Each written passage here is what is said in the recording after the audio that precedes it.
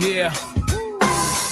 In these world fallacies, fictitious, the fantastic, the fictional, multi-dictional, able to spiritual with the lyrical. The Jews and the Father, Scaramanga.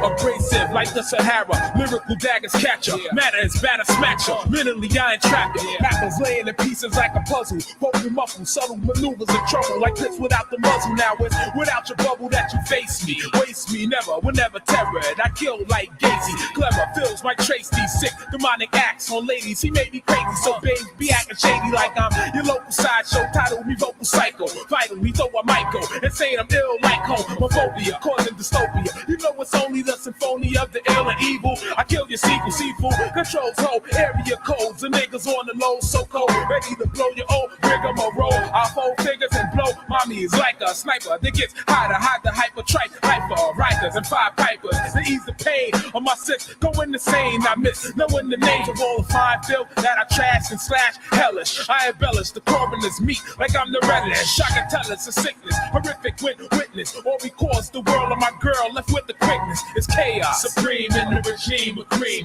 Fiends scheming for things remaining unseen. Chaos reigns supreme in the regime of cream. Fiends scheming for things remaining unseen. Chaos reigns supreme in the regime of cream. With fiends scheming for things remain unseen. The sheen of gold pots, bold tops who hold blocks. The thrill of the kill, real when you fold knots. I got patrol cops sweating, they betting that another Vic's wetting for soul props. There's no stops, depression blessing the essence with another fresh session of bludgeoning. Black and blue cadavers, I be stuffing them, catching and fit, stretching like tempered steel. I'm ducking them in the field. I'm dressing, not interested in fucking them, just cutting them up like Technique 1200s. Don't speak, I'm well hunted. See, go the hell done it. I'm blunted, your hell stunned it. By the barrage, the SARS art, lyrical rods to flog your whole mob. These streets create killers like a factory. The back of me, niggas with daiquiris ready for splattery. You mad at me, jump? I probably swallow you whole like a bitch. I ditch authorities, follow me slow, so switch my ammo. Now I hunger for Puerto Ricanos, your daughters up in the limo, Mexicano puffin' endo. Chaos, supreme in the regime of cream. Fiends scheming for things remaining unseen. Chaos reigns supreme in the regime of cream.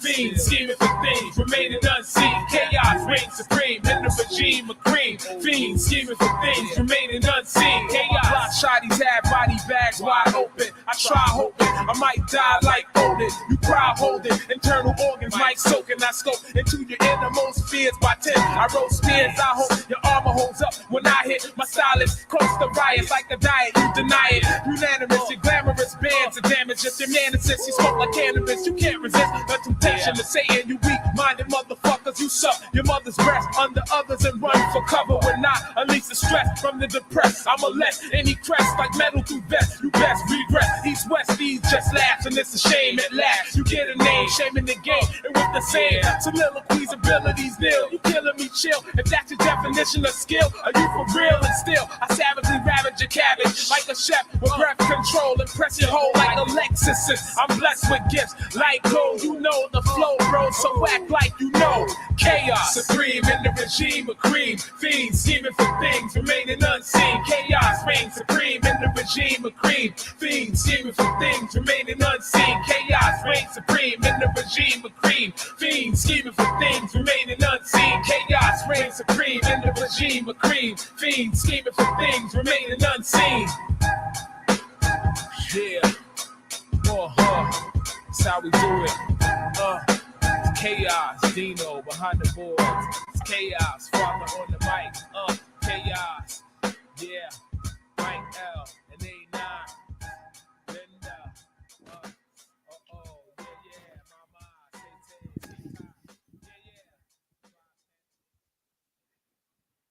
Greetings. Welcome to The Machine Lies, where we talk about the lies of the machine on the machine that lies.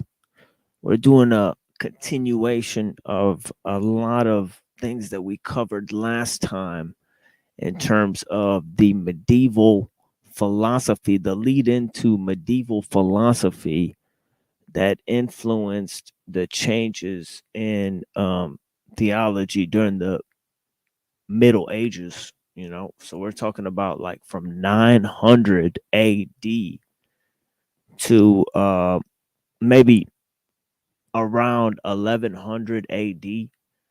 You know, and we're going to talk about how that influenced the thoughts of the Enlightenment, because they brought back all of these thinkers like Plato and Aristotle and all these types of people back into the frame of reference. So they were talking about medieval changes, and we were kind of getting into that with Father Joseph Sweden. When I introduced Islamic theology and the changes in Islamic theology. So I was talking about Christianity, how their theological scripts change. I did maybe 6 or 7 hours on that. And then I talked to Father Sweden about the Trinity. So we looked at different views of the Trinity.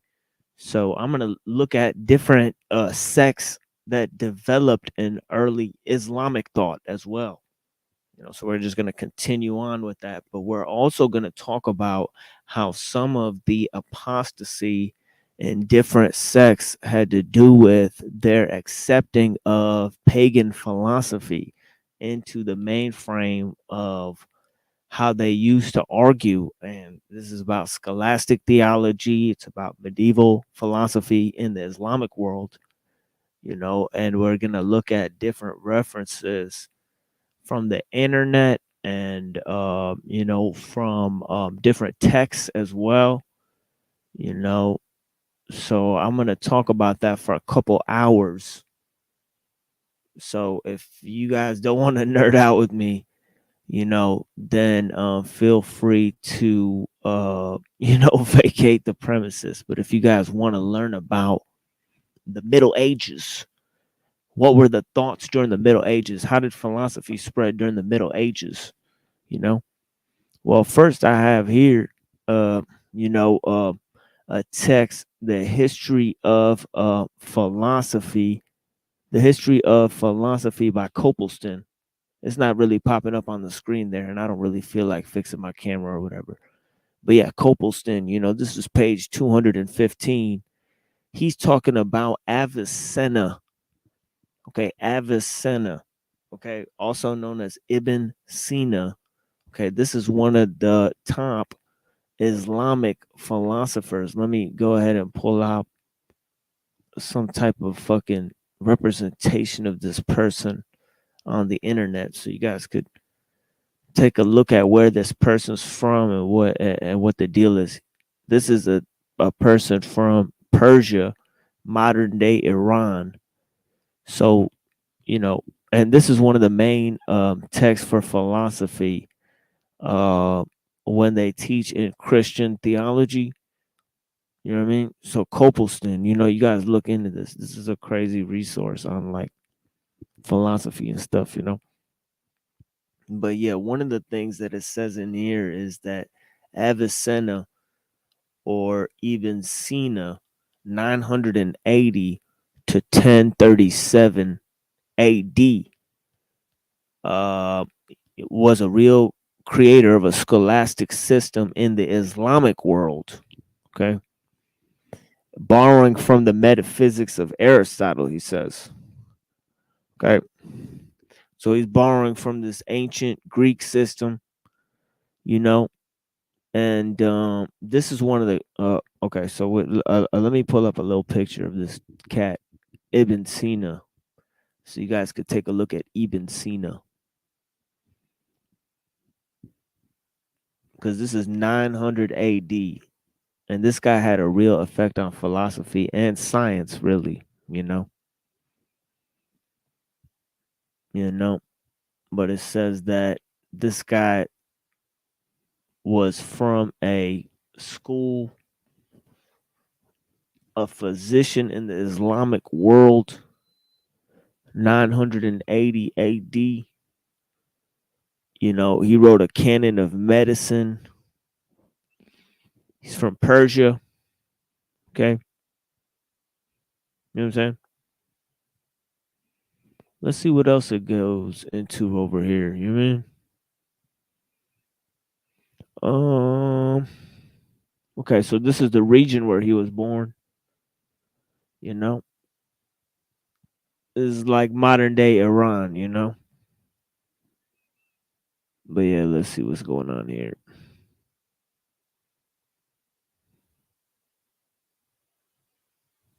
Okay, here we go. Philosophy, argument for God's existence.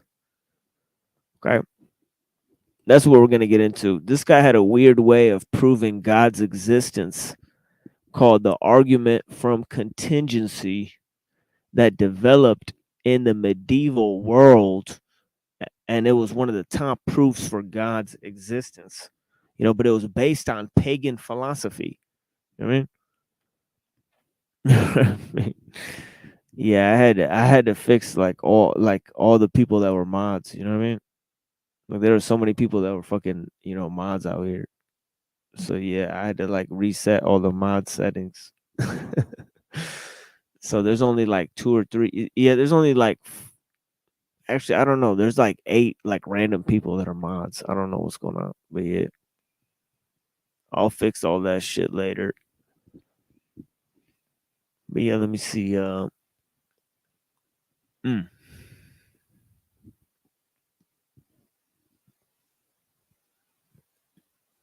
Yeah, proof of God's existence. You know what I mean? Okay, so we're gonna get into some of that. You know, the proof of God's existence from Avicenna's perspective. You know, this is from 900 A.D.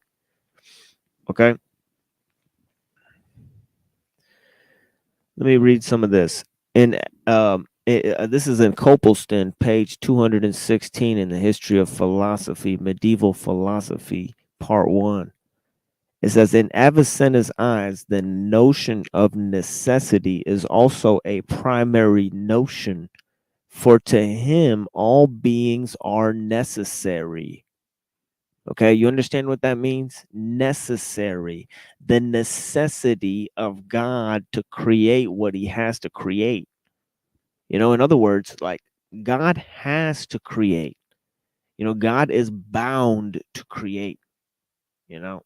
So there's no free will in the act, because creation necessarily emanates from God's own nature, you know. And Avicenna actually believed that the world was eternal because he was borrowing it from Aristotle's metaphysics.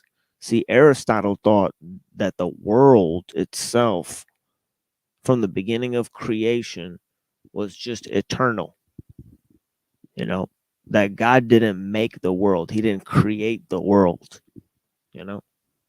So they tried to formulate this belief. So you could already tell, like, a lot of Christian and Islamic thinkers came to reject this belief because they're like, that's too, that's too scientific, you know, because they said that, God cannot affect the particular things in the world. God only affects the universals. So this was another quality that they had. But we got to get into this, you know, necessity, creation through necessity. Okay. He said, it is necessary, however, to distinguish two kinds of necessity. A particular object in the world is not necessary of itself. Its essence does not involve existence necessarily. Its essence does not involve existence. Okay, that's going to be a term that comes up a lot. Okay, because we see everybody from Descartes to Spinoza to Leibniz borrows this term about essence involving existence. Okay, is this a mystical concept? It kind of is a mystical concept because it's borrowed from this medieval theology, you know, that comes from these religious guys. you know. But yeah, you know, but yeah, what did they say? They said a particular object in the world is not necessary of itself. Its essence does not involve existence necessarily, as is shown by the fact that it comes into being and passes away. But it is necessary to the sense that its existence is determined by the necessary action of an eternal cause. Oh, I'm sorry, an external cause.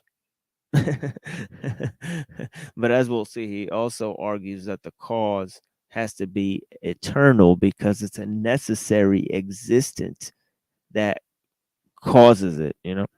But yeah, um, so yeah, this leads him to argue that the chain of causes cannot be infinite, since then there would be no reason for the existence of anything, but that there must be a first cause which is itself uncaused. This uncaused being, the necessary being, cannot receive its essence from another, nor can its existence form part of its essence, since composition of parts would involve anterior uniting cause. Essence and existence must therefore be identical in the necessary being. This ultimate being is necessary of itself, whereas contingent, okay, contingent beings are not necessary of themselves, but necessary through another, so that the concept of quote unquote being as applied to necessary and contingent being has not the same sense. They are not then species of one genus, but rather does being belong par excellence. And this is also borrowed from this a notion of contingency is borrowed from Aristotle's potentiality, his notion of potentiality. Okay, Aristotle and his principle of change. Okay, uh, for example, the being which is always in act without potentiality or privation must be absolute goodness. Since the divine attributes are ontologically indistinguishable, the divine goodness must be identical with absolute love. As God is absolute goodness, he necessarily tends to diffuse his goodness to radiate it, and this means that he creates necessarily. He creates through necessity. If God is necessarily creator and God is eternal, creation must be eternal. They say creation itself would be eternal. Okay, as I just told you guys, that they believe that God didn't create the world, you know. So this would be an objection among religious thinkers against the philosophers of the medieval times. They said that's absolute, that's heresy, because they believe that God created the world. The world did have a beginning. And but a lot of thinkers in the medieval world use this type of philosophy going forward, um, so we're going to take a look at some of those guys, because there was a lot of thinkers in the medieval world who followed a medieval script that was from ancient philosophy, and there was lots of Jewish thinkers who followed this script too, So we're going to look at some of the Jewish thinkers who were they served as basis for some of the other books like the Kabbalah and all that stuff, you know what I mean?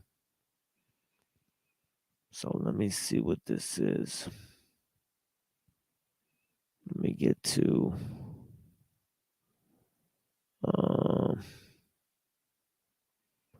some of this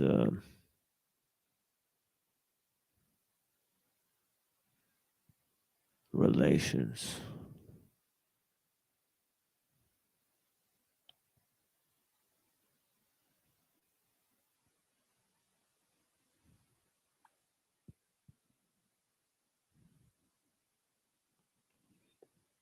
But yeah, as you can see, this is a figure from the you know, from the 9th and 10th century out here. You know, same as Ibn Sina, who I was just showing. But yeah, as you can see, this guy had a lot of exegesis of a lot of different works in the Torah and the Old Testament. But he also had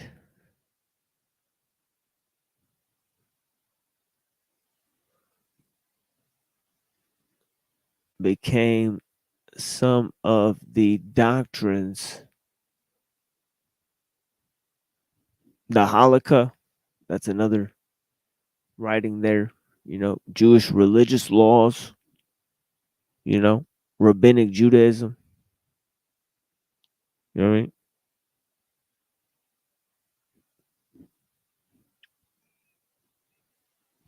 And one of the other main figures, you know, we're going up to the 11th century.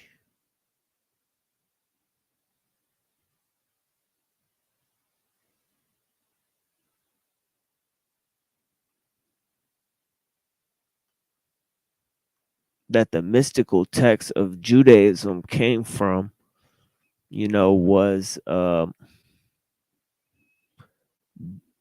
Solomon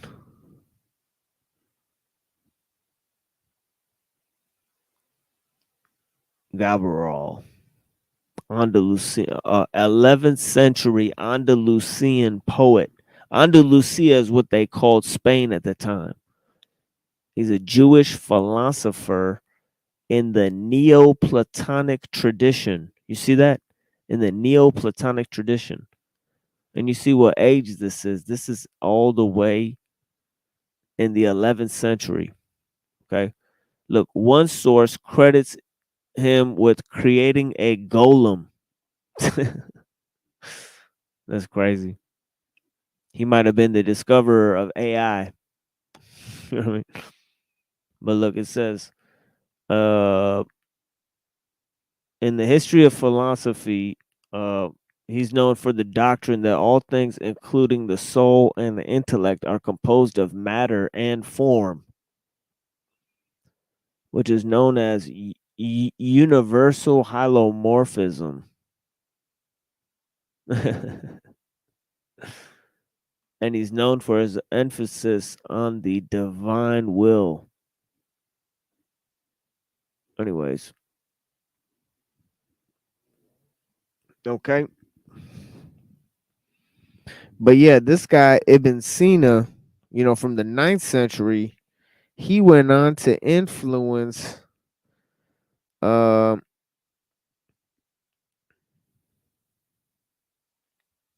he went on to influence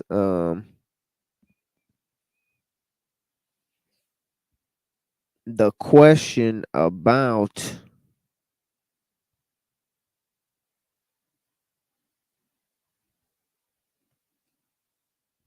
the the duality between thought and existence, because he kind of coined the phrase "I think, therefore I am." You know what I mean? You know, I think, therefore I am. You know, because he came up with a thesis about a man hanging in space. You know, and yeah, his hanging man argument. If you go look that up, you know, he actually came up with the whole notion of I think, therefore I am way before Descartes, because Descartes had to base his meditations on this phrase by Avicenna about essence involving existence. You know, so his whole system was based on this fundamental duality between essence and existence. But yeah, so that's Avicenna in the 9th century, you know. But yeah, this is one of the little thought experiments he does. He says the mind necessarily apprehends the idea of being, though it is acquired normally through experience, you know. And and he says, like, imagine a dude that's hanging in space and he's just floating in space, and none of his body parts can touch one another, and he can't see anything because he's in space, and he cannot exercise the senses and acquire the notion of being through sight or touch. Will he thereby be unable to form the notion? No, because he will be conscious of and affirm his own existence, so that even if he cannot acquire the notion of being through external experience, he will at least acquire it through self consciousness. Self consciousness. Okay. Okay. So he thought of, the mind as apart from existence itself, as being able to affirm its own existence, not through experience. So he thought of the mind independent from experience itself, you know, which is crazy thing to imagine, kind of like a matrix level thought, right? When you get down to it, really. But yeah, that takes us to the Jewish philosophers, because some of them came to incorporate Aristotle in their beliefs as well. It says Moses Maimonides, born at Cordoba. That's also Spain. In 1135, died in Cairo in 1204, having had to abandon Moorish Spain, which was no longer favorable to philosophers. Aristotle, whom he reverenced as the greatest example of human intellectual power apart from the prophets. Um, that's what Copleston says here. It says, for example, theology teaches the creation of world and time out of nothing, and means both God must be the author of matter as well as form, and the world cannot be eternal. If the eternity of the world would be demonstrated by reason in such a way, the opposite was clearly seen to be impossibility. Then we should have to interpret scriptural teachings accordingly. But the matter of fact, the scriptural teaching is clear. So he affirms the beginning of the world in time and affirms the biblical view of creation, the creation out of nothing, you know. But he also comes to some strange thoughts about God. He comes to the notion, you know, uh that God can't influence particulars in the particulars in the world, but he can only influence universals. And he also argued that God is immaterial being. So he argued that God is not have a body. He also argued that God cannot be known in terms of reason. So these were all things that Maimonides used, but he also used Aristotelian philosophy to come to those conclusions. You know what I mean? Uh, let's go up into some of these other thinkers. Right? Maimonides.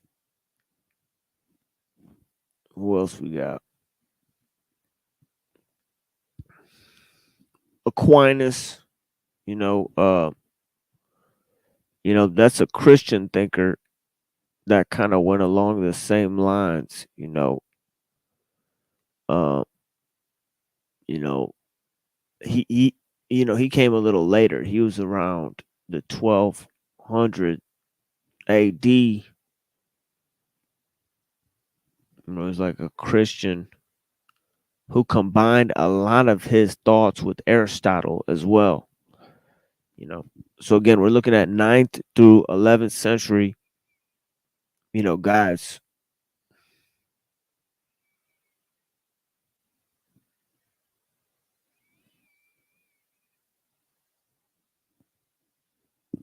And it says here, Saint Thomas Aquinas.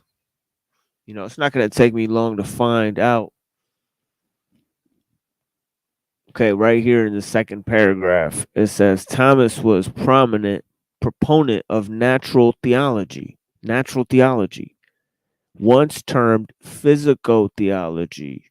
Okay, physico-theology, the father of a school of thought encompassing both theology and philosophy known as Thomism. Okay, he argued that God is the source of light and reason and the light of faith. He embraced several ideas put forward by Aristotle. There's your boy Aristotle, see? And attempted to synthesize Aristotelian philosophy with principles of Christianity. He has been described as the most influential thinker of the medieval period. Okay. Um,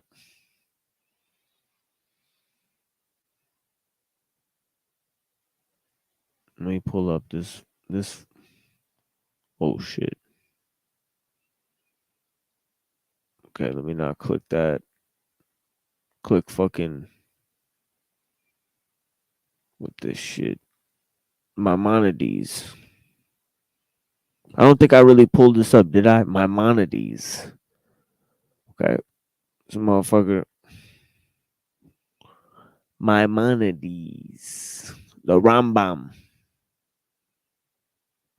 Okay. He is sometimes venerated in Jewish thought, but other Jewish schools reject him because they're like, nah, it's too Aristotelian. But yeah, it says here, he was a Sephardic, Jewish. Sephardic means from Spain, Jewish philosopher. Okay, from Spain, as we already mentioned. But yeah, over here, aside from being revered by Jewish historians, Maimonides also figures very prominently in the history of Islamic and Arab sciences, and he is mentioned extensively in studies influenced by Aristotle. Okay, Al-Farabi, Ibn Sina, okay, who we mentioned before. Okay, Ibn Sina. Okay, and he was in the Almohad empire in Spain, where he worked alongside Averroes or Ibn Rushd. That's why he's mentioned there as his contemporary. It says his contemporary Ibn Rushd, okay, who was a philosopher that came later, you know. But all of these thinkers kind of influence medieval thought, but really they preserve the thoughts of Aristotle. You know what I'm saying? Of Aristotle. Okay. And by extension of Aristotle, they preserve the thoughts of Plato and Socrates. Okay, who are the teachers of Aristotle, right? Okay, so in other words, we see Hellenistic thought, okay, extended all the way into medieval times, okay, which brings us back to the original, segment, Rome and Jerusalem. Here we have these religious thinkers, Jewish, Islamic, and Christian thinkers incorporating Aristotle and Hellenistic philosophy, pagan philosophy, back into their work in medieval times. So that goes back to the main theme of Rome and Jerusalem and these two poles, the pagan philosophy, which is really the secular philosophy, because as we see, it was also rejected by the pagans. you know Plato rejected Homer. He was more deistic. That Homer believed that gods lived on this world. Apparently, they lived on a mountain, Mount Olympus somewhere. But anyways, we're gonna look at what some of these arguments amounted to, especially Avicenna's proof of God's existence. We're gonna look at some of that. But yeah, let me see if I could get to this.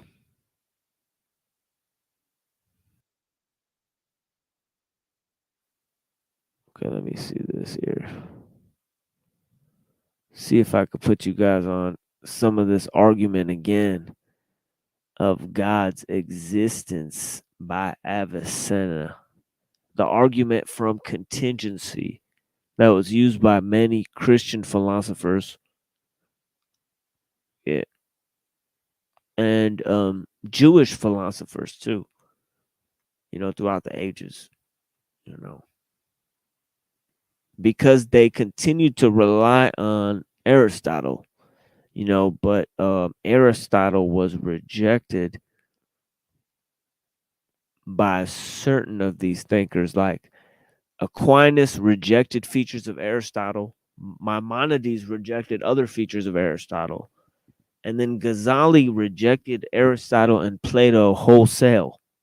And as they say, philosophy died out in the Islamic world. That's what they go on and say. In the 11th century, But yeah.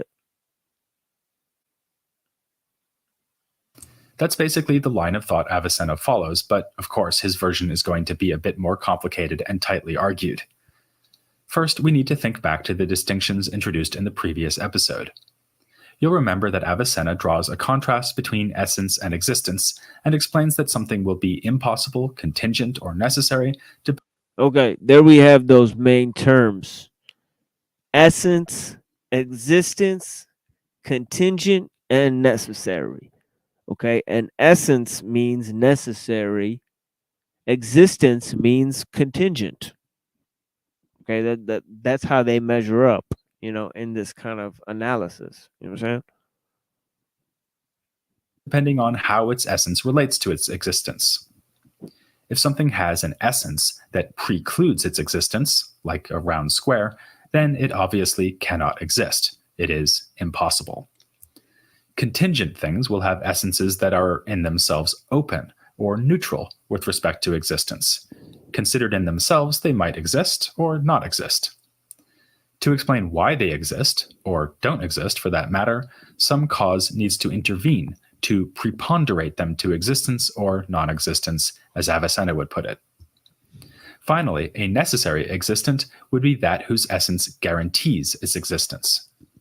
Now, what Avicenna wants to do is to prove that there is indeed a necessary existent. This, of course, will be God.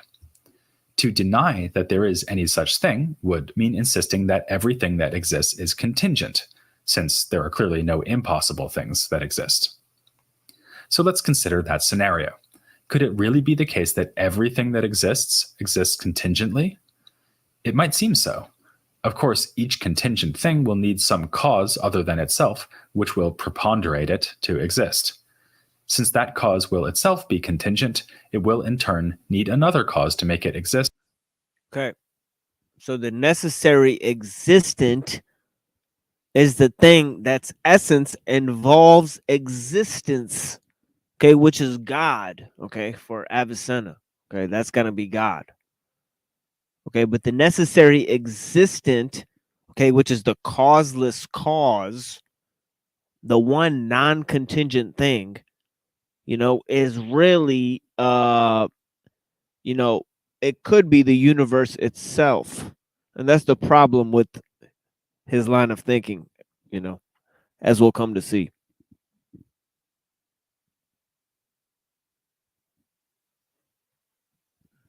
And so on. An infinite regress seems to be looming here. Where will the sequence of preponderating causes end?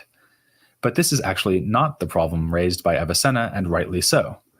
To simplify matters, we can see why if we suppose that the sufficient cause of your existence is your mother. She had a cause too, namely your grandmother, who was caused by your great-grandmother, and so on. This sequence may go off into infinity, but so what? Each mother has a mother, so nothing is uncaused. The only problem would be if the causal sequence cannot be infinite for some reason. Hold on, let me see who's up in here. When did Plato come on the scene? Timeline wise, he was on the scene around 4th century BC. Okay, so that would be 400 BC. Okay, so roughly 400 years before Christ, came up on the scene. Thank you for your question. Yep, those are the terms going on here. Yeah, for real. Yeah, bless you guys, man.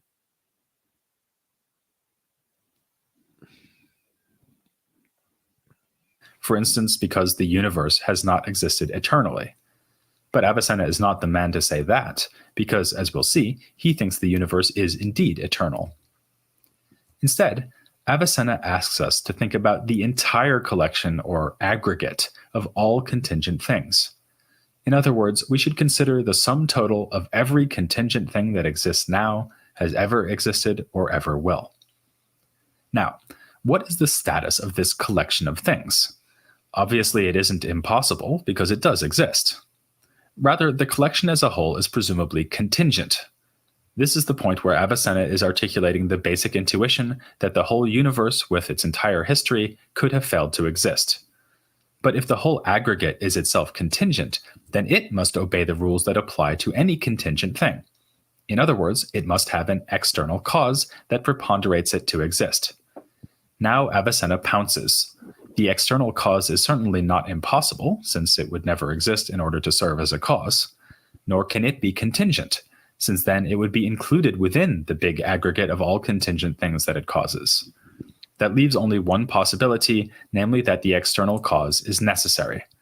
Thus, we have shown. Okay, so the necessary existent is the causeless cause. It's the only thing in the universe that is not contingent upon anything else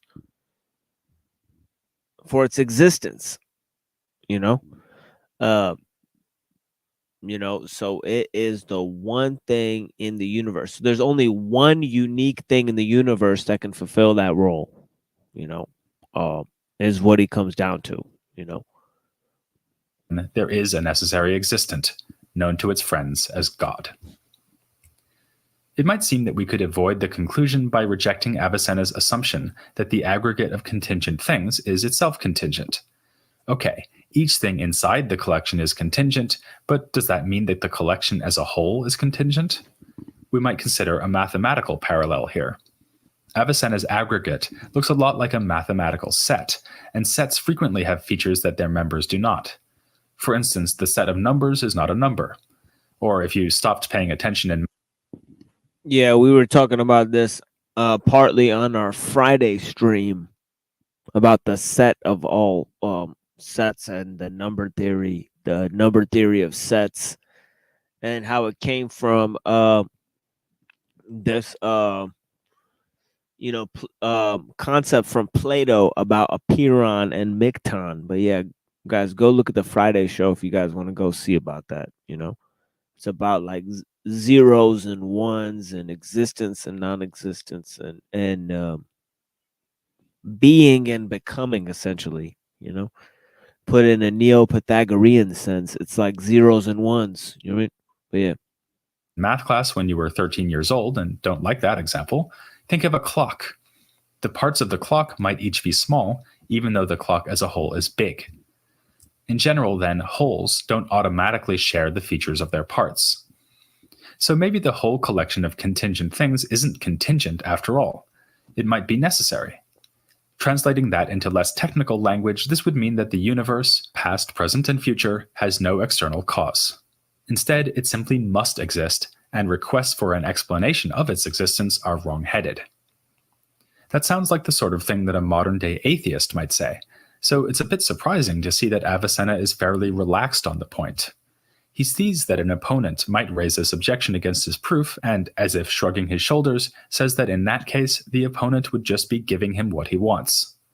After all, see, he's just proceeding from natural causes in the world to extrapolate on the existence of God, and a lot of those philosophers and theologists thought that that was heretical, because they believed that God could not be proved through reason,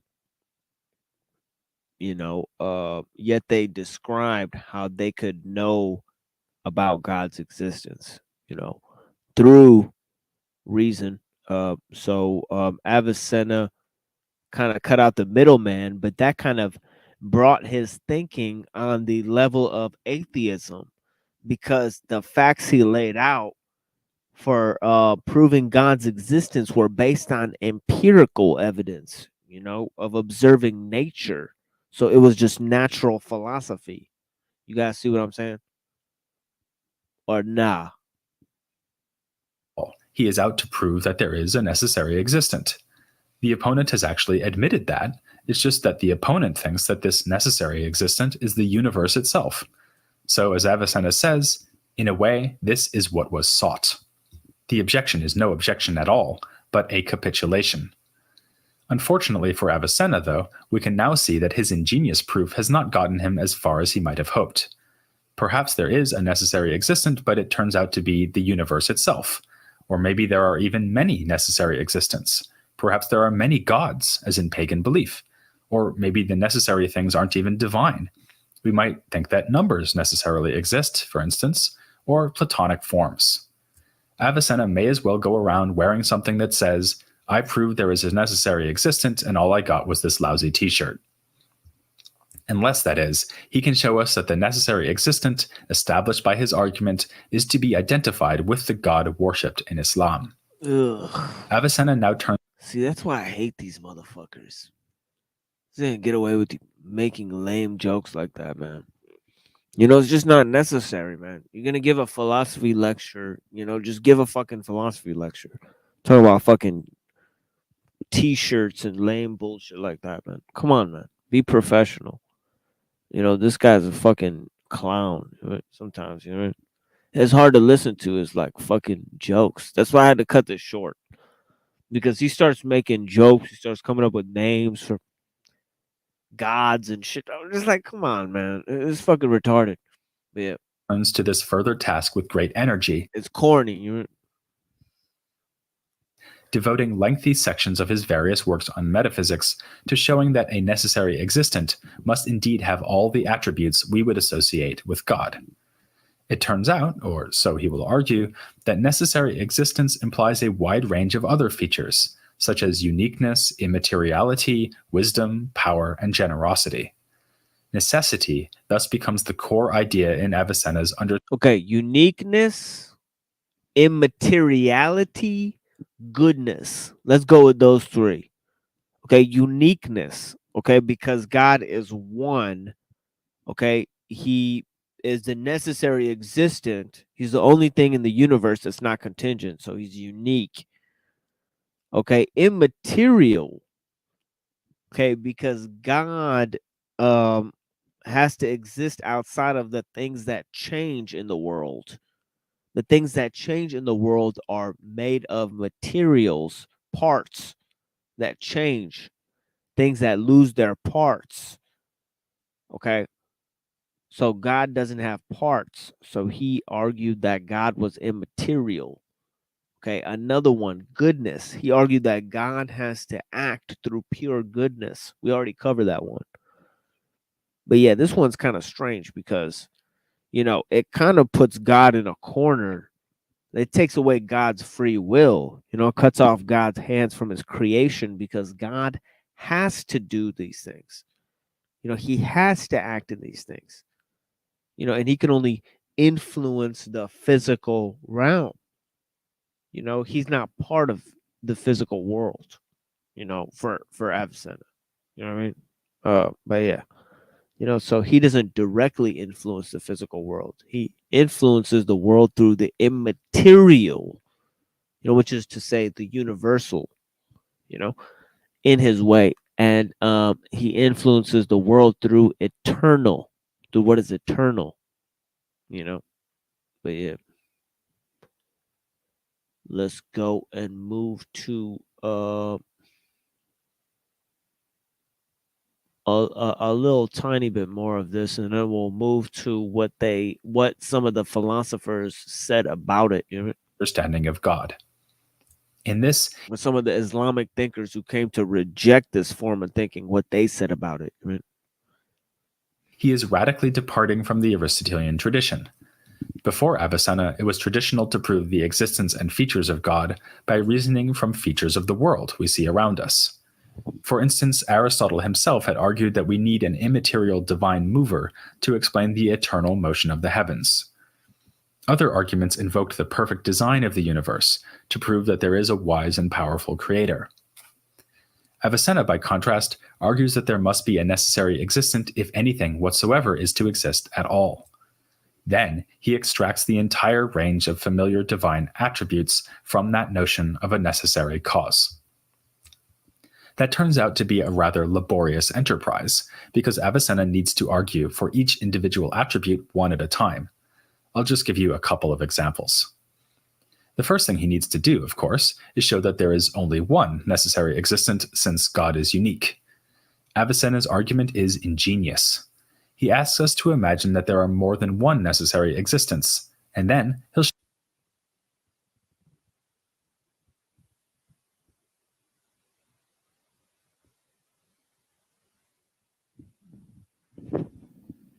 Okay, now we're going to move to a different thinker who moved to try to refute some of the claims that that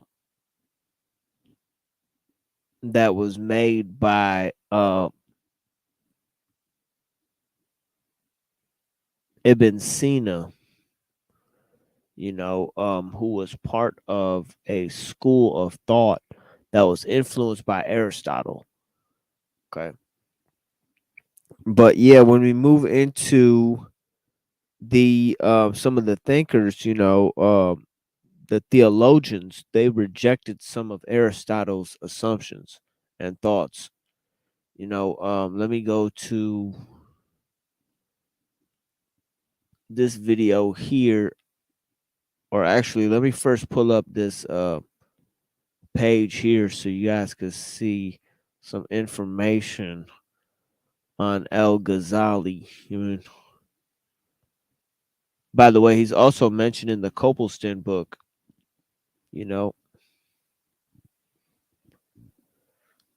But yeah, he's also a Persian, and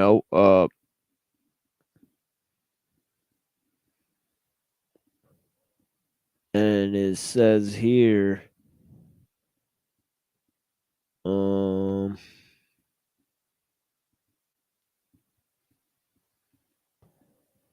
1058 to 1111 AD.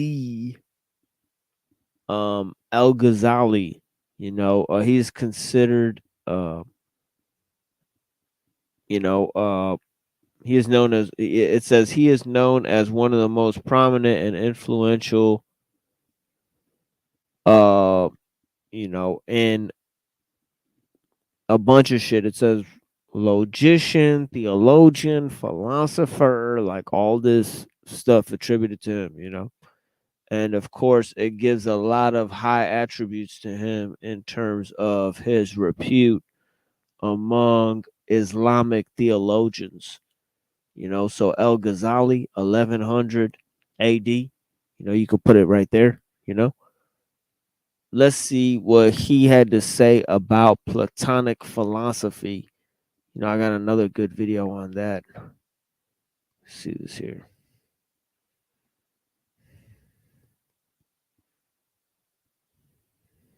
A good deal of misunderstanding about this, even among people who have been able to read the work.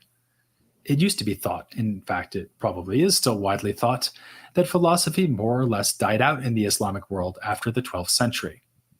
On this version of events, Averroes was the last to defend philosophy from the fires of religious criticism, and it was Al-Ghazali who set the blaze going with his tahafut. But in fact, as we'll see in later episodes, philosophy was alive and well in the later tradition.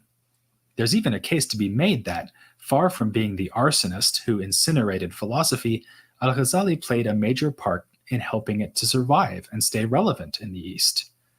He makes the important but tacit assumption that explaining and then criticizing Avicenna is the same as explaining and criticizing philosophy itself. This helped Avicenna to replace Aristotle as the main point of reference. Also, while Al-Ghazali did criticize Avicenna, he did so selectively. He was very clear in his deliverer from error that some aspects of philosophy should be welcomed, especially logic. This is why I want to insist that the tahafut isn't about some sort of systematic incoherence in Avicennan philosophy. It is not a wholesale rejection of the tools bequeathed by the philosophical tradition. Rather, it identifies the places where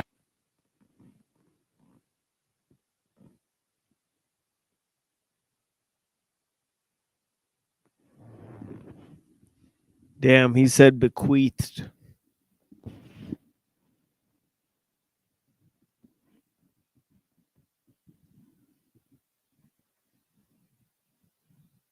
Avicenna has stumbled, attempting to go beyond what can be established with rational demonstration.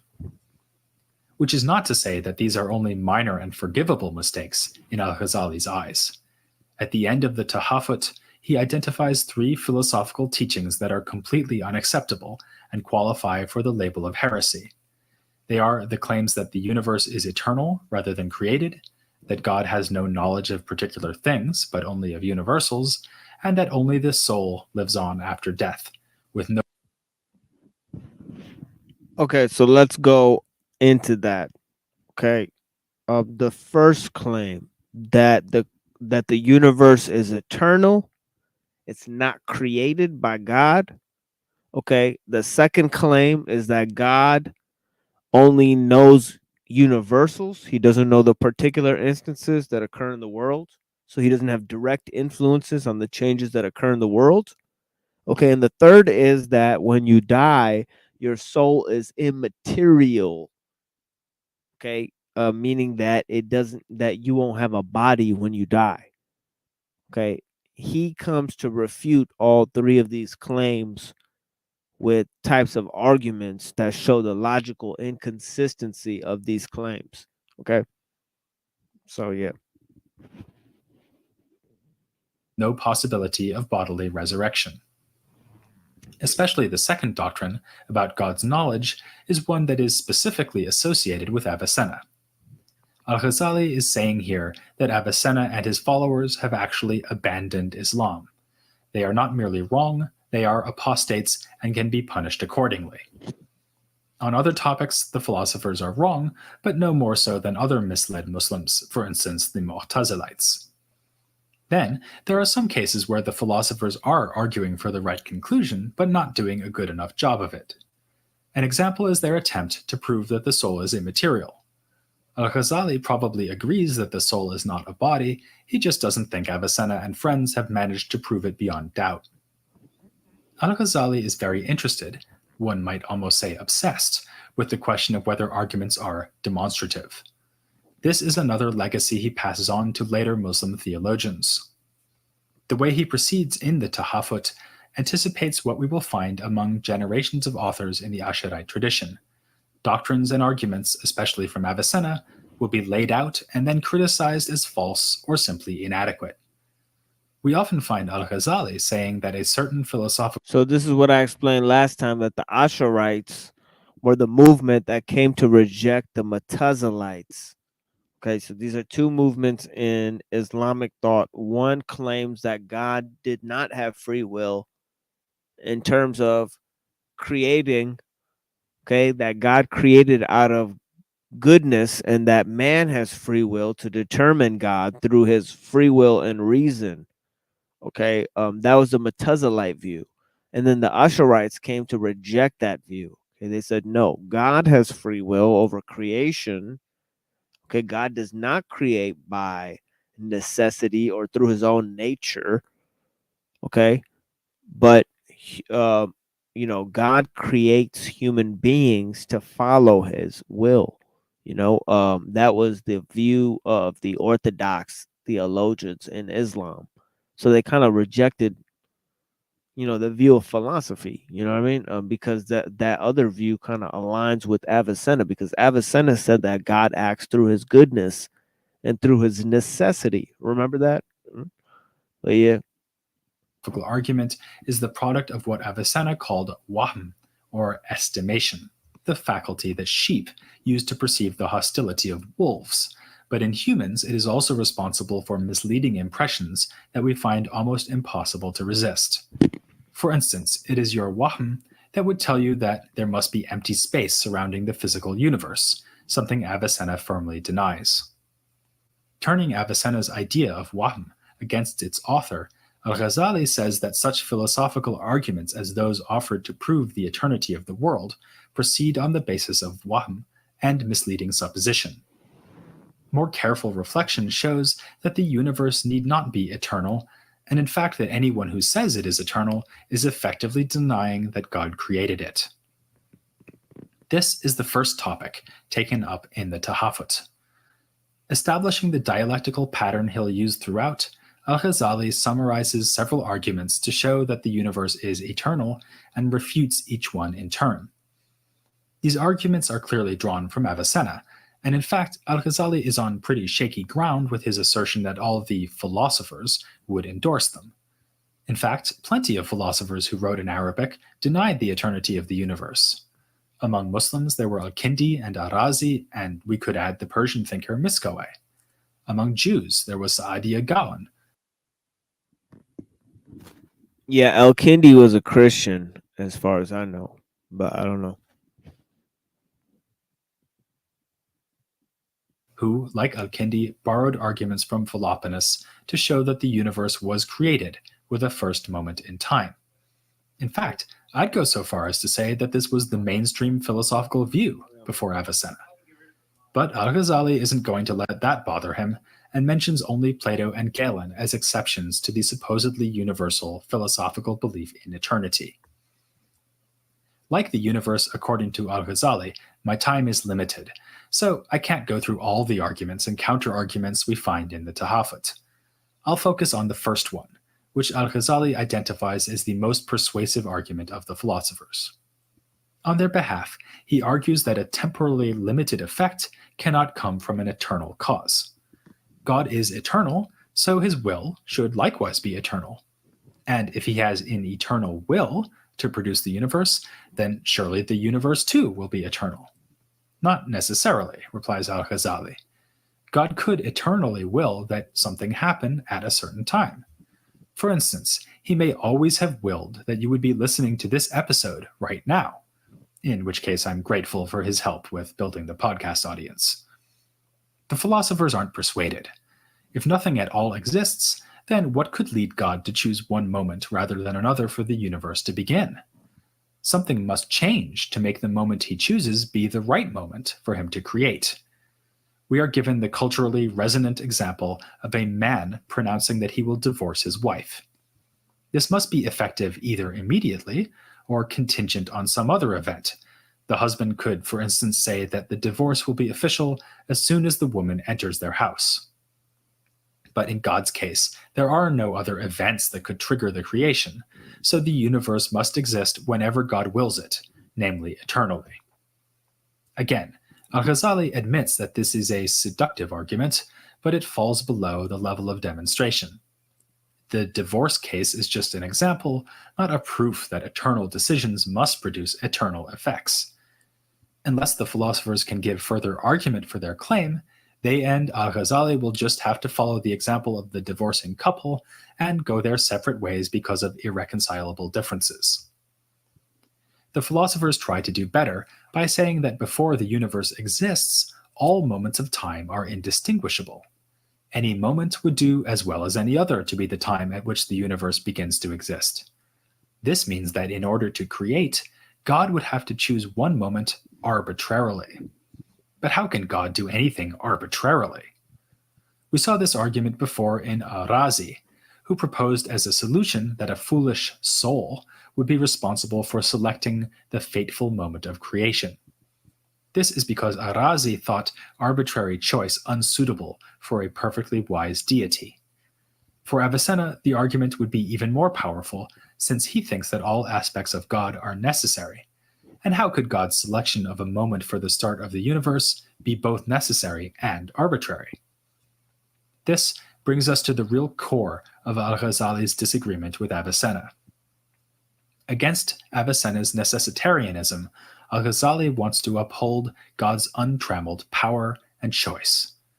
Here, his Asharite training is showing through, since, as we saw, Al-Ashari and his followers, like Al-Ghazali's teacher Al-Juwayni, wanted to make all things subject to God's inscrutable and unfettered will. In fact, Al-Ghazali is downright eager to say that God can arbitrarily choose a moment for creating the world. That would be the clearest possible case of free choice. When somebody Okay, so you have to subject everything to God's will. That's what some of the solution that some of these guys come to, but not Aquinas and Maimonides. They kind of go the other way.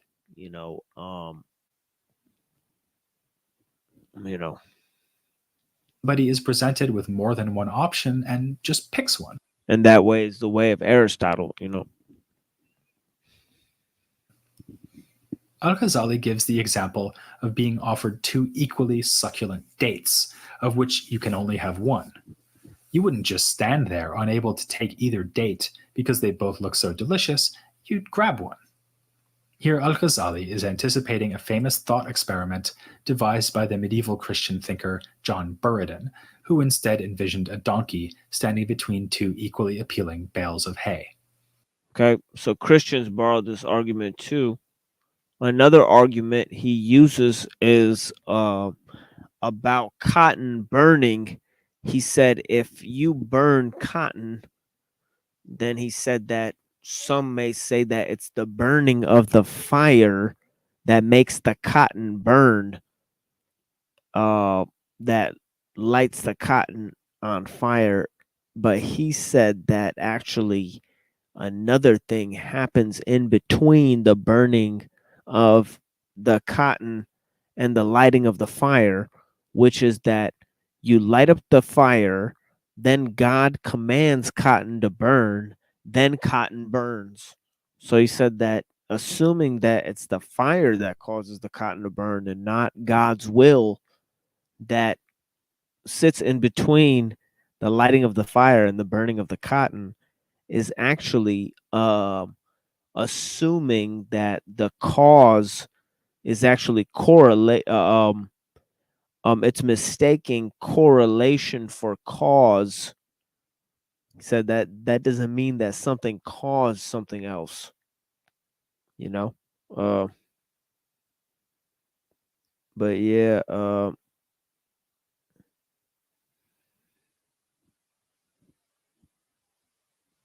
Yeah, no fighting in the chat, guys. Hoppins, JG, that's an old friend of mine. Yeah, I'm gonna be discussing some deep topics here. Thank you guys, man. Bless you guys for being here. All are welcome to stay. And I appreciate the knowledge of a lot of the people in the chat, but no fighting in the chat, guys. Bless you guys, man. You know. The moral of the story is clear. If we humans are able to choose one of two dates, then certainly a free God can arbitrarily choose a date to create the universe. In fact, the philosophers are really committed to this too. Surely the universe could be just a little bit bigger or smaller, for instance. Or the poles of the heavens could have different locations. Repeatedly, Al-Ghazali accuses the philosophers of a double standard. They allow arbitrary choice when it comes to the universe's spatial properties, like its size, but not when time is at stake. As the Tahafut goes on, Al-Ghazali further argues that unless God is freely choosing in this way, he cannot be counted as the real agent or maker of the universe. For what we mean by an agent is someone who does something out of choice, with an understanding of what he does. The philosophers instead abuse language by applying the word agent even to lifeless things like fire, which is supposedly the agent for burning what it touches. Al-Ghazali is alluding to the fact that in Arabic, the word for agent, fa'il, was used to refer to Aristotle's notion of an efficient cause.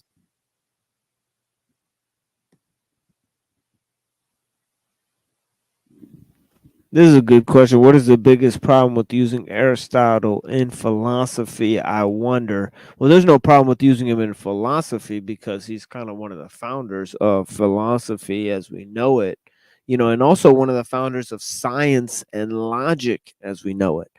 But that's the thing, is that he capitulates to science, you know, where Plato capitulates to, Neo-Pythagoreanism, you know, to the Orphic Pythagorean type of thinking, you know, where he's dealing more with the soul and all of these types of things, whereas Aristotle is dealing with natural philosophy, observation of things in nature. Remember, and he's dealing with the potential in things. So he's looking at things, a potential, seeing that there is a telos or a mind in nature, you know, and reasoning forward through natural philosophy. So A, he uses natural philosophy. B, he thinks that God molds matter through the void. God is mind that molds matter through the void, and the creation of the world is eternal because matter exists alongside God since the beginning of existence. So, you know, Aristotle, you know, comes to the conclusion that the world is eternal, the universe is eternal. You know, so he's an anathema to the religious thinkers who think that God created the world, you know, as it says in the Bible. Yeah, and then in the third way is, you know, this way that he kind of felt that God was, you know, pure mind. Also, he kind of believed in this kind of hylomorphism, you know, combination of form and matter. Uh, you know, one could be teased out in there, you know, but anyways, you know, he had a strong emphasis on science and logic. You know, he thought that reasoning from, you know, observations in the world to fundamental principles, you know, was a necessary part of our epistemology, you know, and he thought that, you know, so he had a lot of interesting thoughts. And yeah, maybe we could get deeper into the thoughts of Aristotle sometime, you know. But yeah, it's just to note that this Hellenistic philosophy influenced lots of religious thinkers, which had to respond to it even in medieval times. You know what I mean? Against this usage, Al-Ghazali insists that we should restrict talk of agency to causes which act out of well-informed choice. By this standard, the Great Fire of Chicago apparently was caused by no agent at all, since the fire that broke out was not choosing to burn anything. Nor was Mrs. O'Leary's cow in a position Yeah, I think that's all. That's all we had from that. For right now. Um, you know, um, is science bound to the consensus of man? Probably not according to Avicenna or Aristotle. They thought that science is basically just derived, from techniques that we use to observe nature. And their fundamental truths about man's existence, in terms of biology and all of these things. He thought that these things could be teased out. But yeah, what about for Avicenna? You know, he kind of wrote about the scientific method. He did astrology, and he was a physician, did surgery and all of that type of stuff. Wrote books on human anatomy and all this type of stuff, just as Descartes wrote these things. You know, so yeah. Yeah, but bless you guys for being here. But all of these thinkers, went to go influence uh, the uh, the the later the later Enlightenment thought. You know, so we're gonna get into how they influence Enlightenment thought as well.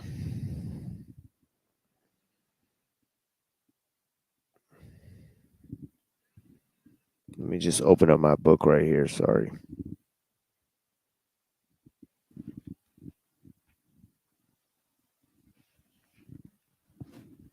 So, one of the greatest philosophers to ever live by several accounts was Benedict Spinoza, born 1632. So, all the way in 1632. Born to Portuguese Jewish parents, he took on a pantheistic framework. Okay, by the 16th century, the Jews are using some of these Avicennian thoughts to argue for pantheism. Okay, just normal Jews that live in Amsterdam. I mean, born to Portuguese Jewish parents, he took on a pantheistic framework which rejected Cartesian philosophy. He made the claim that mind and body were not separate but coextensive with different modes of expression. He employed a modal ontology. Modal ontology. That's the system used by Avicenna. Okay. Modal ontology, similar to Avicenna. Spinoza's philosophy was based on Euclidean geometry. Spinoza viewed nature as the clearest expression of God. The concept of a universal mind, okay, or Godhead was already contained within Jewish mysticism. The phrase, okay, I'm gonna skip this stuff here with this Martin Luther stuff, because Martin Luther got going around the 15th century. We're gonna talk about some of the religious thinkers during the 15th century, like Isaac Luria and Martin Luther next time. That's during the 15th and 16th century. A lot of Jewish and Christian thinkers rose up. But yeah,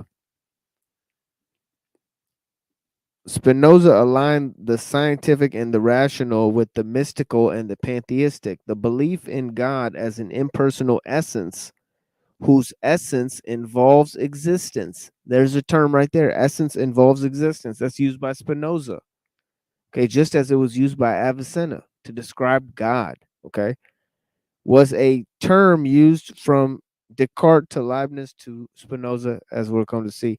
The concepts of universal mind and God as a necessary being whose quote unquote essence involves existence was the language of Avicenna. Descartes writes in his third meditation, in the third meditation of Descartes, he says, if it had got its existence from itself, it is evident from what has been said that it is itself God, because having the power of existing in and of itself is unquestionably also the power of actually possessing all perfection of which it has in itself an idea. Okay, so God is the being whose essence involves existence. That's what they said. Okay, in proposition 11 of his Ethics, Spinoza makes the claim that God's essence necessarily involves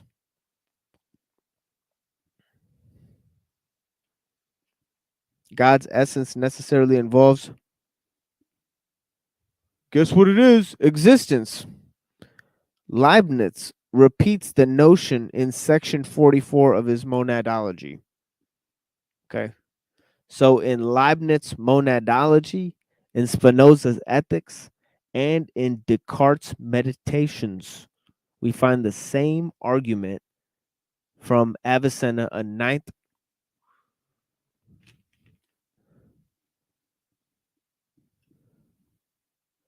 and 10th century influencer, okay, on Christian and Jewish philosophy that was rejected in the Islamic world, okay, and it kind of ended the advancement of philosophy and science in the Islamic world, according to some.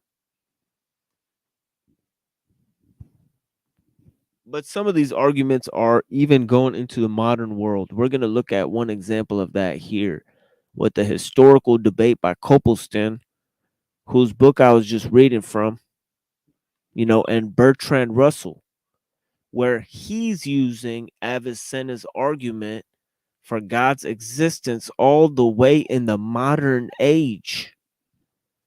So it still has relevance. In 1948. Let's see what it do. In 1948, the BBC broadcast a debate between Bertrand Russell and F.C. Copleston concerning the existence of God. Lord Russell, who died in 1970, will be remembered for many reasons, not least for his important contribution to the development of logic. Father Copleston is a Jesuit priest, now principal of Heathrop College and professor of the history of philosophy in the University of London. Russell's position in the debate is that of an agnostic. Copleston's position is that of a believer who holds that the existence of God can be proved. We shall listen in a moment to an edited portion of this debate, that part in which Russell and Copleston discuss what is sometimes called the argument from contingency. This is a form of cosmological argument, and I expect you will notice several points of resemblance between the argument offered by Copleston and the cosmological argument of Richard Taylor discussed in the correspondence material. Like any form of cosmological argument, the argument from contingency begins with an empirical premise, one whose truth is known through experience. This premise is, of course, that there are contingent things. A contingent thing, according to Copleston, is one which does not contain within itself the reason for its existence. If we are to explain why a particular contingent thing exists, we must mention, in so doing, some other thing or things on which its existence depends. Those who accept the argument from contingency hold that we must, in the long run, have recourse to some non-contingent or necessary thing if we are to explain the existence of contingent things. Either the principle of sufficient reason is false, and there is in the end no sufficient explanation why contingent things exist, or else there is something having a property peculiar to God, namely, of containing within itself the reason for its existence.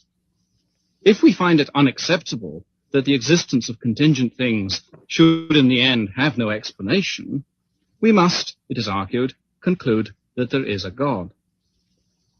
We join the discussion at the point where Copleston states the argument from contingency in the form in which he himself favours it. Well, for clarity's sake, I divide the argument into distinct stages.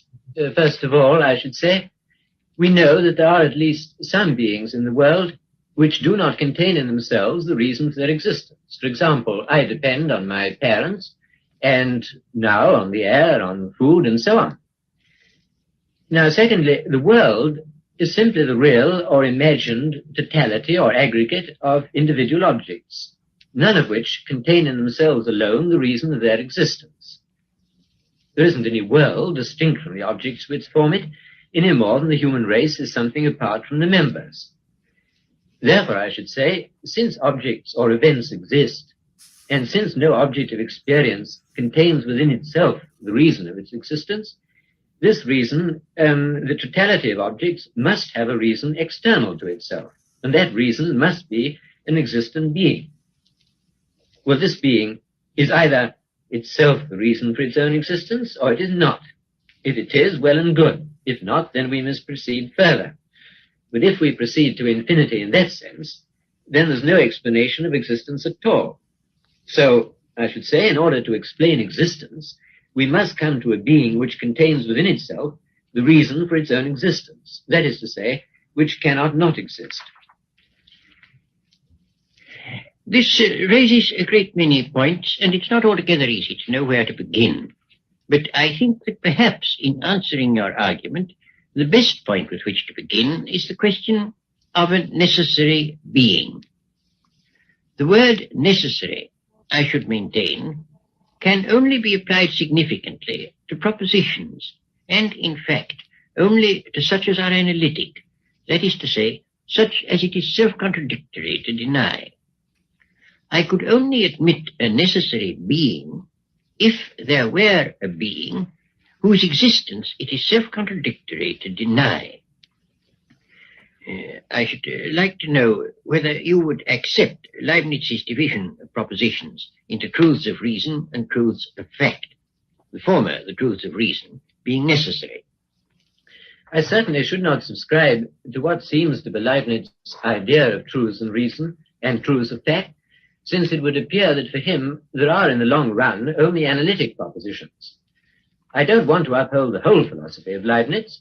I've made use of his argument from contingent to necessary being, basing the argument on the principle of sufficient reason, simply because it seems to me a brief and clear formulation of what is, in my opinion, the fundamental metaphysical argument for God's existence. But to my mind, a necessary proposition has got to be analytic. I don't see what else it can mean. And analytic propositions are always complex and logically somewhat late. Rational animals are animals is an analytic proposition. But a proposition such as this is an animal can never be analytic. Well, in fact, all the propositions that can be analytic are somewhat late in the build-up of propositions. Take the proposition, if there is a contingent being, then there is a necessary being. I consider that that proposition, hypothetically expressed, is a necessary proposition. If you are going to call every necessary proposition an analytic proposition, then in order to avoid a dispute in terminology, I will agree to call it analytic, though I don't consider it a tautological proposition. But the proposition is a necessary proposition only on the supposition that there is a contingent being. That there is a contingent being actually existing has to be discovered by experience. And the proposition that there is a contingent being is certainly not an analytic proposition.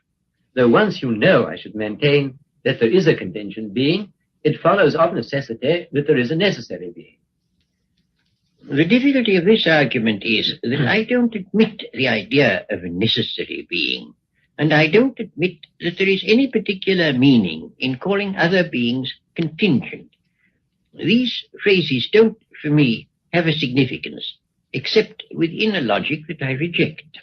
A contingent being is a being which has not in itself the complete reason for its existence. That's what I mean by a contingent being. You know as well as I do that the existence of neither of us can be explained without reference to something or somebody outside us, our parents, for example. The necessary being, on the other hand, means a being that must and cannot not exist. You may say that there is no such being, but you will find it hard to convince me that you do not understand the terms I am using.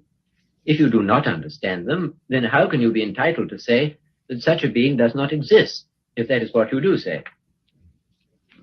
Well, I will say that what you have been saying brings us back, it seems to me, to the ontological argument that there is a being whose essence involves existence, so that his existence is analytic. That seems to me to be impossible. And it raises, of course, the question what one means by existence.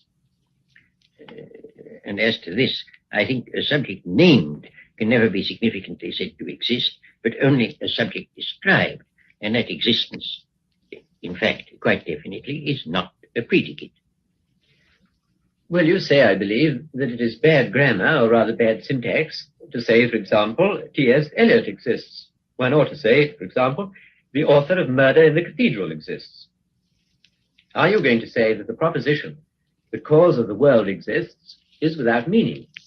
You may say that the world has no cause, but I fail to see how you can say that the proposition that the cause of the world exists is meaningless. Put it in the form of a question. Has the world a cause, or does a cause of the world exist? Most people surely would understand the question, even if they don't agree about the answer. Certainly, the question, does the cause of the world exist, is a question that has meaning. But if you say, yes, God is the cause of the world, where using God as a proper name, then God exists will not be a statement that has meaning. That is the position that I'm maintaining. And therefore, it will follow that it cannot be an analytic proposition ever to say that this or that exists. And take, for example, suppose you take as your subject the existent round square. It would look like an analytic proposition that the existent round square exists, but it doesn't exist. No, it doesn't. Then surely you can't say it doesn't exist unless you have a conception of what existence is. As to the phrase, existent round square, I should say that it has no meaning at all. I quite agree. Then I should say the same thing in another context in reference to a necessary being. Well, we seem to have arrived at an impasse. To say that a necessary being is a being that must exist and cannot not exist has for me a definite meaning. For you, it has no meaning. Well, we can press the point a little, I think. A being that must exist and cannot not exist would surely, according to you, be a being whose essence involves existence. Yes, a being the essence of which is to exist. But I should not be willing to argue the existence of God simply from the idea of his essence, because I don't think we have any clear intuition of God's essence as yet. I think we have to argue from the world of experience to God. Yes, I quite see the distinction. But at the same time, for a being with sufficient knowledge, it would be true to say, here is this being whose essence involves existence. Yes, certainly. If anybody saw God, he would see that God must exist. So that, there is a being whose essence involves existence, although we don't know that essence. We only know there is such a being. Yes. I should add, we don't know the essence a priori. It is only true a posteriori, through our experience of the world, that we come to a knowledge of the existence of that being.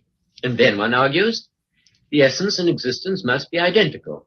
Because if God's essence and God's existence were not identical, then some sufficient reason for this existence would have to be found beyond God. So it all turns on this question of sufficient reason.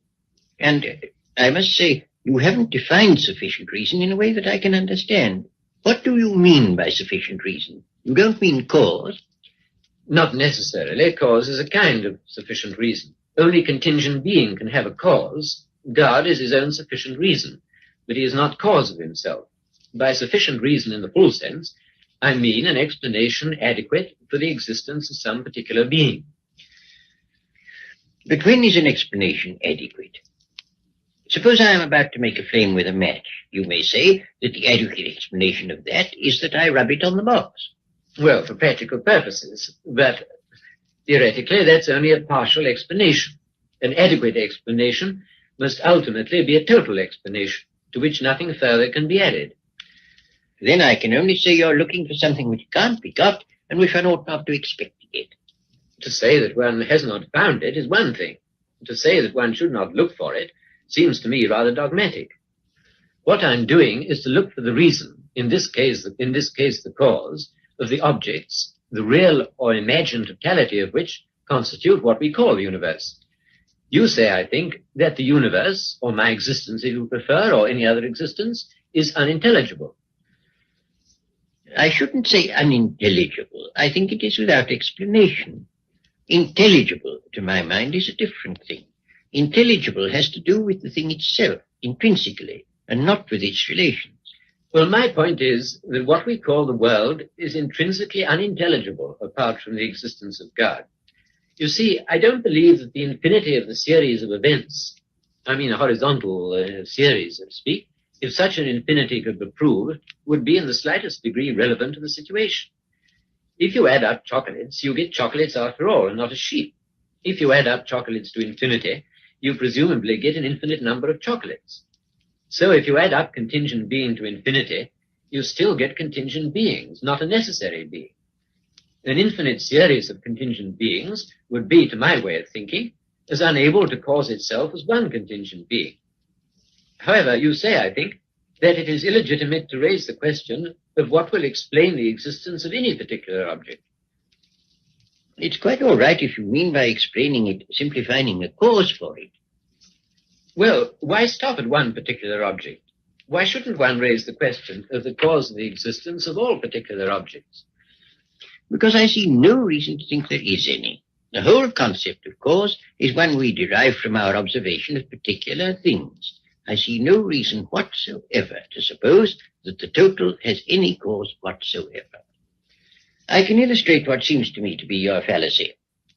Every man who exists has a mother, and it seems to be your argument is, therefore the human race must have a mother.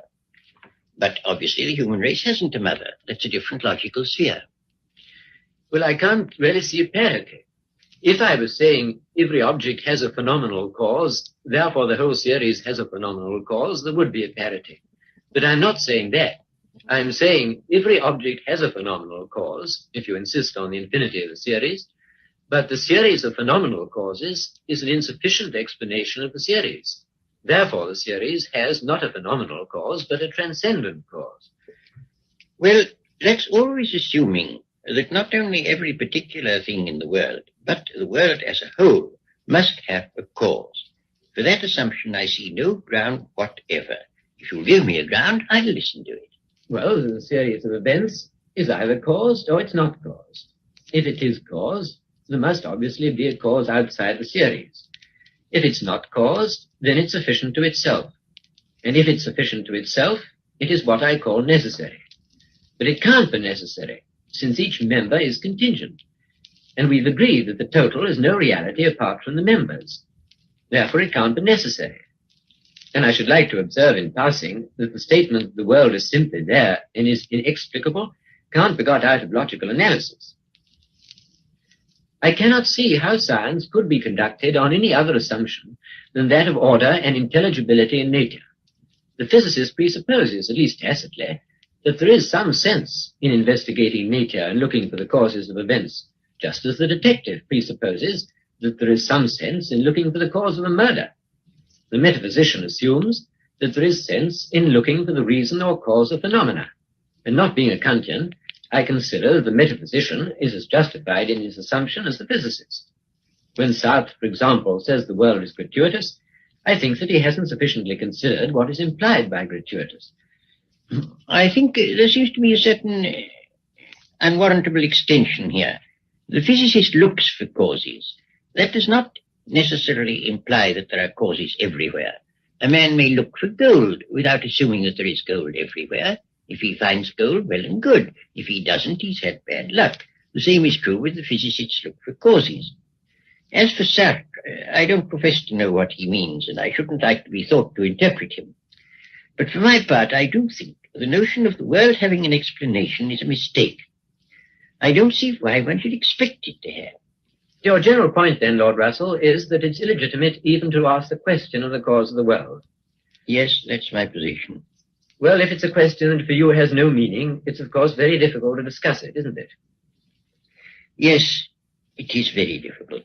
What do you say? Shall we pass on to some other issue? Let's. That's it.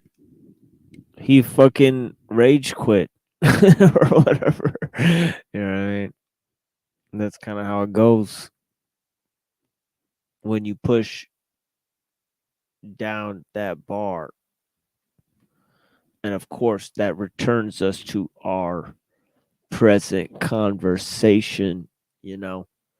And I'm satisfied with what I presented here for an hour and 47 minutes, you know, or whatever we got right here, you know, hour and 30 minutes, more like, you know. And I'm going to bless this exchange that we've had. And thank you guys for being out here with me, and anybody who wants to come up and pose some questions from the chat or anywhere else, you know, feel free to come up at this time.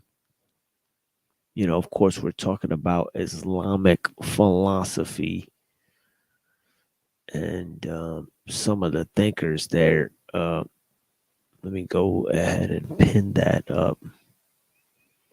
Go to where I'm at.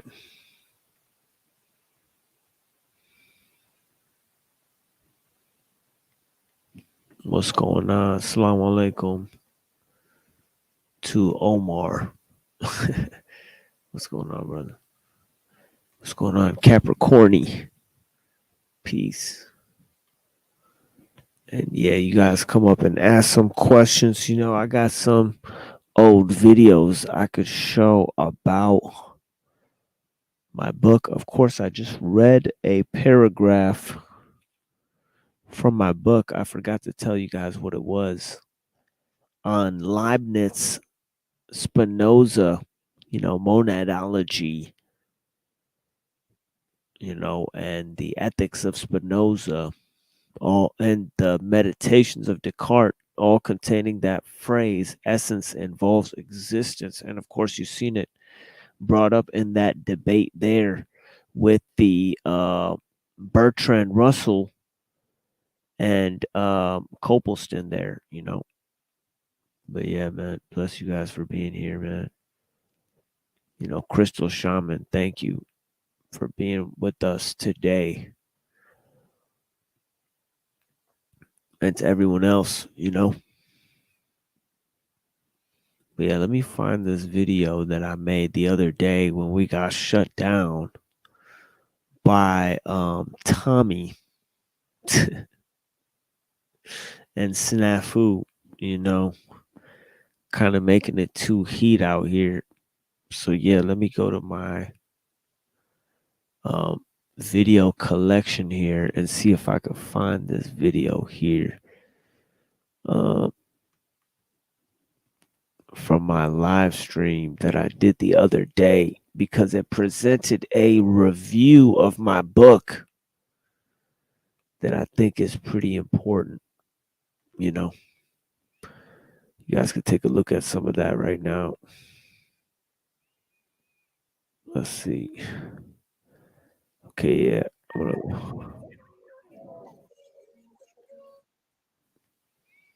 me play this video for you guys that I made the other day. Waiting for people to join. I seen somebody was trying to join just now, but their phone got cut out. We'll wait for everybody to join. We're just sitting here playing back a video.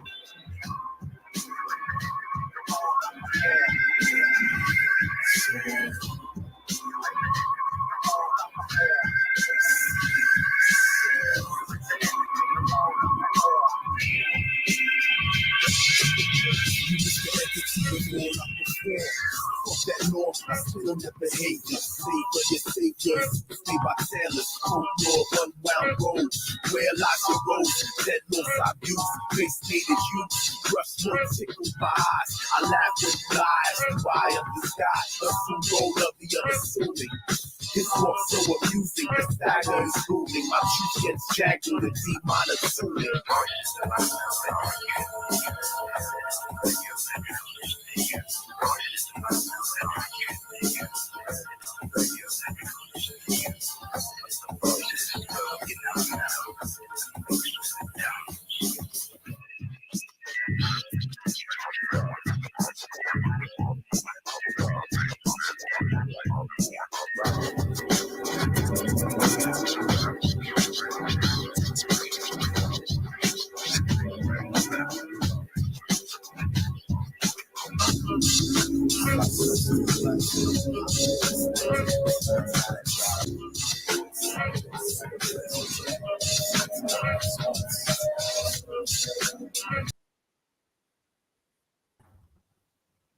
What's up, my brother? How you doing? Assalamu alaikum, man. What's up? What's going on?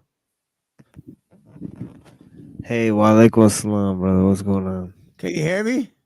Yeah, I can hear you. Yeah, I can hear you just Why fine. everybody sleeping tonight? Where's the crew? Where's the crazies and the normals and the people who escape the crazy houses and all that? Where are they, man? Escape the Huh? werewolves. Yeah. Yeah, you got your own group, man. If you guys Yeah, were a they gang, had. if you guys were a gang, I will avoid you. You understand? How you feel? I just came out, saw you. I see nobody there. I said, let me go with the brother. What's going on? Why the channel's not? Why not making no money yet? Why did you? Yeah, I'm gonna make it this maybe well, it is the weekend right now, but I'm gonna make a bank account, all that stuff. I gotta switch my bank account and make a whatever. I've never made a cash app No, but before, you so have. I gotta Do make. you have a PayPal? Yeah, that's what I'm gonna make for the first time. I'm gonna figure Yeah, out how to. that's what I have. I mean, I don't. You know, that's. Yeah, I know. There's like 2 or 3 versions of it. There's like PayPal. There's Oh Cash App or whatever. I don't know what it is. Yeah. no. I have a bank account. I don't have any of them. Yeah, I don't have any of them. You Yeah. gotta set it up because you see, you know how you see what's good about your channel is you have long term views. They watch for a long time. You Yeah. understand? Mine, I do a 2-hour video. It's like 30 seconds. I'm like, you motherfuckers, I spent 2 hours talking and only took you 30 seconds to run away from me. You understand? And my channel is Yeah. crazy. All my they're all foreign. You know, this channel I got from somebody. Yeah, I'll be watching. Yeah, I'll be watching all the time. There's some good news coverage on Omar's channel, you know. Yeah. Watching all, yeah. I need a community. I need some nut jobs like you got. I mean, because mine, they don't speak English. Because I'm gonna tell you what happened, brother. Somebody gave me their channel. It used to be short channels. If you see it, he got like millions of millions. Then he gave it up. I said, okay, let me have it. He gave it to me, and I cleaned up all the videos, and I turned it into political. So all the fans, when I look at the breakdown of people who watching my video, the United States is like 3%. India, Indonesia, Egypt, Iraq. Even my intro, I did all the flags just to get them to keep them attracted, but they don't speak English, so they just hang around. They're like, what is he saying? Sometimes one of them will dare write a Z or X. You know, they don't even write nothing. That's all right, man. Yeah, I gotta do some America streams. I actually took a lot of knowledge on American history, and I read the writings of Benjamin Franklin and Thomas Jefferson and the Federalist Papers. Yeah, is it true that Benjamin Franklin died from syphilis? I'm serious. Somebody told me that. Yeah, he had some strange stories in his Yeah, autobiography. You know, he was banging everything. Was he in Boston? Yeah, he was part of the Hellfire Club. Yeah. You know, he was part of it. Yeah, he was a French diplomat as well. He went to France. They told us he was an inventor. He put the key in the light and hit it. That nigga's dead. Excuse my language. I can't say that word. The end, because I grew up in New York. So he was an inventor of everything and all that stuff. But you know, my problem is I have short memory. Taking this medication, I don't know, man. I'm just losing my memory, man. What type of medication is it? Well, it's for nerve. I've been taking it 15 years. It's called gabapentin, right? You mean gabapentin? Is it gabapentin? Yeah, I've been taking that. I was reading. Maybe that's what somebody told me, because I don't have no. You know, I don't remember things like names. Yeah, I think it functions on your GABA receptors. It is a strange type of drug. Yeah, I took it before. I think it makes you like catatonic, like just sleep. No, But- yeah, but I've been taking it 15 years like a horse. You can, I mean, I take like 4 times a day, and I take it. You know that drug that Dr. Peterson, Jordan Peterson almost died from. What is that called? What's that called? What's that? The clonazepam, Clonitin. What is it called? Clonopin, is it? Yeah. Why did he get addicted to it? I've been taking it 15 years. Really? He's stupid, and I'm not even an intelligent person. I believe that's just like a muscle relaxant. It's kind of mild too. Yeah. No, I have nerve. See, I had a stroke. I'm gonna be honest with you, and I have a lot of nerve damage in my face and all that stuff. Yeah, I remember you telling me that before. Yeah. So what happened is a doctor gave it. I didn't know it was addictive, so he gave it to me 3 times a day, 1 milligram. I used to take it, with so one time I ran out, right? Yeah. All of a sudden, I felt like the fire coming from my back. It's very dangerous. I'm like, what's wrong with me? They get you on that. Yeah, it makes you sensitive all the time. And it's the worst thing to have. Then when I find that, so I say I gotta cut it out. I don't, because I can't be no drug addict now. But I cut it down. I cut to 2 milligrams a day. I cut down to 1 milligram. I cut down to 0.5 milligram a day. But after that, I can't stop that shit, man. One time I ran out and I was yelling to my wife, "Oh, I got COVID-19." She said, "Shut up. You just ran out of that medication. There's nothing wrong with you. You drug addict. Let me go to the pharmacy and get it for you." Because those are scary days. So what's up? We're talking about Islamic philosophy. We are the people who brought Europe out of the Dark Ages. Ibn Khaldun. We have the first doctor, Ibn Sina. We have the first real Marco Polo, not that fake they got, Ibn Battuta, whatever his name was. We got all these guys. We translated, we saved, Greek philosophy. We translated. We went to India. We went to India, stole the zero and said it was ours. We slick. You understand? We did a lot of shit, man. Yeah, that's what I was covering though, because the philosopher, Ibn Sina. Ibn Sina, I went into a lot of his work, but also that Ghazali rejected his work, and his work hold on.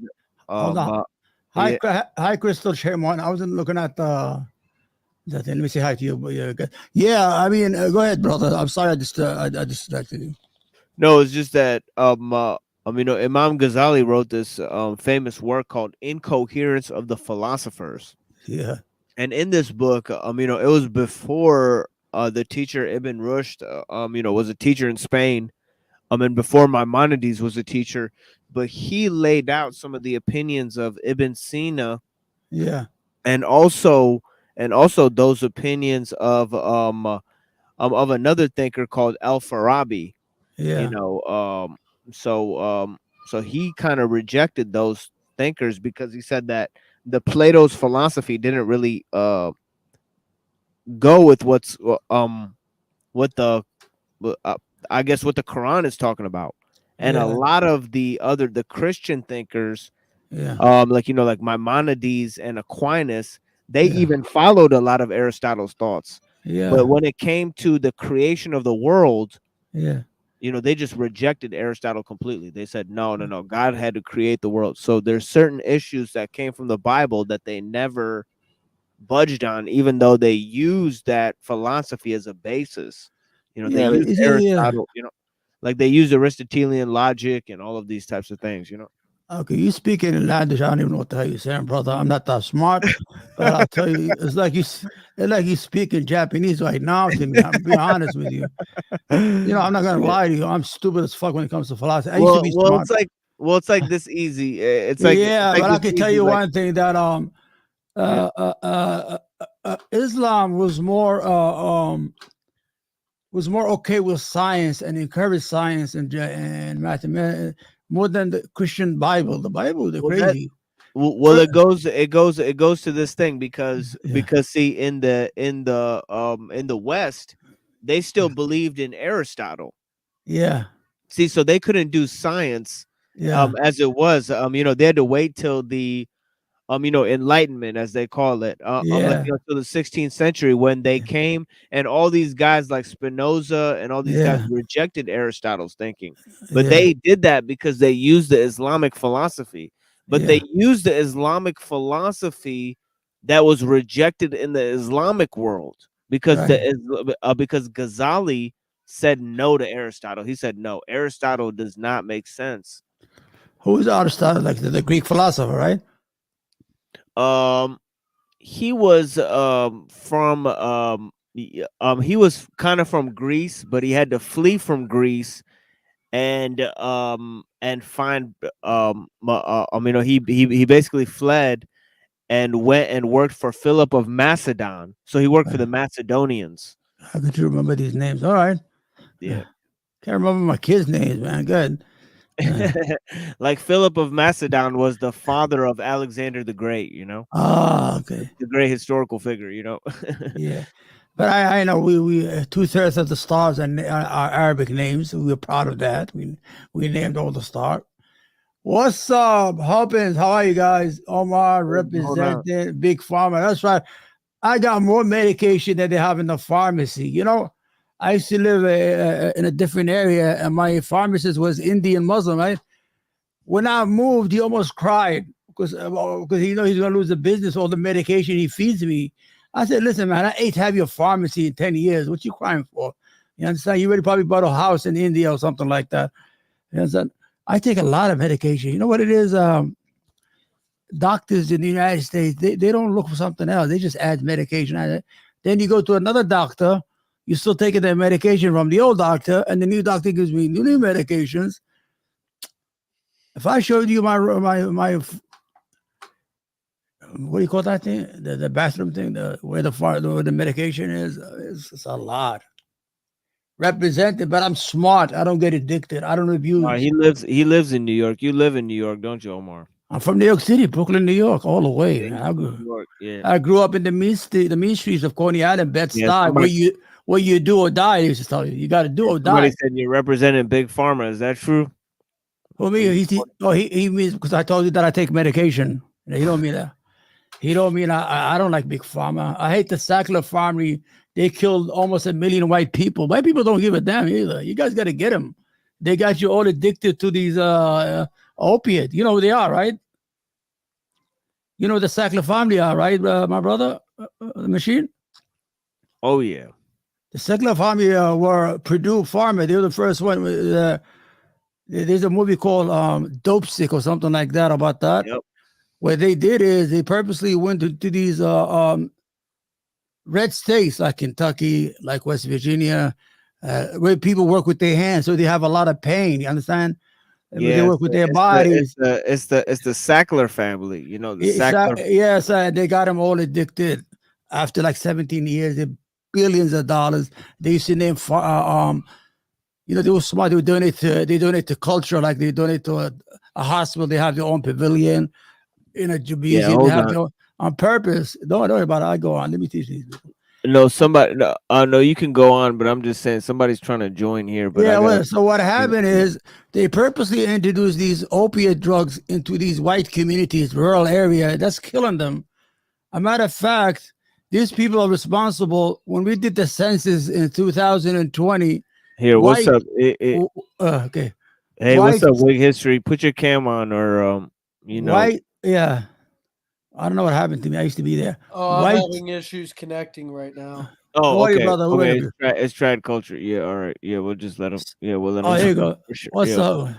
So what happened is in the 2020 census, the first time in United States history that the white population didn't grow. You know why? Because every year 100,000, 115,000 die of opiate crisis between the age of 17 and 45. That's the cream of the crop, where people start their family, where people have kids and things like that. Leading cause of that. Yeah, and it's all in rural America. The problem, we don't give a damn, because when blacks was dying of crack, you told them just say no. Ronald Reagan said just say no to crack. Nobody gonna say no to crack. Yeah. See, I'm doing that racism stuff. I'm gonna get you all excited in this room. So, you guys, my name is Omar. I do have a channel. I talk a lot. I pretend that I'm a political analyst. Pretend. Yeah, this is what he's talking about. He's talking about this Yeah. Sackler family, Purdue Pharma, that started this opioid Yeah. crisis Yep. with this and I'm pretty sure they were involved with this Bayer and and all of these big pharmaceutical companies. And okay, I read their history. They came from Ukraine or Lithuania as Jewish immigrants in the 1920s, and they started a pharmacy, and they was always in the business of opiates, like opiate, and the other was called barbiturates. What do they call the other drug in the 60s?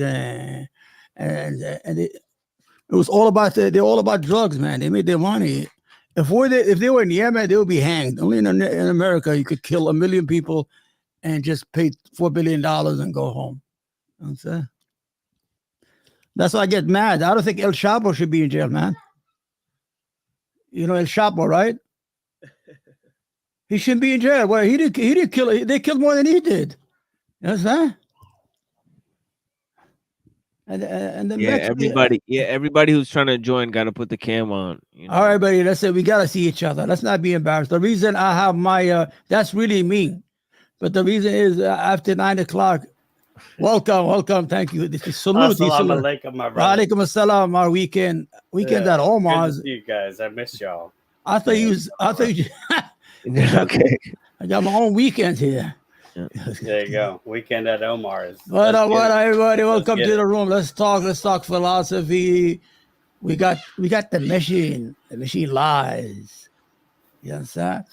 It's the brother here, man. He has a good brain. I'm so jealous of him, but God bless you, man. He does. He's quite the erudite for sure. I used to have a good memory before I got sick because I used to love history, and I used to remember all like historical events and things of that nature. And then after that, I just don't remember shit. Let me take off my glasses, man. I gotta read what the people say. You're all right, Omar. I'm chilling, man. I could be better, man. You know what I'm saying? Do we need to change the IV bag or something? What's going on? No, I'm good. IV bag? No, I'm good. I'm chilling. You know, all right. I'm medicated. I took my medication at 8 o'clock. High as fuck. You know, thank God. Thanks to the United States government. And we're good. So until the next. Right. God bless America, right? That's right. They keep you going. You go to the doctor. What do you want? You know, one time remember the medication I told you, the what do you call it, the clozapam, the Dr. Jordan. What's the name of it? I already forgot the name already. No, EBT already knows about this shit because he be taking that he be taking that fucking no, what's that Adderall? The Adderall stuff. Yeah, I take dextroamphetamine sulfate. Dextroamphetamine. See, that's a complex salts. Yes. Yeah, but you see the problem with I have people. I have narcolepsy since I was 16 years old, so I do take that. What is that? What's narcolepsy? They had those 30 milligram ones that were pink that taste like candy. You remember those ones? That's what Trump takes. You know? Yeah, right? they did. They don't anymore. Now they don't have them anymore. You can't even get it anymore. They're such a the government. So the government's that's tragedy. Making a shortage on it.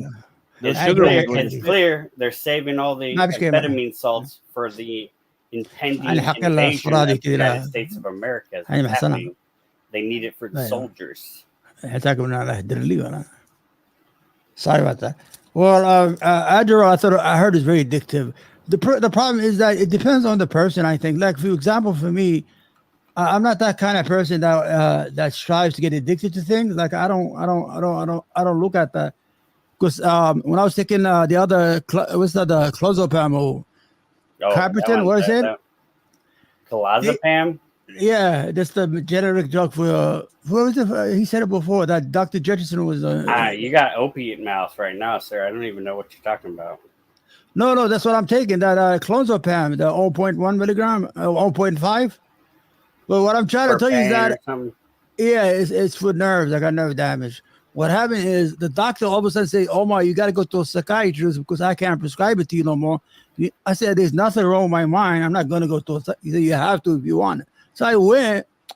There's nothing wrong with my life. My life is beautiful. I'm doing good. The kids are good. I'm making money. Every time I have to go, I got to tell a story to the psychiatrist, some shit.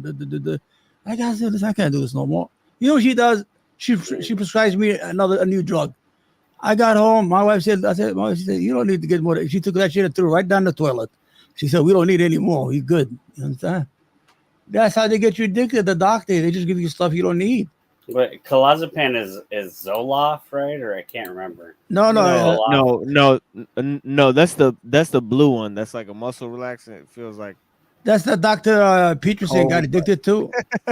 I never took it orally, but I remember I snorted it one time. And it felt cold and Clonopam. Clonazepam, yeah. Oh, okay. Clonopin, yeah, exactly. Clonopin. Okay. Yeah. You know what this is? The one I was saying is a different one as well. Yeah, it's hard to even know that. Yeah, the real thing to do is take it with the Adderall. Yeah, that's the real trip. Oh yeah, you pair that with anything. It's the you take.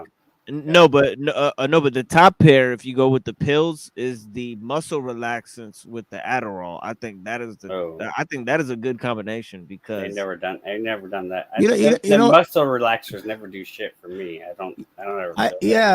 What's the weird thing is that I've been taking it for 15 years and still works.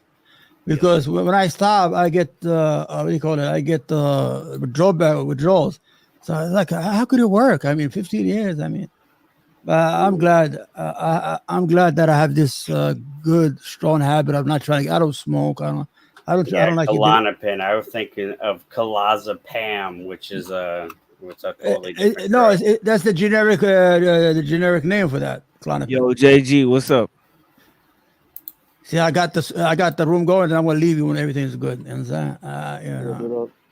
I'm your hype man, machine.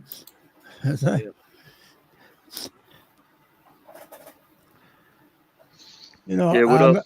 Blessing, Allah, the machine. What up, JG? What's up, Jack? What's corny, dog?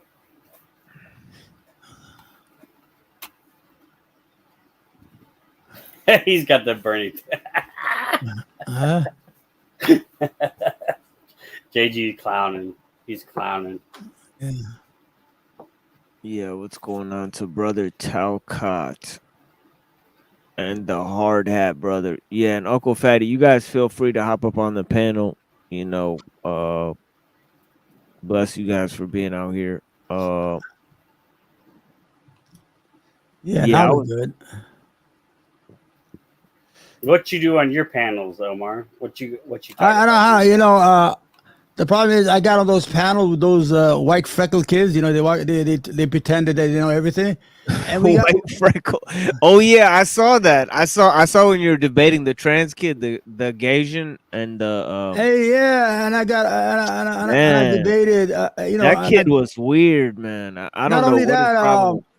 The problem is that they pretended like they didn't know what the fuck you were talking about. I'm really honest, and we were talking about the Palestinians. I said, he was Zionist. I started cursing that guy, but he started talking Zionist language to me. I said, listen, I'm a decipher of that language. And the two-state solution, you're lying. There's no two-state solution. This and this. And I said, shut up, man. You're talking like the people on TV. I was with them, and I make a lot of noise, and they don't like me. So, it's like that group. They like drama. They talk about each other, and they go, ooh, look what he said that. Ooh, he said that. I'm too old for that shit. I got no time. So I got these crazy fan base. They don't write comments, no nothing, but they're there. I could feel them. They're around the room over there, my followers. And they're like in Russia. When I look at the breakdown, Russia, Yugoslavia, Peru. Every country in the world. And I don't know. I know they don't speak no English. I don't know why they watch me. But what I do is that's how I seen. I seen these cats that aren't even from this country, don't speak any English. And no English law. Fucking geopolitics and shit. Yeah, I usually cover. Unbelievable. Yeah. I cover like recent events. Like I'm doing a lot of Piers Morgan with the debates and all that stuff today and yesterday. It depends if I have energy. And I have a guy, two guys now. We do every Thursday. One guy's name is Admiral He's a redneck from Texas, and he got a little white kids. I don't know if he's from Boston. It's a crazy thing. We got this. We meet every Thursday, and we just blabber from 6:30 to 8:30. But I'm not sophisticated like the machine. No way. Why is everybody's mic shut down? Everybody's there? Oh, okay, so I got the room. It's because everybody brings their own knowledge. That's right. Uncle Fatty, Food Chops. Oh, yeah, Food Chops. Yo, Uncle Fatty, all that. Food Chops got in trouble because she was talking, and somebody asked her, who do you like? She said she likes 12-year-olds. Everybody just canceled her. They do their own little cancel culture, those little kids. Yeah. So funny. Quibbles, yeah. Oh, you saw that? You saw me in Quibbles? Are you? I know Quibbles. You know I am. And we had an argument, and we stopped it. I shut down the debate because he's talking about Area B, Area C. That's like Ariel Sharon talk. Like, you understand? Hey, Bernie, what's the C stand for? The C on your hat. Me and Omar. Oh, sorry. We can't. When you get old, you start to get allergies, like all the shit that you never had as a kid, man. Before I was a kid, I could eat paper, paper, and nothing happens. Now, everything, I'm allergic to everything. Omar, what's that C stand for on your hat? It's me. The Cleveland Indians. All right, Indians. Sorry. Yeah, I thought that was a chocolate skateboard's head. No. They're called the Guardians now. All of a sudden, they're politically correct. You understand? I just like the color. I'm gonna be honest with you. I like football, but I like the color. When I do the cameras, I wear these colors on purpose because they come out better. You understand? So you hate Native Americans, is what you're saying? Nothing beats black and red. Good colors. I hate why they changed the name. I think it was good. That's like honoring them, the Cleveland Indians. We honor their name, and we got a baseball team that we all love. I don't think it's the way. What I'm saying is that I don't think it's disrespect. I think just people overthought. I don't mind. I'm an Arab. If they had the Arabian Nights, shit, I'd be happy. Give me an Arabian Nights, and I'd be all right with you. You understand? It just they overdid it. The Redskins, it was a nice name and stuff like that. I don't know. Redskin has a bad history. I don't know what that means. Come on. I don't even know what that is. Paul, I don't know what that is. He said, ask Omar if he prefers mango or mofongo. What's up, Trad? How you doing, man? You all right, Machine? Where's Machine? I'm doing well. How about yourself? Right. Yo, what up, Trad, son? How's it going? Good. So where you at, Weekend? Where you at? You someplace in the Midwest or where? For me? Yeah. Chi-town, nigga. Your backdrop there. Oh, you're in New York City. Oh, I don't know what that is. It's not New York City. Backdrop, Chicago. Right? Oh, Chicago. Oh, the deep dish pizza. You guys try to copy us. No, that deep dish is just for the tourists. We don't eat that shit. Yeah, it's garbage. One time, my brother, he got a gas station and he had to go like a school, like for the 2 days, take a test. He said it was so cold and windy that he almost dropped dead. He said, if I knew, I don't want the license, for PB gas station. He had to go there. Really? Yeah, Chicago, he says, very, very cold. He said, we have, because it has the windy and all that stuff. It stings. Well, they call it the Windy City because of the politicians. Politics. That's where it comes from. Oh, because the corruption of that family, right? It's not super windy. I mean, it's windy on the other side. It's on the Michigan side. It's where it gets windy. That's where you get the lake effect. Yeah, and what they call right? lake effect snow. I mean, it's cold. It's no colder than New York, though. I mean, like it's the same. I love New York. I love Chicago area. It's great place. Yeah, people. I have my brother lives in Nashville. I went there. It's boring. Everybody waves at each other. I like New York. Nashville's great. Yeah, they're very they too friendly. Everybody's waving at me. Like, I don't know these people. That's that Southern hospitality. Yeah, but I'm used to New York. If you look at somebody, he's like, what the fuck you looking at? Like, fuck you, what the fuck you looking at? Is there a problem? Like, no, I'm just thinking, man. I knew. Yeah, I went there. It's too subtle, though. It's too subtle. My nephews are talking country. Imagine they got that country talk. And he's good. He's been there like 25 years or 30 years. What do you think about black? You like black people or no? Well, I grew around them, so I'm gonna be honest with you. I grew up around them. We cool. I mean, I have no issue with that. I think they're good people. I mean, you got good and bad in everybody. Yeah, it don't matter really. Yeah. Yeah, right, I mean, people. Right. I mean, yeah, I grew up in, and I found a lot of comfort being around them because I used to get bullies like by the Italians. The Italians are fucking motherfuckers, man. They used to bully me as a kid. Italians suck. Yeah, because the problem with the Italians is they would never consider white. But once they became white, they become the most racist of all the never whites. You understand? The Irish are the best. You understand? So they're like, why do you say that? Huh? The Irish are. I mean, they're like they're the white niggers, though. I mean, like really, though. Right? The Italians. No, the Irish. No, the Irish are very, very, very nice people. They're very generous. Not the old generation. I'm not talking about the new idiot. I don't know how they are. I dealt with the old people, and they're very generous. They're very kind, and they speak very good. And I dealt with them in business. They're very, very, very honest. You understand? When I grew older. But EBT, you've been warned, sir. Yeah. Oof, I'm sorry. My bad. You bitch ass, sir. Yeah. About what? Not yeah, I said nigger. Yeah, you could, I mean, you could. You know, I put the sand in there. I don't mind. So you be talking to me. Yeah. So nah, I'm good. I know. I grew up, man. And I tell you, I got beat up by some, but I'm just okay when I was a kid. Yeah. I fought everybody, man. Blacks, Italians.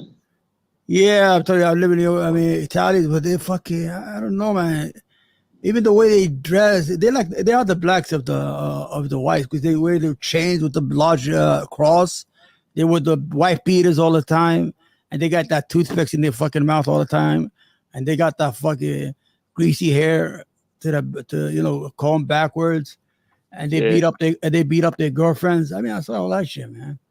Yeah, the girls are tough as shit. I'll give them that. The Italian chicks, I've seen Italian chicks fight. But they're good, but they mistreat them, man. I used to be around. They use them. They're like, they call them names. And I'm like, what the fuck, Janine? What are you doing? This guy's, he's treating you like garbage. Come to me. If you give me one shot, I'll worship you. The true Italian woman, they're beautiful, man. They are. Italians, the old people are generous. They're touchy people. I used to have a landlord business, and God may she rest in peace. She used to make me clothes on holidays and come and eat in the house. They love to cook, and when you eat, they love to see you eat. The old people, she's like, eat, Omar, eat. I'm like, okay. You know, they eat. When you go have dinner with them, they overcook. Yeah. Right? Yeah. They love food. I mean, when you go, they have a feast. They have a feast like on a Thanksgiving and things like that. You go there, and the old people you see eat. You're hungry? Eat. It's like you eat them for them. Yeah, if I was Italian, you guys would be calling me Fat Jack because I'd be a fat Italian kid. I'd be still fat to this day, My mom cook. My dad, he gave me pasta and fucking ketchup and Elio's pizza. That's what my dad made. That's why when I used to argue with the Italians, I said, shut up. You guys eat this sauce. Tomato sauce. No, they eat good, though, man. Italians eat good. Yeah, they eat a lot. I'm telling you, I used to go, and they know I didn't eat pork. She used to cook a lot of food. They love pork, but I thought, listen, I don't eat pork. She knew. But the way they get together, and they're family-oriented. I mean, I don't know, the grandkids are running around. Everybody, they got these long, big tables. It's like out of The Godfather was. When I used to go there, because, they were well off. Yeah, I literally grew up in a trailer court. Yes, I never got it. That's mostly that, but most of the time I grew up with the Hispanics and blacks. But I got into business early in my life, so I wasn't liking the street a lot. As soon as I turned 18, I started making money. My father was a businessman, so he got me into that stuff. Once you get money, it's like crack. You get addicted to it. You understand? Yeah. So what's up, guys? How's everybody? What's up, Jack Telcott? Live without fear. All right, that's cool. J.R. Bus, traditional culture preserves. What's up, my brother? How are you? Looking good. The background looks nice. Damn. That's real? Yep, it is real. I have a firehouse downstairs with like a chimney, but we don't try that because we don't want to burn down. We're not used to it. Yeah, I don't have the fire running when I'm sitting. No, I use my house was built in 1914 by Sears. You know Sears, like a Sears company. They used to make houses, and I still have the booklet. When I bought it, the lady gave me the booklet. The old lady. I swear to God, they have this stuff. You know, it's still there. The booklet that came with it. And it's like small from outside, but inside is very wide. Like you have these big closets, all that stuff, and they got these chimneys, and they have these lights like from the 1900s, from 1914. It's a historical site. But I said no, I'm not going to do that. And it's the wood, everything is wood. I'm telling you, it's beautiful. We just lit one time the fire, and we said we don't need that.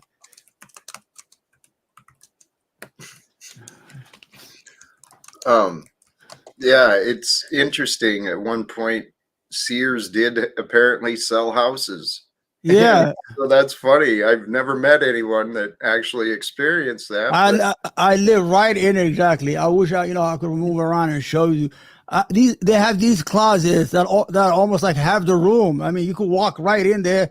I mean, if you had children, they could live in there. These closets, they made them so big, and the wood is so strong. Like I've been in apartments, like when they fight the kids, they got holes, or the wife, when the guy beat up his wife, you see all these holes in the house. The wood is so thick, it's like rock. The way they built it like it was the old American worker. They did things right.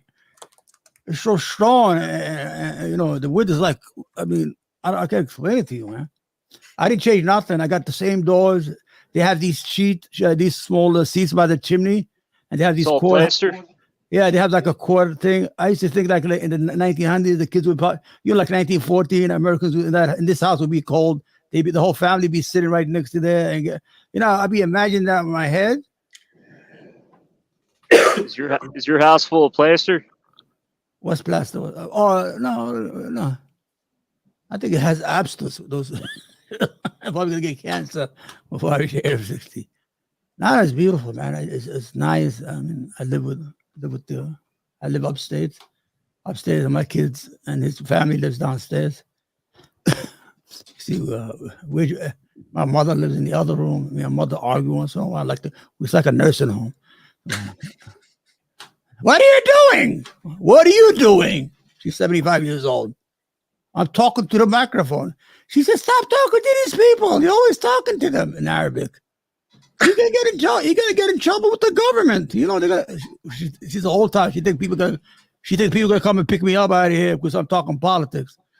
I said, "No." I said, "No." I'm not making fun of an Arabic. I'm saying, "No, we're America. In America, they don't do that. That's overseas. They do that." She said, "You're gonna say the wrong words one day, and they're gonna come pick you right out of the house." Yes, she loves it here, and she it's beautiful. What is this? Got the name of the house. There's a name for it. I mean, I can't believe EBT was up here. He could have told us something about St. Thomas Aquinas, since he's a Catholic, the Catholics are nothing but idol worshippers, man. I'm sorry to say that, man. Yeah, sometimes they got some idols. You go in there, they definitely have some idols in the Vatican there. Bro. Yeah. You got porno. You crazy? You could masturbate if you go in there. You're alone. It looks like it kind of looks like a porn. Yeah, it looks like the janitor at night. The janitor, if he's alone at night, he's looking at. He'll probably rub one out for the hell of it. There's a lot of naked. It's a lot of naked. Yeah, they're gonna get mad. You go in the Vatican. There's a lot of nudity. You know. You know what happened, Machine? I'm not a philosopher like you, but I have this feeling that when Catholicism married the Roman Empire, they took from the Roman more than they gave the Roman. You understand? So the Roman had to integrate these holidays to please their peasants and stuff like that. That nothing has changed. It's business as usual. We just got 3 gods now. They're one, but 3 at the same time. Well, that's inevitable, though, because always when a religion comes into a new culture, religion ends up adapting to the culture rather than the other way around. Yeah, but Islam didn't change. Islam didn't change a lot of languages. But you look at the way that Islamic practices exist in various parts of the world, and it does adapt to the culture. You know, you go to Indonesia, and you'll see uniquely Indonesian things that aren't part of Islam that end up surviving in the culture. You go to a place like Senegal, where everybody is a Sufi, and you see things that are very much divergent from what is quote unquote. Yeah, I got you. But the main pillar, we pray the same prayer, 5 prayers. There's nothing changed every day. I pray here the same prayer they pray in Africa, in the Middle East, in South America, in Alaska. Same prayer 5 times a day. Same thing. Yes, there's some they add like they're not idols. They don't have no idols. You know, they add like different prayers or they scream. The Sufis like they like to shake their hand until they get high. It's okay, man. But the base of the religion did not change no place. Never. It's the same prayer everywhere you go. Like the early morning dawn is 2 prayer. At the midday is 4, and another 4, another 4, then 3 in the evening, and another 4 in the nighttime, Isha. You know? So the good thing about Islam is that we didn't give nobody their land. We didn't take people's languages. Like, for example, look at the Turks. The Turks ruled for 1,800 years. Then I still speak Arabic. They never forced people to take their language or their way of. Matter of fact, they took from us. We took from them. But the whole idea I was talking about Christianity is that after that, don't get mad, guys. I'm just saying my thoughts. After the Nicaea, I think the Nicaea Council, whatever it's called, I think the stuff hit the fan after that. I mean. Yeah, it is interesting how a good deal of like Western propaganda is how the West is necessary for the maintenance of peace and prosperity in the world. In reality, there's never been any other civilization or society that's done as much damage, as much destruction, been responsible for as much genocide or as many killings as the supposedly. Yeah. I agree with you 100%. When I get to debate with people, they used to say, I used to use our pal talk. You Muslim killed a lot of people when you were. Shut up. You in 1 century, you killed 100 million people. You guys were killing each other like nothing. World War I, World War II, the Korean War, the Vietnam War. You guys are violent set of guns, you are, man. Everything is like, even now, I mean, though the weapons are made here, but most of the death is in Arabia, like Iraq, Afghanistan, and now Gaza. All the American weapons are killing Arabs and Muslims, man. You guys the only time I got happy is when the whites started killing each other, the Ukrainians and the Russians. I said, thank God, it's about time somebody took a hit for us once and let us rest a little bit. As soon as we rested for 1 year, the Gaza war started. I said, here we go. Yeah, it's fascinating looking at this because people in the West are so arrogant that when we commit acts of wanton terrorism and violence, it's always justified as, no, actually, this is necessary in order to bring global democracy, as if that's worth anything. And it's a lie. Go ahead. It's a lie. I'm going to tell you, man, you're absolutely right. I mean, not to knock on Western people. They're good people. I mean, we're good people. Americans, we're good people. But our government sometimes does a lot of crazy shit outside, and it comes back to haunt us. Like, for example, we start wars. I mean, if you know our history, America is a very violent nation. I mean, we are very violent. We are a young nation, but we are very violent. If you go to the 1890s, we had the banana wars. We went to war in South America and made them, plant bananas for us. We went to war for a banana company and took over these countries. And then Citibank said we need gold. We went to Haiti in 1913 or 1915, took their gold and gave it to Citibank in New York. We didn't give Marines, 13 Marines. We didn't even need a brigade to get in there. World War One, World War Two. You know, you're absolutely right, man. You know, I mean, if you look at the way that we inculcate people with certain values, even the way that we raise children, up until very recently, there was almost no other civilization on Earth that could compare to the United States in terms of how violently we treated children, inculcating them with this value that basically the world is an incredibly dark place where you need to constantly be at war with everybody else within your own society, compete with everyone else. Everyone else is your enemy until proven otherwise. Climb up that corporate ladder, get to the top, screw everybody over until you get to that top. This, I mean, really, our entire society is just profoundly maladaptive.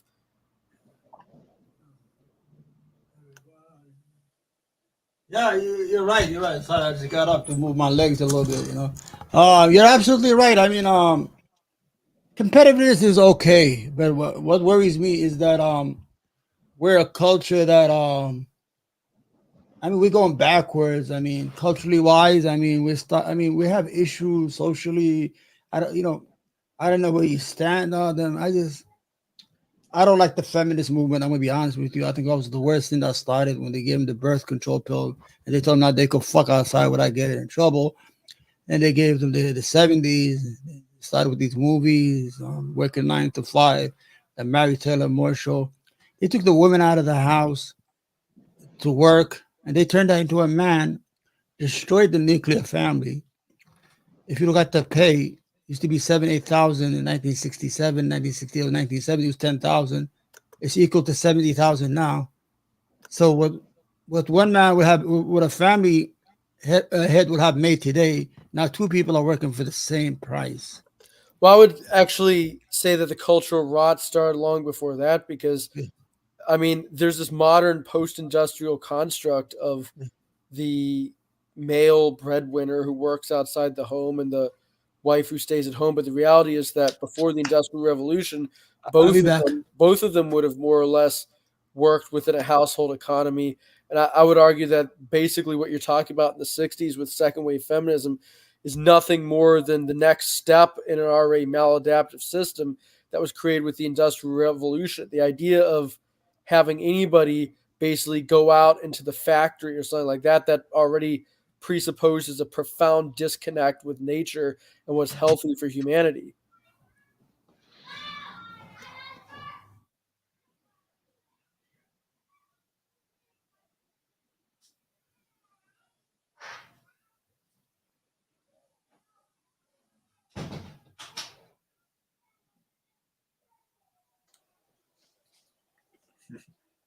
Thank you.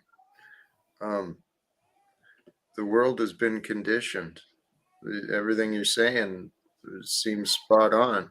Everyone's been conditioned to be divided and separated, to be in competition, and to stay confused. It's insanity. The human race is insane.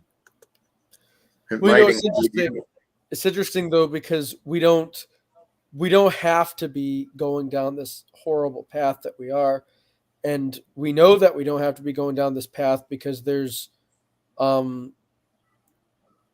dozens upon dozens, actually more than dozens, like hundreds of other societies that have been documented that haven't gone down these horrible paths that we need to learn from if we want to survive.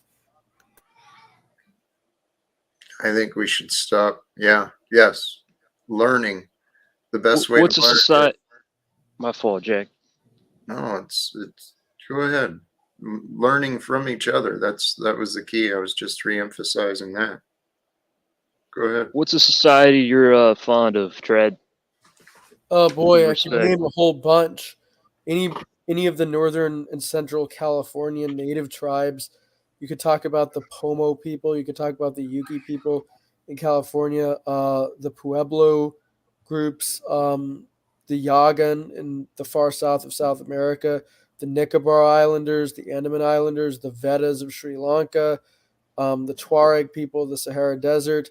various Siberian peoples, like the Nivk people in Siberia. Like all these groups basically have something. The Trobriand Islanders who live off the coast of New Guinea, the Engano people who live off the coast of Sumatra, various Aboriginal Australian peoples, like these guys, the Bushmen. I mean, there's so many examples, and they all seem to have in common that they lack these internal divides, this internal dialectical system of opposition to others within their own society, of arbitrary manipulation of categories for the purpose of internal soft war, which is what our society is suffering under right now. Do you see the question there, Tread? Why are we being engineered to be maladaptive? Well, there's a long history, and it's basically a synchronicity of multiple things going on at the same time. For one thing, we're going to be going down a maladaptive road because of industrialism. Because of what the Industrial Revolution did, it created a situation where there was no longer selection. There's no longer selection towards being adaptive. Where, in a traditional society before industrialism, where there's relatively high infant mortality. Omar, shut up, man. If you don't do the right thing, if you don't have go down an adaptive road, then you don't survive. Well, now that becomes relaxed in a society where survival is not really dependent on much of anything anymore. And that's a large part of it. Another part of it is that, society, as part of achieving these goals of technological advancement, society started adopting ideologies which actually ended up being deeply harmful to the population. And we saw this with the Industrial Revolution. The Industrial Revolution, at the same time, you had the Enlightenment, which produced a lot of just really harmful ideas which emanated from the top down, from the elite. The elite created these ideologies which were not, seen as being normal. They were seen as being ridiculous and stupid by the majority of the population. But the majority of the population don't really matter because the powerful and the influential are the ones who get their way, which is how you end up with all these bourgeois revolutions like the French Revolution, toppling this regime and setting yourself up with this reign of terror based around the ideals of the chattering class. And eventually these ideas filter down to the ordinary population via basically psychological warfare, to the point where people get so thoroughly psyoped that they don't remember that there was a time when they thought differently. Go ahead, man. Sorry. Well, that was about all I had to say in response. Yeah, sorry, I had to go to the bathroom, came back. Actually, I'm an idiot when it comes to the Enlightenment era and all that stuff in history, because I lost a lot of memory when I got sick. Not a memory, just my fucking brain just doesn't. What would you say? What would you say are the most effective psyops, Tread? Huh? Psyop? The most effective psyops, I would say the ones that are subtle enough that they can convince people that this is just the way it's always been. Because that's the ultimate way to do it, is to say that, like, well, this is what the normal is. This is normal. This is just the way things are. This is universals. It's like the debate that I was having last Saturday with Flow State, where he was like so thoroughly within his zone that he thought that these things that are anything but universal are just universal norms. Like that's the ultimate psyop, is to convince people that things completely culturally bound are actually these human universals. I got you. What are some examples, like go ahead, brother. Examples that come to your mind? Anything to do with the way that men and women relate to each other, like male and female personality, that sort of thing. Even 200, 300 years ago, people had totally different beliefs about that than they do now. It's a constantly shifting sand, and this idea that there's just this, well, this is the way things are, like it's clearly garbage. And you don't even see within even our society, you see constant shifting in terms of what that is, not even to mention all the other non-Western societies. And it becomes ridiculous when you try to say that there's just these essential characteristics when there clearly aren't, over time, over space.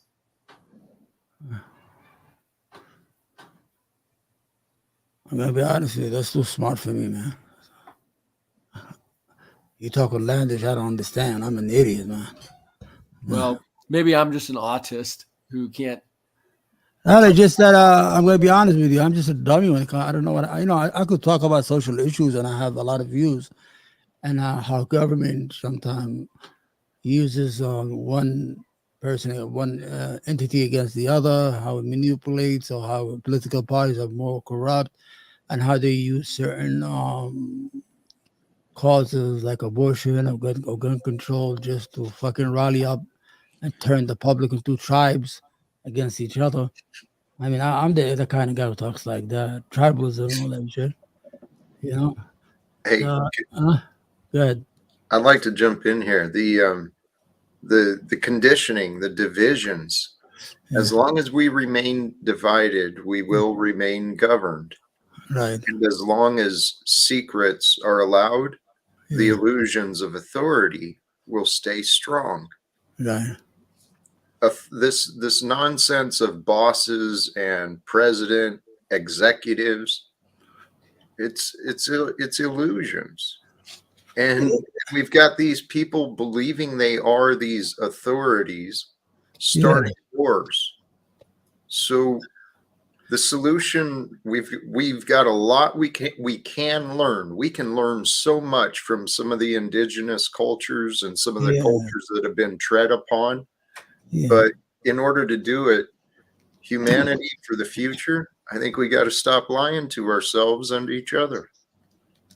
You know, that's hard. That's hard. You could convince me of maybe 3 people. But you got people tribalism by nature. The United States right now is along the lines of the Civil War with the slave states and the free states. You have the red states and the blue states. It just waiting for somebody to light up that match and ignite this fucking crazy shit that's going on right now. Because people watch TV or they watch TV, and these TV, they just feed you all this nonsense just to keep you watching content that creates hate of others or make fun of the other side, like MSNBC. I used to watch MSNBC. I was in a different world. One night I hit Fox News by accident. I thought I was in a different country because they were talking about stuff I don't know what the hell are they talking about. So I said, that's when I noticed that I don't watch no more cable networks and stuff like that. I just say fuck them. And I was a proud. I'm a proud Democrat, liberal like guy. You know, I believe like in helping people and things of that nature. And but when I see our government is very corrupt. Our civilian government is eroding itself. Eventually, I think in the future we're gonna ask the army to come and take over because these motherfuckers, they're not doing anything. So what they did yesterday, they had a tape of somebody humping each other in the what kind of fucking country is this? What the hell is going on in Washington? They don't go there to serve no more. They just go there to get a viral moment. They argue with each other, investigate each other. One investigation after another costs money. But that's good because they don't have the time to make laws to get us to cripple us down. Blame and excuses. Yeah, it's the American way. I think one day when those tanks roll over Pennsylvania Avenue, the American people come out and throw flowers at them because it's going to come a time. I'm telling you, they're going to come a time when the military is going to look beautiful to us because what we have right now is not normal. I'm telling you guys, this is not normal that these people are infighting. We're going to impeach Joe Biden. On what? Well, we don't know yet, but we're going to find out later. Oh, okay. So you're going to arrest the guy, and I hate Biden. I'm not going to vote for him. But what I'm saying is that there's no need for this stuff. I think Congress should meet 4 times a year. Just do the budget and get the fuck back home and get back to work as a barber or a lawyer, whatever you are. We don't need you in Washington 24 hours a day because you get bored. You start making all these laws and these arguments. You make friends. It's like gangs. The gangs of New York. Remember that movie? You got Jerry. Yeah. Right. We outnumber the gangs in DC. I think if that would mean people having to agree, but I'm telling you, Jack, you're a dreamer, man. I'm telling you. I'm a dreamer. There are people. Jack, man. When I drive, I'm going to tell you, when I drive by here in New York, inside the city, you see Biden signs along city lines. As soon as you go out a little bit you see a lot of trees. Then you see Trump signs all over the lawn. I'm like, what the? It's like, I'm like, what They're the hell? all retards. They're fucking retarded in the brain. But I'm not gonna vote for Biden. I'm gonna vote for that guy, Colonel West. You ever heard of him? He's a crazy, maybe him. I'm gonna vote my conscience. I'm not even gonna go and vote because my state, the Democrat always win anyway. So I mean, just waste of time and paper, whatever it is. I'd like to speak to some of the candidates. You see, we're distant from these people. These people are. I'm telling you, we're living at a time where the peasants and they are the landowners. You understand? That's what it is. The emperor has no clothes. Yeah, I tell everyone that the emperor has no clothes. If I could convince some hillbilly that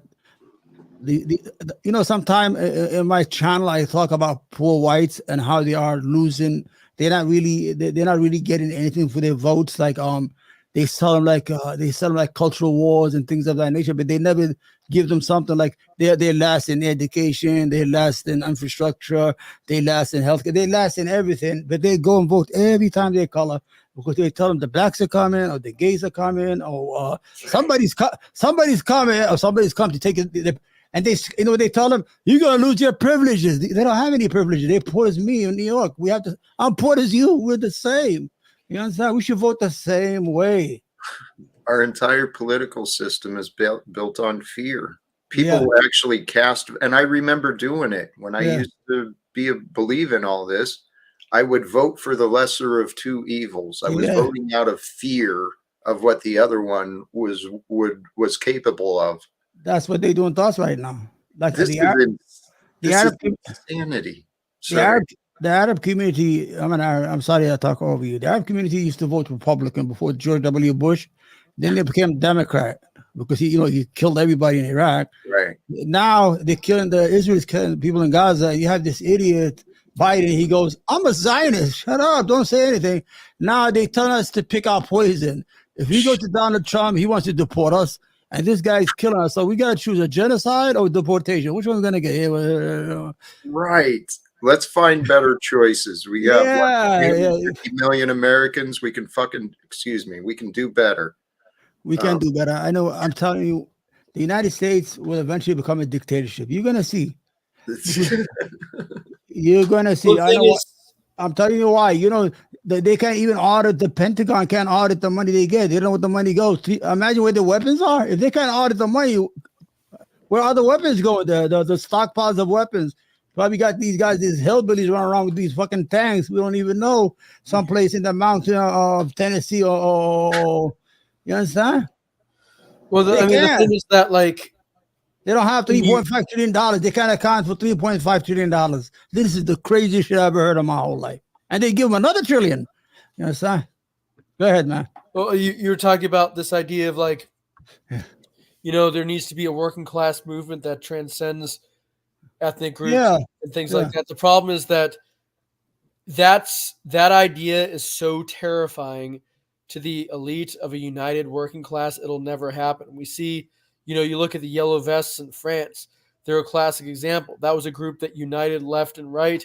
It was like the working class left and the working class right were tired of neoliberal bullshit coming from Emmanuel Macron. So what happened was that the French government came in and squashed it in basically complete violent fury. And that's what happens. When you get a possibility of a movement that can do some real damage, there's always going to be a series of psyops. There's always going to be a series of problems that comes in and destroys that movement and keeps people divided. I'm going to give you a story. Unity of the lower class is terrible for the elite. That's what they want to avoid. Yeah, I'm going to tell you how white America became white.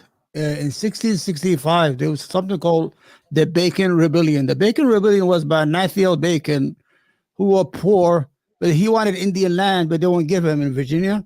So he gathered all the poor blacks and the slave blacks and gathered all the poor whites and the indentured servant whites, and they overthrew the elites in Virginia. I think it was Virginia. They burned it down to the ground.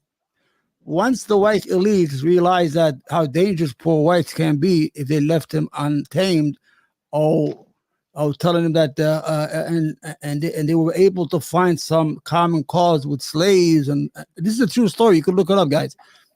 So in 1681, the first time the word white became the banner for all white people, before they were called Germans, European, like Anglo-Saxon, they all had names like where they came from. So what they did is that's how they got poor whites to think that they're always in danger of losing their privileges that they don't really have. They're poor as fuck, but they think they have privileges. They don't exist. I keep on telling you guys, you don't have nothing, man. You just voting for millionaire every year, multimillionaire every year. Mitch McConnell hasn't done nothing for Kentucky. The poorest 12 counties in the United States are in Kentucky. West Virginia is like a third world country. If you go to the Appalachia area, they have these fucking people with teeth missing and things like that. You think you fucking in Africa or someplace. You go to Alabama, people still have ringworm. Kids, they get ringworm disease. That's diseases that even third world don't have them no more. So how do you convince this mass body of poor whites who have been devastated by opiate on purpose? They kill your children on purpose, and you're not saying nothing. They let Big Pharma introduce these drugs to your neighborhoods. Every day, 200 white kids drop dead in rural America.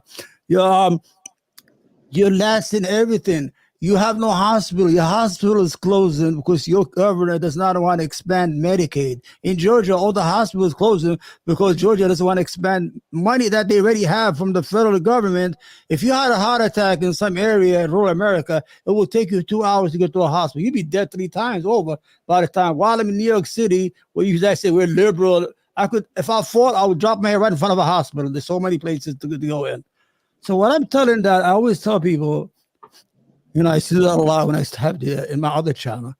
I talk a lot, and people say, "Yo, Omar, you're racist with white people." No, I'm not racist. What I'm saying is that you as a poor white person have more common with a poor Hispanic or black person or a person of my in New York City. That if you're able to see me as as a sufferer like you are suffering, then we're able to do something. But every time they come up with look at the Republican Party. They have nothing to offer. Dr. Seuss, Mr. Potato Head, the CRT. I don't know what the critical race theory. They had him going for. They had them all excited for like 6 months. Now they all forgot about it. The whites, they forgot about it. Remember? CRT, drag queen hour. How about some policies? How about improving our life? We want real jobs. Imagine, let me tell you something. They had the child credit where each child got $300. In West Virginia, that's a lot of money if you have 3 kids. Guess what that mansion did? He's the one who killed it. And his state was the only able to benefit for poor white Virginians. I don't need it in New York City because we have good income. But $300 if you have 3 kids, that's $900 a month. People will eat good. Child poverty was cut in half. I know it sounds a lot liberal to you guys. But who's going to kill it? The person who was the senator from the poorest state in the nation next to Mississippi, Joe Manchin, who lives in a yacht, drives one of the most expensive car. His daughter makes $18 million a year for selling the anti-opiate drug. That you put in the people's nose, and if they die, they revive. First, you introduce the drug to kill them, then you introduce the drug to save them. Narcan. Huh? Yeah, okay. So white people are in trouble. You're not reproducing. Your kids are dying. Yeah, you have no real health care. You have no real infrastructure. You have no real education. Your factories are closed. You have no real jobs. You're drinking yourself to death in these towns because you don't want to leave them. I'm going to have you guys don't commit suicide by the time I finish. I want to beg you guys down.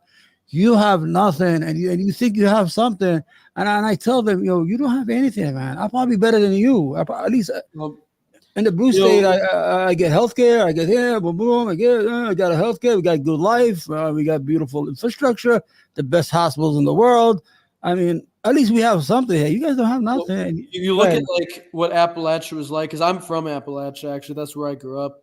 50 years ago, it was not even like a bad place to be. It was poorer than most of the rest of the country, but I mean, I have relatives that grew up. What part? The West Virginia part? Or I'm I don't want to give away my state. I don't live in West Virginia, but I have relatives that do. Okay, well, it goes along the line, always to Alabama. Yeah, I understand what you say. You know that the first... Yo, Omar, do me a favor, man. Let him talk, dude. All right? We're all trying to listen here and talk, and you just, like, you can't carry yourself thoroughly, man.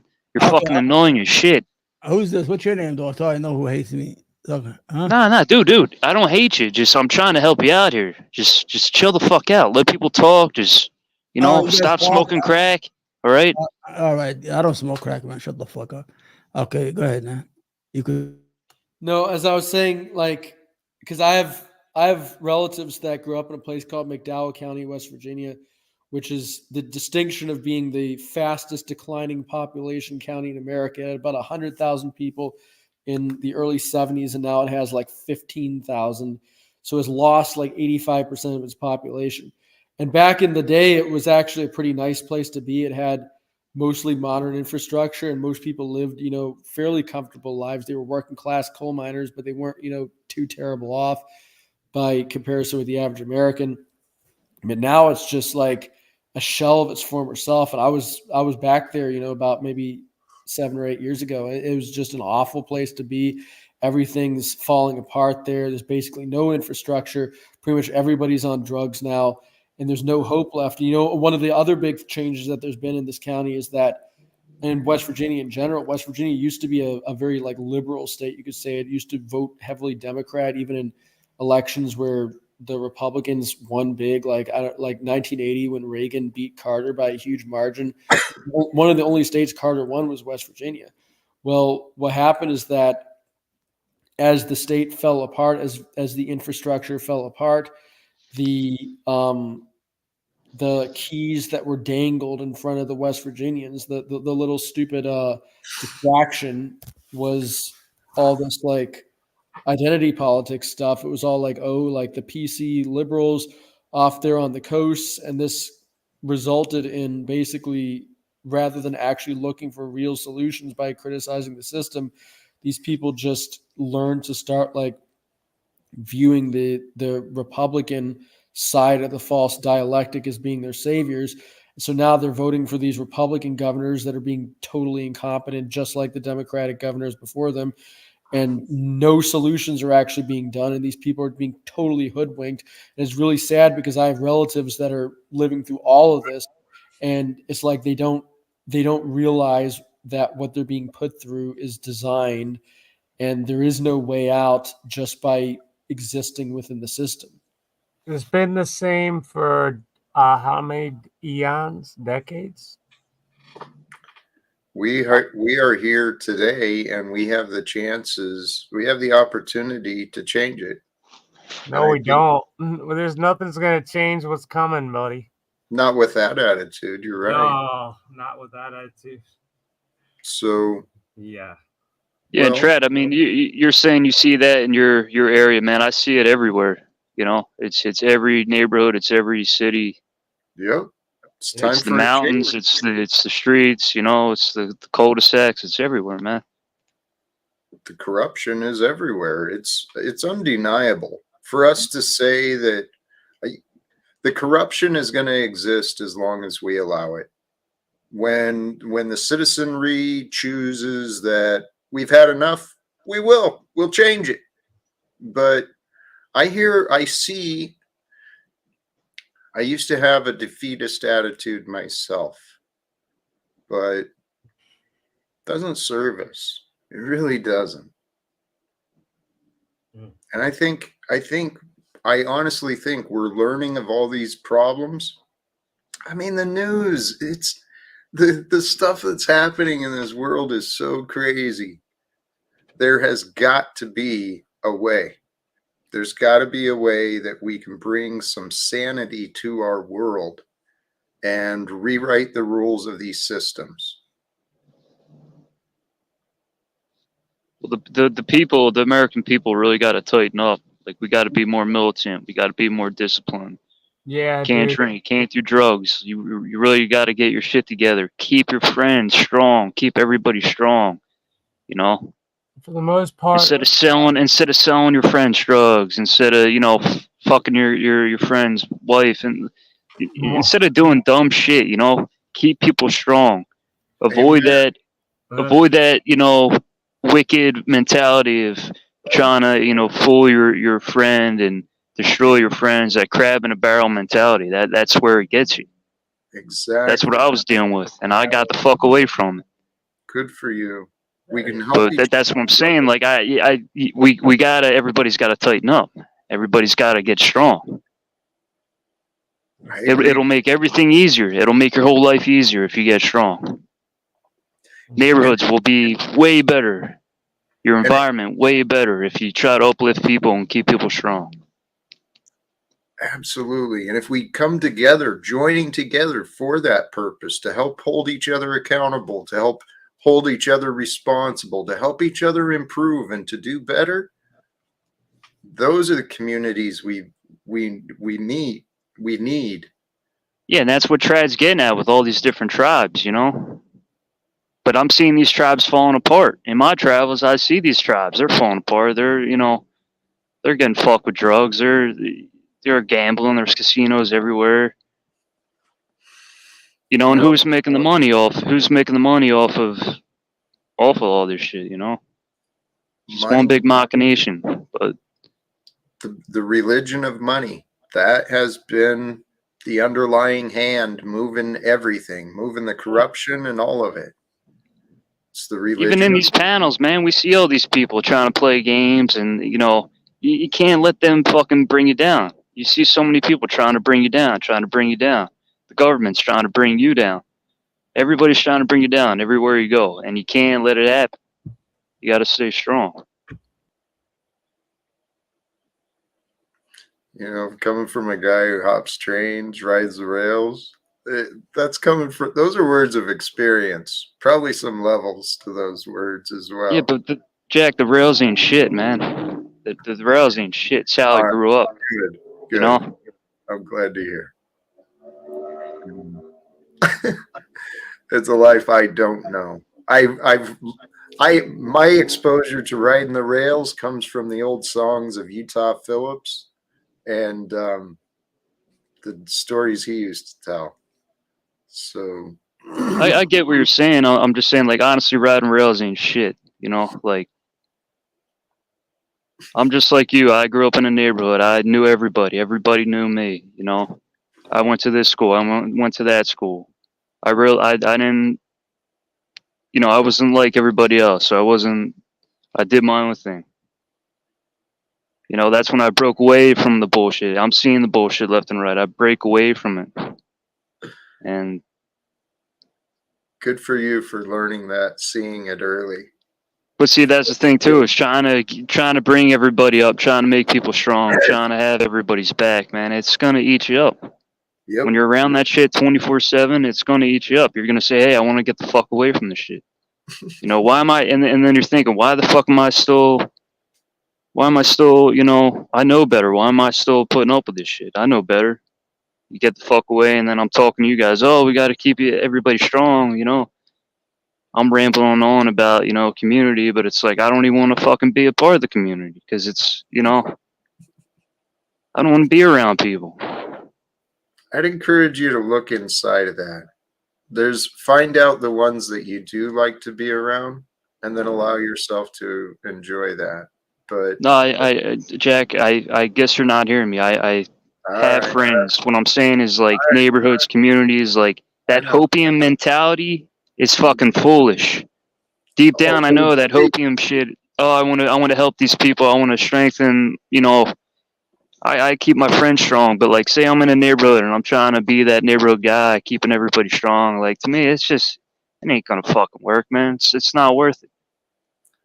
It's more suffering than it is. You know, there's too much bullshit involved. It can be, but at the same time, in the right group, you know it. In the right group, it's rewarding. But we're all on our own paths, and I honor you, dude. You know what's right for you. I see in the future, though, where it's not a burden, where community is, you know, where it's actually celebrated. The community celebrates itself and each other within it. This world we've got right now, even when you do have communities, it's still almost us against them, the world. The world we were born into, it's pretty backwards. But we don't have to let it drive us insane or make us bitter. I used to be bitter, and I used to be insane. Some might say I still am. I think it's pretty insane to actually, like I'm saying, help people, try to, build people up and keep people disciplined and militant. To me, that's just insane. It's trying to help people, knowing, like, I know people well. Like, to me, you want to do that, right? Your heart's in the right place, but you know better because it's fucking hell, man. I'm hearing a man who's lost faith, maybe even lost a little bit of hope. I might be wrong, but well, that's what I'm getting at. That whole hopium. It's just hope is insane. the only thing that keeps me joyful, to be honest. Because I don't know, the world's got a lot of negativity. I've got faith in myself. I've got faith in me, who I've become, that regardless, house, no house, whatever the future brings, Jack is all right. Now, my hope, man, I've got all sorts of hopes. And hope actually brings me joy.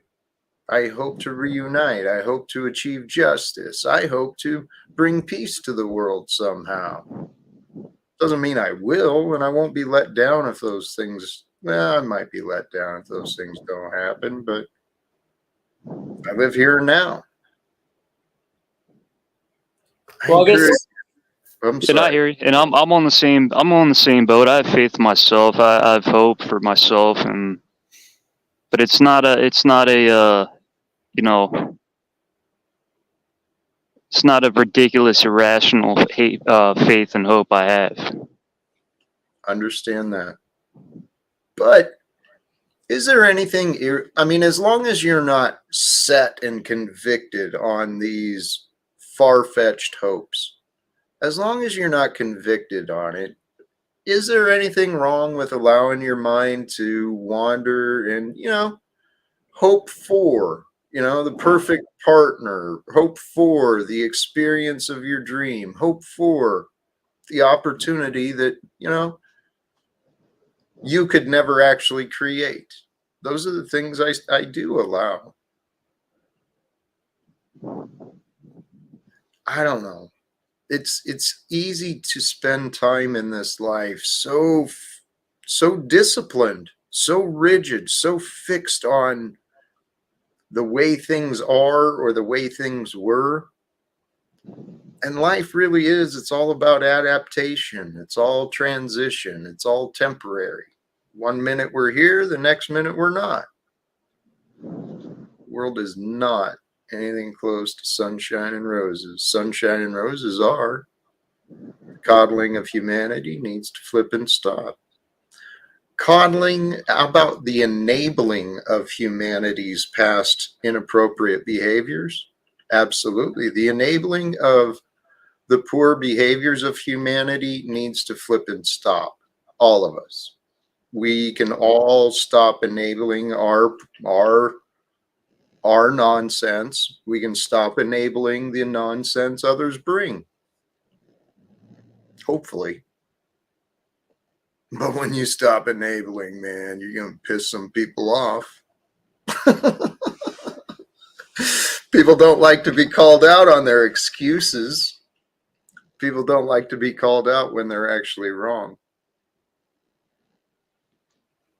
I never liked it. It takes a strong person to, say, hey, yeah, you're right, I'm wrong. Nobody can do that anymore. Hey, you're right, I'm wrong, I apologize, thanks for helping me out. I love how you don't see that anymore, It is available. Sometimes we've got to show the world through ourselves, and I've been trying to learn that. Okay, guys, I want to say good night. Okay, do you Bless hear you, me? yes. You're absolutely right. We should help each other. We should first start with our neighbors or our family first. First, make peace with yourself, then make peace with your family, then make peace with your neighbor, then work your way up. All right. Have a good night, guys. Bless you, Omar. All right. God bless, man. Thank you for joining, Omar. Assalamu alaikum, brother. I love you all, man. You're good people, all of you. Okay. Thank you, friend. Yeah, thanks for being here for us. Yeah. Ain't that rich? Yeah, you guys had a good conversation going there, you know. But yeah. Can't fucking take that guy serious, man. That's the people in the community I can't fucking be around is fucking pussies like him, man. Well, there is no community, you know what I mean? Nah, that's what I'm people saying in life, in neighborhoods, right? Some motherfucker like him moves into your neighborhood. Oh, I gotta fucking deal with this guy. You know? Well, Can't it's stand like fucking people like him. It's like New York, you know. There's millions of people. You know what I mean? You know, Trying to justify it, man.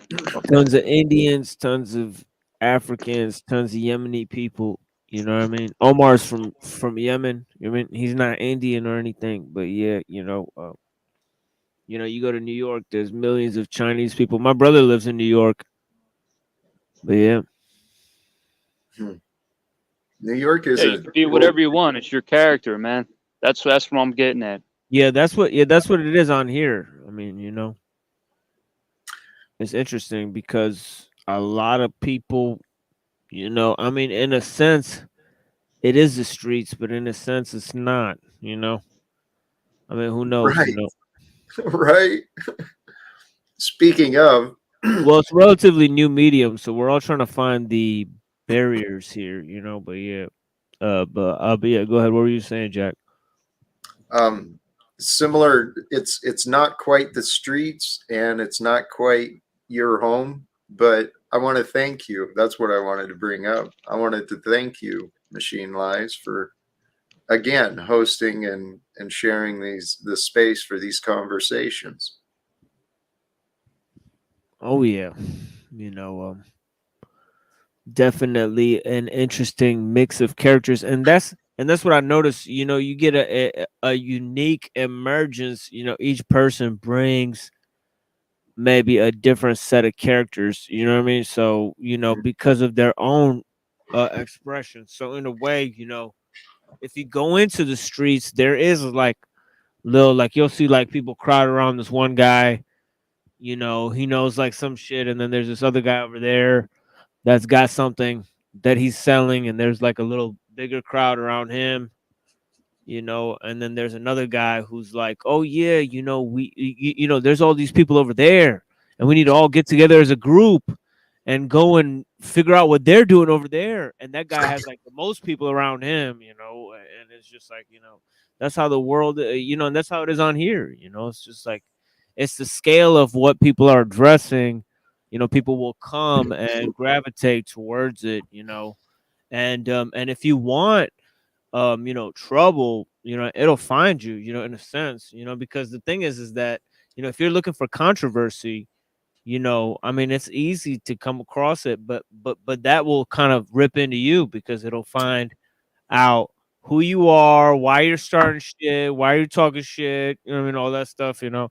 And like I said to somebody earlier, you know, you know, like I was telling a girl about like the online trolls and like how people you know, bring start talking shit about somebody else on somebody else's show so that those people will come and show up on the show, you know, come and show up on your show and start talking about that shit, you know. And it's like they're trying to you know, and she said yeah, people do that on the streets all the time.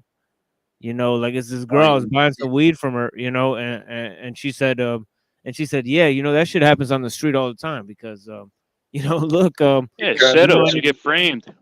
Yeah, exactly. Somebody will come in and start some shit, knowing that it's gonna set some shit off with some other people. They'll just provoke some shit, you know, and it's just they already know they set it into play. They know they're indirectly starting some shit with some other people. the minute they provoke somebody to do something else. So already, I mean, we're talking about a world of impure motives. So I mean, it just is what it is. We're talking about agents of chaos. Many don't know that's what they're serving as, but they are. Or just people who hide little things in your family. Like for example, like my wife had a whole nother phone. I'm just like, what I mean? Like, what I mean? She has her cell phone, and she has a whole nother secret phone. It's just, that's on the micro though. Like there's such a macro level that's ruling all of us. Yeah. And the machine lies for sure. That's damn straight, brother. I like your name on there. Yeah, it's about mediation, and artifice, and how it decides, what we are to become. I mean, we create things, I mean, I guess you could frame it in this way. There's people who are producing the shit in the world. The shit in the world is turning the people into shitty people, but not only but the people are turning the stuff in the world into shit, so right? it's like, oh, both things are happening. It's like, wow. You almost never reach a state where both ways it's happening. It's like a clusterfuck of recycling of shit. Yeah, exactly. It's like a feeding it. Like I was telling people about aspartame. It's like 200 times sweeter than sugar. It's carcinogenic. And how do they produce it?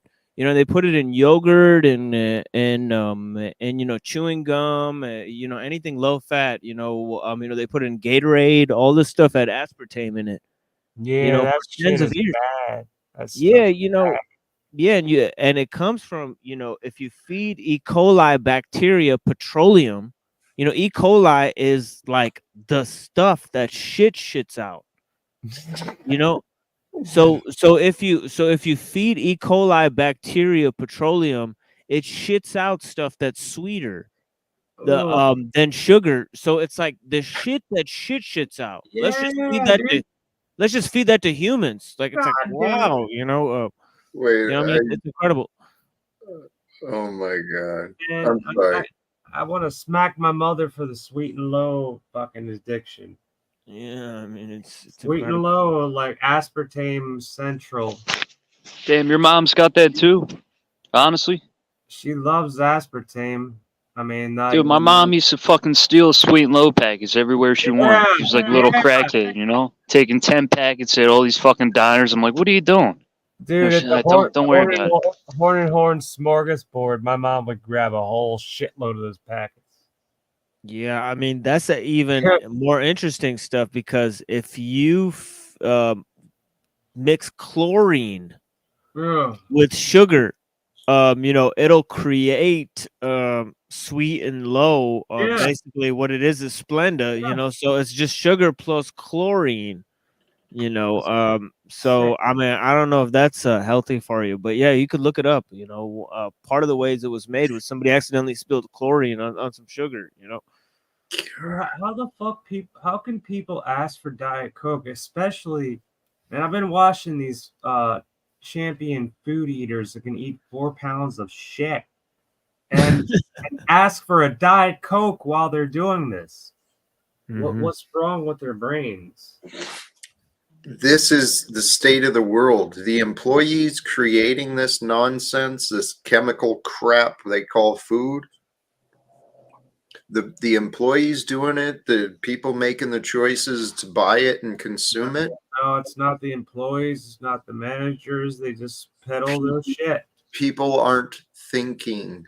No, they're not. They don't even think about it. They don't. People don't care. They really don't care about their body and their health. That's what it really comes down to. People don't give one shit about their health. And the managers don't give a shit about what they're feeding the public. And that it's like a big circle of shit, it's like a big clusterfuck casserole. Right. because people aren't thinking about what they're doing. They're just doing what they're told. And it's fucking brilliant how it's all been designed. It's incredible. Just a few people, I mean, considerably, a very small number of people have the entire rest of the world fighting amongst each other for survival. It's fucking hilarious, kind of, but not really. 2020 onward is going to, I mean, it's shown a lot, and it's going to show more in the next year, I think, in my opinion. Yeah, that's what it is. Is chlorine. Tightly bound chlorine atoms create a molecular structure that is stable under intense conditions. Oh, God. Yeah, you know. Man, I gotta Put that in show my sweet mother milk. this. Oh my God, my mother will be like, "Oh, well, I've been doing this forever." Yeah. Look at trans fats. Look at trans fats, right? That makes your Oh, yeah. cortisol high as fuck, and then just Yeah. destroys you. Put on weight, just become a pal. They put trans fats in everything. Yeah. Man. They put iron and plastic in shit.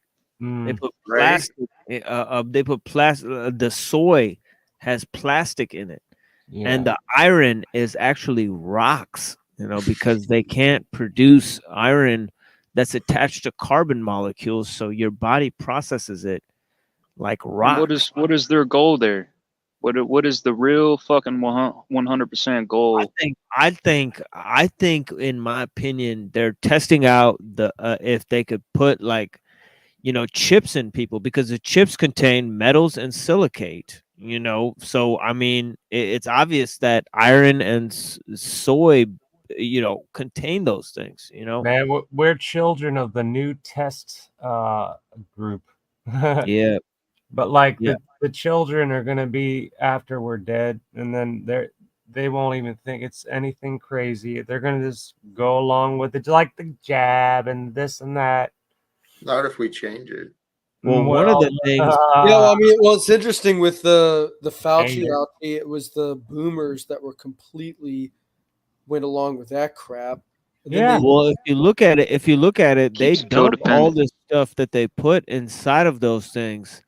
Boomers, Like, you know, like, Zoomers, and Gen X. I'm sorry to interrupt you. Boomers, Zoomers, and Gen X bought onto that bullshit, dude. you get trace versions. You get trace versions of just like metals. You know, you get poisoned with metals just being around. You know, Yep. factories and shit. You get poisoned with plastics, and like most of the shit like that we eat and stuff. I mean, that we use. You know, and keep so in you mind, get, it's the big, science guys that go around whining about how horrible for you acupuncture supposedly is, but then they'll tell you that putting poison in your body, destroying your body, all this big pharma crap and all this GMO And then they crap is like champion the goddamn jab too. I bet. Yeah, Yeah, they're but we- scumbags. yeah. Ultimate scumbags. Fucking crazy. Yeah, some jabronis. I mean, with the jabronis. Yeah. You know. But yeah, you know, it is what it is. You know.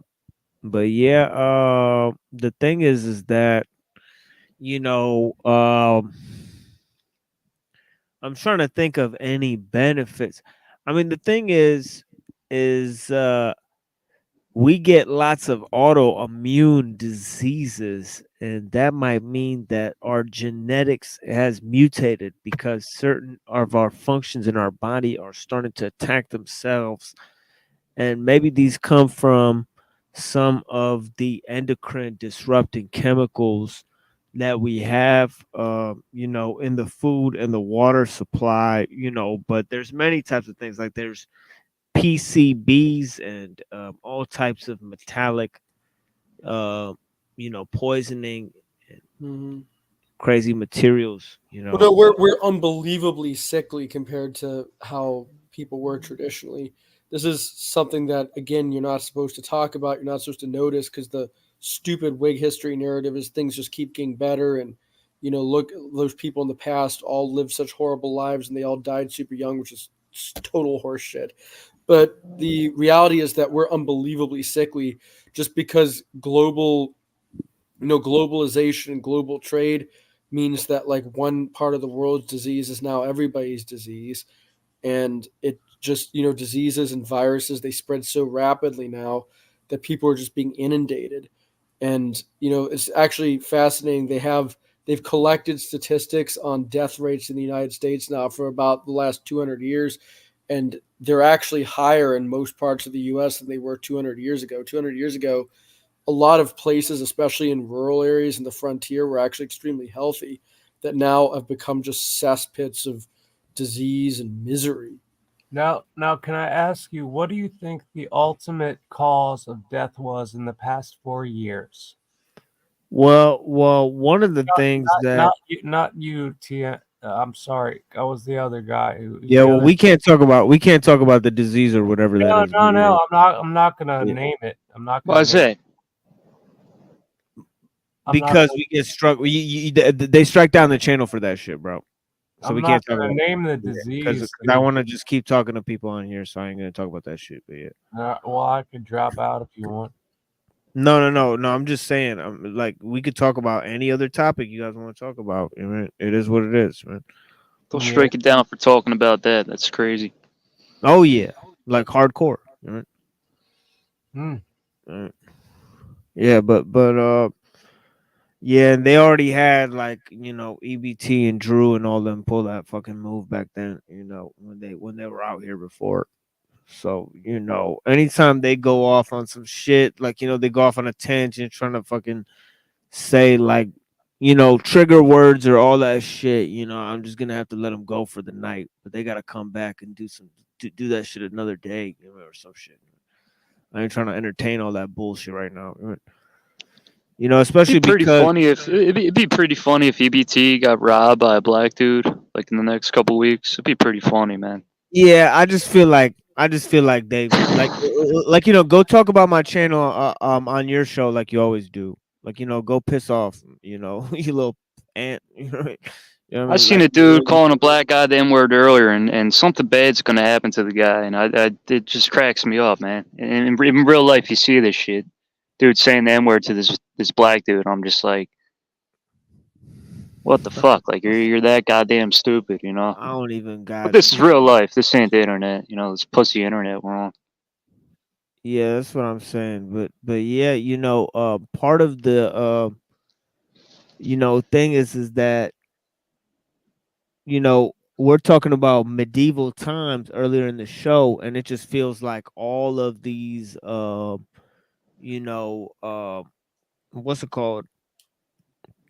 There's so many advances in science, astrology, mathematics.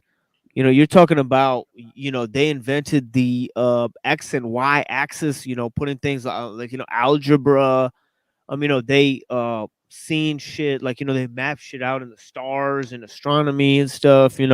They came out with new inventions and new scientific shit, the scientific method and algorithms and all sorts of scientific concepts, but they call it the Dark Ages. And it's like, what shit was straight advancing straight through the Middle Ages is like what I was trying to show is that, look at all these advancements in philosophy, mathematics, science, astronomy, that they had during these during these so-called Dark Ages.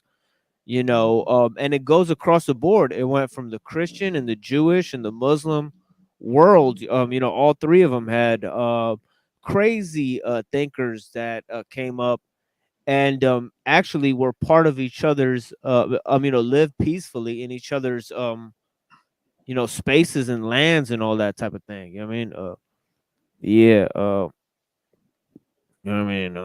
But yeah, that's kind of the thing that kind of came up. But yeah, what exactly do they mean by dark when they're saying Dark Ages? That's a good question. I mean, in terms of, it kind of goes with what they call the age of the 15th century, which is the Enlightenment, which is interesting. The Enlightenment, so it's the dark ages leading to the Enlightenment, the age of, the light. You know what I mean? So it's like they're trying to say that whatever they came up with in the in the Enlightenment was something that saved humanity or kind of led to man's evolution. And what is that they came up with? I mean, it's secular humanism. I mean, what do you think, Trad? I mean, this is basically what they're talking about, right? The term Dark Ages was invented by the Victorians, and it was invented for specifically ideological and political reasons. It was made it was based on this idea of Whig history, which is a completely pseudoscientific, moronic belief that has zero evidence behind it of this inevitable train of human progress out of dark savagery and into a wonderful, age of science, technology, and reason. It basically is just a very arbitrary way of viewing the world that doesn't actually correspond to reality, that doesn't correspond to history, that, the belief in this Whig history mindset is what led to the disaster of all the world wars that we got in the 20th century. All that was literally caused by this progress narrative. All the, evil genocidal butchers of the 20th century were trying to create this earthly utopia that the Victorians were predicting was going to happen. It was a complete failed disaster. Of course, we most recently got the most recent iteration of this, I guess, was the neoconservatism of the 1990s. Here, hold on. Here, hold on. I'm gonna let you continue for a second, but I just want to say to EBT, enslaved by Tortellini, why don't you go up on the Crucible and say all that bullshit? Go drop the N-word on the Crucible. Go ahead and do that over there. You don't have the balls to do that shit because you're a cocksucker, faggot loser, working for the fucking people you call Freemasons. I'm sucking them off like a little bitch. Why don't you go drop the fucking N-word over there, you little cocksucker? Go fuck yourself, bitch. Anyways, go ahead, Trad, go ahead. Yeah, no, well, basically, the whole thing it's a false construct. It's just something that was artificially created in order to promote a narrative that has been discredited over and over again.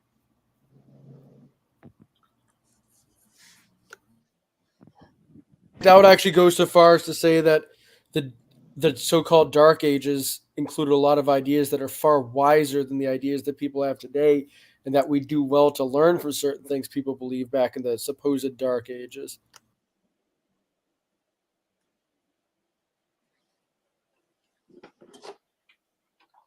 Gotcha, yeah. And you're saying this, and then, like, things are popping back in my head, like all my old history lessons are coming back. I don't know. I don't have a real desire for history. Never did.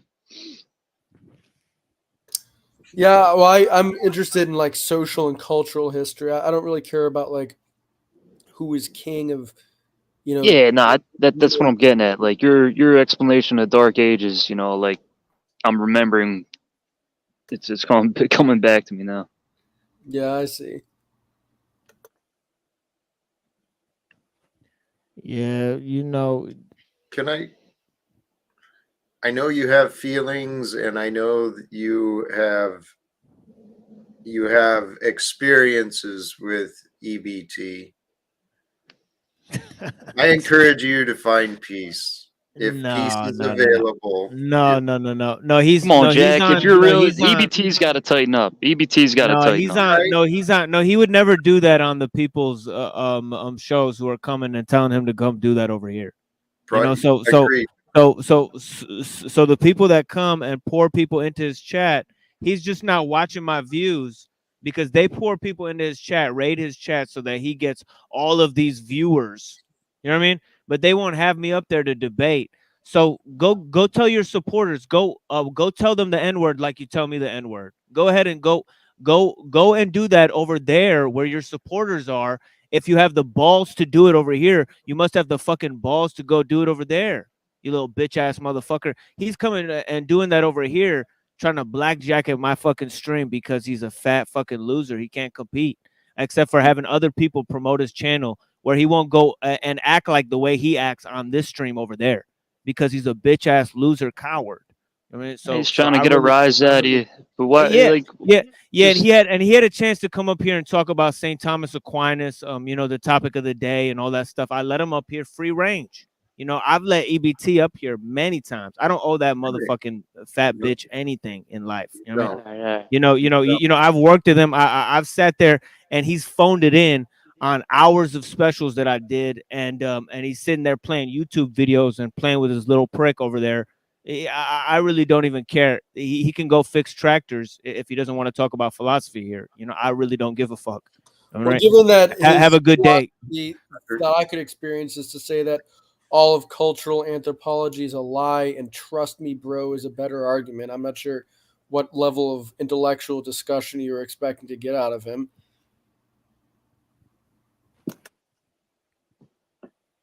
I really don't even I really don't care. Like, he could type away, you know. He's just trying to get a rise out of you. He's free to type.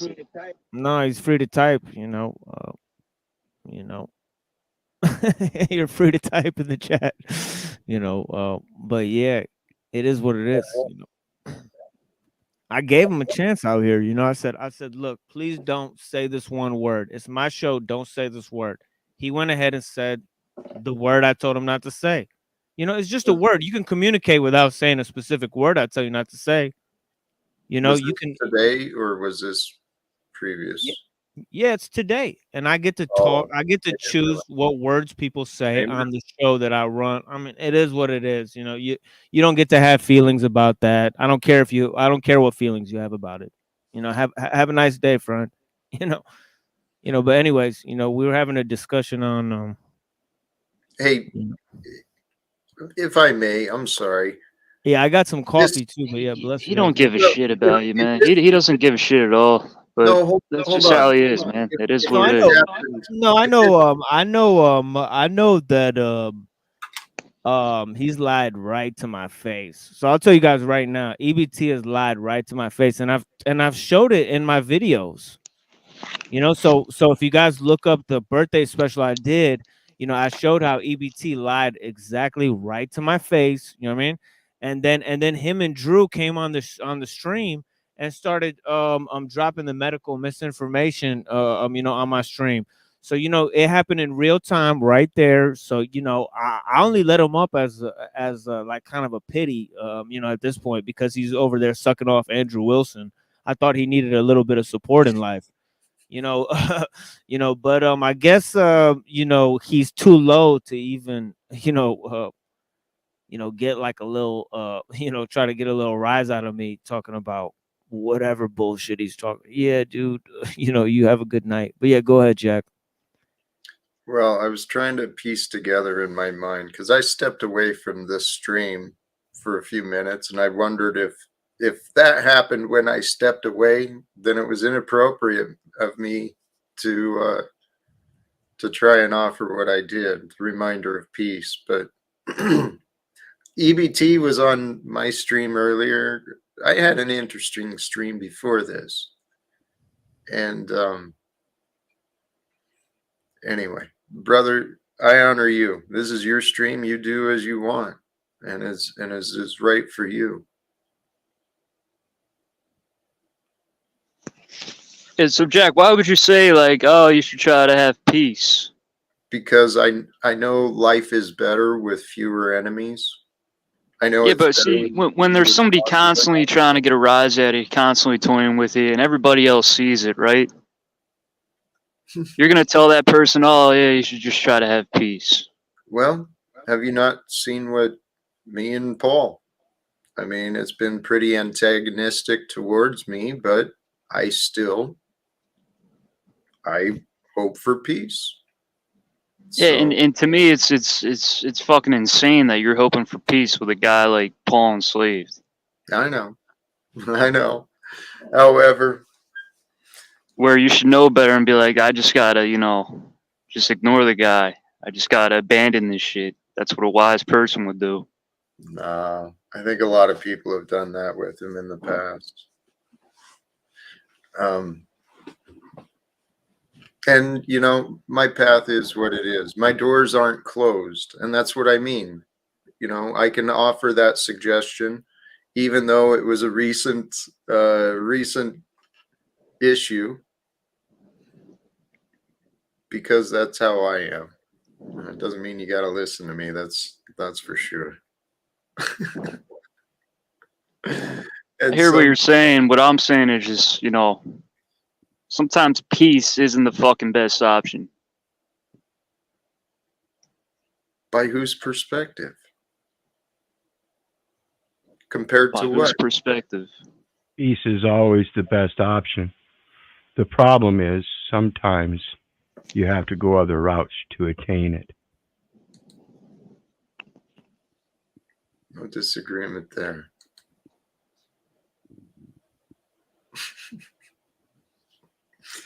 I don't know. Life. Dude comes on your stream saying nigger, right? He's saying the N-word. Inappropriate. Absolutely. Yeah, you're going to say, hey, I want peace. Hey, I want peace here. No, absolutely. And you're going to kick him off your stream, right? Yep. And when I heard... And is that peace? Guys explained it. Well, I'm just saying that's handling the situation. I'm just saying, like, this isn't like your spot to, like, sit here and insult people. Like, if you wanted to contribute to the show and talk about Aquinas, you could have done that. But, like, this isn't like your spot. Like, go do that shit on your show or the shows of your benefactors. That's all I'm trying to say. I got you. I'd love to see him say that on the Crucible, honestly. Oh yeah, that'd be I mean, I would get a laugh out of it, you know what I mean? For sure, So I'm just, I mean, I'm for what I support in the world, So I mean, I want to see more of that, So go do that on the Crucible, I'd like to see it. You keep giving EBT a chance, and he just keeps, scooping. Yeah, and that's what it is. Like you're like, I want this dude to like, get his shit together. You're kind of rooting for him, but every time he's just like, oh yeah, I'm still a troll bitch. Yeah, every time, he just pop goes the weasel. Yeah, I kind of put him on the spot because I'm like, look, this is your chance to really show like, the power of like, Christian philosophy. All these things, because we had a powerful brother last time, Sweden, and he admitted that last time he was trolling Sweden in the chat. But, honestly, like, you don't have enough knowledge to kind of clean his shoes, so that's the kind of thing is like you troll people that, you don't really can't really comprehend, and it's because you don't have the tools in your tool bag. The proverbial tool bag, as I say, but yeah, it is what it is, because we are talking about somebody who fixes tractors. So I'm trying to put it into language that he can comprehend, But yeah, I talk about philosophy in my daily time, that's kind of like my profession and stuff. So, it's funny to see people getting it up in this different things. Yeah, CC, you gotta put your cam on or whatever, dude, or whatever it is, man. I don't know. You got a picture of somebody grabbing somebody. You know what I mean? I don't know what that is. The person in the back. CC, hi home.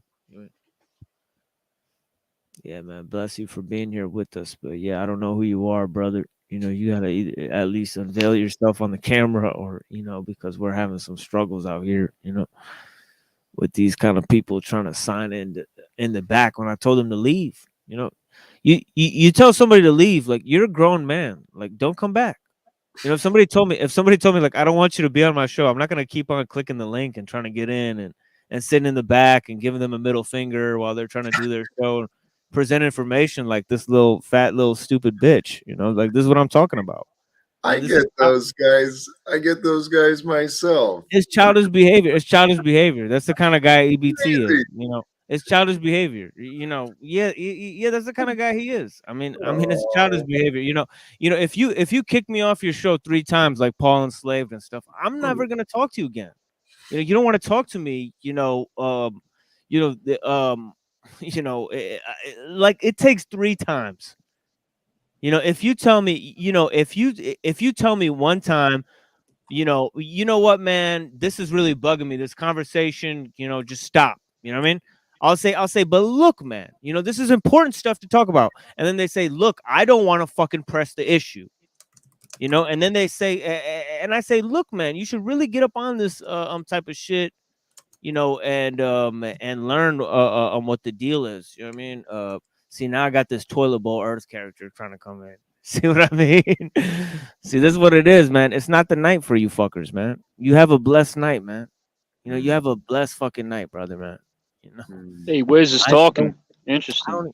I don't give a fuck what you think. I don't give a fuck what you think. All right, You know, Muhammad, just dude, look, don't look, even feed into it. Muhammad, don't feed into it, no, bro. no. I'm just saying. Look. You sit there on your last stream. You sit around and watch my show on your stream, and you talk about like, you know, you compare yourself to me.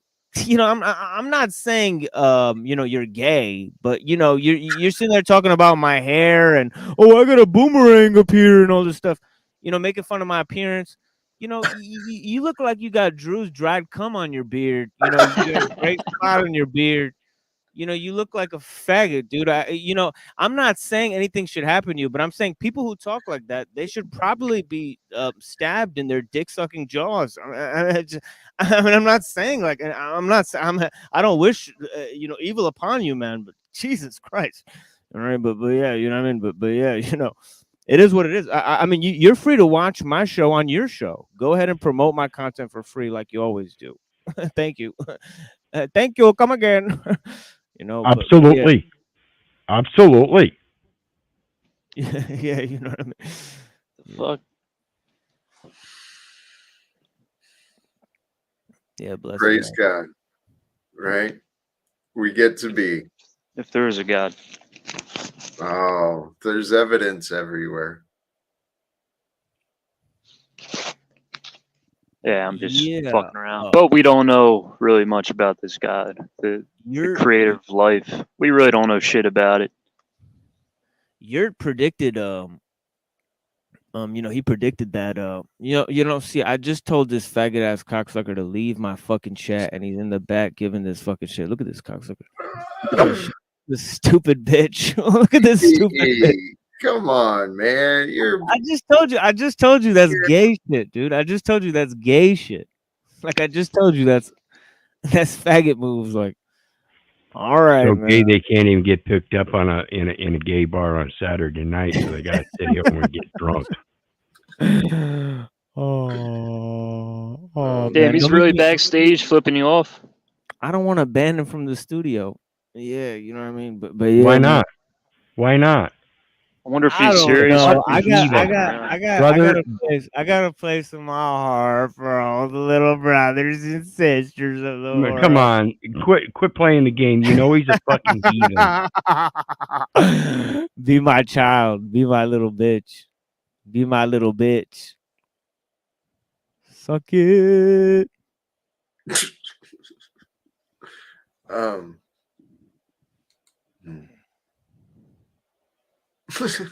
This life is fascinating.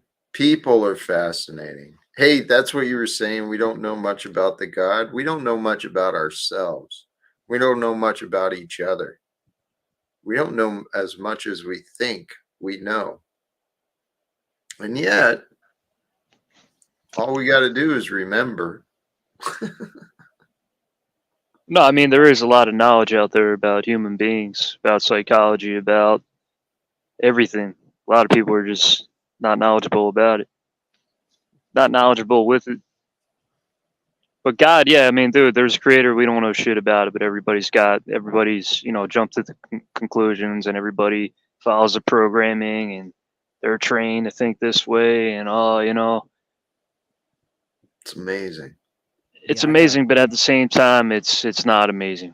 Right. It's pretty sick and twisted, and it gets old. It's seeing this shit every fucking day. You know, it's like, goddamn, when do you fucking wake up? I think I flipped that Denise situation. You know what I mean? You know, with the book there. You know what I'm talking about, Jack? You know, it seemed like it seemed like because I obliged with the book review. You know, came on there. You know, kind of showed my side of it. Showed my side of all the little. You know, little avenues and themes there, you know, and it ended up being a very useful exchange, you know what I mean?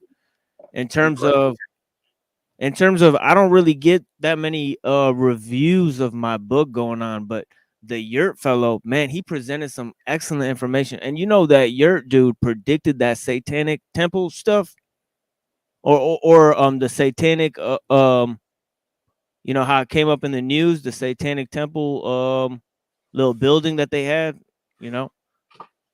Yeah, they had a display down at the Iowa State Capitol. Yeah, and he went in there and he predicted that they would destroy it on his show. Like, this dude was in the news before it happened. Yeah, he went in there and was discussing the topic of Christians doing the same thing, going into public, and that it's actually against the scripture to be praying in public. And that's how you know the true Satanists. Yet here we have Christians and Satanists doing the same thing, calling each other names when they're both blaspheming the Bible. Yeah, this is a very knowledgeable brother. He was saying exactly the main issue that they were gonna have, that they were gonna provoke these Christians to do exactly the thing that they were gonna that they promote, that they're doing on the news now. But I do have to say, the way the guy went in there, man, props to whoever this man was, because he was full theater. He came out with a sword and cut this fucking satanic thing's head off and then threw it in the garbage. Whoa. Who did this? Huh? Who did this? The dude, his name's Michael or something. He used to be in the military. But yeah, he defaced this satanic exhibit at the Iowa State Capitol. Yeah, you know, I mean, for whatever that means. I mean, you know, I don't know. I mean, as we determined, you know, in terms of Sweden's, you know, Deacon Sweden's definition of ultra orthodox, where they don't accept monophysites, they don't accept, you know, any of those other types that even the church, even the Orthodox Church, you know, they have marriage with monophysites and all this type of stuff, you know, and he thinks that that's even ecumenical. So, I mean, it depends on what level of Christianity you're looking at, you know what I mean? Did you watch Yurt's video? That's what I watched the whole thing, yeah. Okay, yeah, I watched it too. It was pretty good. Yeah, I watched the whole thing. I've been watching his videos, you know, sometimes, because he's been talking about reviewing my book, because I sent him a copy of my book, so I might get another review of my book out here, you know, so. Well, dude, I mean, it was great to see you're doing that, because the dude's sharp as fuck, but it sucks to see him get mad like that. But I can relate with that madness, you know? Like, just that raw reality of how mad the world is and how it will drive you mad. Like, the whole time I'm watching, I'm just like, damn. I think, you know, generally this is reality here. I think generally debating people online is more different than, and that's another level from street to online, that's different, because people online use like arguments that they found online. Like, there's a lot of people online that are online people, and they'll use arguments they found online and like not in books, and you'll automatically be able to determine that that they're you know, using these arguments. But Yurt was trying to explain to this lady like the basic, I think the more basic level arguments, because this is somebody on the street you're talking to for the first time, you know. So I think like the approach has to be a little more you know, mellow. So I think he was just trying to walk her through like the base level objections, and I think the Christian lady actually did a pretty good job, you know, in my opinion, you know. Yeah, she had to chime in. Yeah, she did. Yeah, she did an okay job of defending her views. You know, in my opinion, from a internal kind of a way. You know, she had an internal consistency about what she was saying. You know, in my opinion, you know. But yeah, the fact that he went out into the streets, talked to people during this exhibit, and actually predicted that it would cause a national turmoil.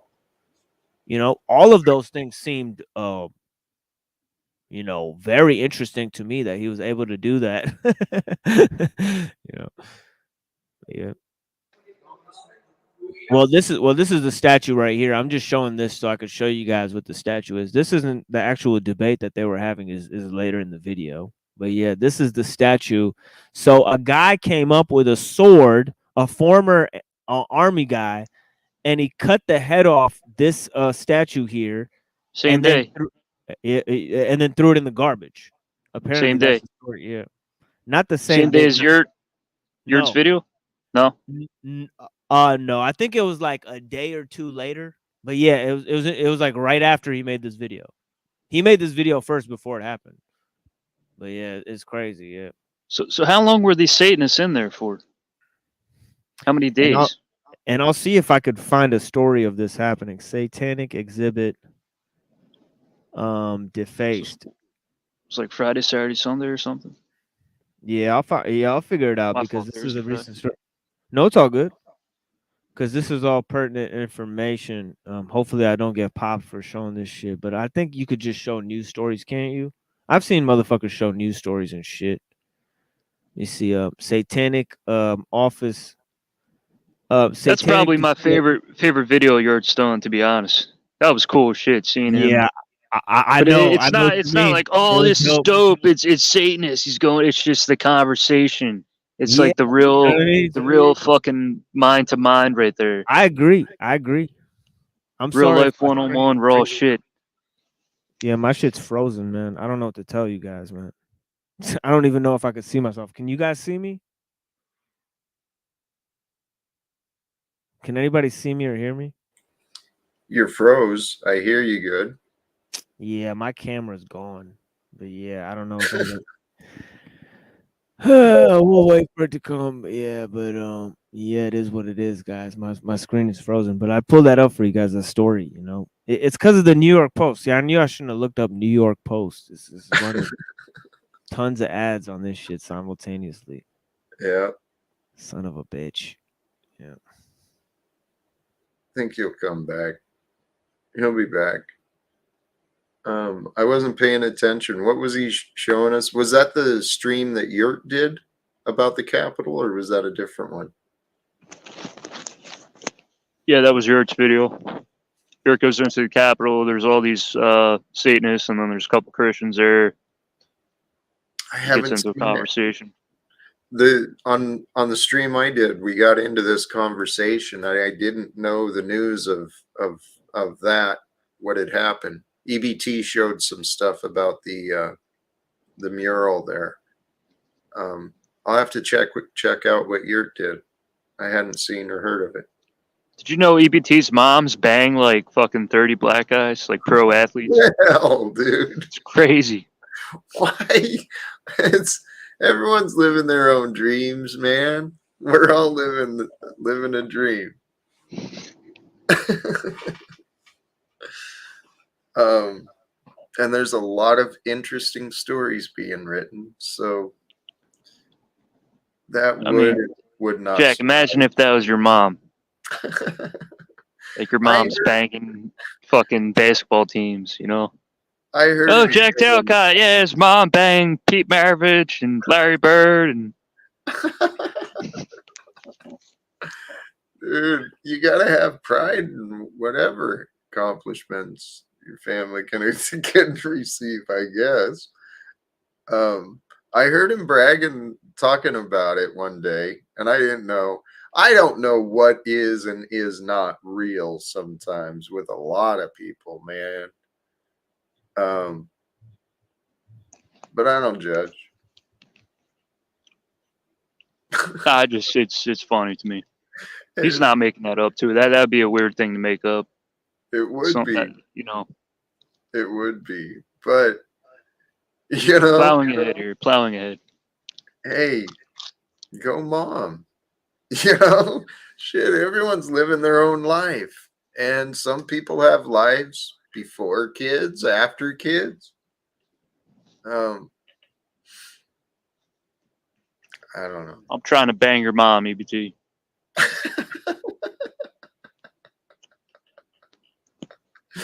I think it's funny, humorous. I mean, I feel for Machine Lies. I really do, for some of the antagonistic spirits. But it does get old though. I can see why he's getting fed up. Yep, I know. No. I've got, well, with EBT and TBE, those two are some interesting characters. I got distracted by TBE in the back here for a bit. TB's a fucking nut. He is showing his insanity Yeah. while claiming we're the fuck nuts. Right. It's hilarious. The state of this world, it is funny, not funny. Hey, Wiz, that stream you had with that Michael dude, that was a great stream, man. I think his name was Michael. The guy that got kicked off of YouTube, all of his videos got taken down. I forget. You mean John McCrone? Yeah, that John. Okay, yeah, that was interesting. Yeah, I'm going to check with him, see if he wants to come back again tomorrow night.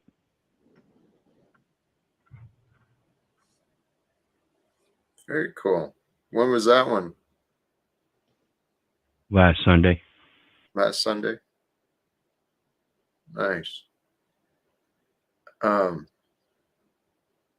TML just kind of dropped out on us. He's having problems. We've taken over his stream. I kind of feel for him at how many hours? 4 hours in. I don't know how far he's gotten into his topic. That man has the patience. It's fascinating. Well, I'm going to take a hit in appreciation. Love everybody. Have a good night. Respect. Have a good night, brother. Peace.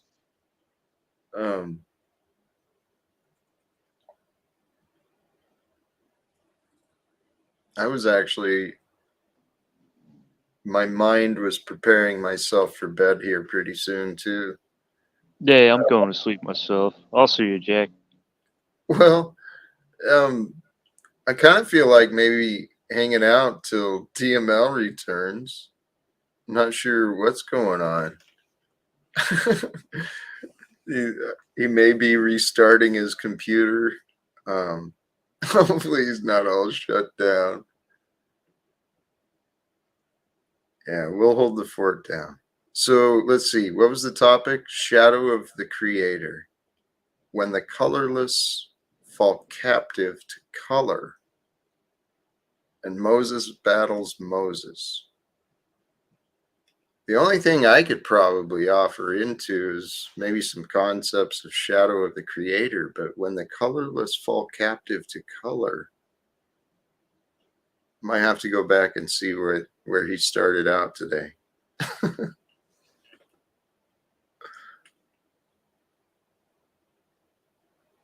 Hey, these other ideas, I mean, these other topics we were discussing about the conditioning of people, there is a way. There has to be a way. I'm convinced there has to be a way that we can rewrite the rules.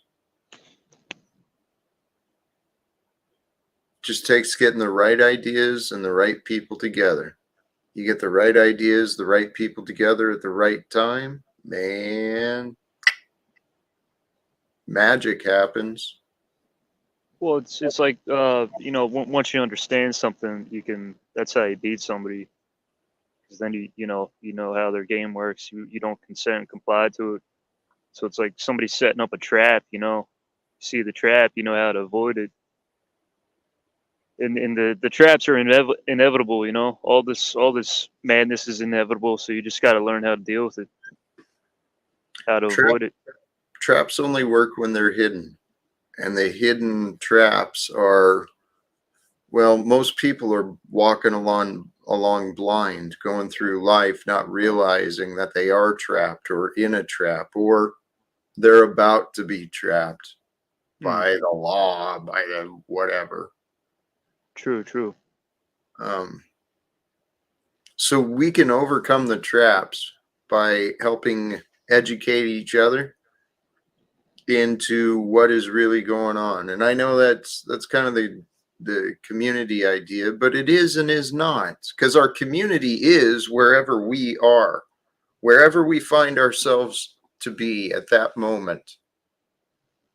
We can be community with that. And I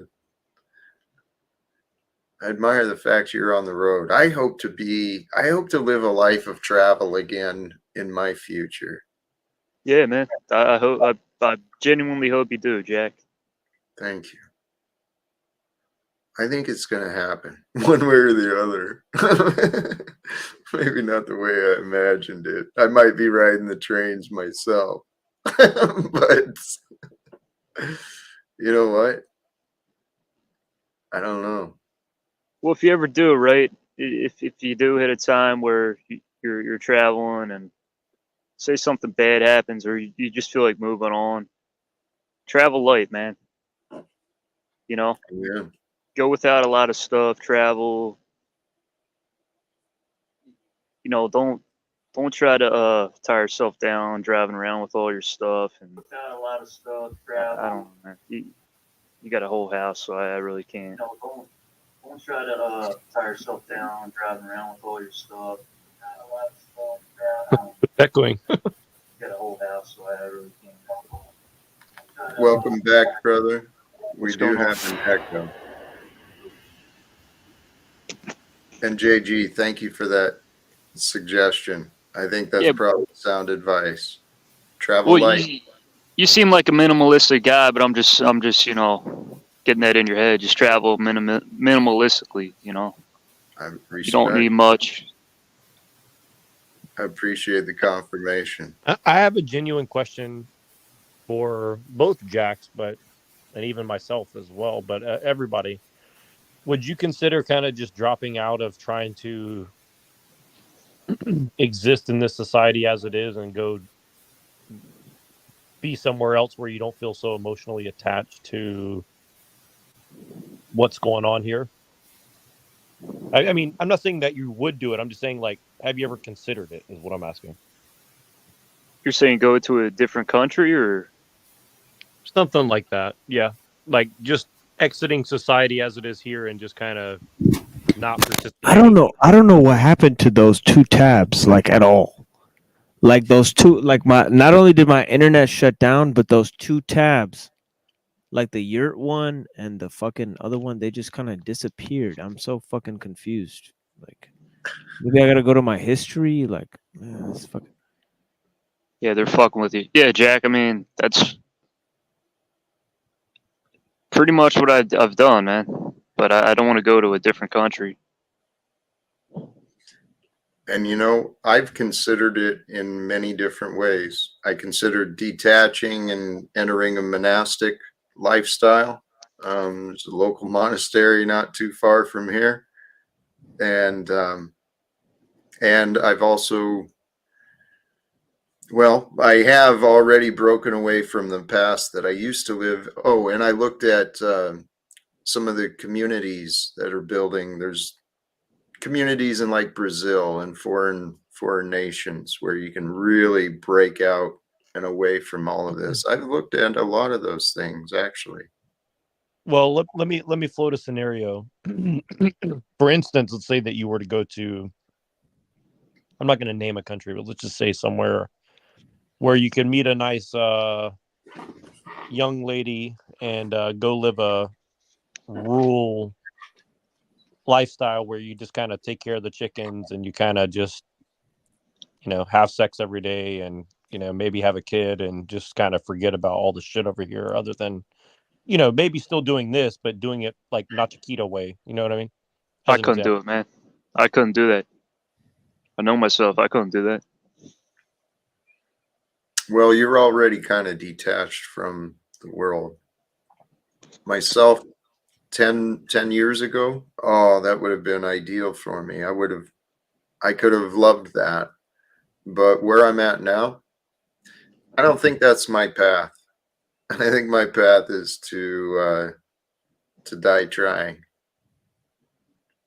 And I'm not breaking away from anything at this here's the other side of it, of what I see is like, like that video. I didn't see that video about the beheadedness of some statue, but Well, it's not a there's no video of it, but that's what they say happened. Yeah, well, I mean, I didn't read the story, And honestly, that ain't even shit. Yurt's video is way better than that. The guy chopping the head off, like, that ain't shit. That's just some, fed up dude. Yurt's video is 20 times better. You should watch his video. That's what I'm saying. Yeah, well, I never even heard of Yurt before today, but I'll look into it. But what I'm saying is this: it's what I say is this: if you don't want to go and escape and do all that, I mean, just kind of like enjoy life, basically, is what I'm getting at. Then the alternative is, here's what I'm saying. Like, a lot of people who are against the system, they'll go and, cut the head off of some statue in some state capitol and get arrested and go to jail. But they won't organize with their neighbors and go and take over the city that they live in and say, we're not going to have big corporations running our farms, running our land, running our stuff. And so, like, to me, I just kind of like, maybe those are two extremes, but it's like, why won't people do one of those two things rather than everything in between is kind of what I'm getting at, I see what you're saying. I'm really just a loner, Jack. Like, I really just keep to myself, man. Hey, brother, that's exactly what I'm talking about doing. That's exactly what I want to do, is somehow get in touch. I want to get control of the local community government and then see what we can do in the greater scopes too. In a thought experiment. That's who he is. Thank you. Well, and here's the thing is, like, a lot of people who are in positions of authority, such as, cops and, business people and all this stuff, like, I don't personally believe it's a coincidence that people who should be leaders because of who they are and what they know and what they've done utterly refuse to take any leadership role other than working as the agent that they are. Like, for instance, to become a police chief on average, you got to be very political, but you can't really be a moral person in any real sense of it, right? And so my point is, like, why is that the case? And I think it's overall is like, and I hate to say this about Americans, but in general, people are just cowards, right? Because you would need very few people to do such a thing like that, Yeah, his performance here is great because, like, first he walks through this Capitol building, then he looks at the displays in the Capitol building, this satanic display. As you can see, like the little Baphomet head there, that this guy cut off the Baphomet head and threw it in the garbage. Apparently, it damaged beyond repair, and he walks up the stairs and he looks at these little signs here, like the history of like the building and stuff, and there's all this Masonic stuff written there on these like little displays that they have already in the building about the history of the building itself. So I mean, listen to what these are like. It's talking about like Mercury and all this stuff. It's got Pan, the goat god Pan in the display on of the history of the building itself. It's talking about Pan that the Baphomet is based on. So it's funny. Like, he's just pointing out that there's already satanic shit in the building, and they don't like come there and read the Bible in front of it, But you put this fake, pop, satanic head. It's obviously there to trigger these people, and they come and pray in front of it, and it's crazy, like how short-sighted a move that is. You know what I mean? But it's crazy. He shows how it's just totally satanic shit right there. Pastoral cloak and hat looks sharply over his right shoulder at something which has attracted his attention. Whatever it is that interests him also interests the cow and the swine. Beyond the brow of the hill, who threw up their heads to gaze at it, the scene is a rough hill pasture with great trees in the distance. background is windy blue sky with drifting clouds. I wish you could see these actually. The art one is interesting, but here are these. Got some interesting inside photos. Look at, you can't really see that shit up there, but incredible work. Is it being built while there's just stick buildings and nothing in these fields out here? Oh, here we have a description of our thing. Herding. Here, can we see this? Here's our pan guy. Oh, you can't see the reflection. That's for herding. Herding. Here the effort has been to combine an allusion to classical associations of pastoral life with something of breeziness, of vigor, essentially modern and Western. A herdsman holding the pan pipes and pastoral staff, clothed with pastoral cloak and hat, looks sharply over his right shoulder at something which has attracted his attention. Look at this. It's talking about the pan pipe. It's talking about the caduceus of Mercury. I mean, you can see it written right there. I mean, it's crazy satanic on this fucking display that they have bolted into the Iowa State thing. You know, that's not this satanic display, but look at this guy. This guy's prostrating to God in front of this thing to stop the satanic power of this, artifact that they've left. I mean, it's just comical stuff. Like, look at this guy. You know, he's like praying to Jesus in front of this thing. I agree that it shouldn't be there, but the fact that you're sitting there praying in front of it, I mean, that's going to attract a lot more attention to what's going on there. A building that's basically already, full of satanic imagery, and geometry and all that type of stuff. The courthouse lawn for several years. So he goes and starts talking to this Christian lady outside of there. It's interesting. The conversation they have is fascinating. So it's not just this. I mean, you can't. But when people put up an exhibit like this, our hearts are we care. I mean, I know there's right? But do you think the same things you care about, atheists or free thinkers don't care about? Family, doing the right thing. This is a joke. This is a troll. You guys know about like trolling. This is these people trolling y'all, right? And so trolling, like trying to get you, right? No, this is a troll, 100%. Man. I'm trying to explain to you what happens. So you troll. You've only solidified their position.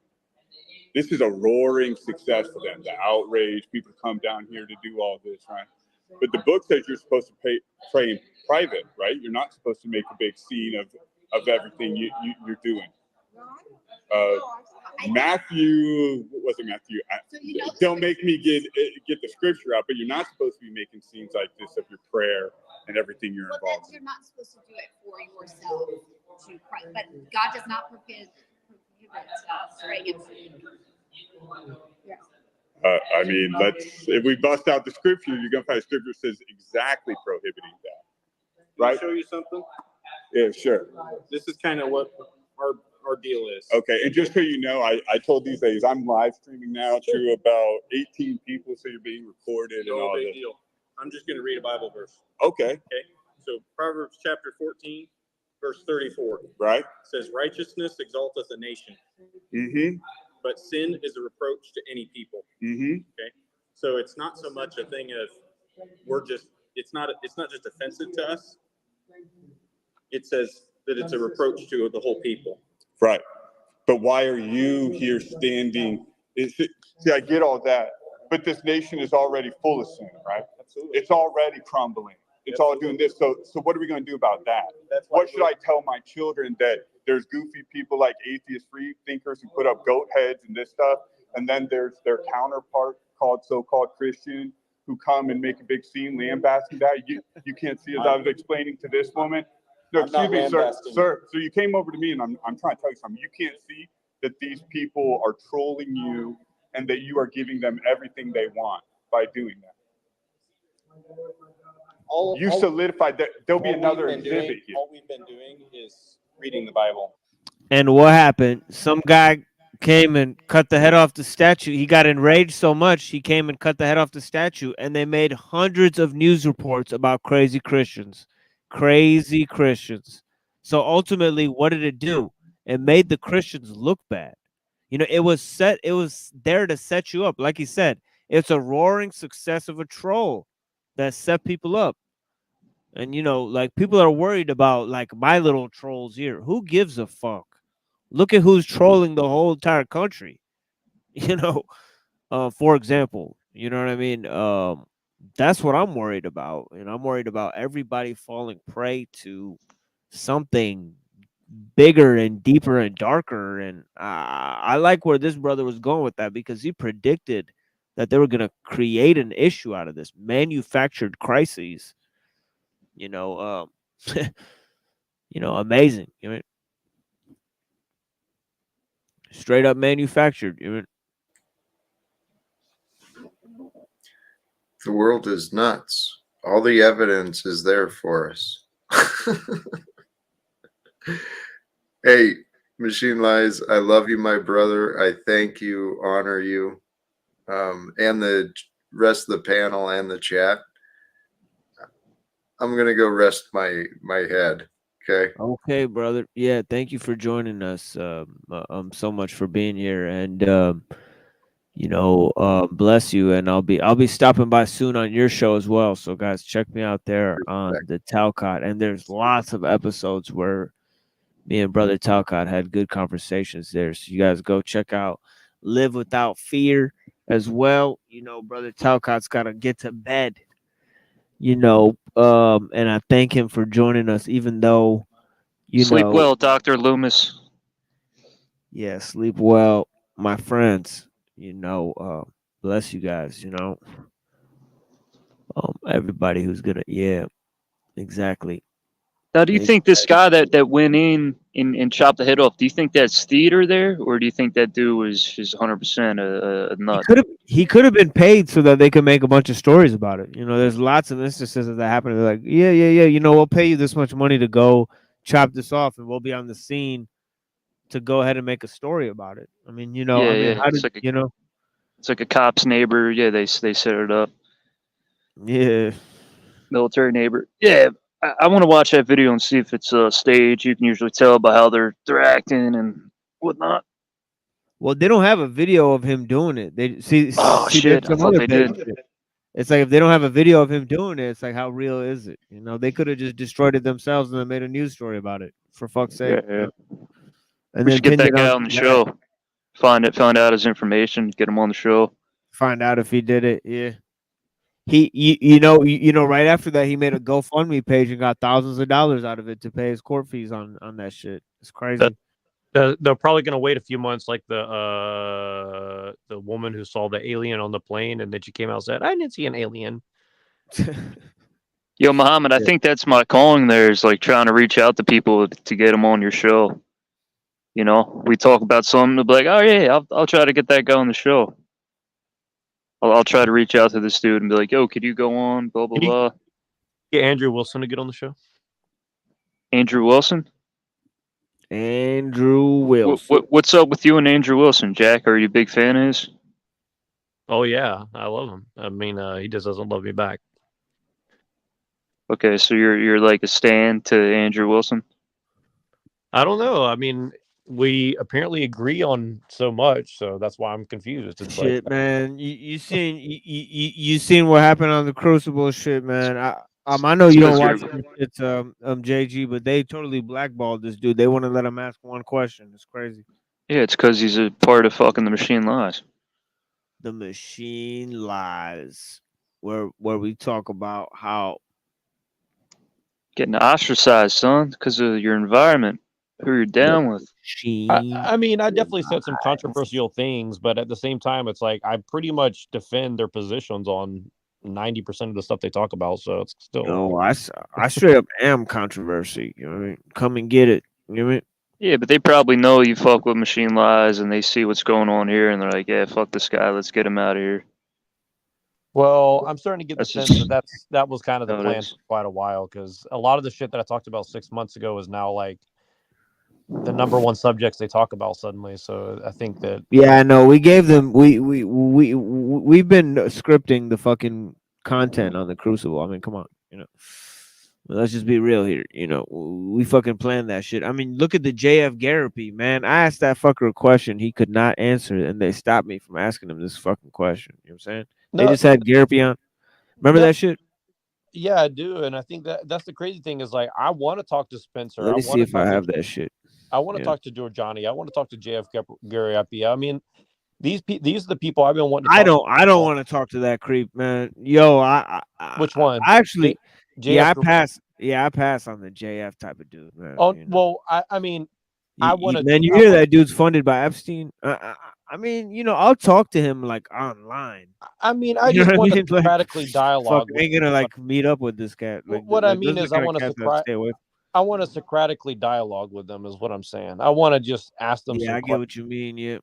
I just want to see where they're coming from, because that's the only reason I jumped on the Crucibles. Like, I'll go ahead and say what I wanted to say. I was going to ask Jim Bob a very specific question. I was going to ask this, and this is all I was going to say. I was going to ask these two questions, and I was going to leave. I was going to say, Jim Bob, what do you think it is about metaphysics within the Christian doctrine, such as essence, energy, distinction, or something else that is missing from the atheistic worldview? Like, if you could say, this is the one thing in metaphysics, according to Christianity, what would you point to that would help correct the epistemology of secular humanism?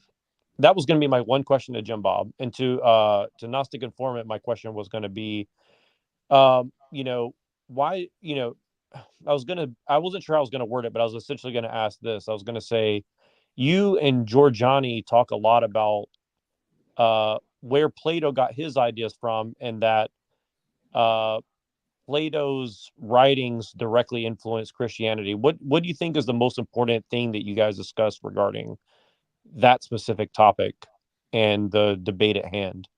And that's the only two questions I was going to ask. So, And do you predict like the answers? I'm serious when I say this. Like, do you try to predict their answers? I genuinely didn't have a prediction for Jim Bob's, and do you write this down? No, I just thought of it while I was listening to the debate. Okay, all right. I didn't know how like deep you got into it. That's what I'm getting at. I'm most of the time when I talk about this stuff, I'm just going off my intuition 95% of the time. So I'm just like watching that Gnostic Informant thing, like he teased what I asked him about, what I would have asked him about.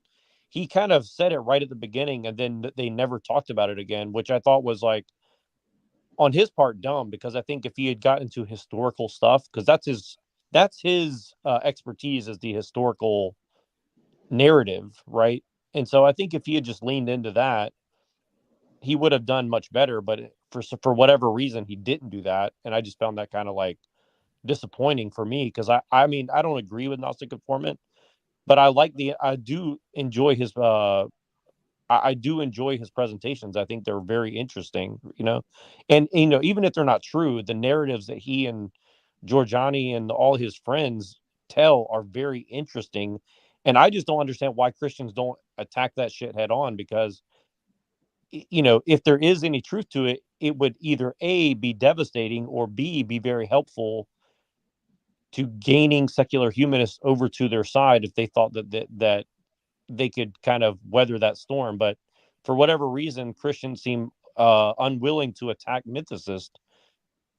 So I think, I mean, I have a suspicion why that is, but I'm not going to say what it is. I'm not going to say why I think it is, but I mean, that's why I wanted to ask the question, because I just wanted to see, like, why aren't you guys like actually attacking each other on A, metaphysics, and B, epistemology, and C, on like history, right? Like, why is everything about everything except for those three issues? Like, that's what to me, it just stood out that those three issues they don't want to talk about, in my opinion. Like, it seemed they kind of just danced around,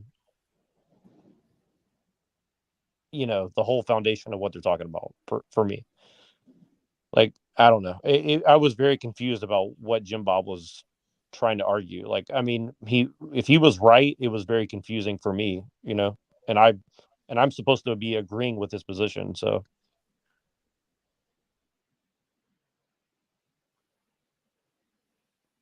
yeah, I'm trying to find this debate with the nominal Naomi. Do you remember this?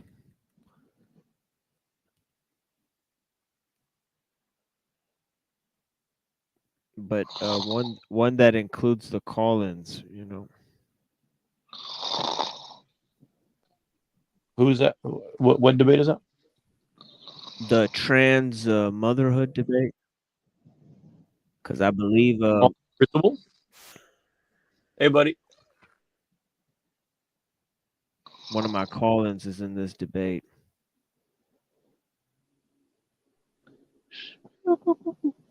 Did you watch any of that debate, JG? What's that? What debate? The Jim Bob and Gnostic informant guy. Dude, I can't watch Jim Bob, man. I just can't. I can't watch his videos. Yeah, I mean, his content has changed drastically in the last 6 months, in my opinion. I mean, I'm not talking shit. I'm just saying, like, objectively, it's very different than what it used to be, for sure. I've seen his videos a couple times, but you know, I've seen his stuff on here, and Jim Bob's show was like this show 6 months ago, in my opinion. Like, it was like this was the Jim Bob show, more or less, in a lot of ways. Sorry about that. I had like some phlegm in my throat. You know what I mean? I got the Marlboros. You know what I'm saying? I take one out. You know what I mean? Go ahead with your question, man. When you guys were I've been a cool. bad influence on you. No, that was actually my wife. But anyways, JF Garapi, I guess I'll ask you a question because I already disagree with nominal Naomi. It's making me lactose intolerant, you know, and the male titty milkers, you know what I'm saying? But the male titty milkers. Here with the that's not even a joke. That's what this lady was talking about. She was talking about he's literally word for word, yeah. It is literally lactating as a male. Yeah, this person was lactating in that. Yeah, that's precisely. a dude, right? The top left. Yes. Yep. Oh man, what a fucking weirdo freak! Look at the freak. Yep. With this sort of evolutionary paradigm, you know, I want to push upon your evolutionary paradigm and the societal implications of this evolutionary paradigm because it has been partly responsible. Try to make sure that whatever the question is that you have, it relates to the debate itself. Okay, see, already a weird caveat. Like what? Like no, you didn't ask it. Like real. It's gotta control you. Yeah, it's like real, like, and they did that to me many times, and I never said shit about it. But like, he didn't ask any other like questioner that. Every time I joined, they always like said, "Okay, got to be real quick, got to be real." It's like even months ago when we were still cool, it was always like every time to like hurry up, you know, like they would never let me. Trying to psych you out, man. They're trying to psych you out and fucking kill your energy. Kill my vibe, exactly. Yeah, I straight up asked this dude based on his own world paradigm a question that he can't answer, and they fucking say, "Well, you know, that's a whole different debate, and you can call into this guy's show to ask that question." I'm like, I don't have time for all this shit. I just asked you right now to your face, and you can't answer it. Who gives a fuck, dude? I'm not gonna call in later, ask you later. Like, why? I mean, well, I don't have a specific question about titty milking, but there is a question in relation to the evolutionary paradigm.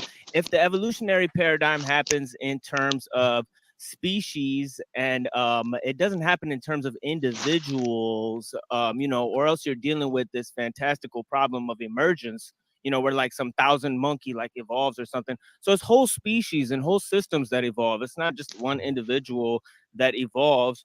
So, and then evolution has many ebbs and flows. So how do you know that this push in this direction, you know, is not the right direction in terms of evolution? Because evolution does not provide a stable framework.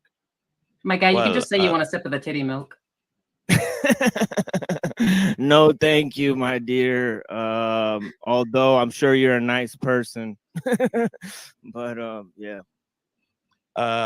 So thinking of natural selection happening at the species level, Richard Dawkins has explained in The Selfish Gene why that's wrong. And anyone can go read The Selfish Gene to see why. But ultimately, the species is not a reproductive entity. The species exist in the same way the environment exists, the volcanoes exist, the meteorites exist, but they don't reproduce. The only thing that can survive the test of time forever, or at least until there's no more energy to be drained from the environment, the only thing is the reproductive unit, and that thing is the gene. We've been fish. Our ancestors have been fish. Our ancestors have been bacteria.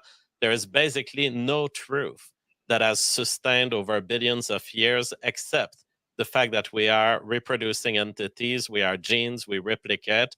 And then who we are, and the fact that we have brains and we're social now, that is all things that are subject to change and subject to genetic evolution, and ultimately submitted to genetic evolution. So what's the problem with the overall framework? Because you're not promoting a religious or traditional lifestyle. So what's the problem with these many ebbs and flows of this evolutionary tumult? You know what I'm saying? Why wouldn't it just end up where it has to? And why do you give a fuck? You know what I'm saying?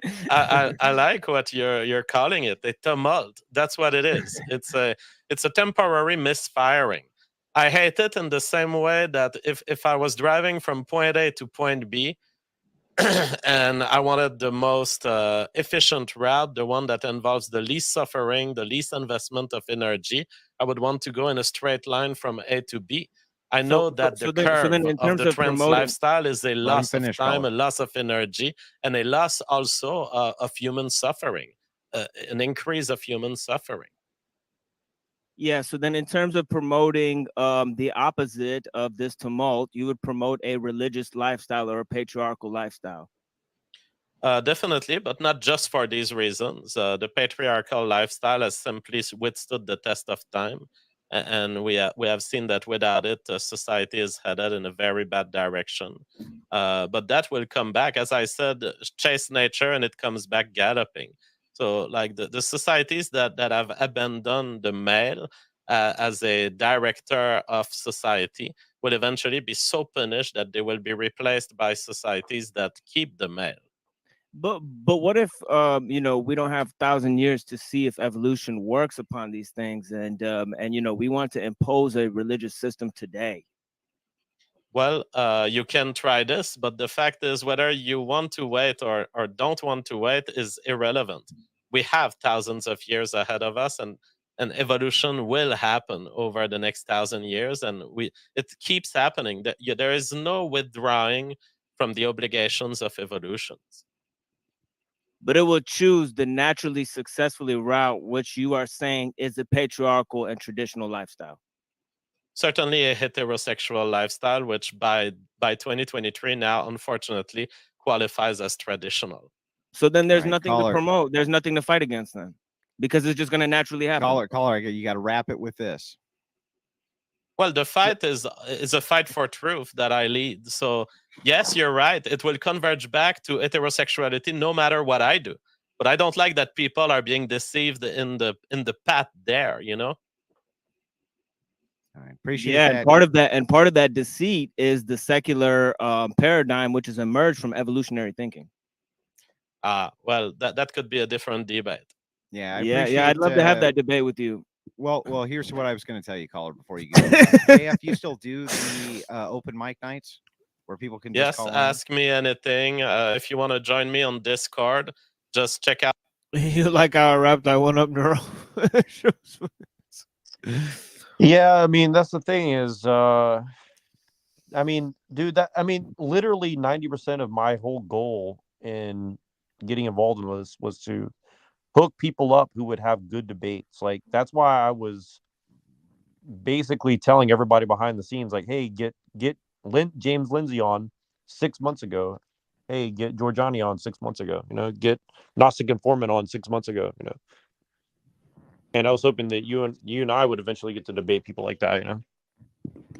Yeah, ultimately, it doesn't matter if we do or if we don't, if they're just going to pull out these, you know, extremely rudimentary tricks like how Gnostic Informant pulled out on the Jim Bob debate. I mean, You know, I mean, we could stomp these things, you know, into the ground, just like how I did on Gen X Jeff's show. You know, I mean, these things aren't appropriately pagan, you know, philosophies that he's proscribing. You know, they're in a sense they're anti-pagan. You know, Plato was anti-Homer, but in what sense was Plato secular? You know, secular is a modern, you know, paradigm. You know, it didn't exist in the ancient world. So in what sense can you say that quote unquote Western philosophy came from quote unquote secularism?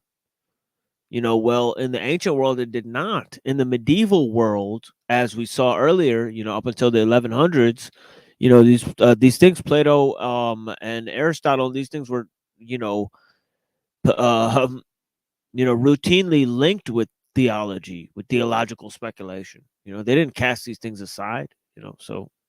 Well, no, and that's why I mean, I made multiple videos and talked about logos spermaticos many times on these shows. Right. Yeah.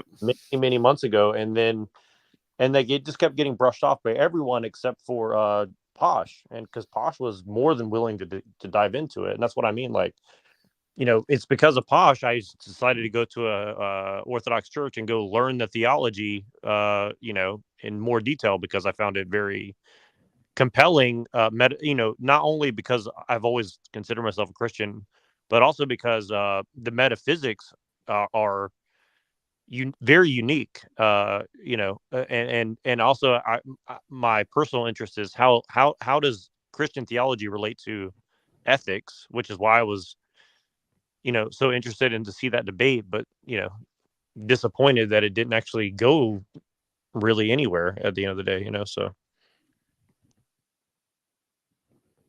it was kind of like two people who weren't really interested in ethics talking about ethics, in my opinion. I mean, that's the way it felt. I mean, that's how I felt about it. I mean, maybe that's misrepresenting it, but that was my impression of watching the debate, you know. Yeah, that's what it is for real.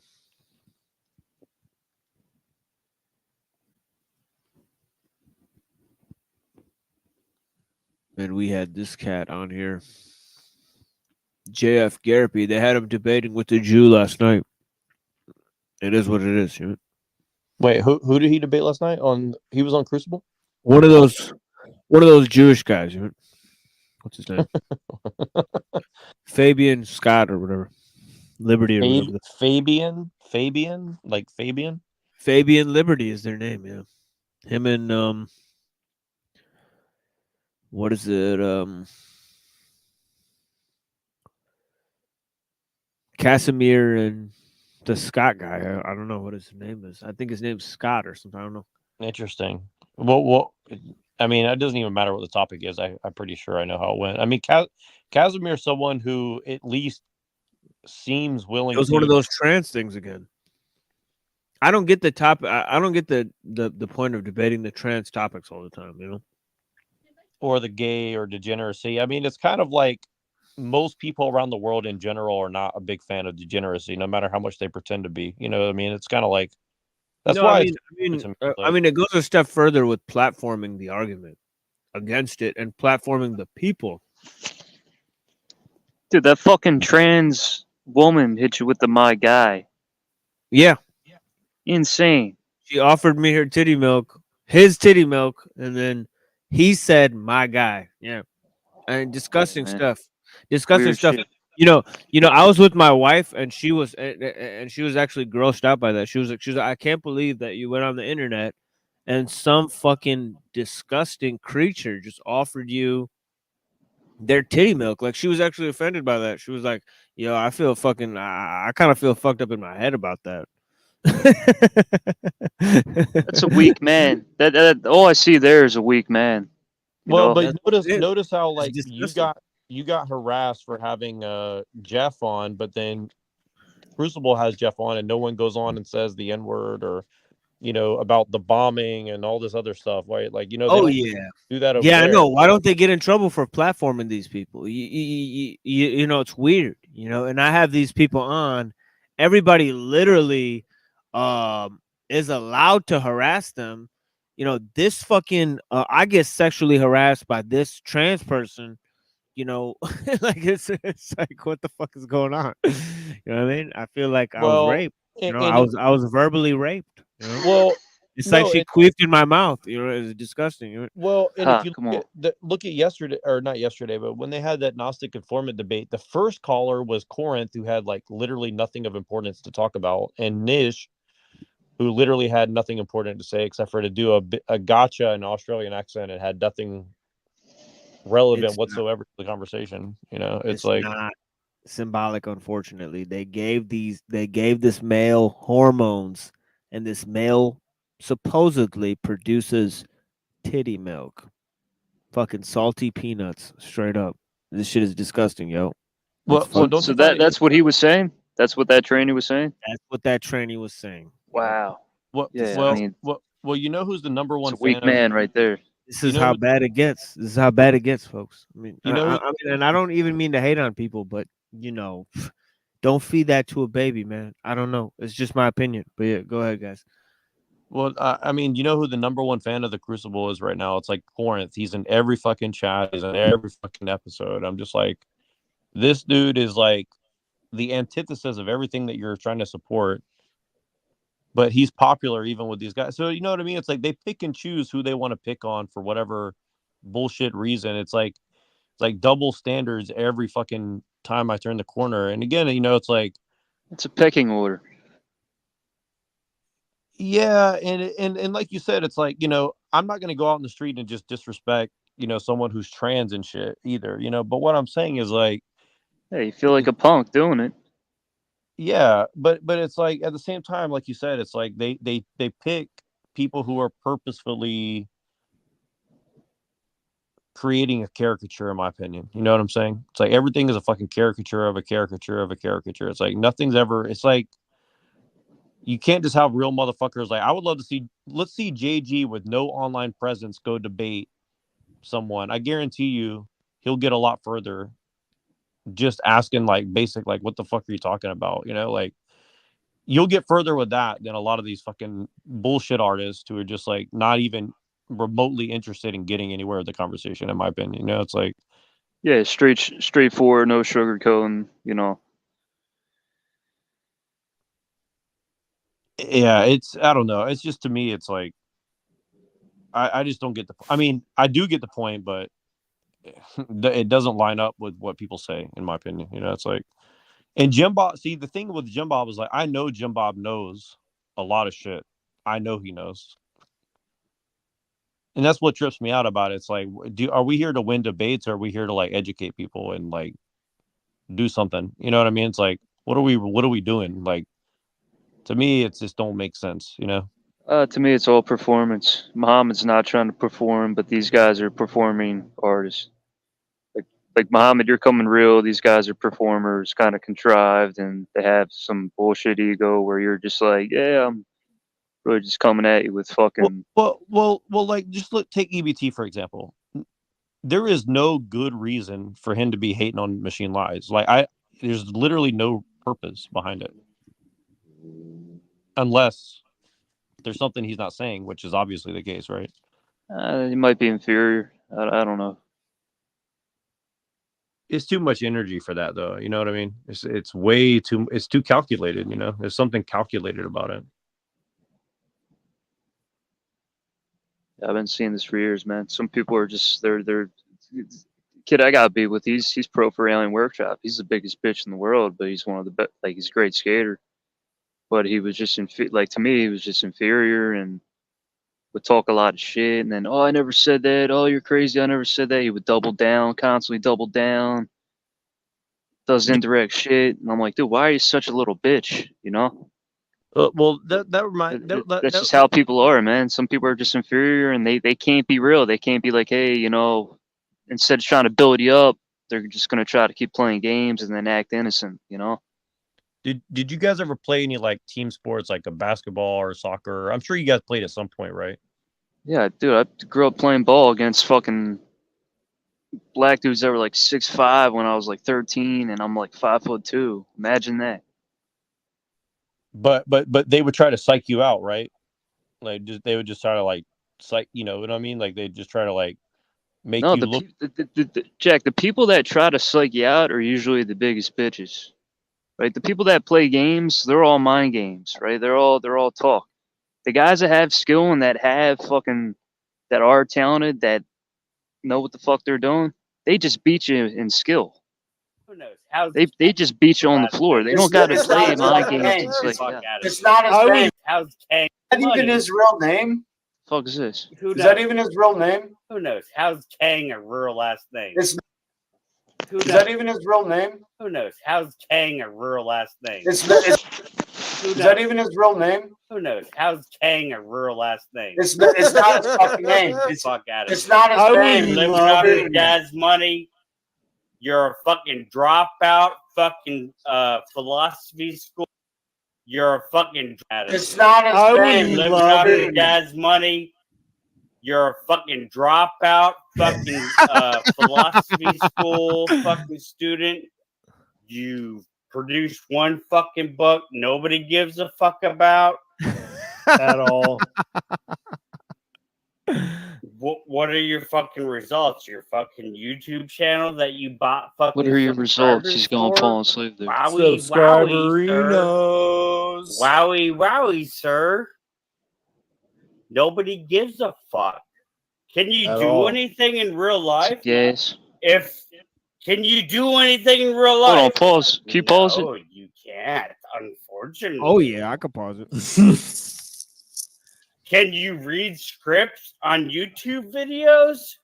Yes. Wowie, wowie. Maui, wowie. Yeah, I mean, dude, this is pure.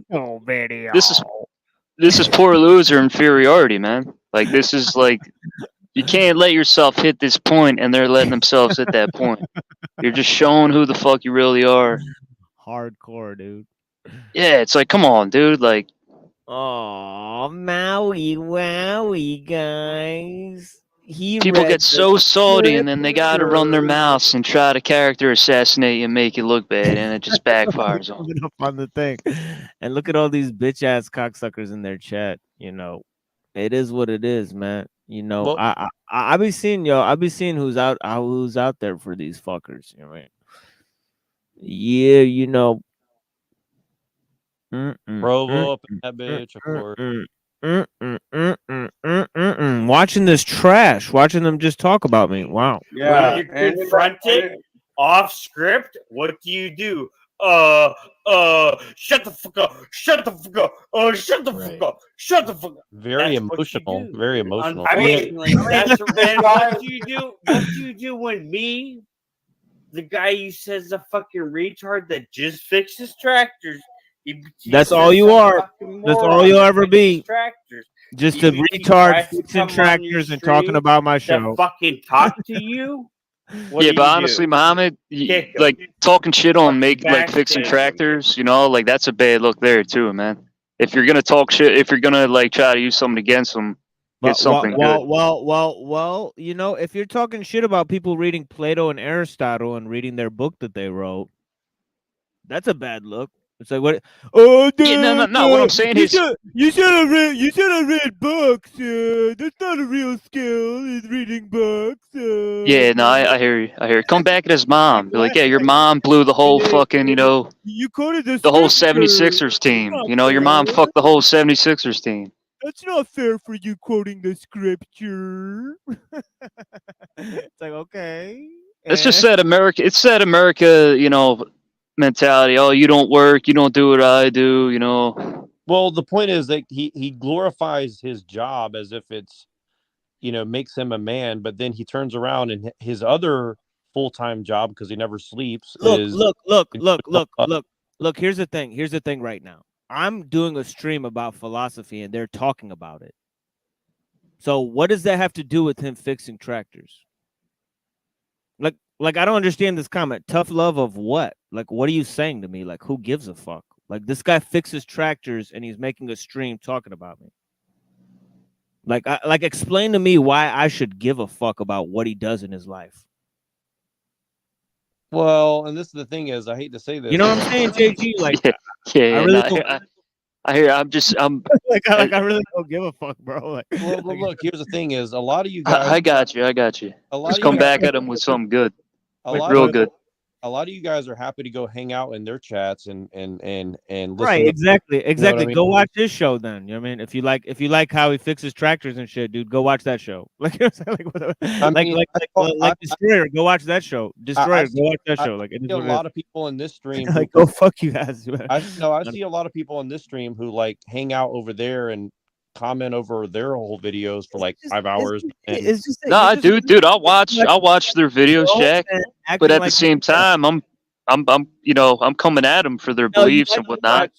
No, it's like you just like to watch grown men acting like females, watching other people's shows. I mean, it is what it is. I mean, you like what you like. I mean, it is what it is, dude. Yeah, me? Saying, like, any of you cocksuckers.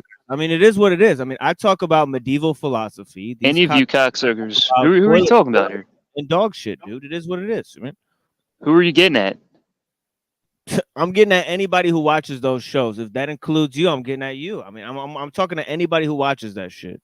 Like anybody who watches that shit, like whatever, dude. Like, you could watch that shit, or you could watch, lectures on medieval philosophy. I'm just saying. I mean, it is what it is, right? I see who's out there. I mean, it is what it is. Right? But yeah, man. Yeah, I watch EBT shows and TV shows, but at the same time, I know what kind of people they are, who they are, and I just, to me, nobody's fucking real, man. So to me, it's just like, everything's a joke. Well, I mean, if everything, I go on these panels, not like we're actual real good friends in real life. It's just entertaining and it's cool to conversate. But I know EBT, I know TBR, I know TBE, I know what they're really about. No, I'm not calling anybody a cocksucker. I just don't need your, I don't need your tough love. Like I don't need. Well, I don't need love from anybody. I mean, but here's the thing. Who's the tough love? It's solo dolo out here for me. I mean, but like nobody came and taught me the shit I taught in the first 2 hours of the show. I had to learn that shit on my own. Nobody was here holding my hand, being like, "Oh yeah. What do you think about Thomas Aquinas? What do you think about Maimonides? What do you think about all of these medieval thinkers?" Nobody held my hand and taught me that shit. Right? I'm just trying to help you fucking not get riled up. I mean, it's inevitable. It's inevitable. It's not me to get riled up if I want to, though, Holmes. All right, well, yo, Muhammad, how about this? Sorry for fucking looking out for you, man. How about that? All right.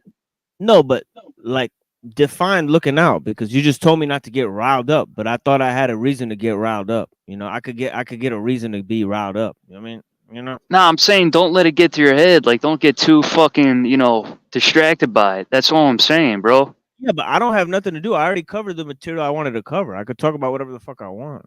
But yeah, you know what I mean? All right, you still don't get what I'm saying. All right. I'm just looking out. That's all it is. It's not like me trying to, You calm down. Yeah, you can look out for me. You can look out for them. You can look out for anybody, man. I mean, it is what it is. We're all looking out for Lies. I have a quick question for you real quick, okay? Hold on, I want to show you something real quick. Damn, you're getting salty with me now, man. I'm not getting salty with anyone, dude. You need to stop being so sensitive. Listen. Yo, Muhammad. Yeah, what's up? Yo, kill that shit. Kill that shit, man. It just is what it is. It just is what it is. It just is what it is. Have you been talking to my woman? So I'm getting sensitive. Have you been talking to my woman, Muhammad? Yeah, I don't know what you keep going on about, dude. Like, all right, dude, don't be saying I'm getting sensitive, man. So you're digging a hole. What hole? You got a problem with this shit? You got a problem with this show? Like, you got a problem with anything I said? Like, go ahead and tell me what it is, right? All right, see, now you're illing, man. Now you're tripping big time. I'm not tripping at all. I'm just asking you a question. All right, see, no, if you were really, you'd say, yeah, I'm tripping out a little bit. My fault. Don't you think you're tripping out a little bit? You guys don't like my joke? Not at all. I'm chilling, man. Are you sure? Because you seem like you're ill and you seem like you're stuck on some shit, bro. Like, I don't even know what the fuck you keep going on about. All right, this ain't a game here, man. This ain't a game. All here. right, bro. I got like medieval philosophy and all that shit. You want to talk about St. Thomas Aquinas or any of that shit that I was talking about before? Or do you want to keep talking about like how I'm getting up in my emotions about some shit? I really don't give a fuck about that. All right, I'm on 1% here, but yo, once again, I'm just looking out for you. I'm just looking out for you, man. I'm looking out for you, and I'm just looking. And you're being over dramatic. You're being over dramatic, bitch, right now. That's why I'm trying to bring you some like topics that you could work with. Not this frail. All right, this ain't a game, Muhammad. Just cool down, man. And a game for what? Yo, I'm gonna move right along, bro. I don't know what type of trip you're on, bro. I don't give a fuck. Dude. You're the one being sensitive. Dude, watch your slick mouth. You're being slick right now. All right, dude. I don't need to talk to you. Once again, I'm trying to look out for you. This ain't a fucking game, man. This ain't the fucking Crucible. I'm being slick about what? I'm not on the Crucible, motherfucker. Watch your words, man. Watch your words. Hold on. I just showed you the motherfuckers who support the Crucible, bro, and who the Crucible supports. All right, bro. You're fucking nuts. Tell me about who the Crucible is, bro. Like I was trying to tell you about who the fuck. You're on some nut shit now, man. Just chill. No. What you mean by this ain't the Crucible, bro? Why are you getting so worked up, JG? What the fuck are you talking about? Getting worked up, Cecil? What are you talking about, JG? Yeah, you sound like you're kind of like this ain't the Crucible. What the fuck are you talking about? Like I just proved this ain't the Crucible, motherfucker. Like what are you talking about, dude? Like what are you talking about? You guys are ill, man. Like am I confused or are you confused? Like it's a question, isn't it? All right, Mom. It's all good, man. It's all good, right? Of course, it's all good, man. Like whatever, bro. Like. Anyway, I just woke up. Yo, don't talk to me like a dickhead, man. You know, that's it. I don't care. Like shit, bro. I just woke up. You don't gotta try to manage my emotions, bro. Like I don't. I'm not trying to manage your emotions. Once again, I'm just looking out for you. All right. Oh yeah, I'm getting riled up and all that shit, bro. I could talk however the fuck I want. You don't gotta tell me shit. All right, dude. You really don't want any fucking real people out here. You don't want true friends. True friends. Somebody tries to help you out, and you say this to people. Oh, you're my true friends. Oh, you're my real friend. Bro, I'm trying to help you out here. Just saying. Hold on. How are you trying to help me by trying to coach my emotions when I'm trying to talk about? I'm not trying to coach your emotions. I'm just saying, yo, you're getting riled up. Yeah, bro. You're like psychologizing me on some stupid shit, like on some lame shit, bro. Like who cares? Bro, you're a fucking clown, man. If you can't fucking see what's really going on here.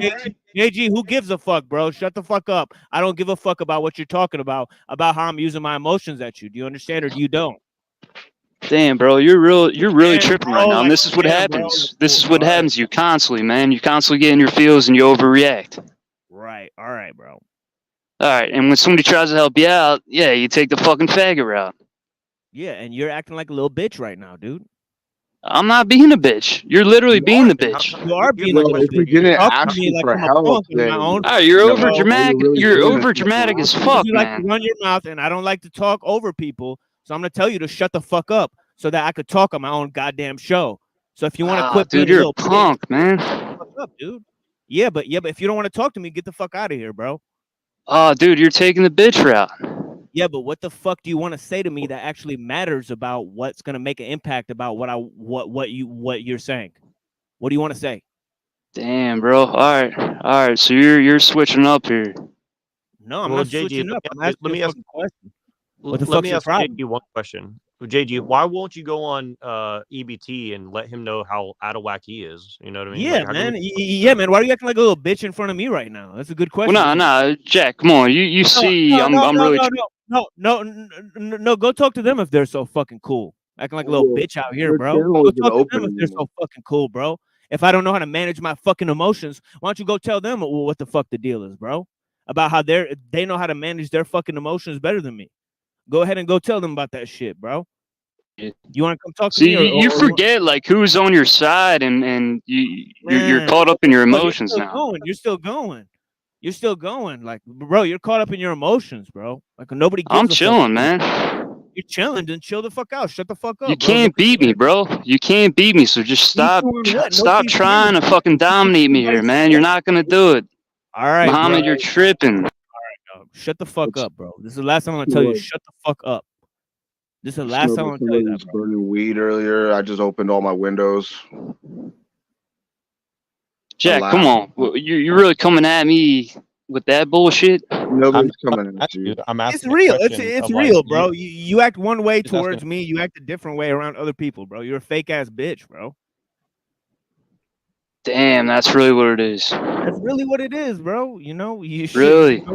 And then when you act like this, you show your true colors, man. You mean?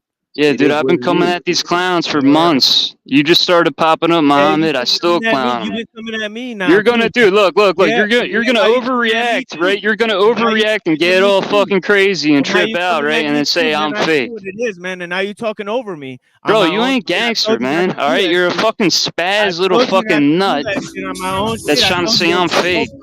Man, I told this motherfucker, don't talk over me, bro. Don't talk over me, bro. Don't talk over me, dog.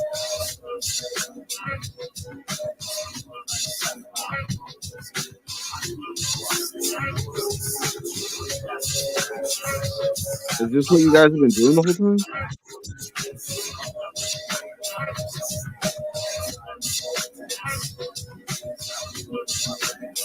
I just woke up.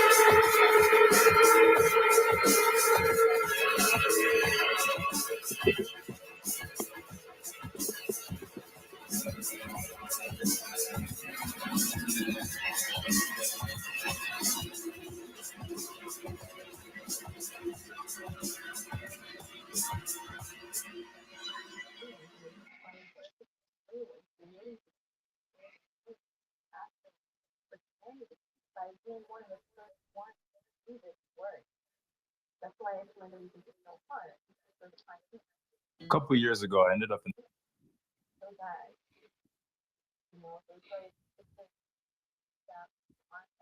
Was that dude playing with a fucking stuffed animal or something?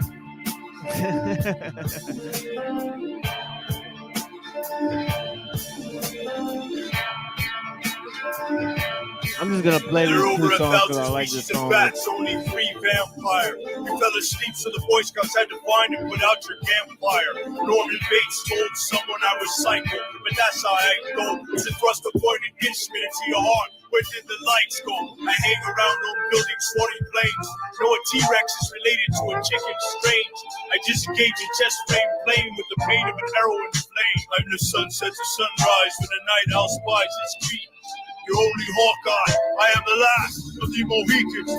Both gladiators regarded blood as the ultimate energy drink. Don't even blink, your brain will show no activity, and you will see an exhibit of paintings. A blonde woman riding a unicorn, a wolf howling in front of a full moon. I was born from a future war. Marvel the mutant Colossus, living organic steel uniform. Tricky like the mutant gambit, you find New Orleans shadowed there, intruder door. The average human heart beats 60 times a minute. My skill is infinite. There are 20 species of piranha in the Amazon River, so don't get in it. It is the people who will learn to respect the rattlesnake. Zombie alpha base snake, the werewolf coyote, he escaped, wouldn't play. I have very limited eyesight to damp ram's wire. There are more than 28,000 different species of butterflies, but in Spain there is the metrolial butterfly. Plus, it is a vampire. The Holocaust, the Holocaust, the Holocaust. The hole in the sky. The hole in the sky. The hole in the sky.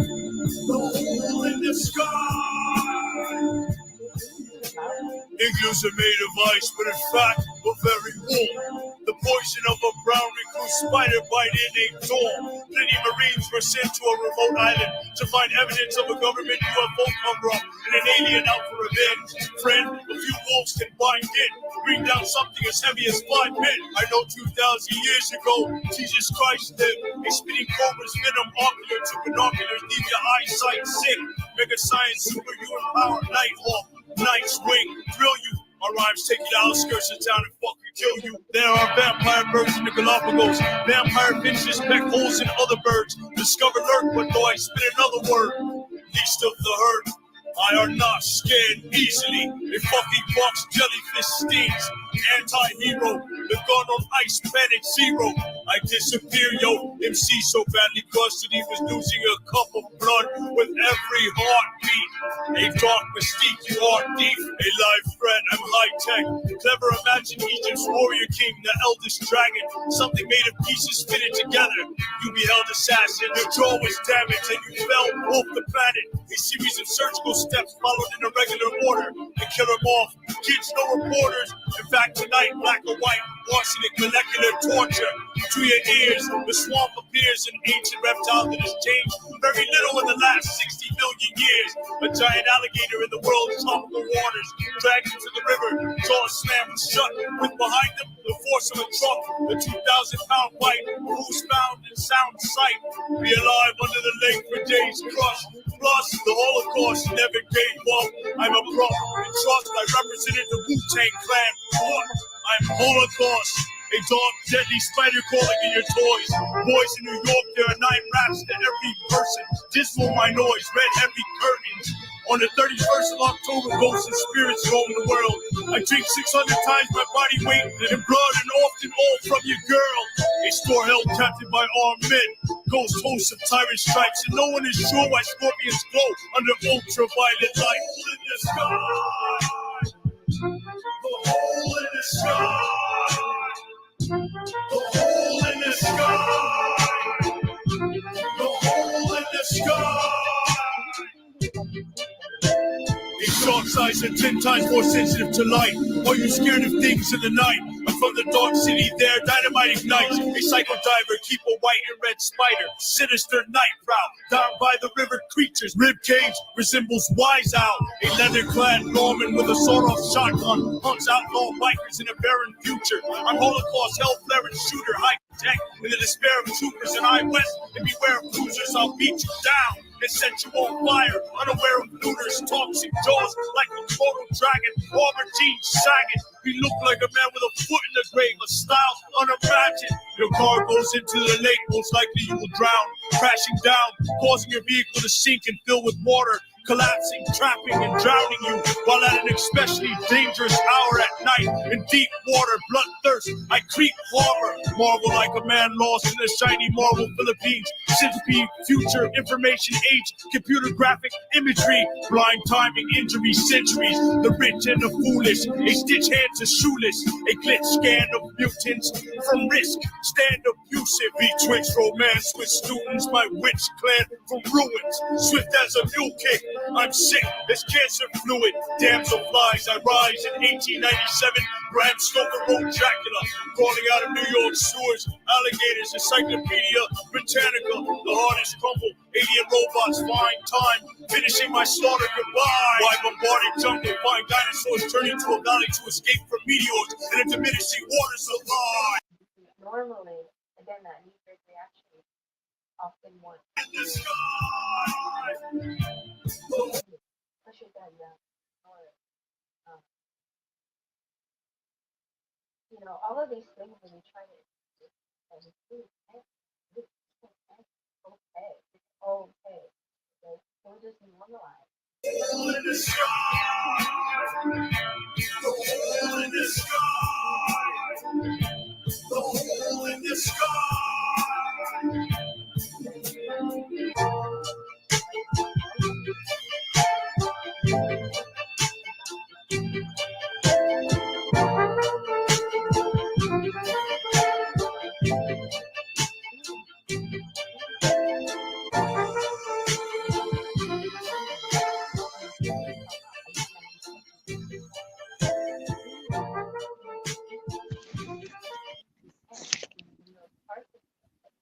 Right, Muhammad, you good?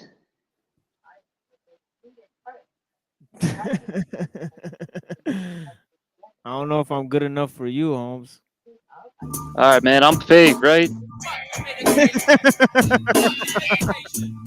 what you call yourself.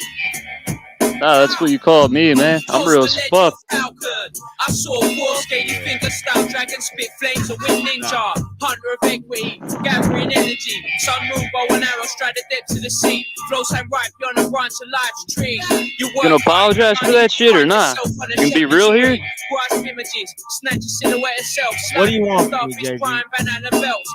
Are you gonna be fucking real here and say, hey, I apologize for calling you fake? Apologize. You need that from me? See, you're not real, man. I'm not. I'm the one that's. You're not saying real. I'm fake. It's fucking insane.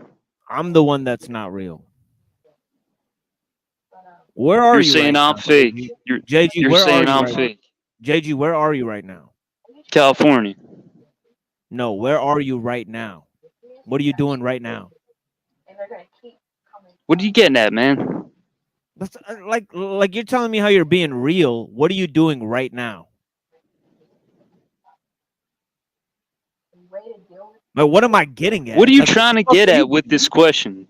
But what? Answer the fucking question. Why can't you answer a simple question?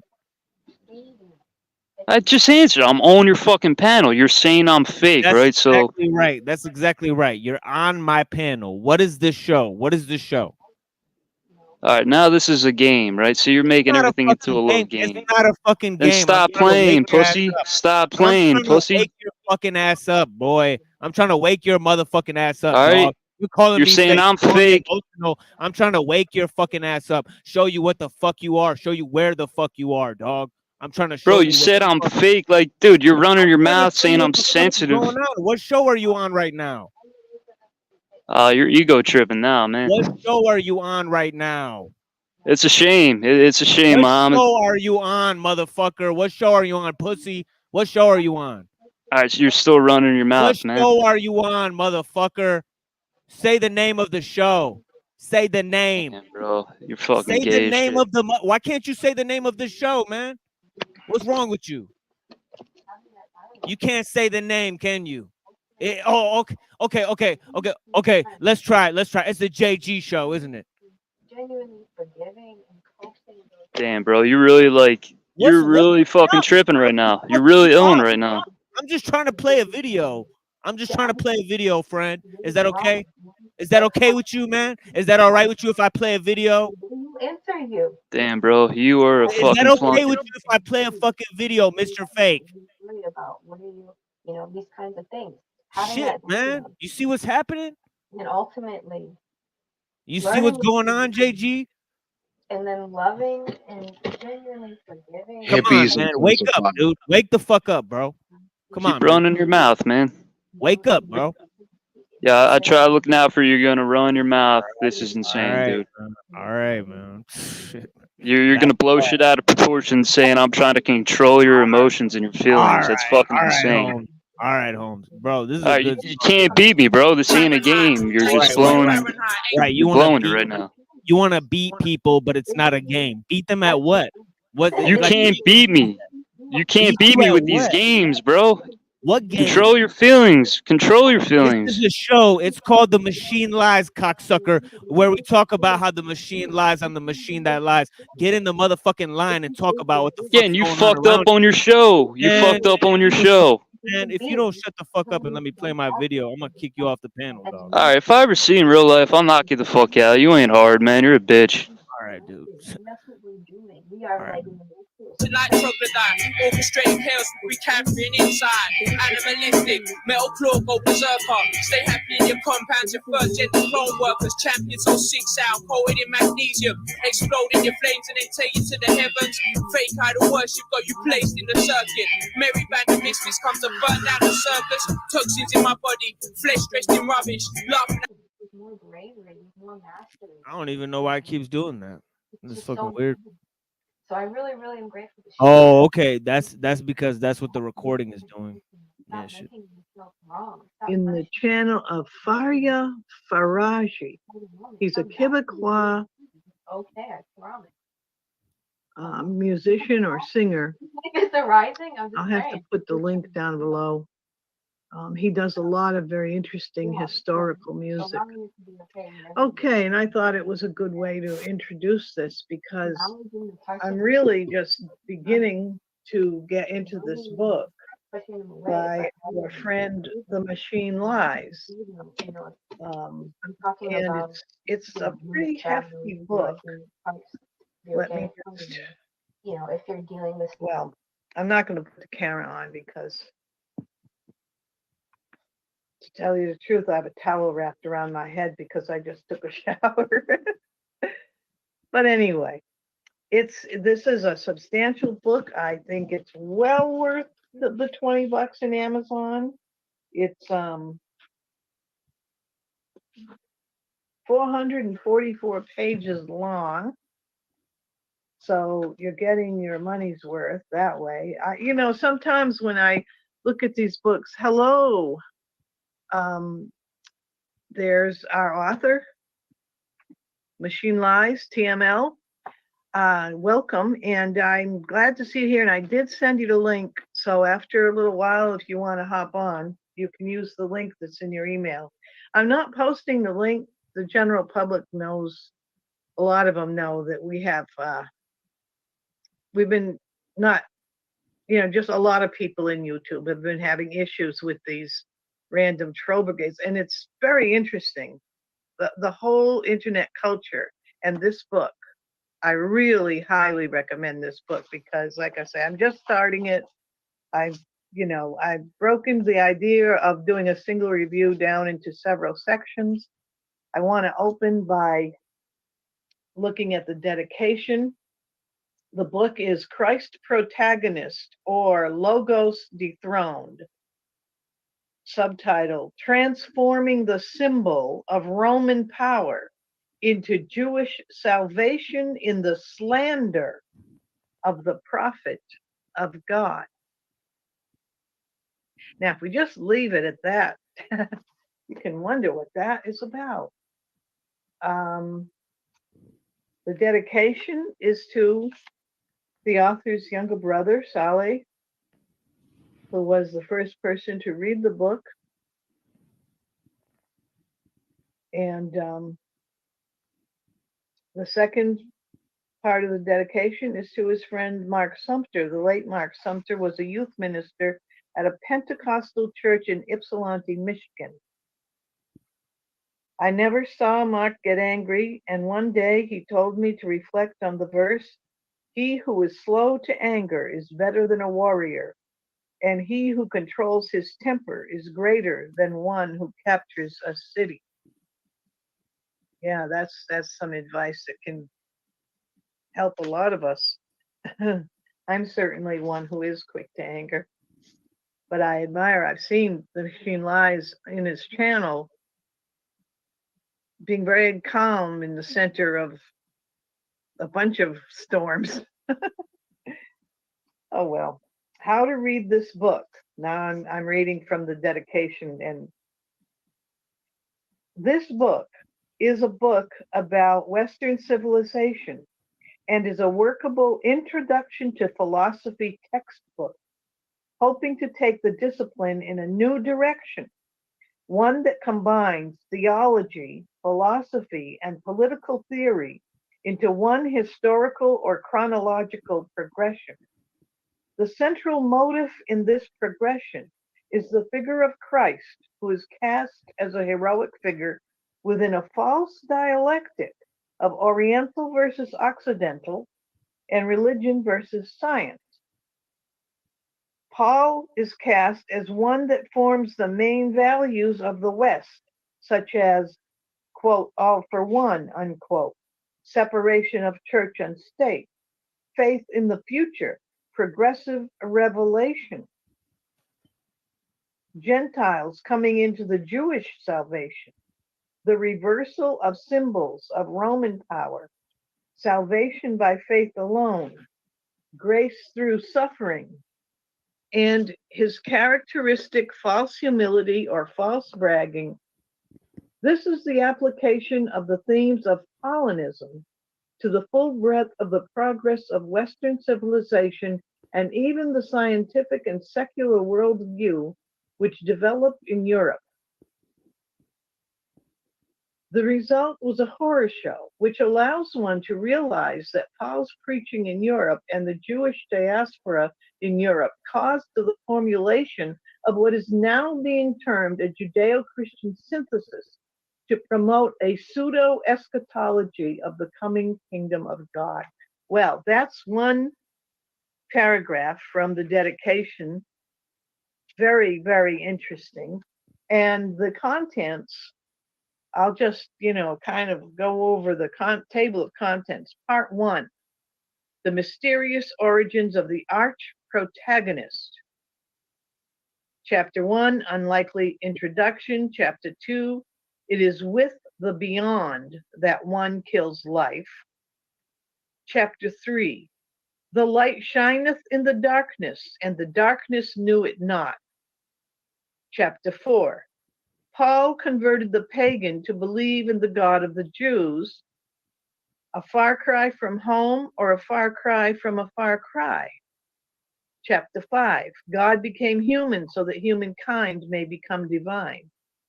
Chapter 6, when in Rome.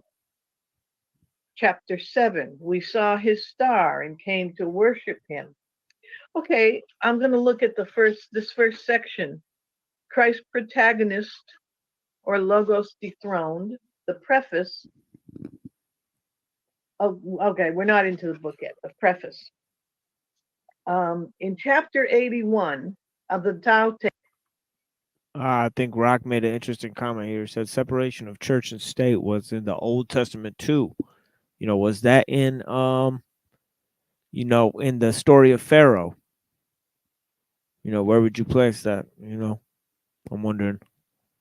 It's an interesting notion though, with Israel, maybe in the notion of Israel being a state, that's like part of sort of God's decree, maybe, I don't know, where would you place that, Rock? It's an interesting notion though, but yeah, a lot of times it's conflated with secular government, but yeah, I do think it's biblical, but I think it's in Paul, but maybe not in, and somewhat in the Gospels as well, but yeah. Jing, Lao Tzu says, true words are not always beautiful. Beautiful words are not always true. I'm just picking up sentences here and there in the book so you get a flavor of the author's approach. And Book of Daniel, huh? Interesting.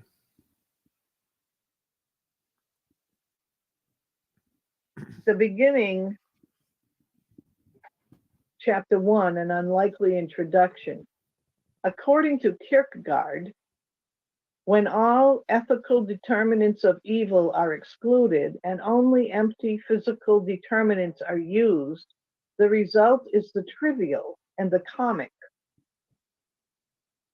In an age chained by its own seriousness, God is a comedian, where people no longer believe in true human goodness, and indeed, no one clamors about virtue.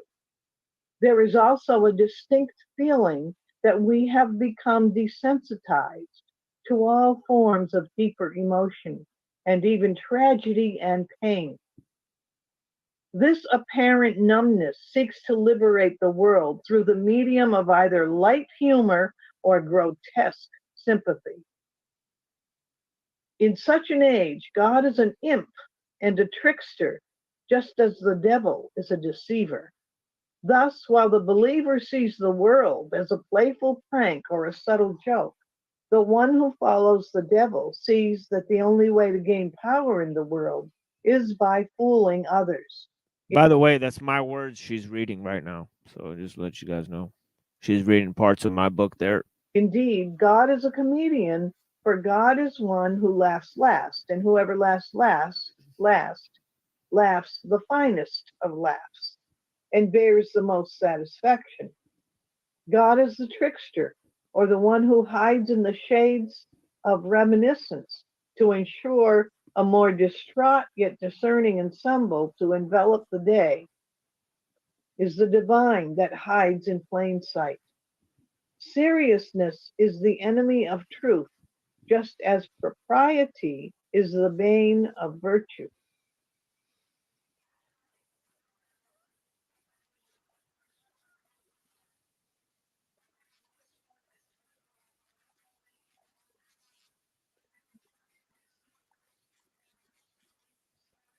Damn. I'll get back to that in a minute.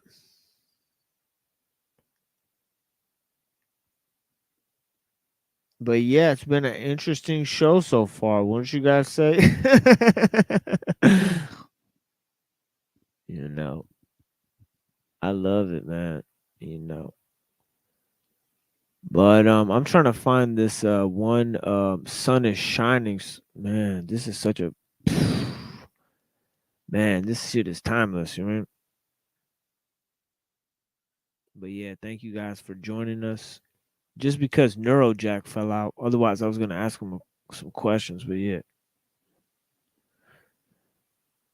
You know. Bless you guys for being out here with me. It's 2:41 a.m.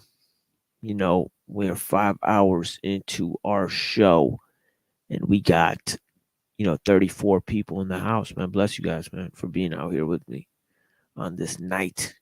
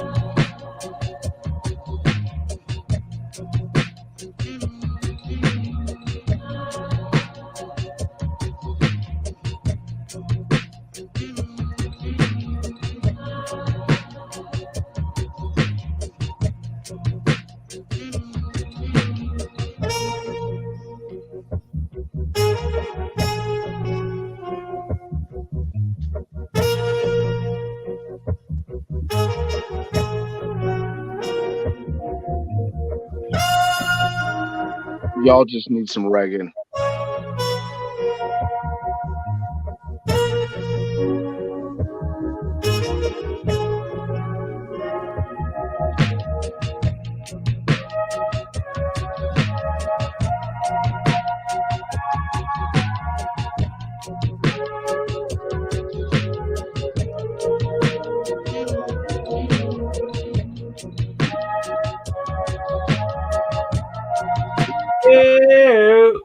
Yeah. Yeah. God damn, it's good.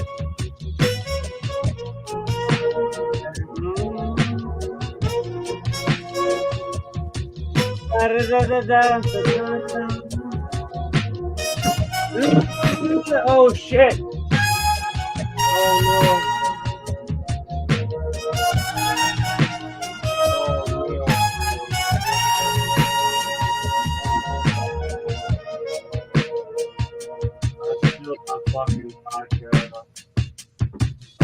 Oh no. I spilled my fucking vodka. Uh-oh, uh-oh, uh-oh, no, oh no. Oh no, that's, oh, no.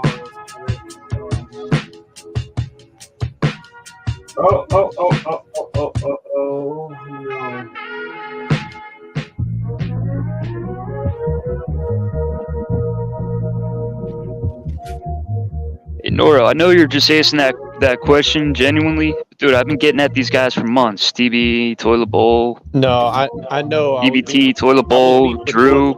I was being rhetorical with you just to help you understand where Machine was coming from. I'm not trying to have a problem with you, dude. I'm just trying to. Dude, I'm not trying to have a problem with anybody. That's what I'm saying. I've been coming at these motherfuckers for months. No, I just saw how they treated you right there. I just watched that. That's why I was going. I just watched how they fucking disrespect you. Look at my floor, it's wet. Oh my god. I do not have to be like a human being, but I do on my floor, yo. Yo, yo, yo, yo, yo, yo, yo, yo. Oh my god. I need a drink. I want what this dude's smoking. This is good music. I need a good drink. I'm pissing all over my floor. Where are you pissing, boy? Come on, piss on my floor, nigga. Come on, nigga. Nick. Oh my god. Oh god. Oh, nigga. Oh my god. Nigga.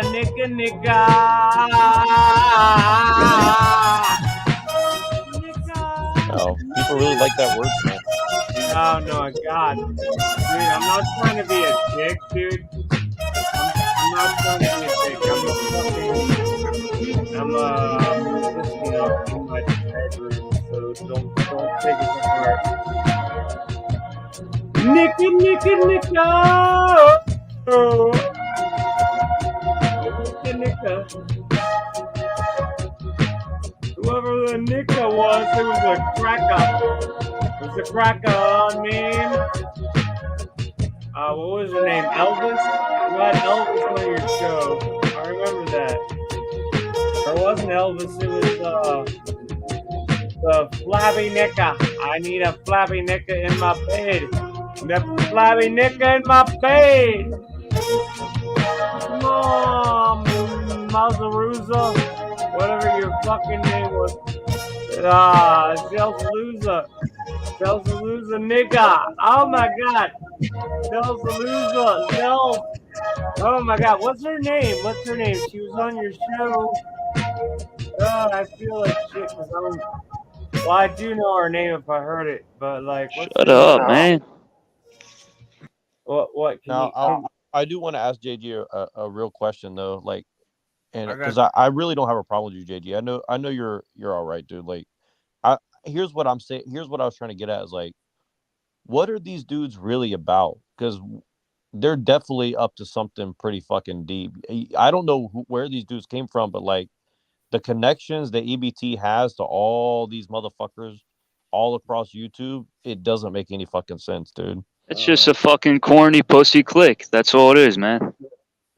This dude is connected to some like relatively big name people though. Like that's what I don't get. You know what I mean? Yeah, I don't know much about that. He might. I mean, his parents have money. He's wealthy.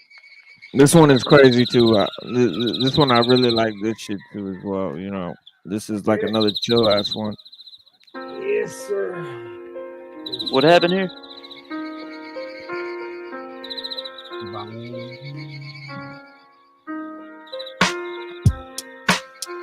Yeah, Jackie's wealthy. He's got money. I don't know. Those people who's got connections. He's a fucking bitch. What the fuck? Ah.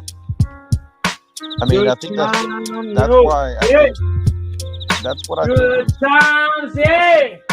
I think that's what TML was getting at, though, because like he supposedly fixed tractors, yet his whole job and career is like fucking with people on YouTube. So Holy shit, don't man. really make sense in a way. You know what I mean?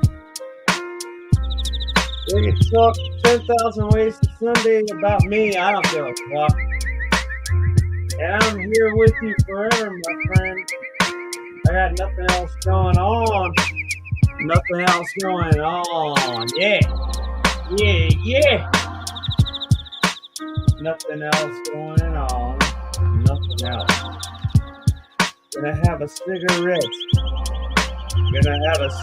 I haven't had one in about 2 days. I don't give a shit. I am drinking booze and I'm having a cigarette. It's the first cigarette I've had in 3 days.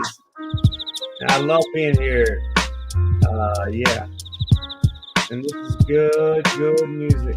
Good music.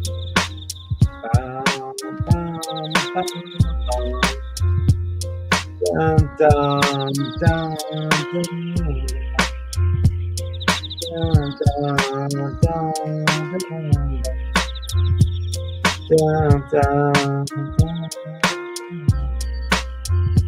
Oh yeah, let's get some girls in this house. Where's the girls, yo? Where's the girls with their they don't wear dresses anymore. They don't wear skirts anymore. They don't even wear underpants. They are fucking cunts. Cunts.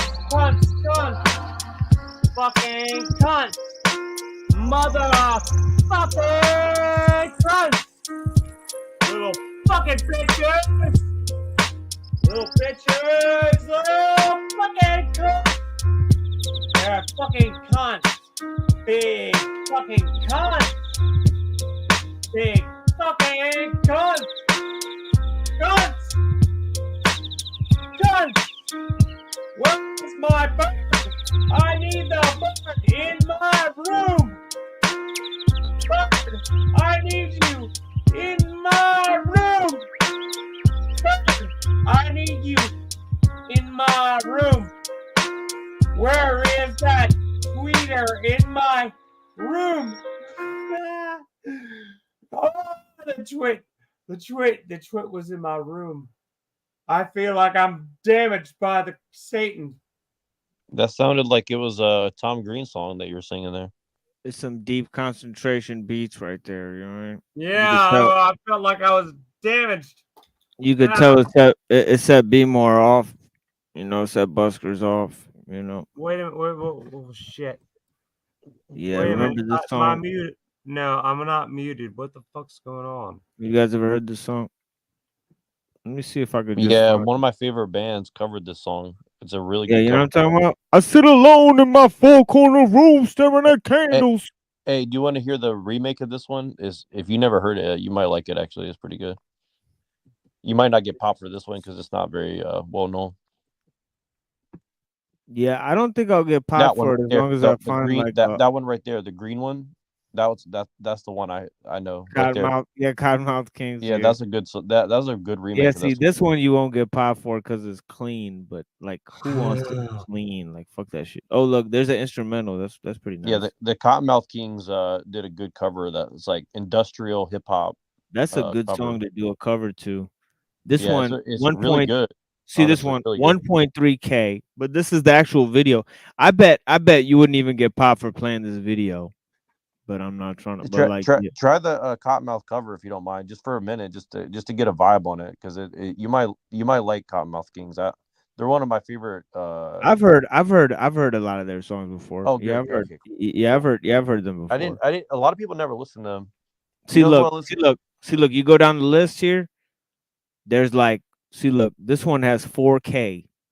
This one here, and this is the original album cover with the dude. You know, he accidentally shot himself in the eye, Bushwick Bill. Oh, so this is the only one with the album cover on it. Oh no, wait, this one has an album cover on it too. Man, you can't get more Illuminati than that, dude. You're gonna shoot yourself in the eyeball. I sit alone in my four-cornered room staring at candles. Oh, that shit is on. Illuminati. Let me drop some shit like this. Nicka. At night I can't sleep, I toss and turn, candlesticks in the dark, visions of bodies being burned. Four walls just staring at a nigga. I'm paranoid, sleeping with my nigga. My mother's always stressing I ain't living right, but I ain't going out without a fight. See, every time my eyes close, look at me walk for the king because I can, yo. It's somebody watching the act, but I don't know who it is, so I'm watching my back. I can see him when I'm deep in the covers. When I awake, I don't see the motherfucker. He on the back of a black suit and a cane like my own. Some might say take a chill, B, but fuck that shit. There's a nigga trying to kill me. Oh I'm my pumping in the God. clip when the wind blows. Every 20 seconds got me peeping out my window. Investigating a joint for traps. Look at you, disabled motherfucker, nigga. I'm staring at the woman on the corner. It's fucked up when your mind's playing tricks on you.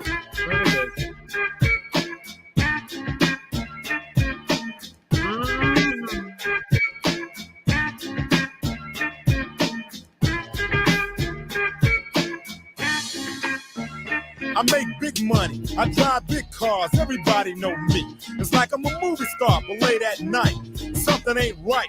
I feel I'm being tailed by the same sucker's headlights. Is it that fool that I ran off the block? Or is it that nigga last week that I shot? Or is it the one I beat for $5,000? Thought he had cane, but it was gold, not a flower. Reached under my seat, grabbed my papa for the suckers. Ain't no use in the line, I was scared than a motherfucker. Put the left in the Popeyes and bail down quick. If it's going down, let's get this shit over with. Here they come, just like I figured. I got my hand on the motherfucking trigger. When I saw him, make your ass start giggling. 3-5 crippling crazy senior citizens. I live by the swamp. I take my boys everywhere I go because I'm paranoid. I keep looking over my shoulder and peeping around corners. My mind is playing tricks on me.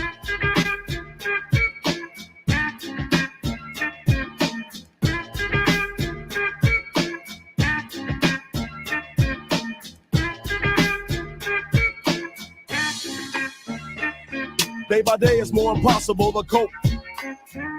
I feel like I'm the one that's doing dope. Can't keep a steady hand because I'm nervous. Every Sunday morning I'm in service, praying for forgiveness and trying to find an exit out the business. I know the Lord is looking at me, but yet and still it's hard for me to feel happy. I often drift when I drive, having fatal thoughts of suicide. Bang and get it over with. And then I worry free, but that's bullshit. I got a little boy to look after, and if I die, then my child will be a bastard. I had a woman down with me, but to me it seems like she was down to get me. She helped me out in this shit, but to me she was just another bitch. Now she's back with her mother. Now I'm realizing that I love her. Oh, now I'm lonely. My mind is playing tricks on me. oh no!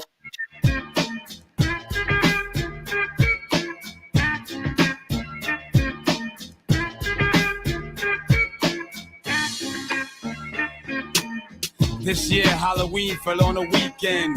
Me and Ghetto Boys are trick-or-treating, robbing little kids for bags, till an old man got behind our ass. Robbing So little speeded up kids, the pace. fucking Took a little look back, kids. What he the was hell, like man? before our face. This guy He robs being little forced swap with kids. no doubt. What the So I hell, saw man? him hit the nigga This in guy his mouth. deserves my He was disease, going yo. down, we figured, but this wasn't no ordinary nigga. He stood about 6 or 7 feet. Now that's the nigga I be seeing in my sleep. So we triple teamed on him, dropping them motherfucking bees on him. The more I swung, the more blood flew. Then he disappeared, and my boys disappeared too. Then I felt just like a fiend. It wasn't even close to Halloween. It was dark as fuck on the streets. My hands were all bloody from punching on the concrete. Goddamn, homie. My mind is playing tricks on me.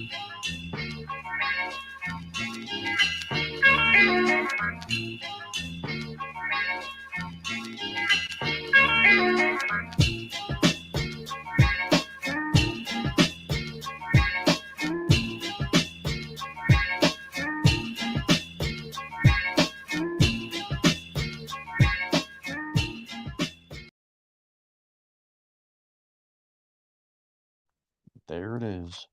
Yeah, Nick, that was good. If you hear the early Billy D shit, he just screams on the records. It's crazy, Sounds good, man. He's actually wild with that stuff, and he was one of the first people who invented like just screaming, just straight up screaming on the records. Kurt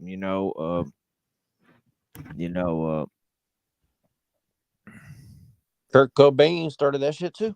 That's like on the grunge side. No, he really did. He was like screaming. Cobain Like is a prick, dude. if you listen to the first Nirvana album, he was like literally screaming into the mic and half the song. Kurt Cobain is a little shit, dude. That's all he was. Well, he's dead now, so. I know. That's what I mean. But it's a little shit. You know who I heard today and I hadn't listened to in a while that reminded me of you Machine is Head PE. Have you ever listened to them before? Yeah, I think did they make a song with System of a Down, I think. Right? Yeah, they did. They made a song with him. Yep. That's old, man. That's like 90s, isn't it? No, their second album called Broke. If you ever get a chance to listen to the album, I mean it's like metal early 2000s or some shit. Yeah, early 2000s, like 2000, 2001. Yeah. It's a very unique album. Like whoever produced that album really knew how to like produce, because he's like half like screaming, half rapping, half hip hop. So this is an example of some of Billy D's verses. Let me show you guys some of this shit. Hopefully, I don't get popped for this shit. But this is just wild. This is what they came out with. Like in 1990, this dude used to just scream on the track. Like it's crazy. Right? Yeah, man. Fucking play it. I hope you don't get busted. 99, blind. What? It don't faze me. The funky ass will be pushing up daisies. Yeah. You know what makes me click? My psychiatrist said, "Oh shit, lunatic." Let's get out of here. That guy's crazy. Let's get out of here. Let's hope this fucking gets taken down. I ain't got it all, so don't fuck with me. Unless your ass wanna be made history, I blow your motherfucking house up. And if your wife and kids says stop, they fuck. I don't give a damn who I slay. Don't let me get a hold to some E and J. Cause when the shit hit the fan, I'll stab your ass quicker than a Mexican. The night never leave you wet on the steam will make Freddy bitch ass look like a wet dream. This is fact, not fictional, son of a bitch. I got the mind of a lunatic. Gangsta boogie, gangsta boogie. He reminds me of he should have been in Public Enemy. He would have been great in Public Enemy. Oh no, we gonna get popped for this shit. I think this is why the album got banned, because they actually rapped to Sweet Home Alabama. He should have been in Public Enemy, man. His energy. Chuck D, I think. Yeah, no, I think he's got like they kill police officers multiple times on this album. It's crazy, right? But yeah, let me see, the intro song it goes hard too. I heard Naughty by Nature.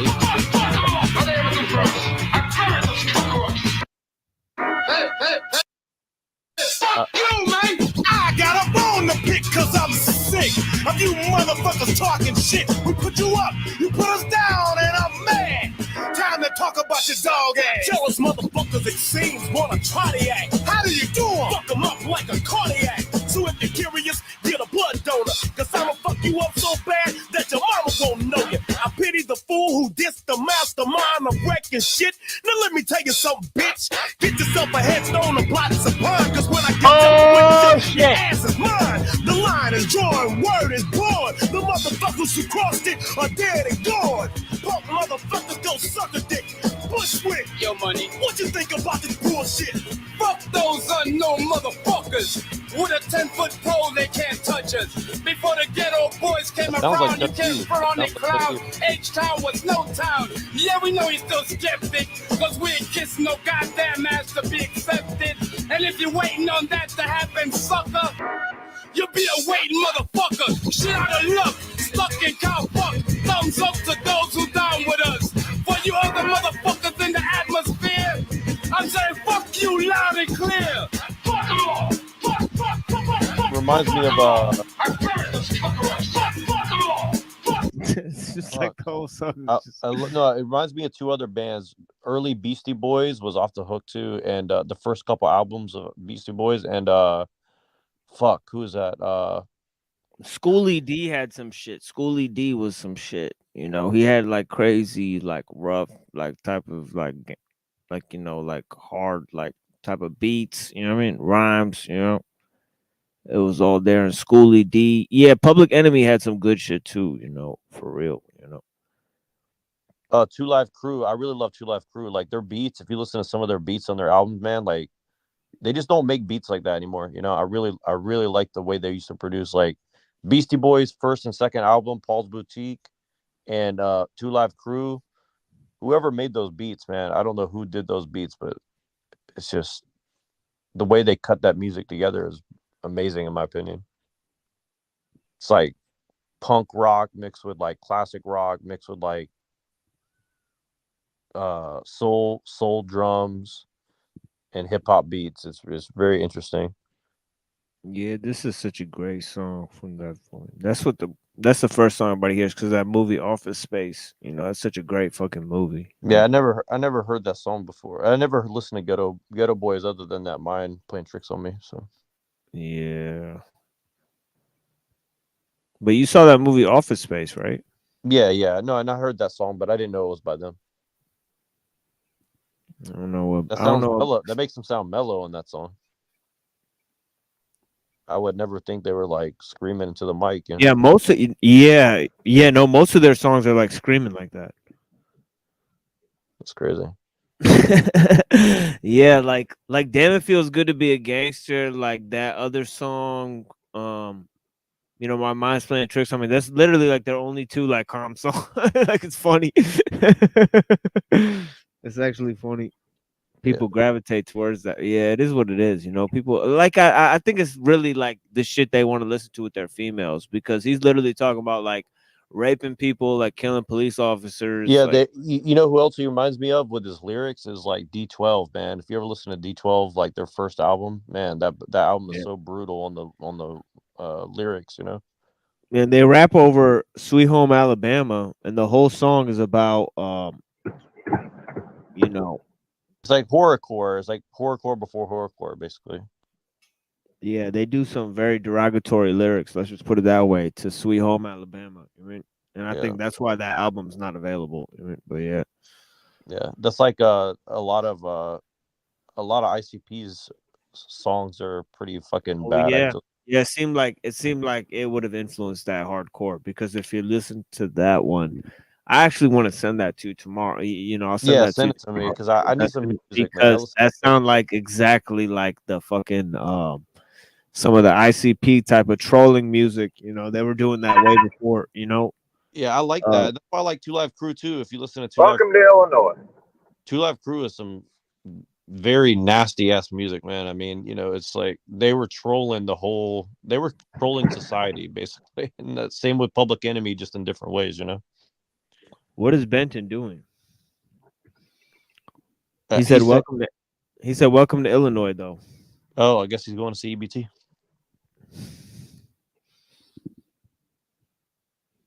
Are you and Ben still cool, or I thought you were still hosting a show or Did something? we ever figure out if Flow State, if his interview with Jesse ever happened?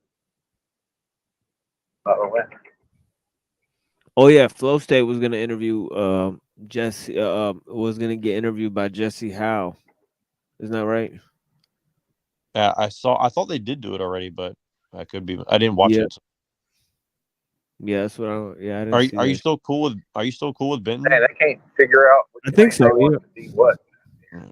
No, I was just wondering because you didn't host a show on Friday, right? So that's why I was wondering. Well, no, he just he had to go like to work or whatever. So. Oh, okay. He's got like a different schedule. Yeah, we kind of started doing that at a weird time. That's another phenomenon most often witnessed in Dallas-Fort Worth, where people just get used to there being traffic jams in certain areas. So even when it's not quite like the time of day to have a traffic jam yet, they just make traffic. It's always an interesting phenomenon. Like, there's really no reason for everybody to be slowing down and grouping up through here, but that's just what they're used to doing. So that's what they're doing. If anybody on the chat wants to jump up here, I'd be curious to As talk. they look at their phone. Yeah, I don't see the interview there with the flow state. But yeah, maybe they just rescheduled it. Who knows? Yeah. But yeah, I haven't seen flow state online for a while either. You know. Yeah, well, I definitely didn't get any notifications from him, so that's why I was wondering too. But yeah, I wonder what he's doing. Like, I didn't see him like on the computer either, so I don't know. Uncle Fatty said he had the flu or something. Oh, bad flu, yeah. What's up, Machine Lives? What's going on, brother? Done over there, or are you still going? Oh yeah, he can't hear me. Yeah, you like talking to him, but I popped in for a bit earlier. Saw JG and Talcott having a back and forth. That was kind of interesting. JG sounds more like me as time goes by. You know, he used to push back on some of my doomerism. At least that was my memory of it anyway. Sounding like me. With respect to society. You can't beat me. That's the shit he kept saying. You can't beat me or some shit. I don't know. He's like, I'm not playing games, but you can't beat me. You missed what happened after that. He went on EBT and TBE, and they like were messing with him, and let's just say some threats were exchanged. Pretty hardcore. So yeah, I know, but like I don't even play that shit. Like I don't even care what happens at EBT show. Like I I know, but my point is, I'm just saying, like it's yeah, just it's like I don't even care what they do. Like it's like that's what I was trying to explain to him. It's like, dude, like who cares what the fuck they do? Like why are you trying to emotionally coach me on what the fuck they're doing? Like, I'm just pointing out what the fuck people are doing. You know, like like I get to respond to it however I want. And like, you know what? Like if you want to just sit here and just talk over me, like guess what? Like I don't have time for that all day. You know, I gotta move on to like other content and shit because I still have an hour of other video I gotta watch with Gen X Jeff and all that shit. Remember when we went on Gen X Jeff earlier? Yeah, I know. I was hoping to cover that earlier too, but yeah, I'm gonna play that video, you know, because Gen X Jeff never gets viewers. I want people to go check that out because we're always talking on that show. There's I guess it's getting to be bedtime for the Up All Night crew, right? Talking, you know what I mean? Yeah, so Jeff actually has some good conversations on the show too, honestly. Well, we had excellent conversations on the show today. It is kind of interesting how the audience sort of gets trained on a few people, you know when to watch the live stream, when the person's live, and all of this. I don't know.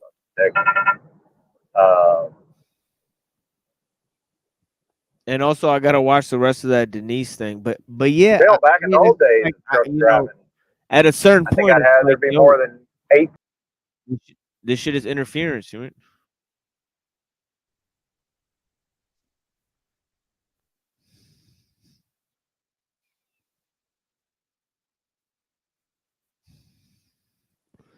Who does YouTube choose to send the notification? But yeah, guys, go and show Benton some love. You know, I'm complaining about it. It's gone up a couple. I'm gonna watch a review of my book. Watch our appearance on Gen X Jeff. You know what I mean? I think we hit 57 was the big. And I might talk to Neuro about a few things over here because yesterday, but then even just Tom going live and talking. I covered earlier. You know what I'm saying? I think 25 was the most. Yeah. If you wanna review some stuff, go ahead and do that. I'll go do some stuff and I'll come back because I gotta charge up my phone and shit. So. Oh yeah. Or if you want to do it now, I can do it now. But if you want to, it ain't shit. No, it's whatever you want to do. If you feel comfortable, yeah, go charge your phone, dude. It is what it is. Yeah, because if I don't do it now, I'll run out of battery juice anyways. Yeah, I gotta set everything up. Yeah, no, dude, go do your thing, man. Thanks for contributing as always. You know what I mean? No, yeah, I have a bunch of stuff I want to get into with you, but why don't you cover your stuff now because it's gonna be in depth, I'm sure. Oh yeah, they go in depth, you know. Because the stuff that we cover today is would lead right into anything else I would talk about anyway. So yeah, I got you. Yeah, come back I'd rather whenever. get the background anyway, so it's all good. I mean, I'm happy to jump back in anytime. So just hit me up anytime. I'm listening. I'm just charging up. Yeah, just charge your shit. Come back through. You know, I'm gonna be out here for possibly 3 more hours. You mean? So yeah,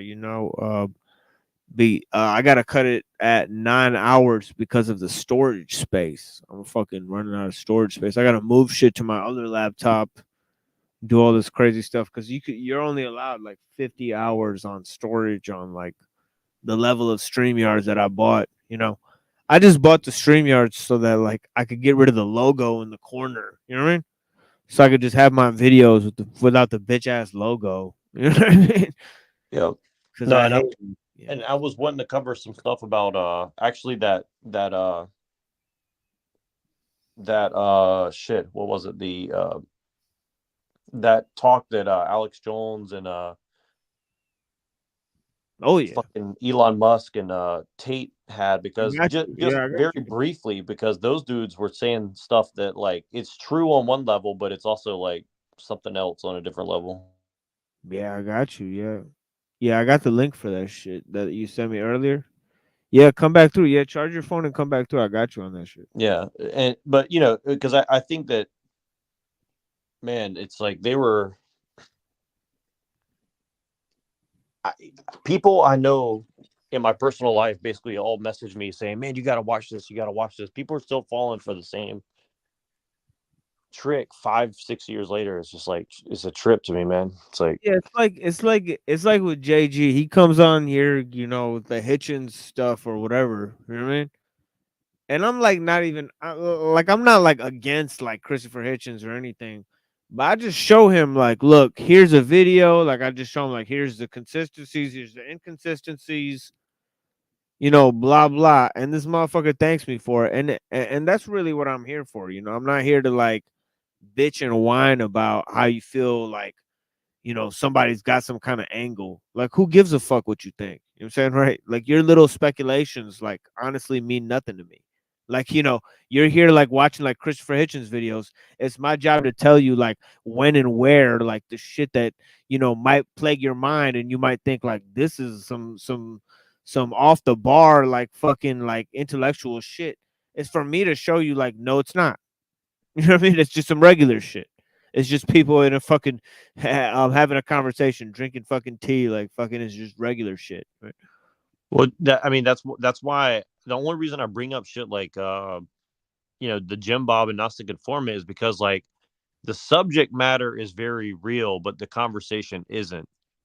And it's like I just like to point out that just because people poorly misrepresent the subject matter doesn't mean the subject matter is not important. And that's why like even like someone like Elon Musk is so bad in my opinion, because he seems on one side to like agree with someone like you and I, but when you really listen to what he says, it's obvious that it's not exactly true. You know what I mean? So I don't know. That's gonna be with a lot of these guys, and you got to really read in between the lines of what they're saying and the little language they're using. And that's why that's what I was telling a friend that called me the other day, where they were thinking about a lot of the stuff that's going on online. I said a lot of these keywords that people keep using, like Gnostic, New Age, Christian, Jewish, secular, liberal, occult. People don't even know what the fuck these words mean or where their origin comes from. Hermetic, like there's another one. People don't know what the fuck they're talking about when they say these words and where their origins were in history. Well, and this is why I seem so I'm trying to choose my words carefully. I think this is why people think that I'm the troll, or I'm not serious, because some people use language as paint on a canvas, and sometimes and some people are using language as a canvas for you to paint on it. So what I mean is, like, they use a word that you can paint whatever you want onto that. Like you said, like, for example, Gnostic. And so then you just make up whatever you think that means in your own mind. And because they didn't define what they mean by it, well, it's your fault because you didn't ask the fucking question of what do you mean by Gnostic, for example, right?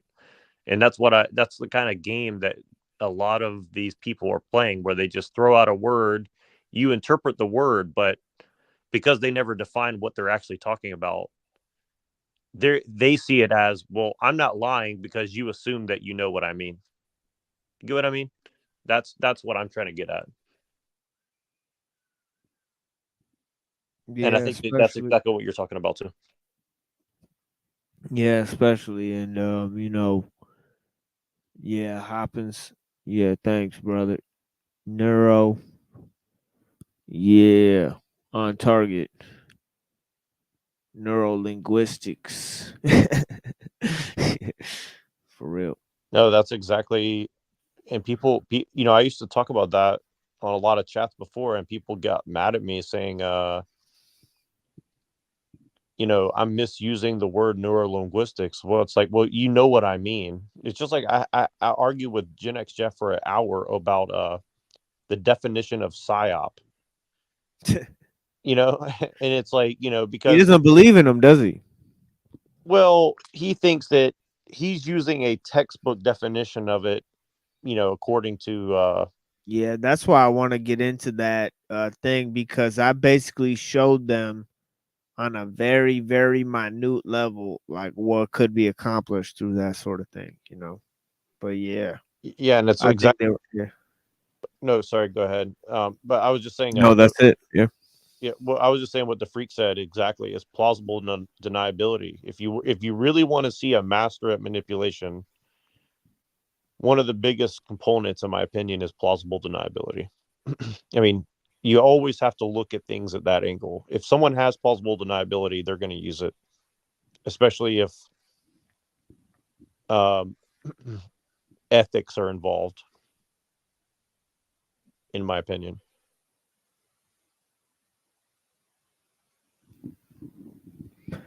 Yeah. And actually, I was actually hoping to get into that Jay Dyer and Alex Malpass. I think his name is Malpass or some shit.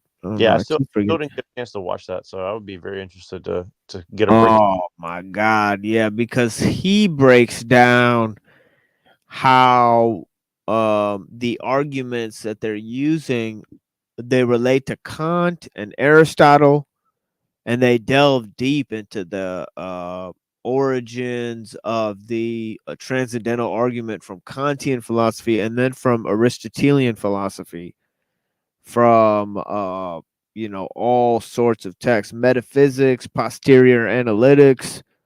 They go through a bunch of different texts and show how Aristotle argued about perception and reality and truth and all this type of stuff.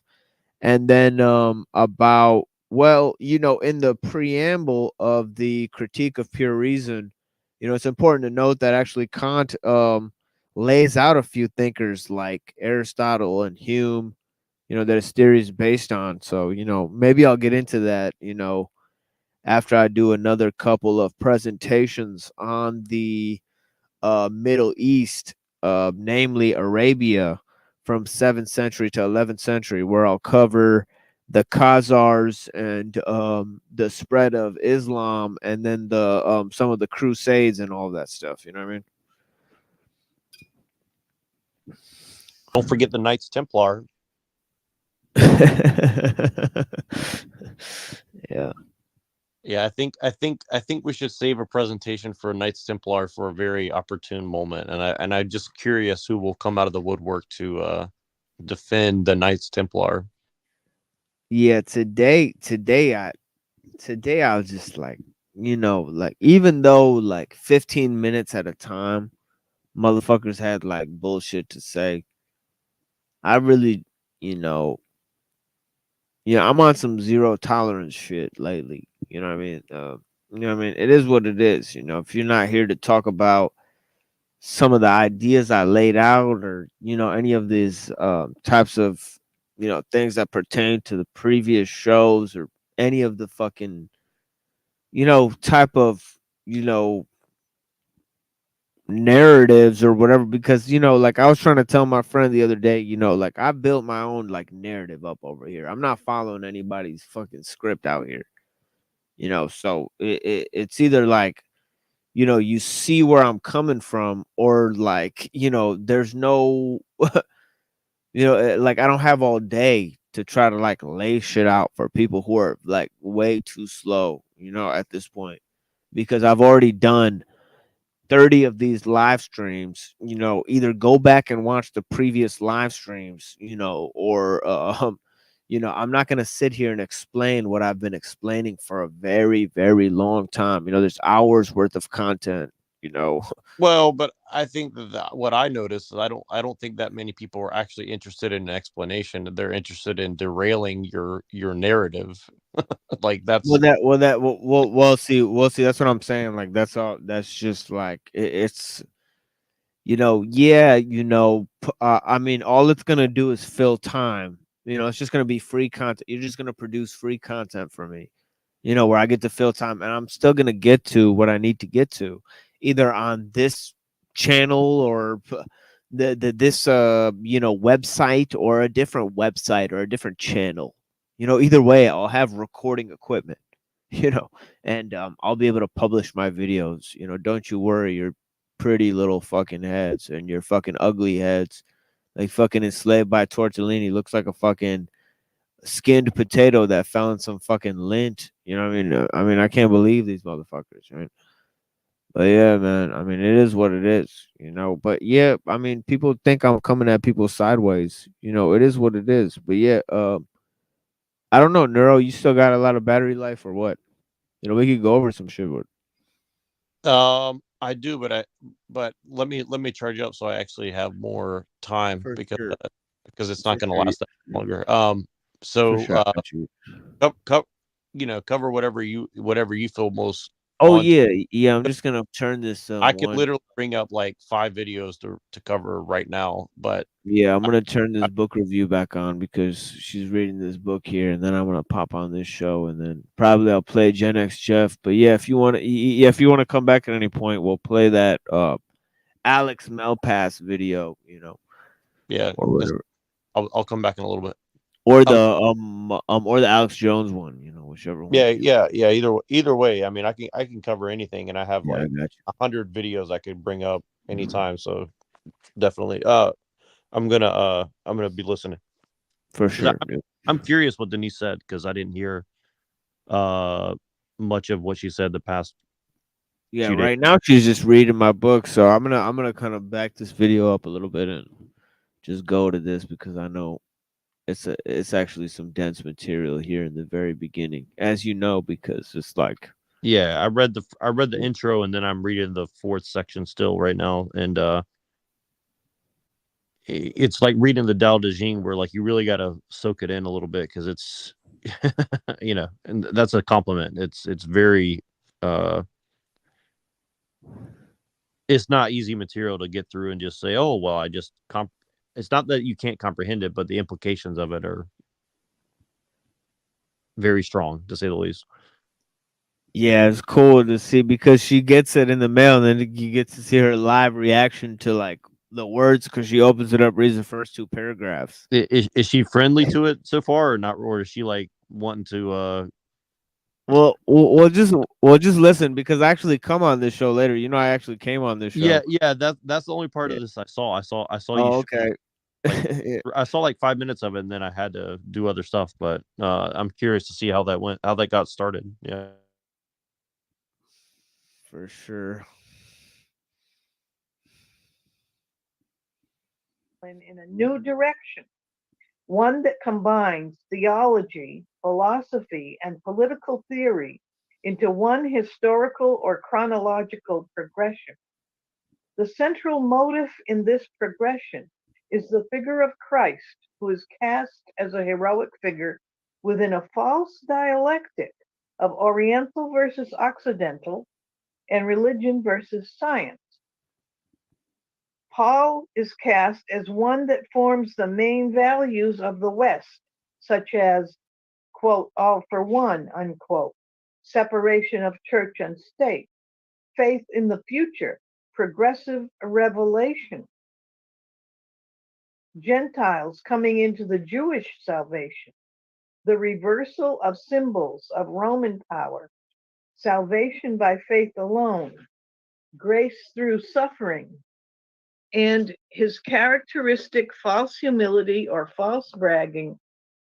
This is the application of the themes of Paulinism to the full breadth of the progress of Western civilization and even the scientific and secular worldview which developed in Europe. The result was a horror show, which allows one to realize that Paul's preaching in Europe and the Jewish diaspora in Europe caused the formulation of what is now being termed a Judeo-Christian synthesis to promote a pseudo-eschatology of the coming kingdom of God. Well, that's one paragraph from the dedication. Very, very interesting. And the contents, I'll just, kind of go over the table of contents. Part 1, the mysterious origins of the arch protagonist. Chapter 1, unlikely introduction. Chapter 2, it is with the beyond that one kills life. Chapter 3, the light shineth in the darkness, and the darkness knew it not. Chapter 4, Paul converted the pagan to believe in the God of the Jews, a far cry from home or a far cry from a far cry. Chapter 5, God became human so that humankind may become divine. Chapter 6, when in Rome. Chapter 7, we saw his star and came to worship him. Okay, I'm going to look at this first section. Christ protagonist, or Logos dethroned, the preface. Oh, okay, we're not into the book yet, the preface. In chapter 81 of the Tao Te Ching, Lao Tzu says, true words are not always beautiful, beautiful words are not always true. I'm just picking up sentences here and there in the book so you get a flavor of the author's approach. And the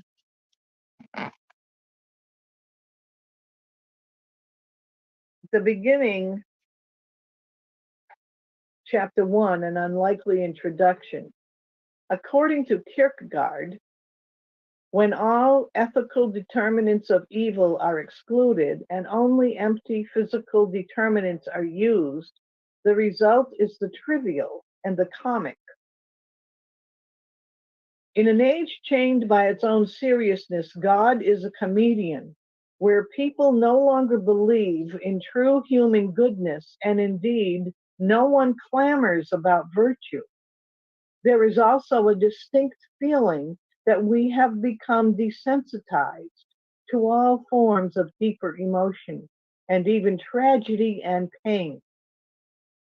This apparent numbness seeks to liberate the world through the medium of either light humor or grotesque sympathy. In such an age, God is an imp and a trickster, just as the devil is a deceiver. Thus, while the believer sees the world as a playful prank or a subtle joke, the one who follows the devil sees that the only way to gain power in the world is by fooling others. Indeed, God is a comedian, for God is one who laughs last, and whoever laughs last laughs the finest of laughs and bears the most satisfaction. God is the trickster, or the one who hides in the shades of reminiscence to ensure a more distraught yet discerning ensemble to envelop the day, is the divine that hides in plain sight. Seriousness is the enemy of truth, just as propriety is the bane of virtue. We shape a dialectic between a trickster and a fool. When one spreads untruth knowingly or unknowingly, either one invents lies or is a useful idiot. But God knows the liar and the fool as one. To paraphrase Rumi, they say Jesus rode on a donkey, but how could a zephyr ride on an ass? Okay, that's just the first paragraph. I mean, I'm just giving you a flavor of it. I'm not even quite sure what that last bit means because I'm trying to think of what a zephyr is. I kind of know the word but don't know, so I'm going to actually look it up to be precise. Because that's one of those, I sort of associate that word with fairies and nymphs.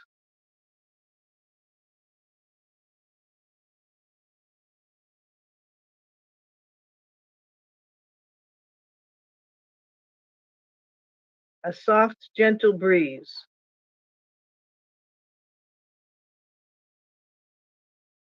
What is a zephyr in mythology?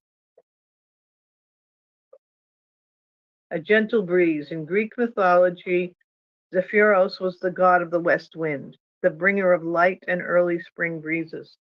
Oh, very good. Interesting. An interesting metaphor there. So anyway, I just am starting this. I'm not, going to be on very long. A winged horse, yes, a Pegasus. And it brings a lot of thoughts forward, but I want to really read it. I just got the book a few hours ago. UPS just dropped it on my doorstep, and I was so happy to see it. So I'm going to really have to spend some time quietly reading, but I couldn't wait to get started. So I opened this stream because I also want to issue a challenge. And I'm glad to see Dominic Tersini here, because you can carry this challenge back to Master Jack. I challenge Jack to present this book or to read it and discuss it. I know I sort of can kind of figure from his personality that he probably doesn't like to spend a lot of time reading a great deal of, and it is closely packed pages. I mean, this Muhammad did not cheat and put any filler space in here. Sometimes you order these books and you wonder, well, I don't know, am I going to be getting a lot of big print spread out just to make it look like a fat book? No, this book is very well packed. And I would love to see that crowd over in Jack Talcott's actually try to talk about some of this stuff instead of being so self-absorbed with themselves. The beginning of it, I mean, this is the other thing that attracted me to this, is I heard Muhammad several times refer to religion as technology. Now, culturally, as a Catholic, and the reason I chose a medieval Christian song from ancient medieval France and England to play is that that's really where my roots are. And I grew up in an enclave, a little cultural bubble in which, to be honest, I didn't even know they let Protestants into the country until I was 12 years old, because our world was so completely enclosed. And, you wouldn't even go through that neighborhood unless you were, I don't know. It was just a strange way to grow up. And I was the youngest daughter of some older parents. My parents were ready to stop having babies and, start being grandparents to their older ones when my little brother and I came along. And so therefore, we had an upbringing that was really 50 years behind everybody else, between our town being old-fashioned and our parents being older. And one of the things about that is knowing the technology, the Catholic Church, if you think about the cathedrals and the archaeology, the architecture, not archaeology, but the architecture of the Gothic cathedral, with the light and the columns and everything shining in, and the depictions of the stories of saints. And imagine what it was like to live in those days. Your house would have been made of mud and sticks. And if you were really one of the wealthier people in town, you might have a brick house. The lights inside were candlelight and fired from the fireplace. Everything was smoky and dingy. Your clothing, and I've worked with dyeing yarns and fabrics, so I know that if you use natural vegetable dyes, which were the only kind available in those days practically, the clothing all fades very quickly, and so everything is kind of gray and tan looking. You really didn't have the color and vibrant. I mean, you didn't go downtown and see neon lights. You didn't have people walking around in colorful, bright clothing. So when you went into the city where they had a cathedral, and you went into that cathedral and were bathed in all that light, and then the religious vestments of the priests and the bishops and all those people with their gold and everything else. I mean, it was a spectacular, sensual, you just got overwhelmed with it. And this was a very strong part of the spread of the Christian faith, because wherever there was a center, there was something like that. So technology had a big part to do with it, because you say, well, there were temples earlier than that. It's like, yes, but those temples, quite often you'd go into a dark cave. I think the Oracle of Delphi, the famous Greek fortune-telling temple, basically you went into the dark because the priestess was breathing fumes out of a cave, and so you would go into the dark and listen to what she had to tell you. So pagan practice was probably more about dark and closed places than light. And then the Christian technology of the architecture came along, and for the most part was the sacred geometry was in it. And I'm just starting out from what I know, because like I say, I haven't dived into the book, but the concept is there. And right away, Muhammad is talking about God as a comedian in an age chained by its own seriousness. God is a comedian. When all ethical determinants of evil are excluded and only empty metaphysical determinants are used, the result is the trivial and the comic. And as I think about it, look at what we're arguing about in society today.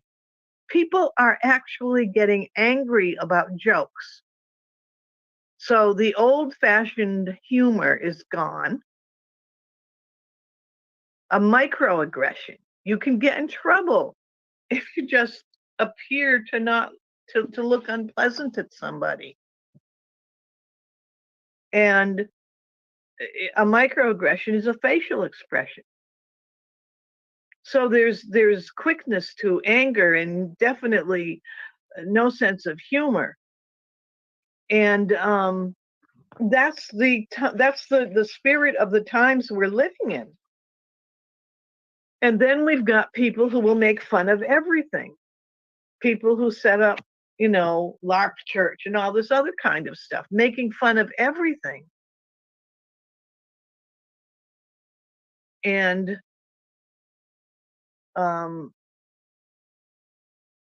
that part about grotesque sympathy, that immediately hits me, because it's these people that want to make their entire life built around proclaiming themselves to be victims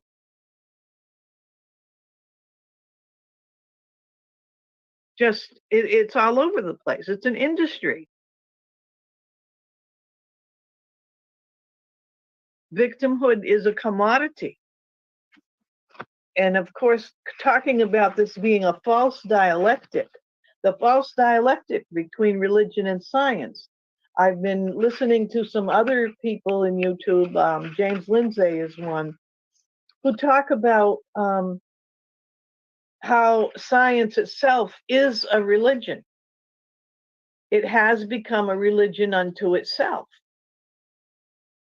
It isn't just being done under the auspices of some dominant religion. Like maybe back in the day, you could say, well, you know, the church did have scientific inquiries going on, and it was a gradual separation between the two. We think of Galileo. The whole argument around Galileo, talk about technology, there would have been no argument if nobody had a telescope.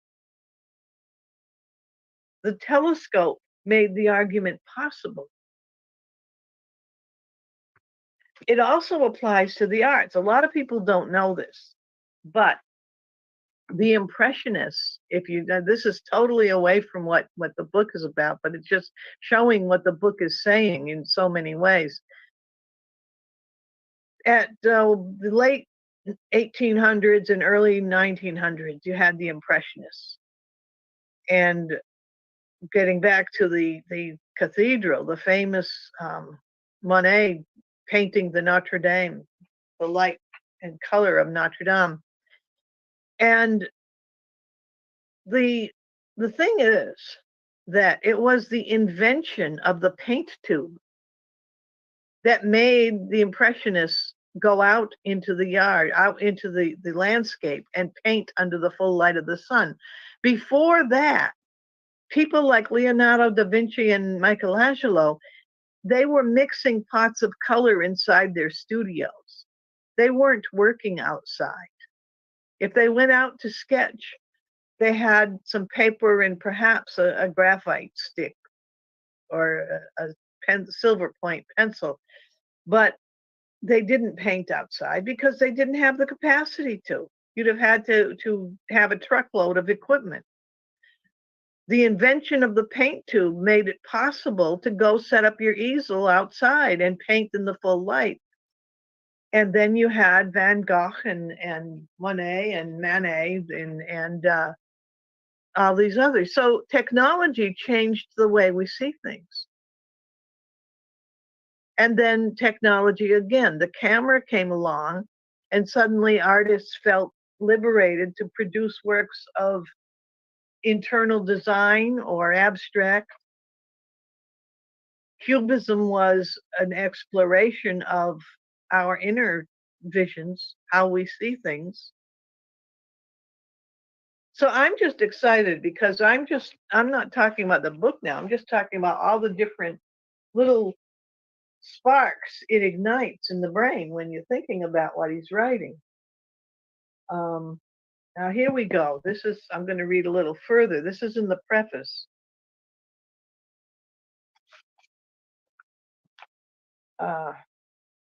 Ultimately, the goal of knowledge, I'm reading now, is moral action. Beauty is not superior to truth or power. Power is not control or justice through the rule of the righteous, but can sometimes engender mistrust and fear. He who uses fear for control must rely on anger and retribution as a tool. And those who play with fire may get burned or may go free, but this is for sure. Power relies on the weak, just as beauty requires ugliness by contrast, and love is part of hate. You know, that's very true, the part about love is part of hate, because we see obsession in both. You could be annoyed by somebody and disgusted and move on. But hatred includes something that keeps drawing you back to that person. Or topic, I guess. Just as form, reading again here, just as form requires emptiness and space, movement and time require stillness and impermeability or ubiquity. Truth is singular, like light and consciousness or sound. But falsehood, density, has many layers. Falsehood has many varieties and versions and parts, and is compartmentalized into types of knowledge, while the truth is whole.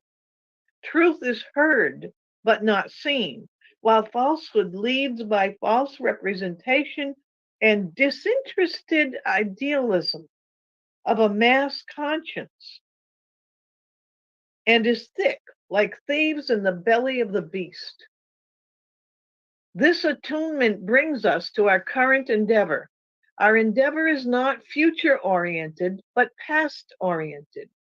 Those who know not where they come from know not where to go.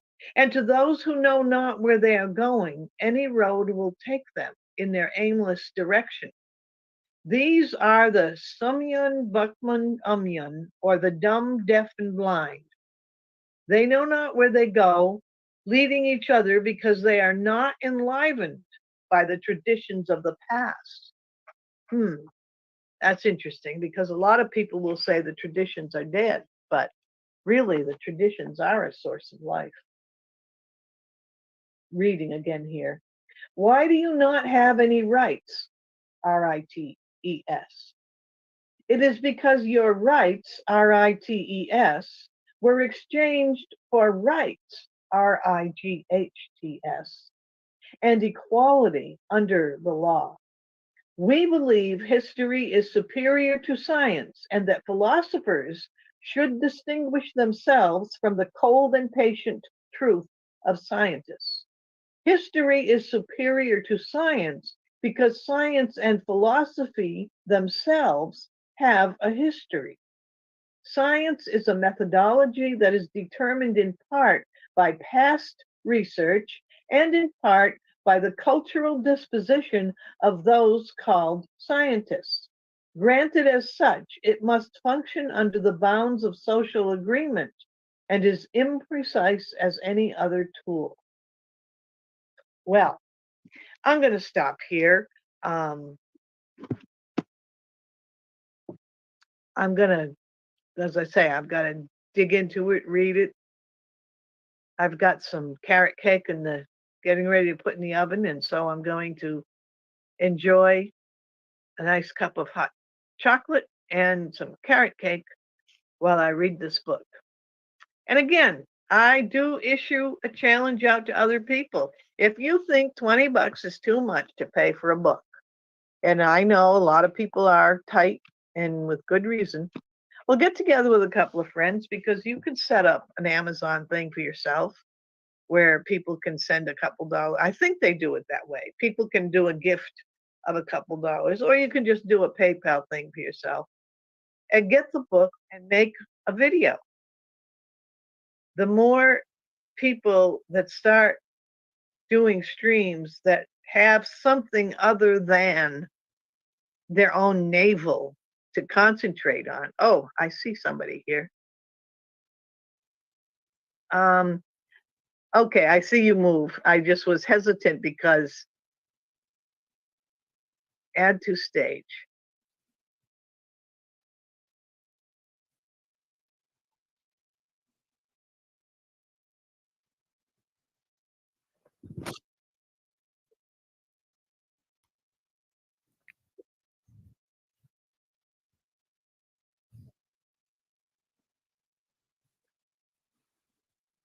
Yes, yes, ma'am. TML is just fine, and I thank you so much for being the first person ever to review my book. You know, it's a great, really a great service to me. Thank you for being a friend to me in the short time I've known you. You know, you've been very friendly with me. So unlike most of my online. I'm sorry that my friendship comes with so much baggage. Yeah. But you know, I learned at one point I was going to fight like legally against these people, particularly this one that likes to send all those warning emails to everybody. She thinks that the chief of police in my town is her friend because he follows her Twitter page. Yeah. And then I got told, look, just do what you want to do with your life and ignore these people. We're gonna follow this. And they are, because it's not just a troll thing that I'm having. It's affecting a lot of people in a lot of ways. And it's our technology. I mean, there were always these kind of people running around. Jesus had to deal with them. Exactly. Paul had to deal with them. But they didn't have the capacity to interlock with each other across the whole world. And when you could be a little retired person sitting on the beach, and you got people in Australia and Indiana and God knows where else mad at you, you think, oh my goodness, what have I done? But your book is really, I think there's a lot in it that's very, very powerful just from glancing it over, because of your awareness of the technology. So I want to ask you to explain a little bit more of how did you come to this inspiration? Yes, actually, I was actually studying philosophy in Athens when our philosophy professor, whose name is Dr. David Skrbina, who's actually responsible for publishing this work, because he has his own little independent publishing firm called Creative Fire Press, through which he publishes his own I guess anthologies and works and different things. He's written a number of different titles himself because he's a PhD scholar. And he took us up to the Areopagus rock where Paul gave a speech at Athens, and he said, this place, marks a turning point in history. And he said, because this is the place where Christianity was made. And I said, what do you mean by that? This is, we're standing here in Athens, Greece. It didn't make any sense to me, at the time. And he said, sure, this is where Paul gave a speech in Athens. And I thought, what was Paul doing in Athens? And lo and behold, I tracked down, the Hellenistic philosophy that the Jews followed, right before the advent of Christianity. And I thought, man, Christ might have been rebelling against this sort of Hellenistic philosophy, which is responsible for modern civilization in a lot of ways. So that's how I came to the conclusion of writing this book, is because, I saw that, especially by reading Nietzsche. I first read a book by written by Dr. David Skrbina called The Jesus Hoax. And I disagreed with a lot of what he wrote because of his materialism. He kind of used methodological materialism. And I said, Dr. Skrbina, we're not allowed to use methodological materialism because we're philosophers. We're not scientists. So we can't just, say like scientists are right about what they're talking about, because we know where science came from. So then I started to attack, Platonic philosophy. And I thought maybe Plato's the weak spot. And if you look at the modern teachers, like Alfred North Whitehead, he says all of Western philosophy is a footnote to Plato. So I thought maybe that's the sweet spot there, Plato. Yeah, Plato gets cited a lot, and I'm not a scholar of philosophy, but it seems to me, getting back to what you just said about Jesus maybe being in somewhat rebellion, if you think about the politics too, Rome was a very opportunistic culture. They didn't really have their own religion. They kind of absorbed the Greek. So by the time they were setting up their power structure in Jerusalem, they were very pragmatic. Like, They were more about the money and very materialistic, and the Greek stuff was like kind of so visible inside the Roman that to be Jesus, to be a Galilean with a very rich culture, because a lot of people also don't realize Jesus wasn't just some carpenter's kid with his friends going fishing all the time. He wasn't a redneck, you know. During his childhood, when they fled Galilee because of the horror of Herod ordering the massacre of the babies, and it was another stage of fighting. This was before the Romans. Well, no, it was after, because Bethlehem, and the story of Bethlehem was the Roman taxation. So they fled to Egypt, which had an expatriate community of Galileans. And it was just a place, and people could go back and forth, and often did. And then when the mysterious part of Jesus's life in his 20s, people don't realize that at that time it was normal for a young man of that age to travel and to go to places like India. Today, we are actually far less traveled, I believe. If you take any average family with 2 or 3 sons coming into adulthood, they're very far less likely to leave home and travel the world than a young man in Jesus's time. Yes, And Jesus absorbed a great deal.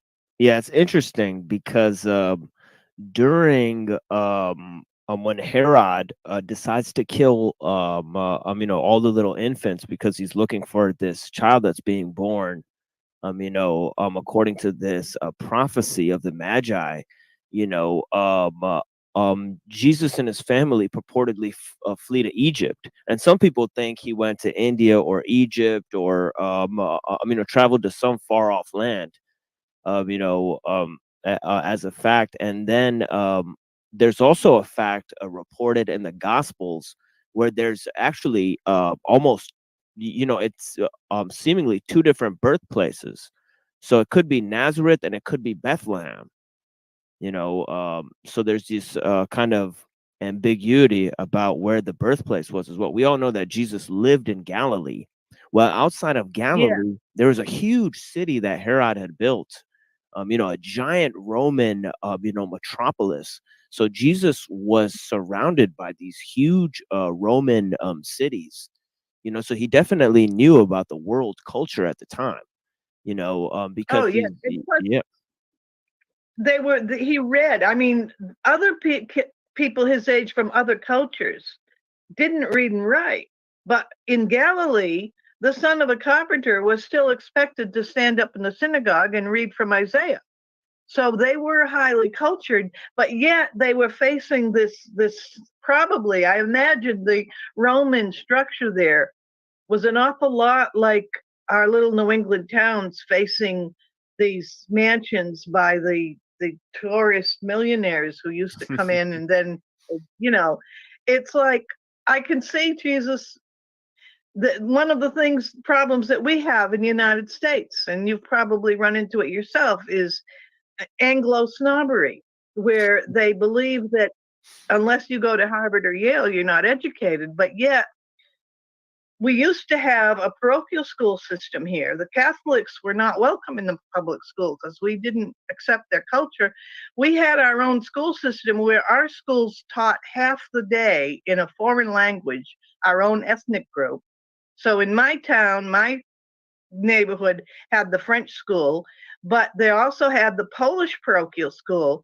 Those kids were learning half a day all of their personal ethnic history and their hymns and all their culture in Polish, and then history and science and math and all the hard topics in English. And we did the same thing. And so you had the cities had much better ethnic neighborhoods. They didn't fight with each other. You could go into Little Italy and little, the Chinatown and everything in different cities. But now it's like the Roman occupation, where, your culture is here to pay us taxes.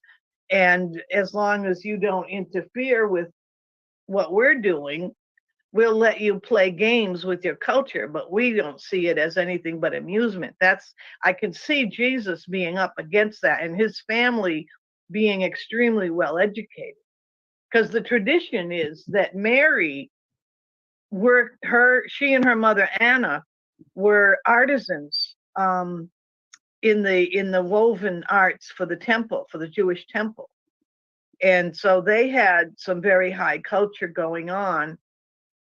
And to get back to the Nazareth and Bethlehem thing, the tradition that we were always taught was that he was born in Bethlehem, but when they returned from Egypt, they set up housekeeping in Nazareth. So he actually grew up in Nazareth until he was 12, and he shows up at the temple at age 12. And then after that, it's thought that as a teenager and young adult is when he might have traveled, because there are records in India of somebody from his background that the Indians called Issa, who was a student of monks.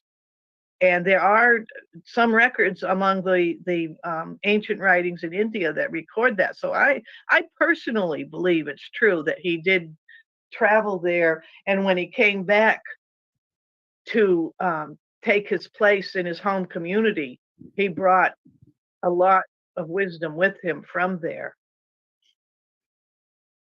Yeah, if you look at the Kushan Empire, in India, it was around 30 to 300 and 370 AD.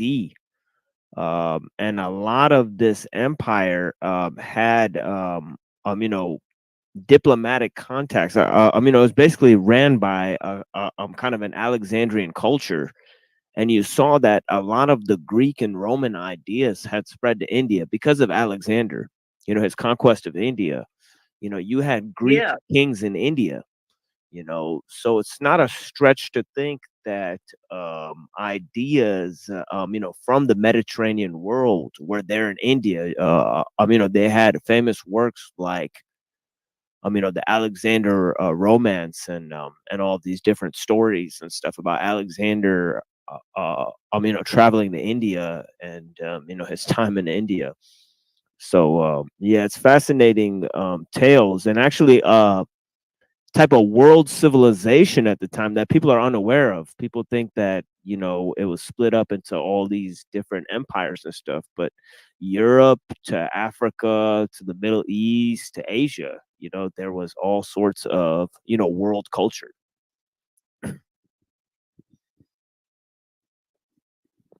And that's kind of where my book goes, is kind of the universal culture. How did we get to this world culture, this modernism? And what do we do now that we're here? Exactly. I don't know. Have you written that part yet?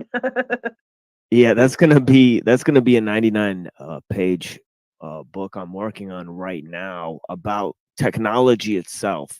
So this one's gonna be much shorter, but I'm actually writing my second book right now. But I'm just planning on making the ideas a lot more concise, because I guess, like, theological issues, you could really talk all day, and then you add in history and philosophy and all of these other forms of analysis, and it just goes it just goes crazy.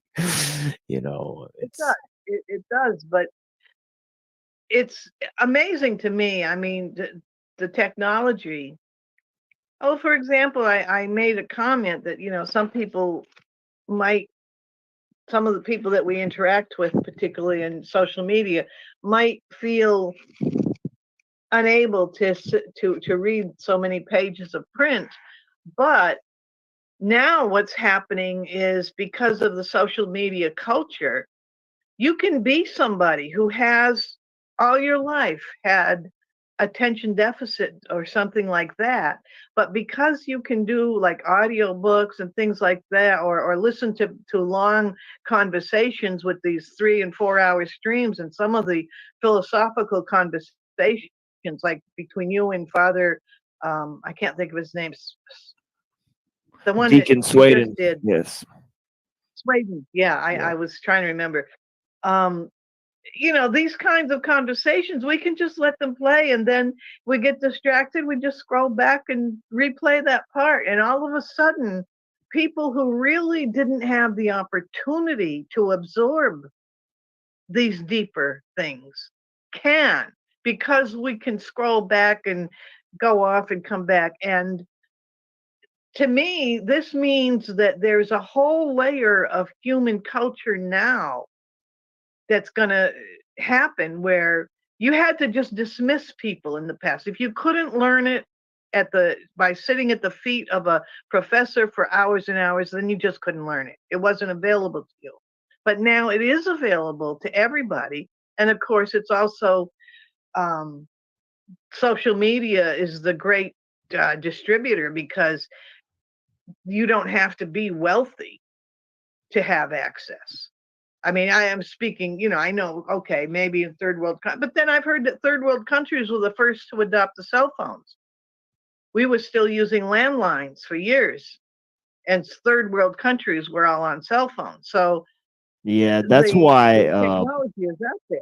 Yeah, that's part of the reason why I wrote this book and why I produce my own show, is because a lot of this media that they're presenting to us, you know, of course, you know, it's available on a wider level, and anyone can produce their own forms of media, which is a benefit. But the problem is that the chains of distribution are through these technological means, and that limits who can distribute what and what's being distributed. So they have a special ability to censor and gatekeep the content that is produced there, and even change what's in the books. So I thought, man, having there's nothing like having a hard copy of a book, because nobody can actually change it. You know, if you have an online copy, then you know, there's even a danger of somebody going into that file and changing what was written in the original file.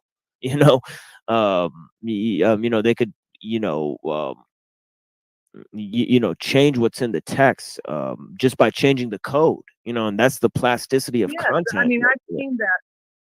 Yeah. I've seen that happening, and now I almost don't want to open this can of worms because the way people are, but I'll do it. They're trying to brainwash people into not trusting even the hard copy by continuously pushing this idea that the print in an actual Bible that you've had in your family for all your life, suddenly a section is changed. And it's changed, and it's like, wait a minute, and you know what I'm talking. I don't want to say the phrase because it triggers these. And this is the part of the brainwashing. It's a social brainwashing thing going on, where to mention certain things immediately attracts a cluster of little sprites, trolls, who will push it and insist that they're pushing it seriously. But at the same time, you know, getting back to your statement in your book about humor, the parody humor, and we were talking yesterday a little bit about the Discordian thing. The parody humor is where it's really taking advantage, really exploiting people, because there are a lot of people, either because they're too young and immature, or because they actually do have a certain personality disorders, are unable to grasp metaphor. And so when you have somebody saying, well, he's just doing parody, but he's addressing people who can only accept it as literal truth. Culturally, we used to always have a way of kind of signaling with a little wink and a nod or whatever, that no, you know, and you used to teach your children, this is a joke, or, you know, don't, that person is lying. And you had ways to say, but now you're actually not even allowed in American culture. You're not even allowed to teach your children that something might be false, because then the teacher comes along and says, well, you have to be inclusive. And it isn't even a question of letting the child decide when he gets older if he's going to agree with what he's been taught or not. You're not allowed to teach him in the first place.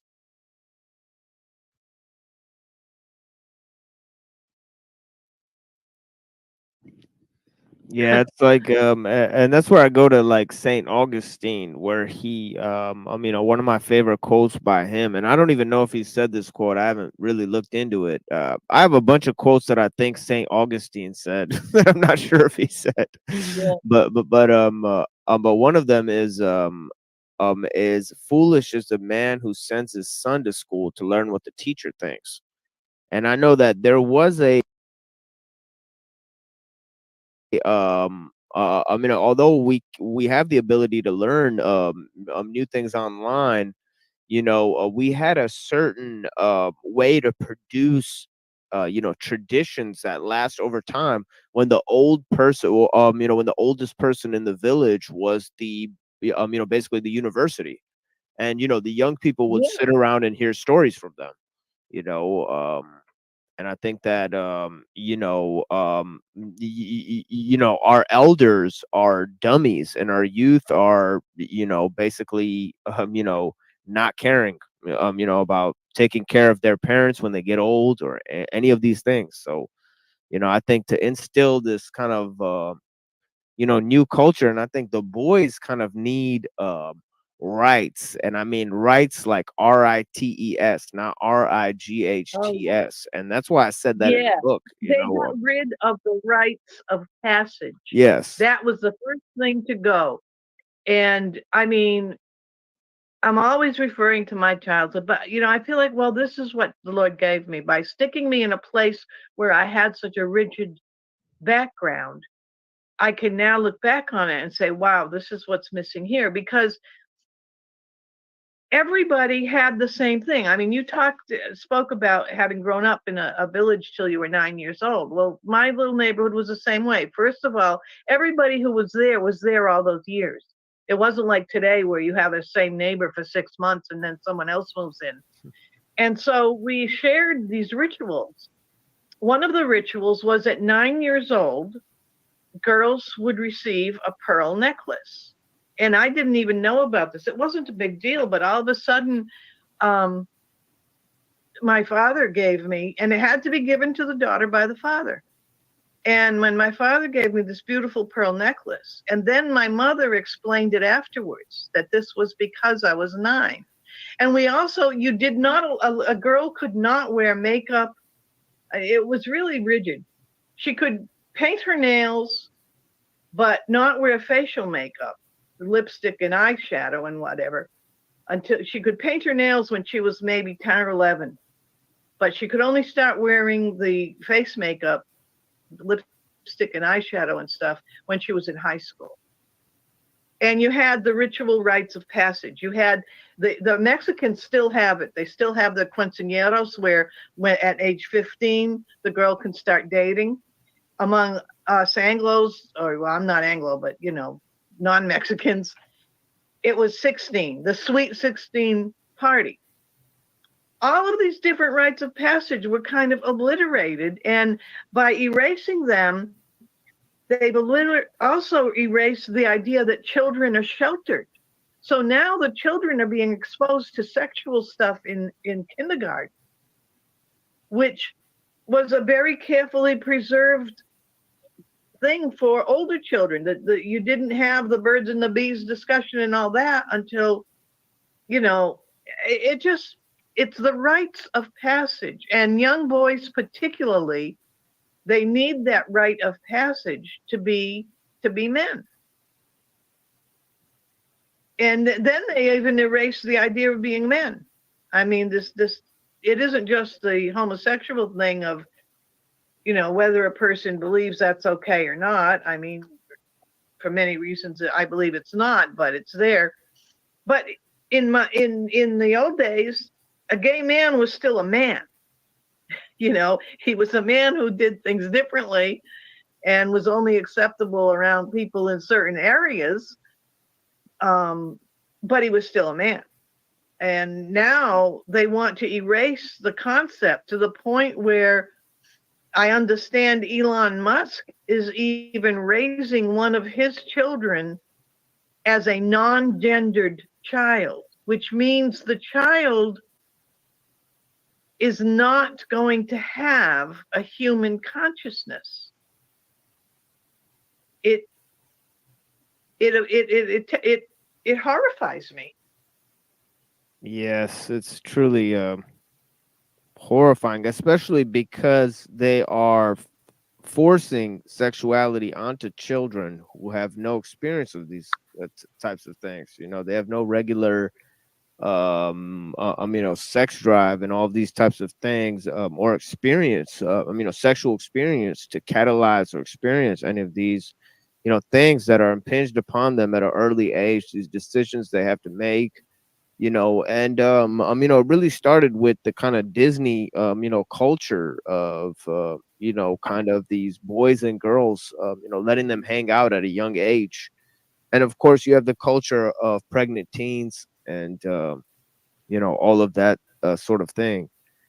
It's a problem that's at the level, and it's a problem that looks at the cultural setting of Christianity in Europe, in a way that it does have a clear response to these things, and as much as I sometimes criticize, the letters of Paul, because, people might criticize Islam about the taqiyya thing, that Muslims practice, dissimulation, and often Jews are criticized for that because you're supposed to see yourself as separate from the goyim. You do one set of books, with the Jews, and you do another set of books, for the goyim. And then for Christians, you have kind of the dissimulation in Paul, where he kind of says, be a Jew with the Jew and a Roman with the Romans. Well, we see that these three forms of religion can be weaponized. They can be taught to be used dissimulation, whereas in the Quran, it actually says, that God is truth manifest. Just as in the Gospels, it says that God is the Logos, the unborn truth, that exists alongside God since the beginning of creation. So, we shouldn't use our religion to teach a dual set of books, keeping a dual set of books, or a dual set of anything, a dualistic philosophy, that, we have to mend together spirit and flesh in some way, but we have to do it by putting the spirit first, before the flesh, ultimately. Well, yeah, the thing is, when they did away with all these rites of passage and the whole taqiyya thing, I'm thinking about the term Jesuitical. If you say that somebody is being Jesuitical, it means they're using language in almost a taqiyya way. If you think about it, the Jesuits were the masters of that art. But the idea of this, you might call it simple truth, that is kind of yelled at people that, all of this stuff is bad and everything. No, the subtlety is Jesus spoke in parables because not everybody could really grasp what he was saying, but he took his disciples aside to give them another layer of understanding. He didn't try to give that deeper understanding to everybody.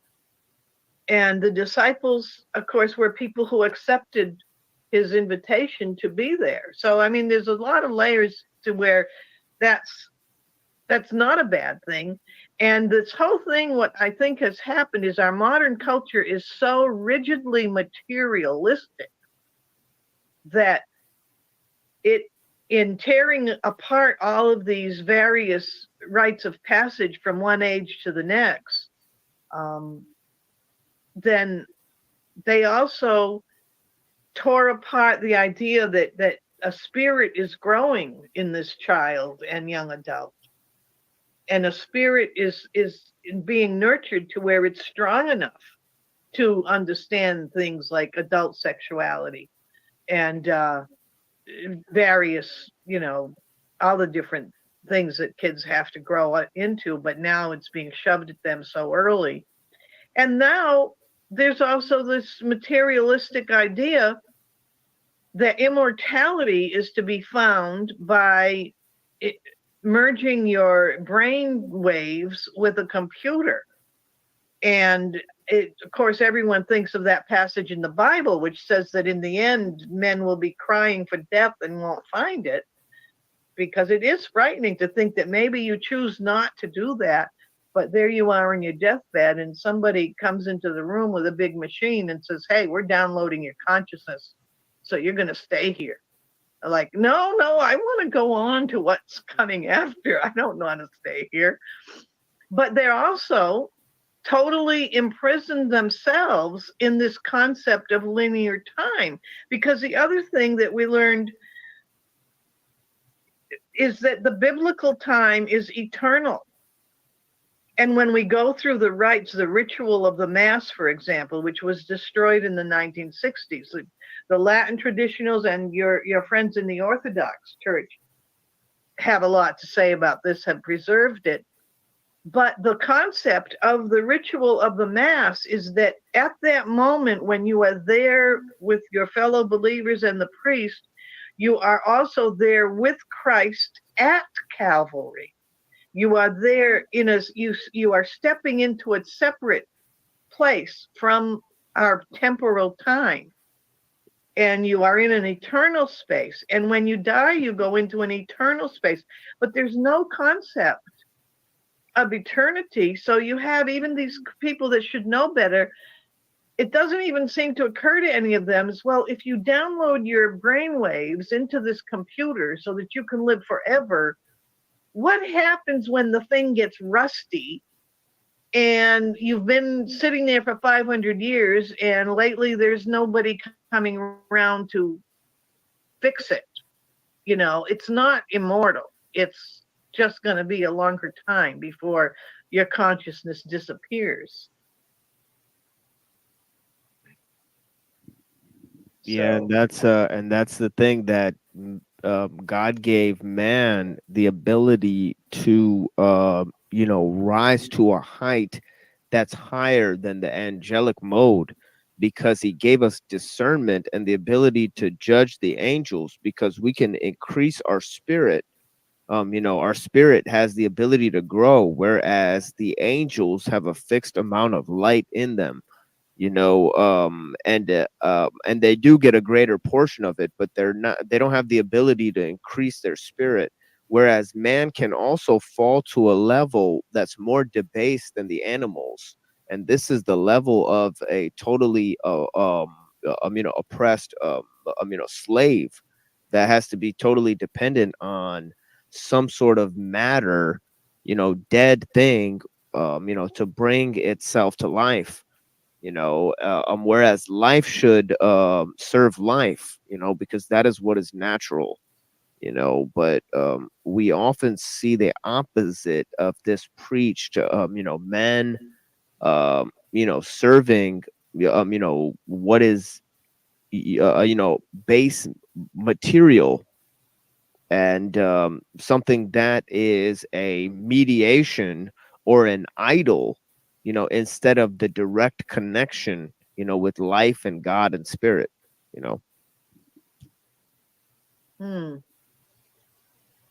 Yeah, well, I'm gonna get ready to go do some things. Thank you. Yeah, I heard about the looking carrot cake. forward That to sounds the delicious. Well, I enjoy it too much.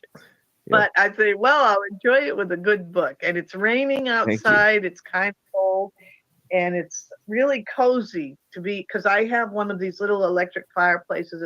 I used to have a real wood stove when I had a cabin in the woods, but I don't anymore. So I have this thing that looks just like a real wood stove with a flamey thing going. So I'm going to turn that on and really just relax. And yeah, I hope that other people start picking up on this and realize your book has a lot. I mean, I think a dozen different channel owners could be doing different parts of this book.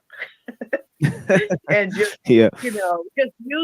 just use it to kick off discussion and see what happens. Yeah. So, Well, thank you so much for showing up, and Thank you, ma'am. and I appreciate too what you did yesterday. I was watching your stream because I felt like, oh boy, I probably stepped on some toes, and when I was talking about tequila and stuff. No, But, it's okay. Don't worry. You have a really nice way of communicating. I am very confrontational. You know, I'm half Irish, and your Irish comes out right quick. Oh yeah, I could get angry too. People have seen it, but you know, I try to keep it under wraps for the most part, so we could have more discussions like this. You have a very, very good way of getting people to, not getting them to do things, but allowing them to be there. Thank you, allowing them to start to see what's going on from their own perspective, which that's, we need more of that. And I can see that in the quote that you gave in here about the slow to anger is better than the warrior. Yep. That is. Yeah, I'm still working on that one. Yeah, I can see where that really has helped your life, and through you is helping a lot of others. Thank you, ma'am. This means a lot to me, and I'm praying for you, and you got a friend in me, so make sure that you don't forget about me. Oh, I won't. I won't. Yeah, bless you. Yeah, bless you. Yeah. Yeah. God bless you too, and we'll go on. And thank you, Green Mayonnaise, for being here, and the other one who was here, Dominic. Thank you. Yeah, so, Dominic is a dear friend. Yeah. Yeah, he's a good guy. I've seen him around here and there. Yeah. And there's a lot of good people around, and sometimes they kind of get lost in the mix of craziness. But that's another thing. After we've all been here in social media long enough now that it's really starting to settle out. Where, I used to mock people who said that their friends, the people online, were their friends, and I'd say no, they're nothing but piles of pixels. But after a few years, you do develop some true friends. And that, I think, is happening. Social media is becoming a more mature place in regards of itself. I mean, it's scary because, like what you were saying before, somebody could pull the plug, the censorship can be widespread. But we're all also able to keep up with it. And technology is really in the hands of a lot of people, not just the rulers. So we can probably not let the control be taken away completely. And anyway, there's always the Holy Spirit. That's what they underestimate. Yes. They can't.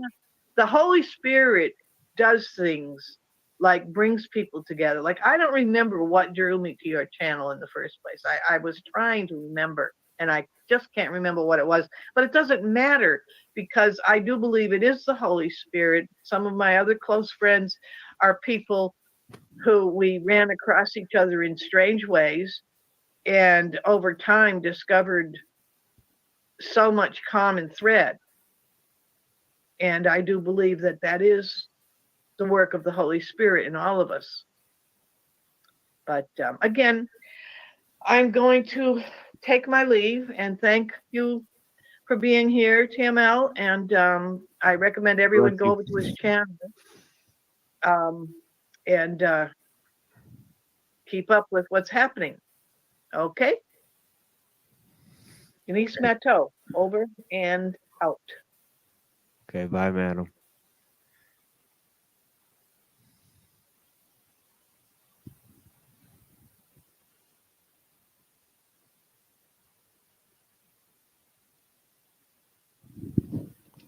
And thank you for being here, friends. You got a friend in me.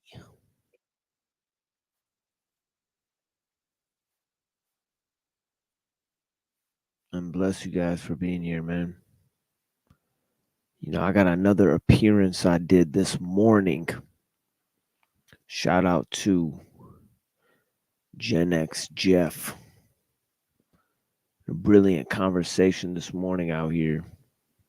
Accuser, if you will, in the physical world, according to the scriptures, is really Lucifer, not Satan. Satan is more of a philosophical or literary construct. Literally, the name Satan means opposer, and Yeah, go show Gen X Jeff some love and go subscribe over there because you know, we're having lots of interesting conversations over there at his channel as well, you know, and so far they're kind of private, you know. It's kind of like we show up and it's just us talking, you know. Bless you guys, man. so like we talk about a lot of times, the only reason that Satan and Lucifer get conflated is because of mistranslation in the KJV, you know, several hundred years ago, that conflated the morning star Lucifer with Satan, and it was a mistake.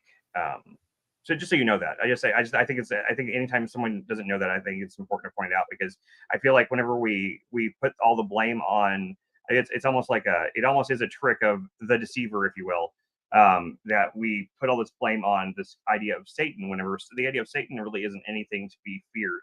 He is usually there almost as a part of God's plan, more or less, to really serve more as the devil's advocate, as you will, something that advocates for the other side in order to kind of like sharpen our own ideas in mind. And it's like I just wanted to mention that just because I think that you find that interesting. But I do find that interesting, and I actually agree with that, because it's the trauma and the difficulty and the pain, the things that we do think are adversarial or accusatorial, like you're saying, like Lucifer is the accuser. You're absolutely right about. Hey, dude, there's my dude. She was. I love you, dude. That's awesome. How you doing today? Hey, what's going on? I wanted to say hello to the soul sister Sophia. You know what I mean? How you doing today? You know? Oh, I'm chatting with these gentlemen. They've been so kind to me. They've let me speak my heart, and it means the world to me. Yeah, I love these guys. You know. Yeah. I had popped on originally just to find out what they were about, and they're very interesting. Oh yeah. Well, this is what we're about: giving people a place to speak their heart. That's Sophia, awesome. you said when you first came to YouTube you were suicidal. What helped you, and what would you tell somebody else that might be in a similar situation? Well, goodness, it's a deep dive, but I'll try to concise it as best I can for the sake of time. Oddly enough, the first chat I found myself in was Paul Unslaved, and that was the first panel that I found myself on. And as I mentioned before, Paul has a gift of, in a way, of triggering people and waking people up a little bit. And I appreciate that about Paul. I think he has a lot of wisdom. I appreciate that about him, but I think sometimes it goes too far. And I think it was in the going too far part in his chat where females, this is the part I've really been confused about.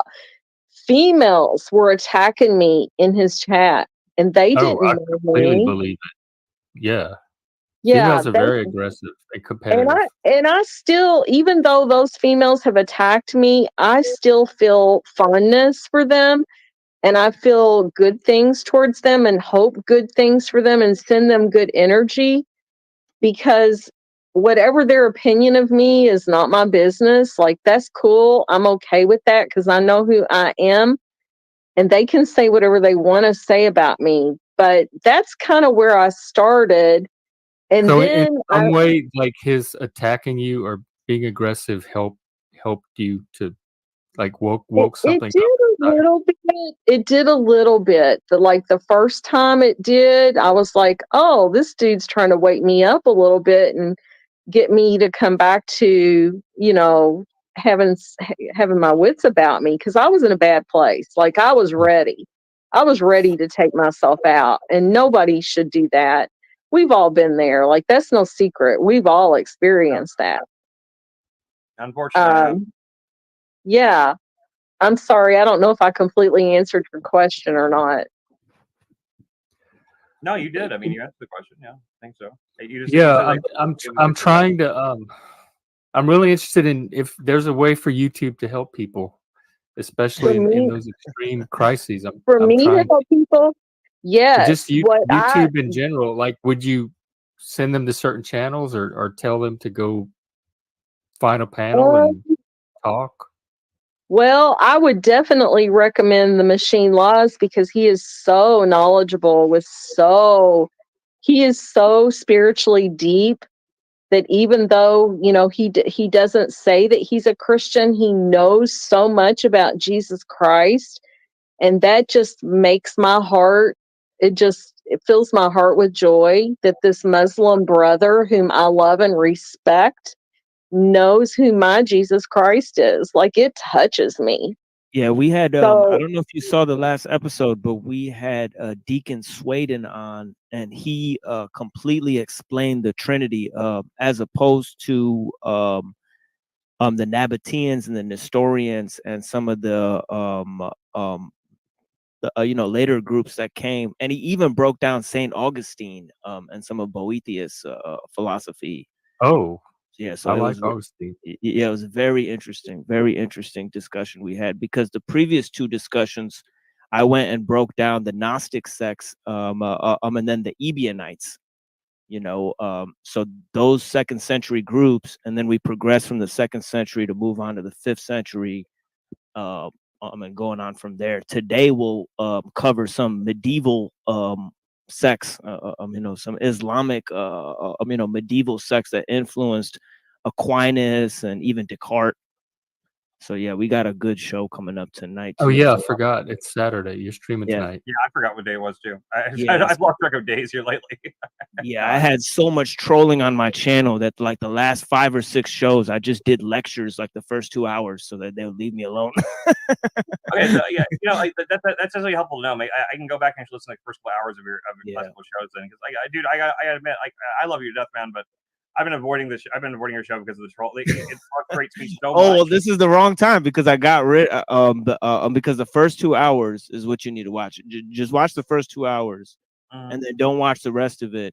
So you don't have guests on for the first 2 hours. It's just you presenting it's just me information. now. Yeah, that's a good idea. And then opening it up later. Yeah, I got to do it that way. Or I have a guest on. Now I'm experimenting with having guests on that are knowledgeable on subjects that I want to cover. I had Adam Green, and then I had Deacon Swaden on, as kind of like 2 very opposing views of, Well, unfortunately, I missed all of that. The Machine Laws, I missed that. So I'll have to go back and try to grab that and listen to it. And I was telling these gentlemen, I've actually taken my channel down, so I can't be in chat. I can only hit the standard link. Yeah, I'm gonna communicate with you very soon on that. Yeah. Okay, cool. Yeah, bless your heart. That meant a lot to me that you reached out like that. I want to tell you that personally. Well, thank you. I appreciate it as well. And I'm going to go ahead and hop down. I've got the rest of my Saturday chores that I've got to do. I've got a little bit of laundry and some things to catch up on. But thank you all so much for letting me join in. And I'll definitely be tuning in and listening, even if I'm not in the chat.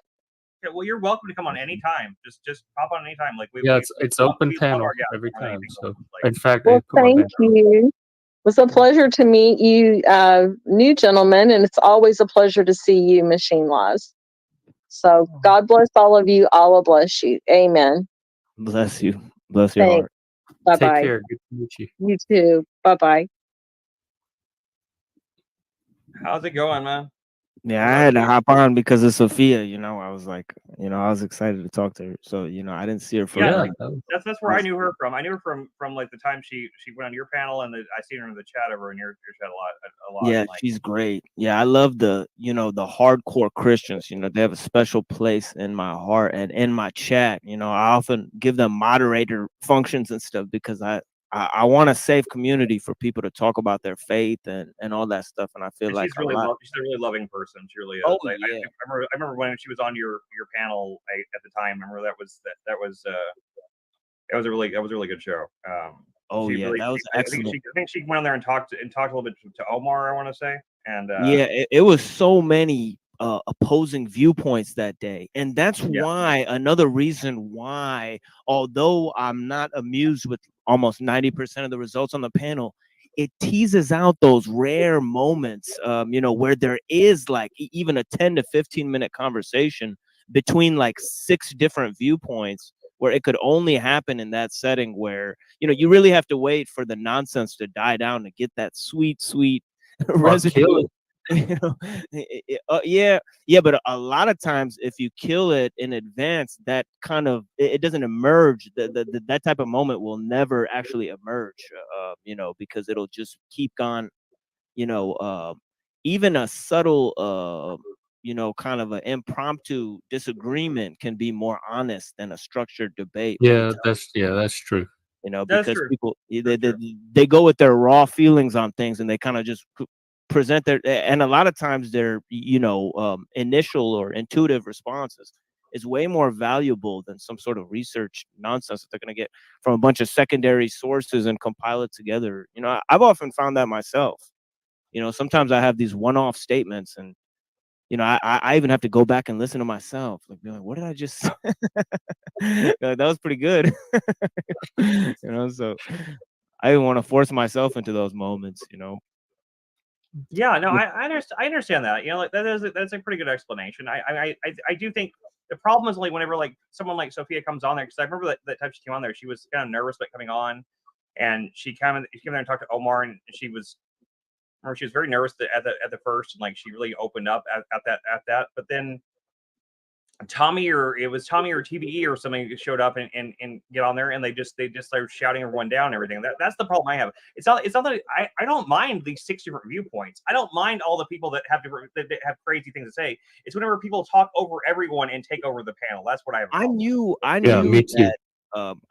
that Tommy and Toilet Bowl Earth would go away after a while, because they're trying to stir up a troll segment. But in that, I got hundreds, you know, if not moments, you know, where it is the only time where I get them to talk about what's important, because you watch their videos and it's just a bunch of jokes, like all day jokes, all day drama stream, you know, them reviewing other people's content because they have nothing to do, you know. So it's actually sad to sit there and watch their show. But if you watch them on my show, you know, you get like, you know, I have tens of clips of Toilet Bowl Earth talking rationally about religious issues, as he never does on his own show.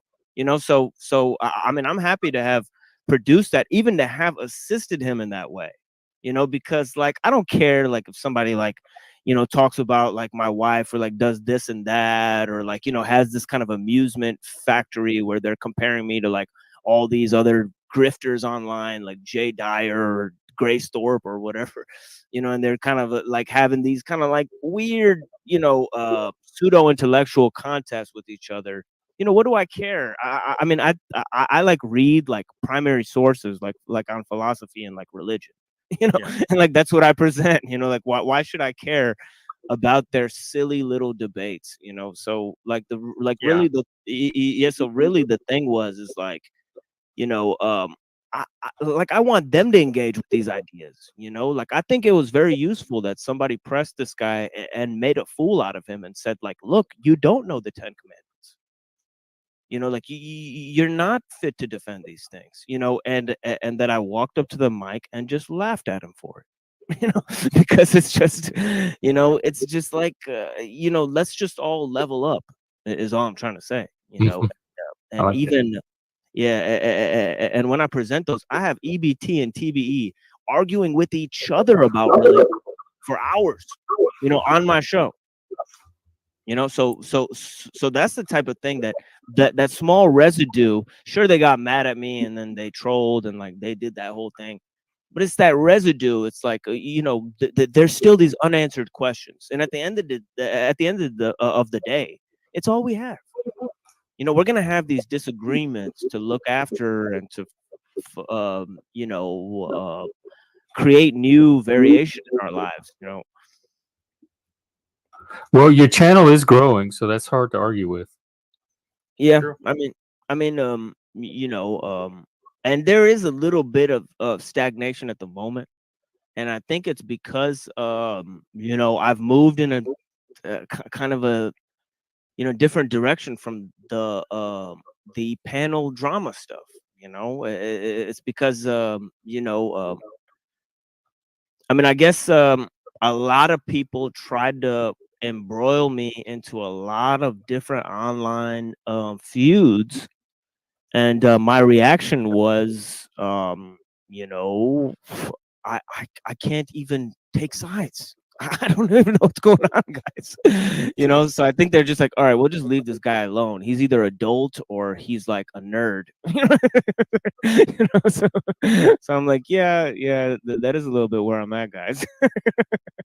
I understand, man. I respect your ability to tolerate it to some degree, because like I can't. It gives me mental stress. Like seriously, it raises my blood pressure, and like I feel like this vein growing in my head whenever Tommy comes onto a stream and just takes it over and stuff like that. Like there's like this part of my brain that verges on aneurysm, where I feel this vein that's just going to explode, and I can't, just because like I don't even necessarily disagree with all the things he says. He doesn't even necessarily say all bad things. It's just that he won't let anyone else talk. Well, that's what I get upset about. That's it. Well, if you go and watch Tommy on his troll shows, he actually admits that he's, you know, purposefully misrepresenting himself. You know, so he's actually, like, you know, consciously. I mean, whether or not people see it this way or know that Tommy's doing this, he's actually consciously trolling the audience in terms of he is you know, practicing like sort of dissimulation in the way that and he's actually admitted to this on other shows, you know, that he will try to lay claims out that are small and insignificant but untrue, so that people will get distracted and try to fight those instead of going after the big issues. You know, what's the point of that? What's the good? What's the good in that? Distraction and to create intrigue between other groups, so to get like two different channels feuding with each other. You know, what's the point? Like, I don't. Like he'll go on my channel and talk about the drama he's having on another channel. Like he does this all the time. You know? Yeah, he's a drama queen. Yeah, I don't get the point. Like, I don't respect his tact. I don't see the point of it. And it seems like something that only somebody as terminally online as him would even be motivated to do. Well, those people will then come on my channel and then come start squawking and barking at each other, and then I'll just come and you know, I'll moderate this exchange, you know, in a way, you know, but really I'll just let it happen because I'm not willing to moderate a nonsense exchange. Right? So I'll just go ahead and just let it happen. But then after it's all done, you know, my audience has grown, you know, and then I start talking about philosophy. Now, out of that, out of the audience that grew, almost nobody wants to hear about philosophy now. They just want the drama to keep going, you know. But 2 or 3 people out of those people will want to hear about it, and I'll get them over, and they'll be like, "What is the point of all this drama? You know, when we could start talking about this deep shit." You know, that's really like the juice of the fucking, you know, like of like our purpose of life. Of It's like you're trying to like purify gold by fire. You're trying to like heat it up so much. Essentially, yeah. I'd rather just get to the gold, not have to go through the fire. But Tommy mostly seems to me preoccupied over whether people think he's a pedophile or not. Yeah, and he's very self-absorbed. He doesn't have some grand message he's trying to get out there. But other you than know, himself. he put a lot of that information out there. So he seeded the information so that people would react to it, so that he can formulate a response to get the discussion. You know, whatever discussion is going on. It's pointless. Like that's, I don't know. He's a Spurg anyway, so whatever. It just is what it, because it seems so dumb. Like, what a waste of time to me. Why don't you just go in there and talk about something constructive? Well, I mean, it is a waste of time unless you notice, like, on what a grand scale, like, it's happening. You know, I don't take it that seriously. And that yeah, but these guys have whole channels and whole discords of people that go on other people's channels and do this and collaborate to go and do this. You know, so it's like a network. It's like there's networks of trolls online. Yeah, that's what it does seem that way. Yeah, and some of them are run by the NSA. You know, for lack of a better term. You know, like a lot of them are being run by the NSA to collect information in order to honeypot people. You know, me and Jack and Adaptable actually have had conversations like where I have personally expressed concern that some of those trolls that are like that, I feel like sometimes the way they talk and chat, so it's like they're trying to radicalize people. I'm actually worried about that. I mean, exactly. They are. You know, radicalize them into what? I mean, they might be, but into what? Radicalize them towards violence. I'm seriously like encouraging people towards being violent. They have done that. They have done that on Discord. There's been a number of salient court cases on Discord of agents inciting people to admit to wanting to commit violent acts and then arresting them for it. Yeah. You know, that's what happened. That's what happened with the Gretchen Whitmer case. Oh yeah. Exactly. The FBI was like, all those guys got off. All those guys got completely the case got dismissed because it came out that the FBI was entirely the force behind the entire plot. They came up with a plot. They convinced people to do it. They did everything. They did everything except for and the guys that were actually that got arrested originally didn't even want to do it. They were just doing it because they felt pressured by these FBI agents that were created the whole thing. And I've been worried about that about that because go see small. It wasn't it wasn't like a big influential group. It was like a really tiny little group of people. I have a friend. I have a friend in my chat called Truther Cop. I don't know if you guys have. I've seen some of his stuff. He seems okay. That's what his entire last few shows and stuff have been about. And then when he came on my show last time, we did a whole expose on this type of stuff. And right then my stream got porn bombed. So wouldn't you know that is exactly when we were talking about this, and my stream actually got targeted. So I mean, it's not a crazy jump of leap of logic to believe that, that this is actually going on a mass scale, because even by talking about it, you get targeted, or somebody will come and target you for some reason. So like if you go back and watch that stream, because I republished that stream, the Doodle Bob Part 2, the birthday stream that I did. Without the P-bomb and all of that stuff, that's exactly what me and Truther Cop were talking about. These kind of troll groups online, and these groups, and exactly the group I was talking about when I got P-bombed. I go on there, and it's Tommy talking about how he practices dissimulation, within these groups. And I was shocked. I was like, here's Tommy admitting what everybody says they think he's doing. Has Doodle Bob moved on from his fixation with you and Trad? Well, he had a really horrible debate the other day, with who? with the Gnostic informant. Just that guy. I didn't see that. No, I didn't see that. Yeah, looping I debate. subscribed to Gnostic informant, but I didn't see. I'm not sure of Doodle Bob, so I didn't see that. Yeah, you guys should go check it out, because it went terribly. The same garbage on his channel. Let me look. The same garbage again.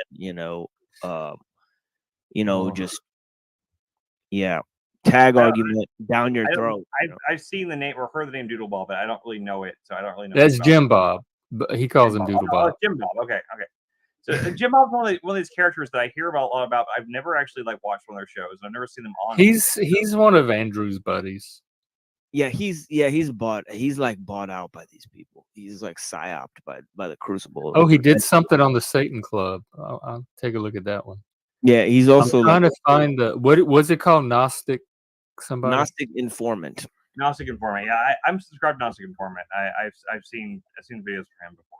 Yeah, he used to be in jail, so he might be a real informant, if you know what I mean. For real.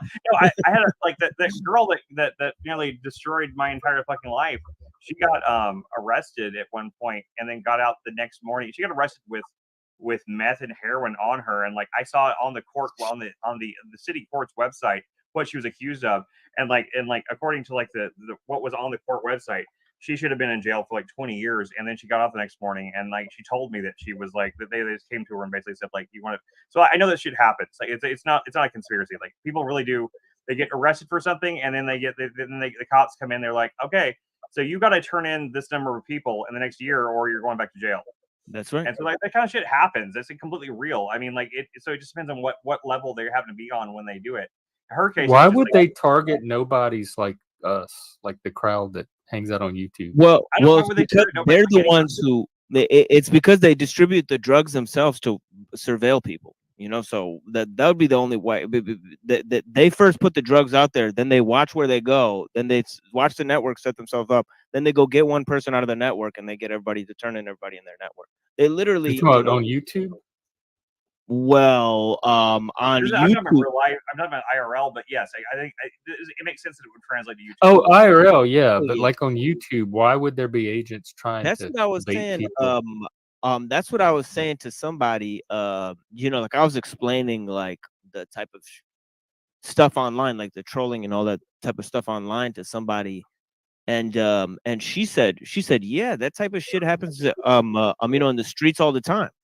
And I was like, yeah, of course. Like somebody will try to intentionally start a conflict with somebody because they know it'll start a conflict with like 3 other people, you know, and they're not really, you know, they're just looking to exploit the situation. In other words, they're not looking to gain anything from starting the conflict itself.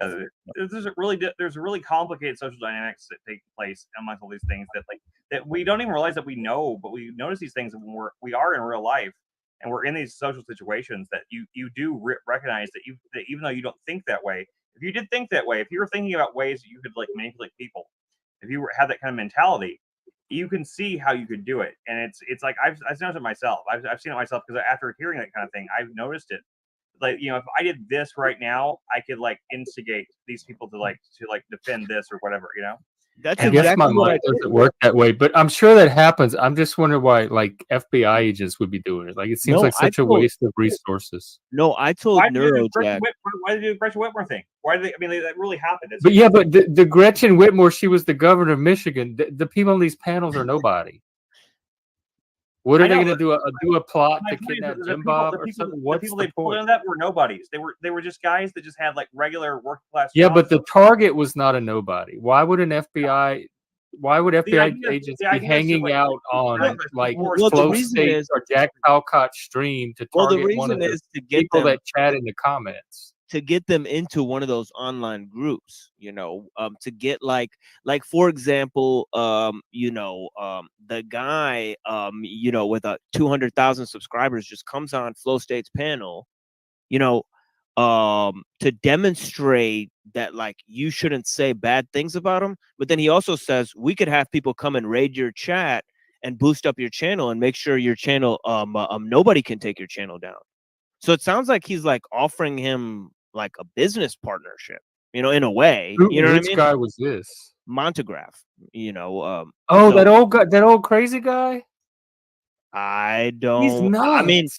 I mean, do you know How a lot of old? Have 200-something thousand. Do you know a lot of exactly? Do you know a lot of old crazy guys with 200,000 subscribers? You know, he's likely not an old crazy guy. Montegraph, the Montegraph I've seen is the guy that came on our panel, Jeff? Huh?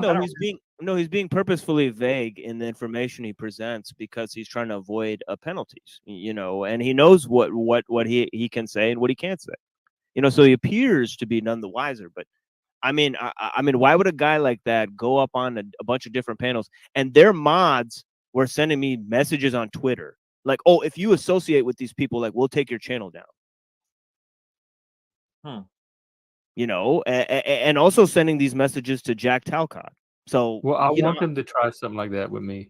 Well, it just is what it is that you know, these people try to either like, you know, but like it just seemed like either like you know, and the same thing with the Crucible. He's like, look, you slandered Jay Dyer, apologize publicly or I'll make this public hit piece on But you. yeah, that It's like, what the fuck? It's like, I believe all of that. I just don't think trying to, it's FBI agents that would and be then doing it. and then it's like, It's people and then with it's no like lives.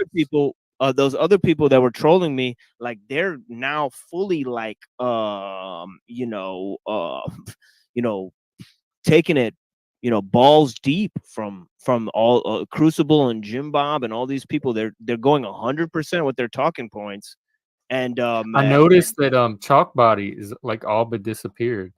Yeah, Chalk Body's gone, but EBT and TBE, they just sit there and watch the Crucible videos and like talk about how great it is, and you know what I mean. That's literally like all they're good for. They're like psyoped by the Crucible, you know. So like this is kind of an example of what I'm saying is like they get these groups so that they lose the ability to think for themselves, you know, get them into one camp or another. So then, like, basically, it's like, you know, once you're part of one of these online groups, they're surveilling the whole group. So it doesn't matter what you're doing. But if you're just like the Machine Lives, who's like doing his own thing over here and just like making up his own narrative, well, then what's to say I won't try to condition people into believing my own narrative and make a club out of it? And then people will, I'll create this subgroup within society. And that's a danger. Why should there be people that have their own ideas within a society? That's a danger to the people who run the society. No, So I think it's a health to society. maybe I know I usually concur with you, but there's very educated people who don't think that way. Like, you know, like people who believe that there should be a social hierarchy. People like you know, I mean, there is one, whether they believe it or not. Hierarchies are gonna always form somehow. Yeah, but not natural ones. We're talking about ones that are imposed, you know. Yeah. Obviously you're talking about like natural hierarchies and people, you know, fight their Yeah, way through the ranks. No, not imposed hierarchies. They should be voluntary. Exactly. You know, and of course you look at complex adaptive systems, and you know that there are natural hierarchies that, you know, bubble up and they are very effective, but these are not those ones. These are like shitty ones. So it's like little wannabe gangs or cult leaders. It's trying to consolidate some kind of little power base. It's more sinister than that, because it's like a cult that's parading itself as an anti-cult. You know what I mean? So it's like double binded, because it's like the only way you can defeat cultism is through this anti-cult ideology, and then they sell it to you. You know what I mean? Then that becomes a new cult. It's like a counter cult. That is what the Crucible is. I mean, let's not lie. I mean, let's not mince words here. I mean, that is what it's like. It's like we have this ideology that defeats all cults. So join us, you know, so that you don't have to be part of any cult. It's like it's like, okay. And they're so cultish. It's just weird that they like sell it at all, because they're so cultish and weird. It's like, okay, like, you know. Well, that was never why I get involved with the Crucible. So I didn't find like they didn't try that with me. But if it's happening, like lately, all they do is hang out on TikTok. They don't even do their discussions. Well, I was there the first day. Gen X Jeff. When you were in there the first day, I was there. You know, in the voice chat in the Crucible, we literally met that day. You know, because you had your debate with Andrew. Debate with Andrew. That was the first time I didn't even know what the Crucible was. And what were they trying to do? They were trying to pit me against you. They were like, we have a Muslim and a Satanist. Let's just have them debate now. They were doing that. I forgot who was all in there, but they were doing that there was a lot of people in there doing that. Like, and they had the bros, they had a few Catholics, a Muslim, and they were trying to get all the religions against each other. Exactly. So I was like, you know what? I'm like, you know, and even through all that, I was like, you know what? Certain amount of this type of argument or this type of debate is completely dishonest, because these guys are not understanding what Satanism really is. And that's why I was clarifying, you know, just what you mean when you say that. And then I kept going. And then once you explained it to them, they didn't even know what the fuck you were talking about. So then they were just lost at sea.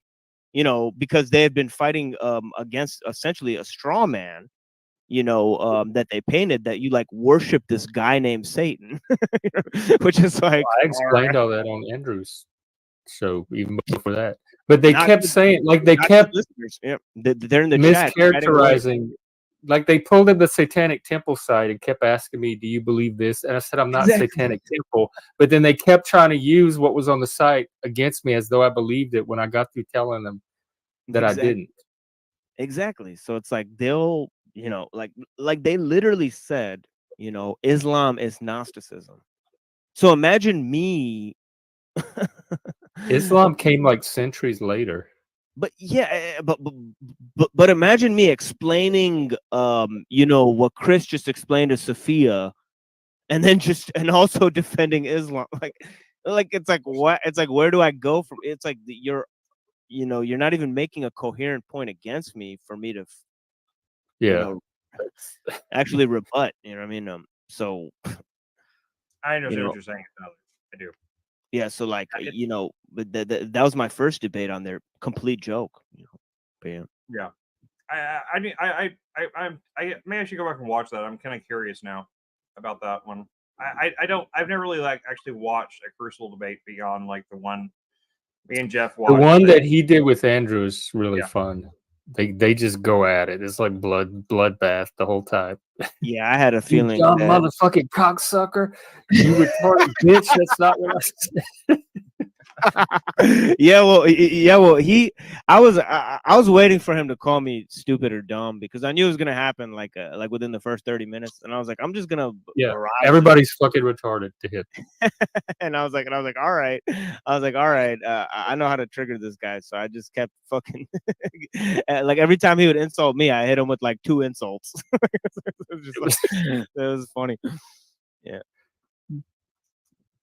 And I was on mushrooms, so I was feeling a little. Oh, were you? I didn't pick on that.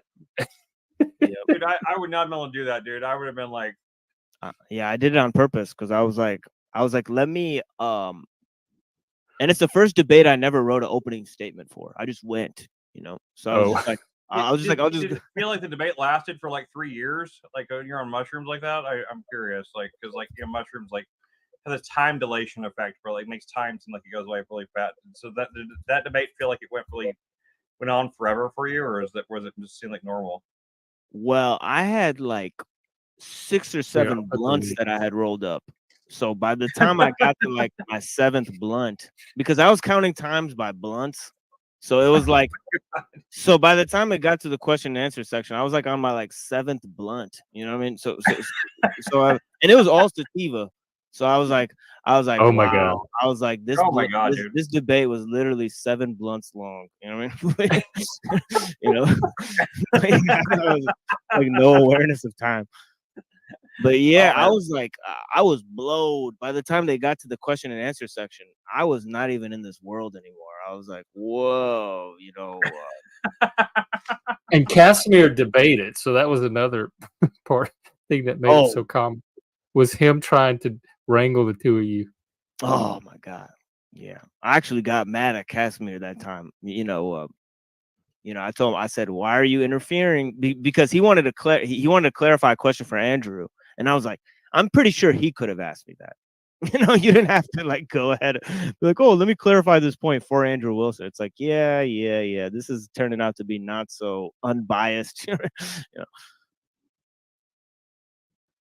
Yeah, there's definitely a lot of I just bookmarked that link, so I'll check that out later.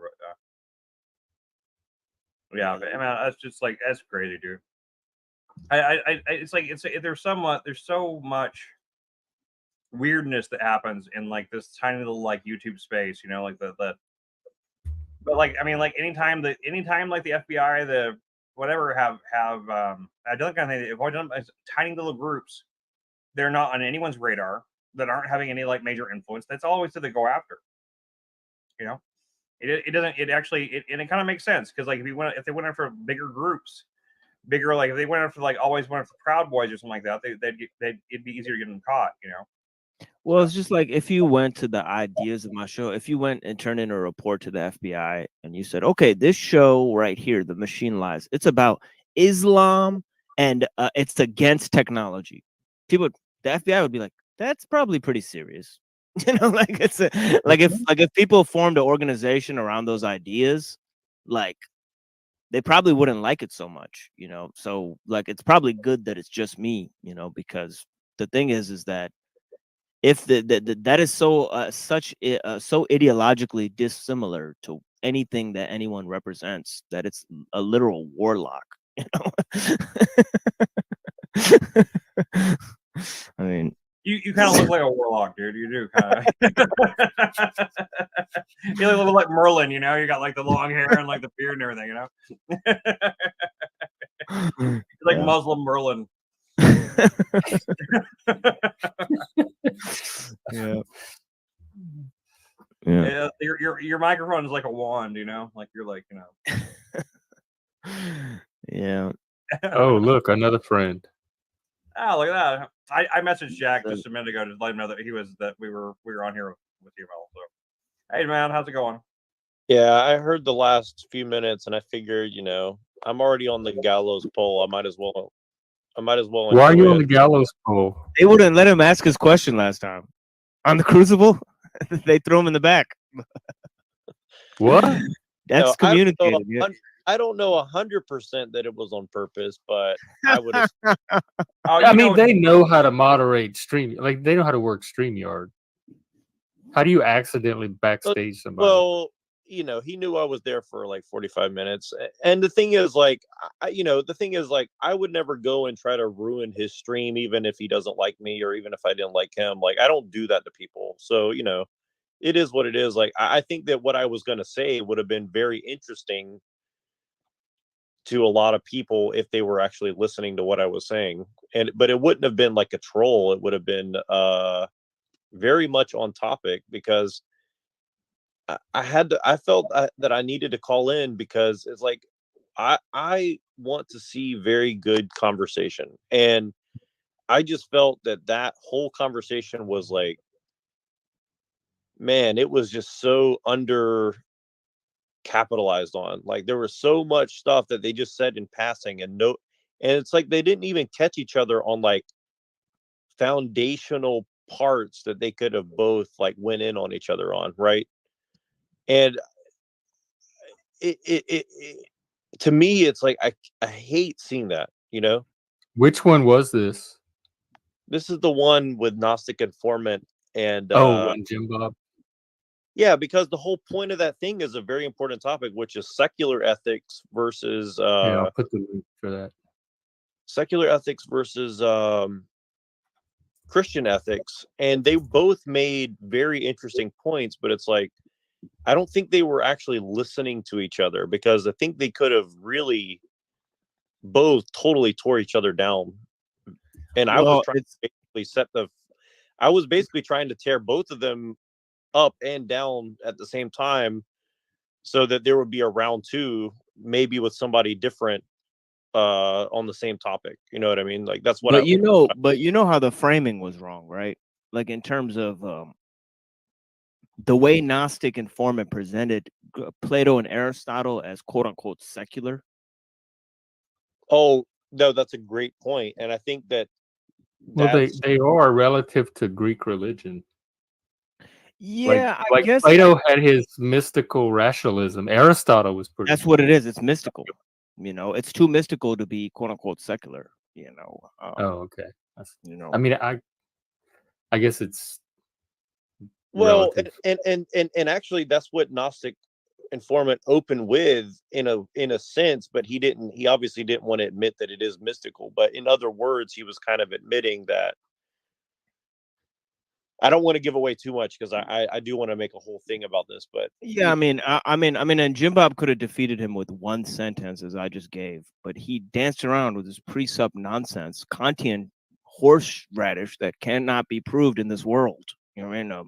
Well, and look, I use a lot of Gnostic Informant in my videos, and there's a reason why. He covers a lot of historical and I guess, mythological stuff that is very relevant to Christianity.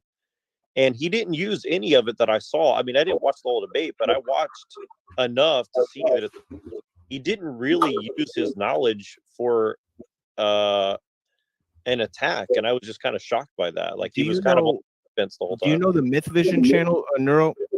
Yeah, dude, I was trying to tell these guys to get a hold of Giorgiani, Gnostic Informant, Myth Vision 8 months ago, before I even met you. I was telling these dudes, you guys need to go after these dudes because they're totally trying to destroy Christianity. Mythicists. I mean, I didn't know you called it mythicists, but I just said from a historical standpoint, they were basically. That's who created the Gnostic Informant channel. Oh, I'm in their Facebook group for some reason. I don't even know how I found them. Myth Vision. Oh man, get them on the Machine Lies, man, or on your show or something, man. Like, I would love. I tried to message him. He's not interested in talking to me because I'm Muslim and I take a orthodox approach to Islam. They're not interested in talking to Orthodox Muslims. Oh, that's interesting. I don't know what the difference between Orthodox is. I mean, well, I don't even know enough about Islam, but if it's anything like Orthodox Christianity, well, there is no such thing as really unorthodox Islam. Right. Well, see, this is where I thought I would have a lot in common with these Orthodox Christians because they actually care about the history of the church, and I think some of them do, but I think in general, it's like whenever you start bringing up historical or theological arguments, you get excommunicated from the group, and it's like, well, because I read the books, I read the books of the Sufis that they claim are crazy, in line with Gnosticism and stuff, and these guys prayed 5 times a day. They followed Sharia law, they were hardcore. Yeah, they were mystical. They had philosophical tracts and stuff, and they did spiritual practices, but they still followed all of Islam. So I just and that's the thing I bring it up with the Christians is okay, there's all this mystical stuff, and I'm just embrace it and admit to it. Why do we have to hide it? It's because and the thing is I always try to get into the they always bring up the Shriners for Islam, but I'm Shriners are a higher level of Freemasonry, which is a lot of Christians are in that, right? So and it came out of the Knights Templar. It's why don't we talk about that shit? Okay, you're talking about the old men that ride the little toy cars in the parades and the little motorcycles. They're somehow involved in a conspiracy now too. Actually, technically, to be a Shriner, you must be a 33rd degree or a 3rd degree Mason. It depends on the Shriner group. There's different Shriner groups. There's different Freemasonry groups, but some Freemasonry temples only have the 3 degrees. That's where you get the term the 3rd degree from, because the 3rd degree is when someone gets the 3rd degree, it means they're getting the highest level of interrogation. But then there's also the ones that call the Scottish Rite, which have 33 degrees. And then and in order to be a Shriner, depending on the area that you're in, you either have to be a 3rd degree Mason from the York Rite, or you have to be a 33rd degree Mason from the Scotch Rite. This is all too much. And then you can get invited into the Shriners, and it becomes and you become a different level. They have their own and they're actually very secretive in terms of the fact that there's never been any leaks in terms of what the Shriners real beliefs are beyond the fact that you have to be a Mason or at that degree. So they're kind of a mystery. Well, and look, people wonder about Louis Farrakhan and shit like that. That dude is being informed by some very interesting sources that are rejected by people publicly, but yet privately they don't reject those sources. So I'm not going to try to get into it just because I don't know who knows what and who's involved in what, but I'm just saying if you start looking and understanding what these people believe, for the Black representatives, for the white representatives, for the Christian representatives, for the Jewish representatives, for the Islam representatives that are presented as leaders, quote unquote, of these movements, it's kind of okay, so you guys believe in some very mystical stuff, and Christians are supposed to believe in mystical stuff that reject those mystical things, right? So it's I don't know. I'm trying to be vague on purpose because I don't know. It's you can't really discuss these things and people just get really upset with you. Why are you trying to be vague on purpose? I doubt there's any FBI agents looking at us. Well, I'm not. I mean, Yeah, that's the we've thing. said like, some pretty bait like stuff on this show.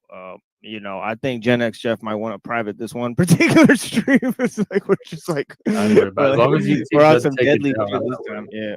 Yeah, we were on some like I think before you showed up, Neuro, we were on some. We were talking about some no, crazy I spy caught stuff. I 007. caught a little bit of it, and I just that's why I said like I'm walking on the gallows pole. I'm pretty sure at this point because I mean like What? Yeah. Oh my god. Neuro's like 2 cents. If there's any agents out there watching, y'all come on, talk to us about it. Yeah, Neuro, you got to lay it all on the table one day. Yeah, I mean the thing is like I don't really know what's going on, but I just know that it's like people have reacted very strangely to stuff that should be like we're all on the same team, right, guys? People like normal, ordinary people that are not agents react strangely to stuff all the time.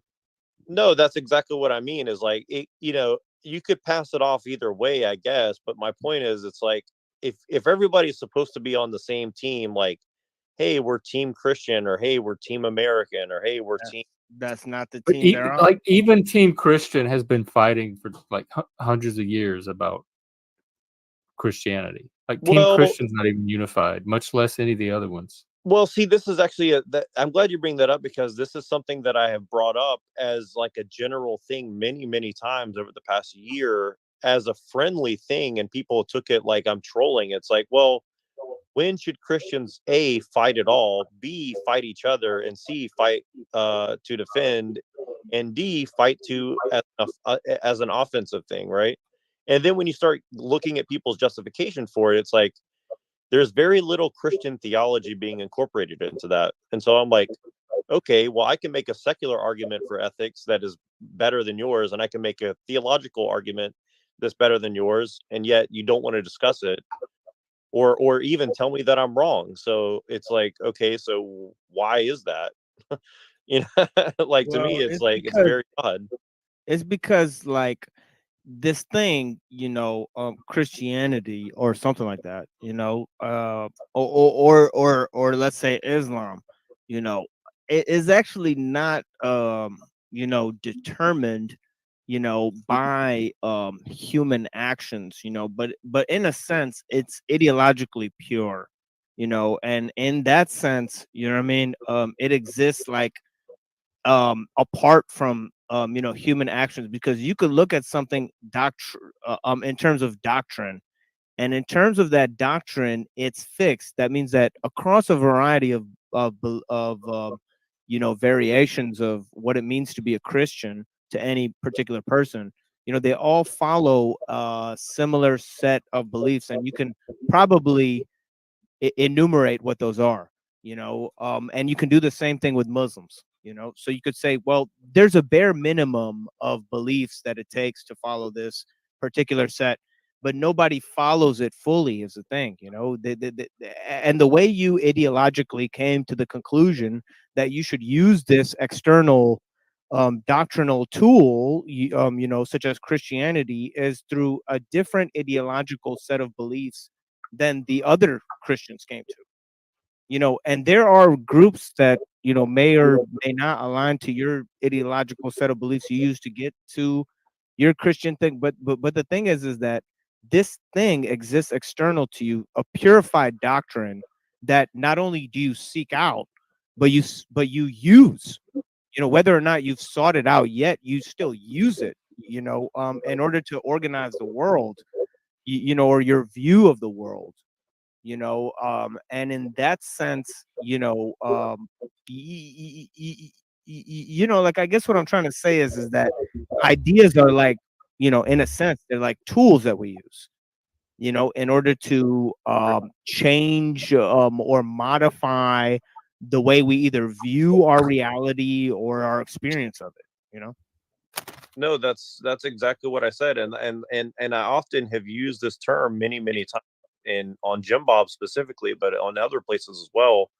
I see religion in ideas as well, but I always use the term religion as well as a lens, right? It's a way that you view a problem that helps you A, determine what the problem is, B, how does it relate to you, and C, how do you approach it? And D, what are your goals, and how do they fit with your teleology or your purpose or your ethics or your whatever, right? So, but see, these people got there differently. They got there way differently than how you got there, And if you had to guess, which way would you say that is? I'd say that your way is through like what it means to be a Christian, and their way is through like what you can do if you were a Christian. You know what I mean? Interesting. You know what I mean? That's a very good way to put it. Well, and like I have no problem admitting it's like I literally use like Aristotelian secular ethics via like someone like Stefan Molyneux and use that as a lens. But that's the thing is like, I don't mind using Aristotelian, but I don't try to drag it into my theology wholesale either. Like I'm using two different lenses to look at the same problem. And I'm not saying I'm trying to create a synthesis with it, but what I'm looking, I don't mind evaluating things on two sides. And if I can't find a full answer, I'm okay with that, right? But at least I'm willing to admit that I don't have a fully solidified worldview, right? But a lot of people that we deal with say that they do, yet they can't explain it in a way which other people can understand. And I find that very odd, right? Like it's like you have the answer regarding these very important issues, yet you'd rather win than make it clear, is how I kind of feel about it. They probably can't. We were talking about this on Paul's show today, that like he believes that something can be true whether you can express it clearly or not. And I'm saying that your inability to express something clearly is a limitation of your linguistic capacity, that there are thinkers and writers that could come along and express it. So if they're not clear on their worldview, they're just not clear on their own thinking. Right. Well, and I think that's another because someone that was really clear on their worldview could express it linguistically. Well, and I was kind of having this conversation with my wife today about how you can either use language and rhetoric to clarify what you actually mean, but most people who are good at language at a very high level are usually using it to deceive or obfuscate what they're actually getting at. Because how do you know that? Because it's actually very hard to convince people of something that you think is true, like what you were saying about with Paul, right? Like, how much effort does it take to go and modify your belief structure that you want to convince others of to get like a broad message? I mean, why do politicians speak in platitudes, in other words, right? Because it's very hard to actually go and convince somebody of something that's true. It's much easier just to say something that they can generally agree with and not have to worry about the details, because either A, most people aren't smart enough to comprehend, or B, they don't really care as long as they get what. So it sounds like you're talking about the difference between like logos and pathos or ethos. And it's very easy to logically convince people of things if you lay out a convincing argument for it. But if most people are not going to respond to logos, then I guess you have to use pathos or ethos, and rhetoric would be one means of getting them to adopt a belief through pathos. Yeah, and I think a lot of people pretend that they care about ethos, but I think at the end of the day, most people are really running off of pathos. Like, if they get to feel as if they're good, it doesn't really matter if they actually are good. Does that make sense? In the speaker or the audience, the hearer? Either or. We just watched the beginning of the show, Jeff. Like that's what that girl was talking about. She was saying that feelings are the only thing that matter. Remember? Yeah, she said they're the only things that are real. Yeah, she's total pathos. I mean, pathos. Because ethos is just like it's the appeal to authority or attempt to establish your credibility or yourself as an authority or expertise. Pathos is the emotion, like trying to appeal to the emotions. There was like this bald-headed girl that was arguing with some like people with MAGA hats on. Yeah, and they were trying to be logical. And yeah, they were being logical, and she was saying the only thing that matters is it was like a couple of black guys. So that I only rely on logic because I try to find people to talk to that also respond to logic and like agree to or have their conversations based on the rules of logic. So every time I'm talking, but even people like Paul, he doesn't always go off of logic. Sometimes he's using intuition or emotional reasoning or whatever, but I always think people are being logical, and that's what throws me off. But so I guess we're like, when you say like people are, you never know if they're being rhetorical or if they're actually trying to tell you the truth. Well, we're probably talking to different types of people, because I always assume people are trying to express what they believe to be true. I just take that part at their word. There's four of them, in terms of, the Greek kind of thing. There's, logos. There's thumos. What's thumo? That's part of pathos, right? The emotions, the seat of the emotion, anger. I think it's different. I actually don't the fire in the belly. I actually don't have pathos. I just put that into eros, because eros is more like definitional, because that kind of brings in feelings and everything else, Well, that's what I was trying to get at with Hank, because I think that's what I'm kind of alluding to is like, if you can figure out how to, I was thinking about this very deeply last night, actually, about, how they use the term biohacking, about trying to do things to your body to make it better. But I think biohacking is actually what I was talking about with Hank, which is discovering what people want or desire and using it as a weapon against them because they're unaware of those mechanisms which make them feel that way or help them get to a goal. And this is coming out of sales. Like when you're in sales, you don't, my boss used to tell me all the time, perception is reality.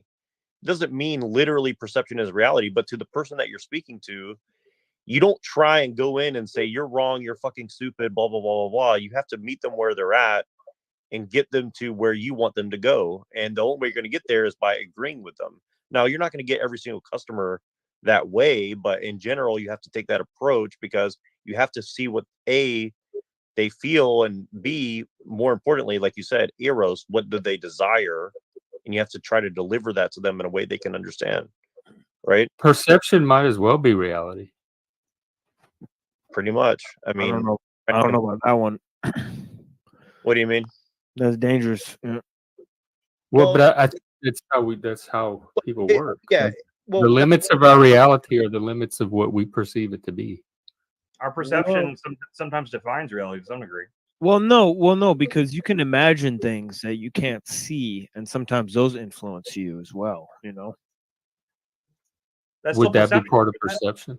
Yeah, not really, like monsters, and there's philosophical monsters as well. I think perception is more than just. But if somebody's perceiving a werewolf, and the lights are off, and in the shadows they perceive a werewolf, but in their reality there's a werewolf. What if they say like, okay, if I die, like it's just gonna go black, like everything's gonna go black. Yeah, it will. Like they don't know that. But like the thing is that it still influences everything we do. The belief in nothingness, absolutely nothing, not even thoughts, nothing, just all of this just shutting off. It influences us, but it doesn't. But we can't prove that exists. But yeah, go ahead, Nura. We also can't fully imagine it. We have no way. We have no concept of. That's my working assumption. That's my default assumption, and that is a perception that is my reality. There's no difference between that and what we only know I nothing believe reality to be. The thing that we imagine nothingness to be, we don't actually know nothingness at all because we can't actually. Like Sophia was on here earlier talking about the Antichrist and the Creator and the afterlife and all, and that she lives in a very different reality, but that's her perception. Well, but so her reality is identical to her perception of it. But what she perceives it to be. But even that's just her perception. It's not tied to her reality at all. It is her reality. No, because it's just like it's like you could sit in a room you know, like here we're paying attention to this StreamYard call. You know, the StreamYard call is in a sense our reality because this is all we're paying attention to. But it's not. You know, that's not true. Right? Yeah. Or is it? Just kidding. but yeah, I think. Oh, Neuro fell out. Yeah, he wanted to say something. Jack's connection broke again. Did you see that? So you see what Sovereign's Hand posted, Jeff? Let me look. She just posted a video about the Scottish Rite Masonic Cathedral that she filmed in her area. Oh, there. Yeah, Neuro, what were you gonna say, dude? Oh no, you're good. Well, I think just to clarify what you guys are talking about, I think what you're both kind of right in a different way, which is that, you know, what I think what you're trying to get at, Machine, is like you're trying to say that, you know, it's not your reality, but it does inform how you behave in the moment, even if it's not directly, like, even if you're not holding on your reality.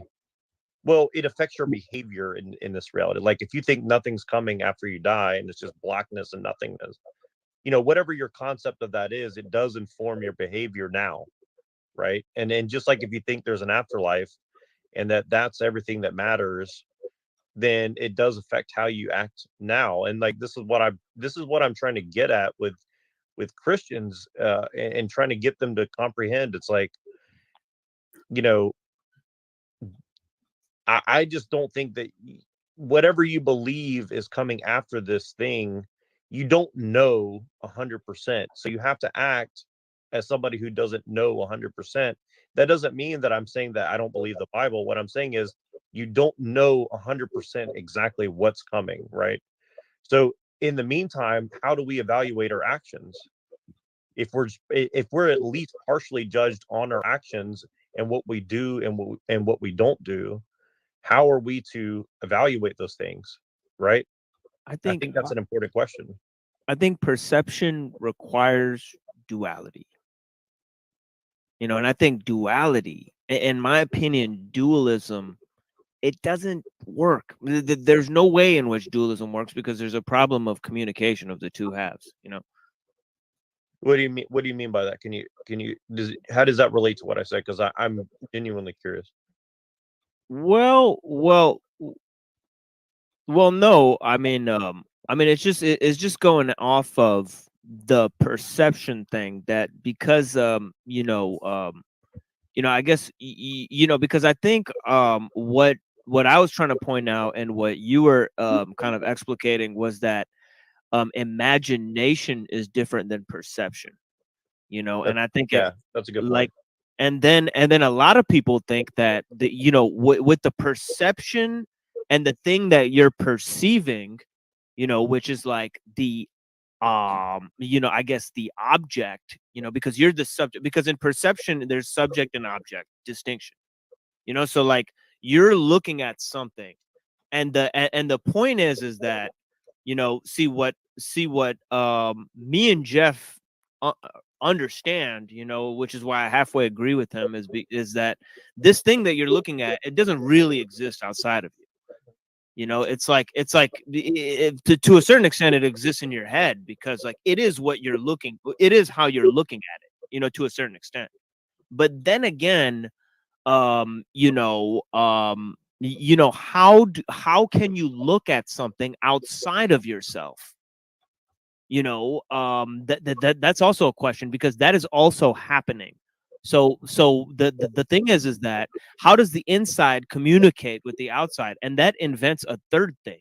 So then you have a trinity, you know, because between the perception and what you're perceiving, there has to be yeah, exactly. A mediator, you know. That's the subjectivity. That's like objectivity, subjectivity, and then trans or intersubjectivity. You know. But some would make the case that we perceive with our imagination. That is the organ of perception. And so that resolves the dualism between inside and outside.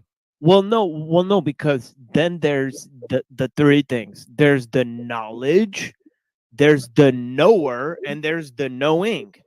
You know, even when you get to the realm of the imagination, you know, so it's like there's still that, and that's the problem that Plato's dualism has. You know, is that how does the reality, and this is the problem that Neoplatonism basically seek to resolve, is like, how does this higher upper realm, trickle down to this realm of becoming? You know, and the answer was, basically emanation. Essentially, they ascribe some sort of emanationism, and the emanationism happened through this mediation, and the mediative quality was always mind. It's always like, mind, but that presupposes that there's a universal mind. You know what I mean? So let me, and sorry to interrupt, because I know that Jeff wants to say something, and I'm sure Chris does, and somewhere too. Hello. Let me get this straight. Are you saying that there is a truth in something like the Trinity, but it does ultimately collapse into a universal one at the end anyways? Is that kind of what you're getting at? Hi, somewhere, by the way, welcome. Well, it's either Hi, everybody. the three, Jack. it's either the three or the Machine one. Lies, But yeah, Chris, Jeff. bless you somewhere. Yeah. So you're saying it really doesn't matter at the end of the day, because it all basically is one mind. It's all monism eventually. No, I just think if you have two, you have so many relations, because between the relation between A and B, there's relation C. Between the relation of A, B, and C, there's relation D. And it's ad infinitum from there. So you can have. Yeah, I don't know. Those are just conceptual divisions. It's Zeno's paradox, but yeah, you know what I mean. But yeah, But it's that's a good point. I'm really interested in what you're saying. I really am. That's really interesting. But I always thought the Trinity kind of solves that. What you're saying, the dualism thing, I agree with you. I think that's the reason why you have the concept of Christ even exists in Christianity, is because it's he is literally listed as the mediator of the They indeed explained it that way by using Plotinus. Some of the, at least I think Saint Eusebius explained it that way explicitly, by using Plotinus. I believe basically like God is the unknowable, Sophia, the wisdom, is the knowable, and Christ is the understanding between the two. Is the way that the Trinity ultimately works. Well, they didn't have a concept of Sophia. What they had was the one, the one or the good, the nous or mind, and then they had a third thing called the world soul. Yeah. Well, yeah, I know it's different terminology, but the same basic. They feel. And unlike the Christian Trinity, these were hierarchical. So like. Okay, well, that's true. Yeah. So the top one would be the good, and then it trickles down into nous or mind, and then that trickles down into the world soul. So these Christian guys were like, that's unacceptable, because we need the three things that we have that are different from their three things, by the way, on the same like plane of existence. We need the co-equal, co-eternal. Exactly, Neuro. He already knows because he studies Christian apologetics. Well, yeah, I'm studying pretty deep Orthodox theology, and like I went to a session yesterday with a priest, and I mean it's pretty fucking intense. I mean it's because again, like I think that it is very powerful as a philosophical tool, even if you don't agree with it. I generally think like it does seem to be rational to the degree that you can make mysticism rational. Yeah, rational. But it makes narrative sense. That's the thing. It makes narrative sense. Based on logic. But here's the thing: is like it's not making logic as in an Aristotelian way whatsoever, right? Like you're not able to go and verify things in a Aristotelian. What's the other kind of ways of logic? Internal consistency in your logic, I think, is what they're going for. That's what I mean by narrative. That's what I mean by narrative consistency. It's just like writing a very good script, which is totally internally consistent that Even though cannot it's not based in reality. That Right. sounds like aesthetics. I think you could say that. I mean, and again, you know, I'm trying to be careful because I'm not trying to disrespect Christianity or anything. I'm just saying, like, you know, it is what it is, and I think what it is not is Aristotelian, you know, materialism. I don't think you can do that. But what I'm saying is, if you're trying to have a mystical view of existence, which I think is a valid path to take as a human being, because like the stuff we're talking about, there are limitations on what we can and cannot know. I think I think that if you know, if you're going to do that, it does need to be at least internally consistent. And I think that, you know, the way that they do their theology, and I'm being vague again, not for on purpose, out of respect, not out of holding back something. Why? With who? Respect for who? Somebody on this panel? Because you have to really, like, I could just go Jack, and read don't this. hold back from my sake at all. No, I'm not. I'm just saying, like, I don't want people to, you know, misconstrue what I'm saying or use it as evidence to say, well, whatever. Nobody watches us. You don't have anything to worry about. No, just say it. But what I'm saying is this. Here's what I'm trying to get at. You know, they're telling a narrative that is in context extremely important to how they view the world. And I think that if people understood, even someone like Gen X Jeff, if you understood the purpose of what they're trying to, the narrative is trying to tell you. I understand myth and how myth work, mythology. Right, but the myth is there to tell you A, about reality, and B, how you should perceive reality, and C, how you should act accordingly with those two things. Right. So, and again, I'm not saying that necessarily you have to agree with it, but what I'm saying is, if you understand that the purpose is there for a reason, to get something, you know, to get you to do something, both as a personal development, but also to actually, like, they actually believe that by taking on this belief system and internalizing it, you're actually changing reality on a metaphysical level. In my opinion, I think that that's kind of what they're trying to tell you, is like, if you want to change metaphysical reality, you need to comprehend, at least on a surface level, and internalize these beliefs, because it's going to allow you to metaphysically change the way reality is, essentially, into a better way. And this is why I'm kind of frustrated when I talk to these Christians that say that they are Christian, and then I'm like, okay, so how do we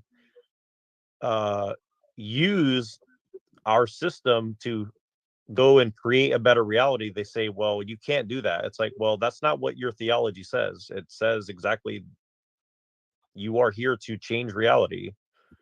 And these people say, well, you can't change it. It's like, that's not what the theology says. So what are you doing? Right? Like, that's what I'm getting at. This is kind of new to me, that the purpose of Christianity is to change metaphysical realities. So what's the part of the doctrine that you're referring to? You may not be able to change like everything, but what I'm saying is, like, they see it as you're an emissary of God, and everything you do has an effect that is important, right? Like, as above, so below, right? Yeah, I got you. Right, they see you as a important part of, like, you're here to do God's work in some sense or another, right? Like, you do whatever, everything you do. This is what Machine Lies is talking about on multiple streams recently too, is like, everything we do does have a effect, right? Like, and I think that's where the whole free will debate comes up, and I think that that's what Machine Lies is trying to get across to people, that it's, you know, the compatibilism message. And I didn't really understand it until I heard him have that discussion. I can't remember who you had that with, but I thought you did explain that very well recently, and I need to hear it again to really incorporate it into what I'm trying to get at. But I think that I'll look out. Yeah, I'll look out for you if I could send it to you. Yeah. Who did you talk about that with, by the way? I don't know. I think it was either with Sweden or somebody else. Yeah, I think it was with It might have been with Sweden, but yeah, you had. But I think it might have also been on the Friday show with Voy. Yeah, I think it was with Voy. I think it was. Yeah, because me and Voy had some interesting discussions recently. My Dutch friend, he comes on sometimes early in the morning, and we have some philosophical conversations. He comes in. No, that's why I like him. I'm pretty sure I'm part. Yeah, Dutch. he's the best. Yeah. Yeah, he's a cool guy. But yeah, what do you think about what I'm saying here? Does it seem to comport with your understanding of Christianity, or am I totally out of whack? Because that seems like a very beautiful way to explain the Christian message. Something that I also try to get in. Try to have this sort of magnanimity about what I'm doing. Sort of magnificence. Kind of quality about because you do want to see yourself as an emissary of the highest order of things, and kind of preserve, have a sense of purity, a sense of making yourself a pure vessel to perform the highest service, in the lowest places. You know what I mean?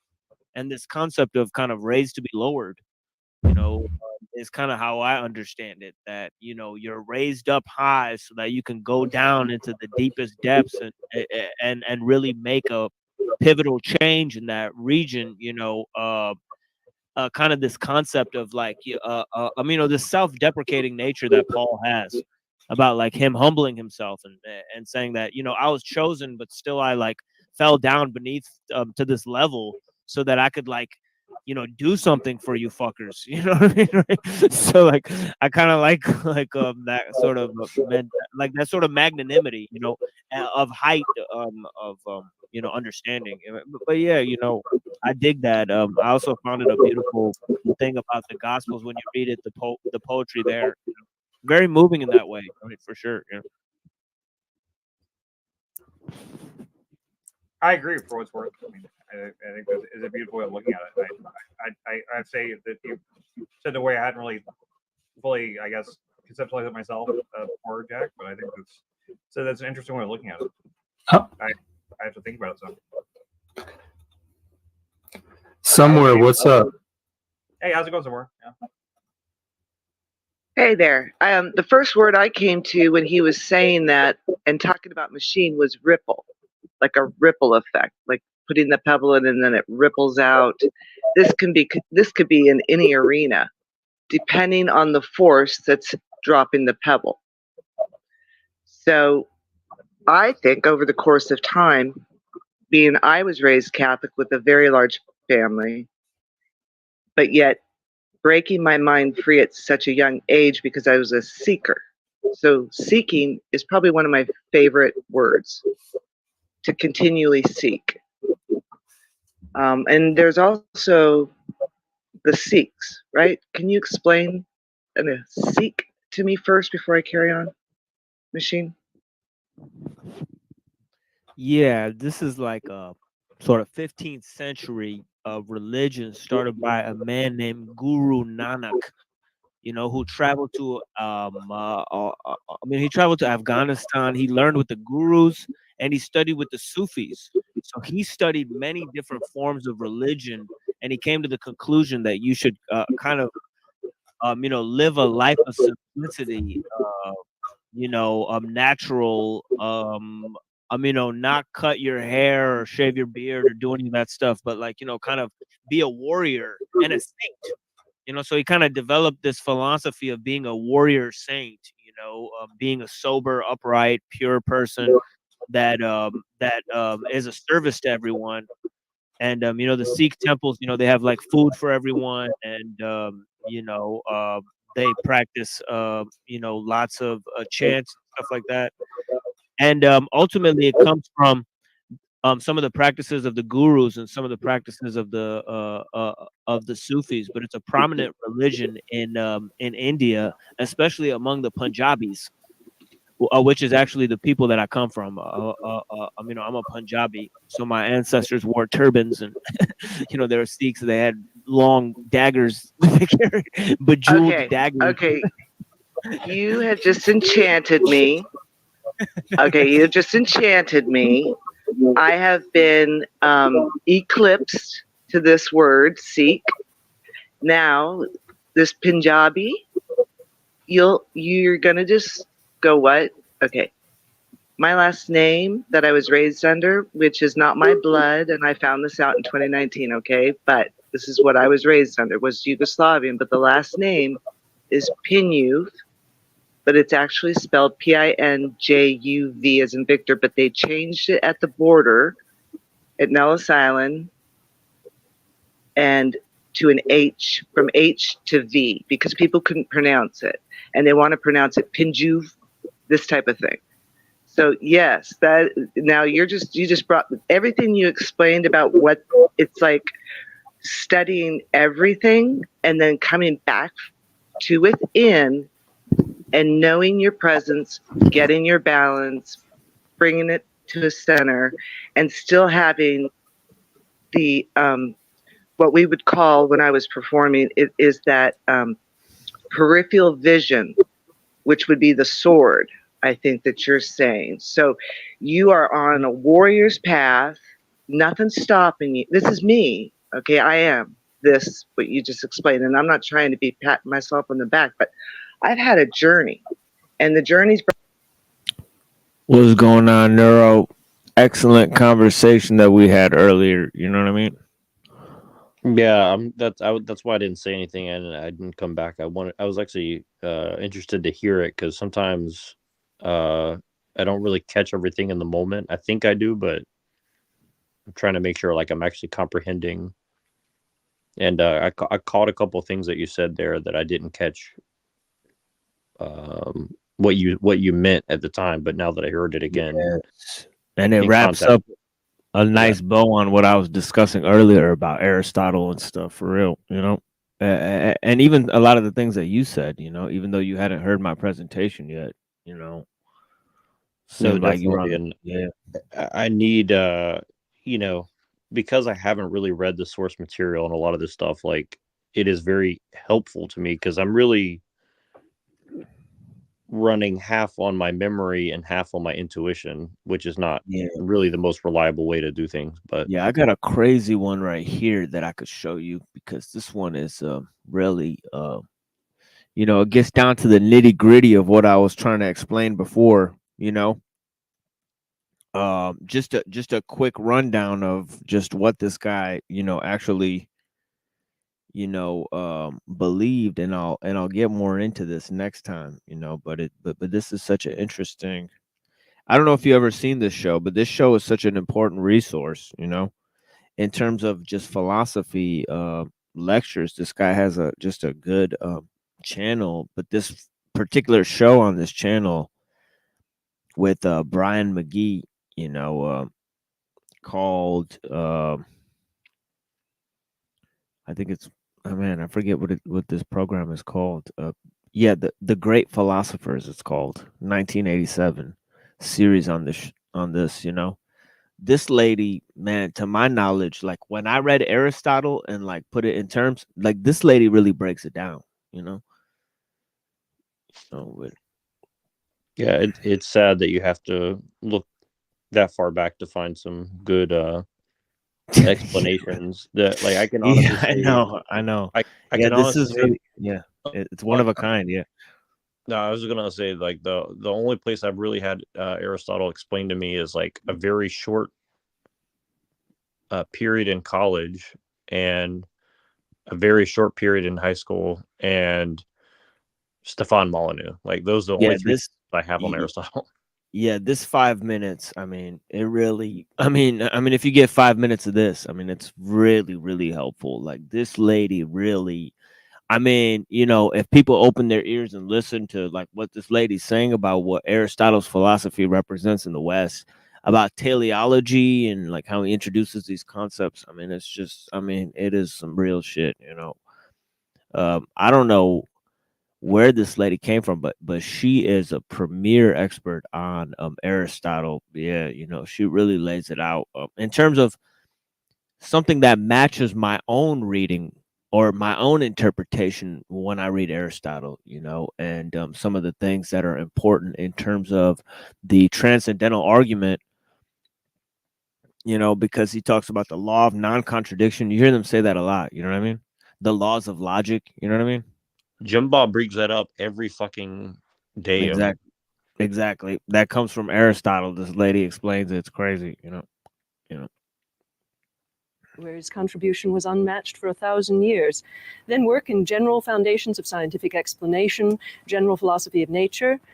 Work in metaphysics, including questions of substance, identity, continuity. Work on life and the mental faculties. And finally, we have terrific work in ethics and political theory, and work in rhetoric and the theory of literature. It's an extraordinary fact, isn't it, that over this incomparable range, he was regarded as the authority for hundreds upon hundreds of years during the Middle Ages.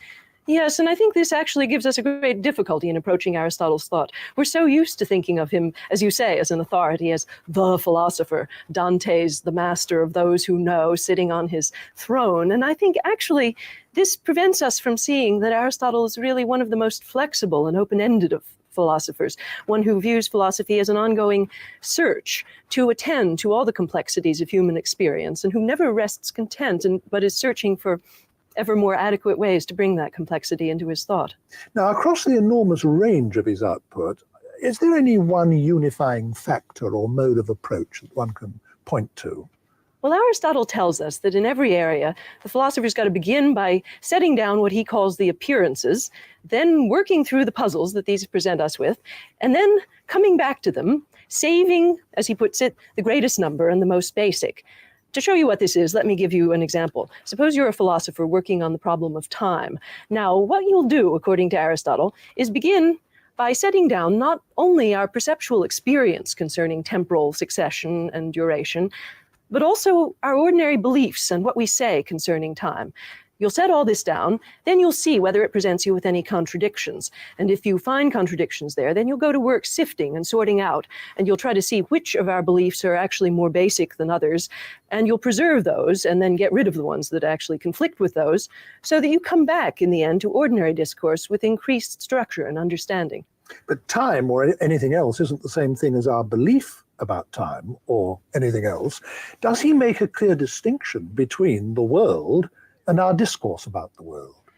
Well, here, his notion of appearances covers both our perceptual experience of the world and our ordinary sayings and beliefs. Now, it's a broad conception and one that admits of lots of further subdivisions, and certainly he's perfectly prepared to say that sometimes we will rely more on the experience of our senses and sometimes more on ordinary beliefs and sayings. But I think he's right to think that there's a general unifying notion here, because after all, our perception is interpretive and selective, and it's a part and parcel of our conceptual schemes and the ways that as human beings we make sense of the world.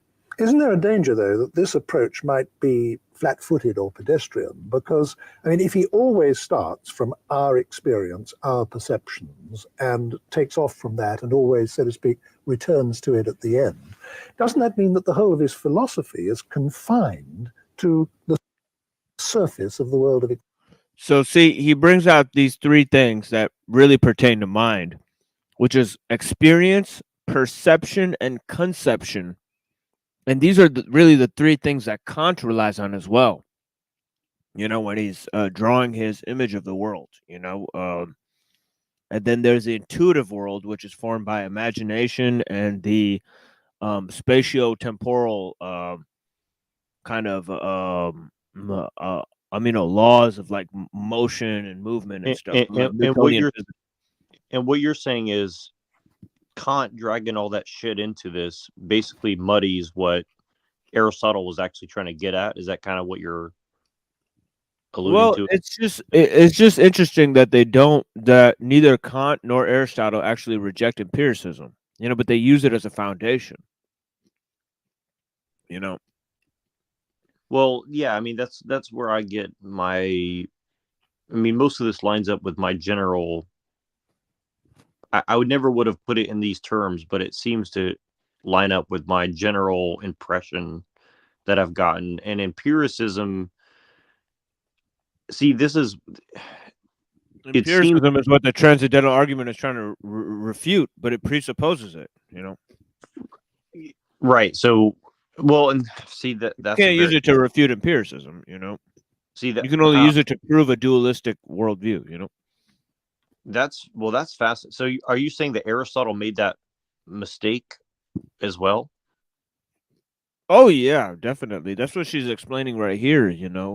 She seems fine with the compromise that he has to make in order to do that. Well, and from what she said, she seemed to say that Aristotle was kind of acknowledging that there was a limitation to his theory, and that probably someone would come along and at least clarify it in a more Well, clear that's way. why he invented things like science, and Right. natural philosophy. Right.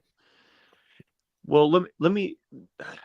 This could be a whole 9-hour stream, just what we just said right here in the last 2 sentences. But it is what it is, But Yeah, that is true. but I want to ask these couple questions just because I think it will give me some ideas on how I might formulate some arguments for such a stream. What do you think about empiricism in general? Do you think it's something that has any value? Because like the way I'll just now that I think will be more usefully discussed when we bring in some of the thinkers next stream, because it really goes to the political world, because the modern synthesis brings us back to the political world and the ethical world view, right, because it focuses so heavily on the formulation of the secular state, and that deals with their conception of man, and also their conception of the spirit as well. They have this new conception of the spirit in the collective of humanity. They have this kind of species being, of man, and the nature of man, the concept, the state of nature arguments, man and the state of nature. It becomes a central theme, I just thought of another 9-hour stream based on what you said there. But yeah, and and this is essential for Aristotle too, because Aristotle looked at man as a social political animal, zoon politikon. So it was essential to his philosophy that that we think in aristocratic terms when organizing society, Right. and a lot of the founding fathers use that thinking. Well, I think this is where I piss off a lot of these Christians, because like I think that I'm using Aristotle to refute their political stuff, but I separate that from their theological stuff, and I think they do too, but they don't want to admit it. And I think that that's probably, like what you just said there kind of leads me to believe that that could be the problem. Like it seems that they're conflating the two for some reason. Yeah, it's interesting because the politics of Aristotle, are a fascinating type of thing on itself. We've kind of talked a lot about Plato's politics on this show, but Aristotle's politics don't really come into fashion until the 16th century, and that's what really gets going, because then you don't have the rule of the church anymore to supplant things, and then natural philosophy can really take over and do its thing within the realm of the state and secular humanism, and all those types of things. Well, and I think that since I do have a political view, but my political view is essentially anarchism, and I think that it's funny to me that Christians think that their only two choices is be a secular humanist liberal or be a divine right of king subject to a king. It's like I don't think that is the only two options for human beings, much less Christians. And I think goes back to our great friend who is a great Christian anarchist of our age, which is Jacques Ellul, in the Technological Society. And that's the book the book I'm going to start reading very soon here. But no, I think that's fascinating because it's very interesting that I don't know a single Christian other than myself who says that anarchism. I know that there are others, but I haven't met any Christians that think that anarchism is compatible with Christianity. And perhaps there's some guys who are perennial like Tolstoy, but then they're not really that reliable. But this guy Ellul is pretty hardcore Christian, so he's taking it from a more perspective of just, kind of that this thing is creating its own demonic influence on the world, and he even talks about magic and those sort of things. He really thinks it's like a demon. Well, that's funny because that's exactly what I talk about, and I've never read Elul, so that's that's fucking hilarious to me personally. Yeah, Lou's willing to go there. That that the technological creation is a willful force, on its own accord. That is guiding humanity for the worse. Well, But, and I know that Scorbina and even yourself probably come at that from a slightly different angle, but I do think there is some overlap with what Scorbina says about technology being a force of nature. Scorbina connects all these things because he actually has an interesting view on a lot of these issues too, because he thinks that Plato and Aristotle, because of their deistic worldview, that they cannot be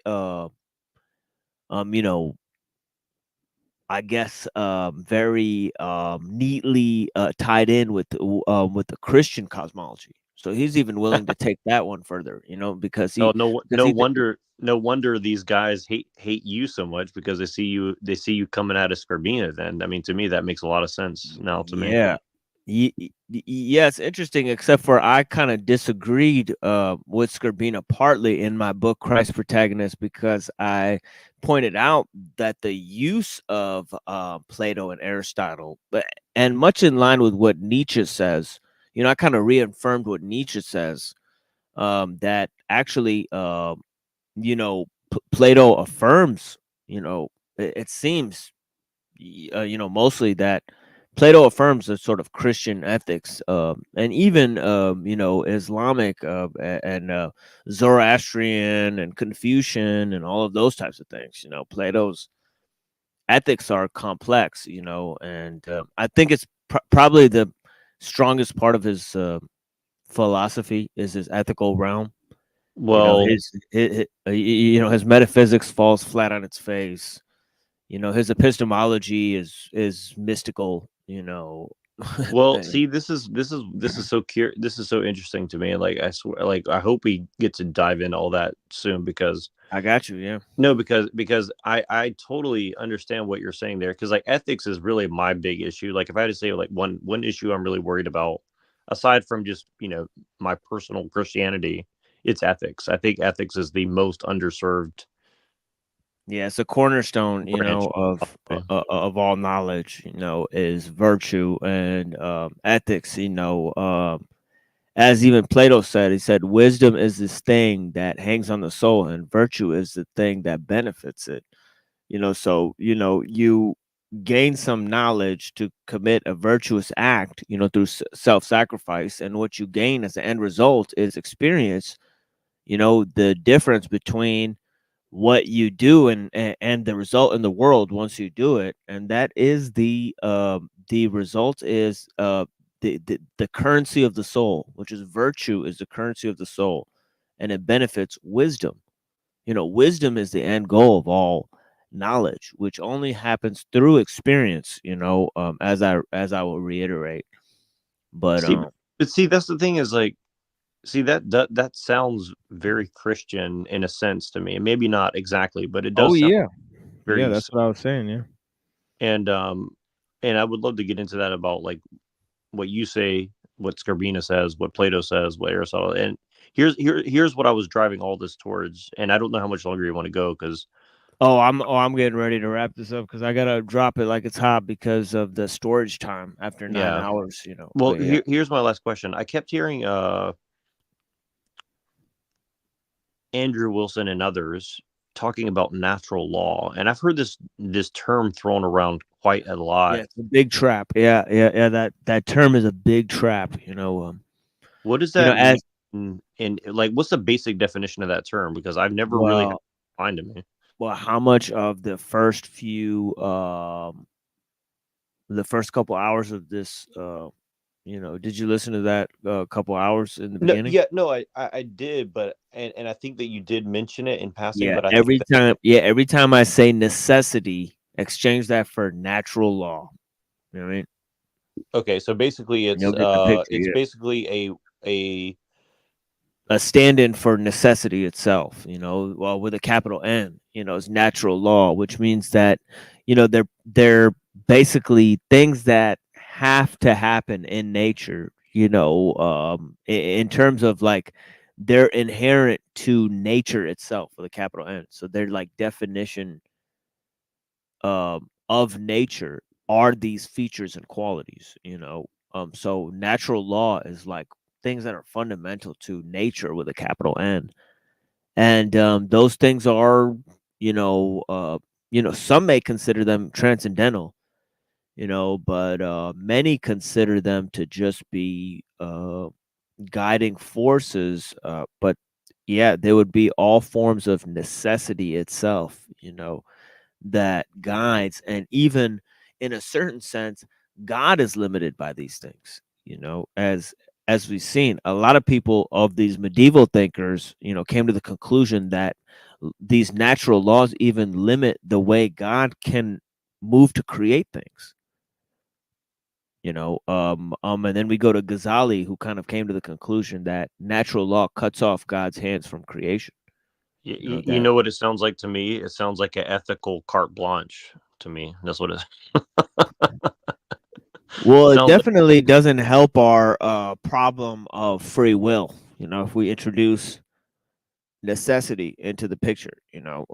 But yeah, you know, Well, and it reminds me of that story I told you that I'll bring up another time about how someone brought up the just war theory of basically saying, well, you know, I mean, when I tell the story of who said to me, well, sometimes you have to do a little evil to stop a big evil.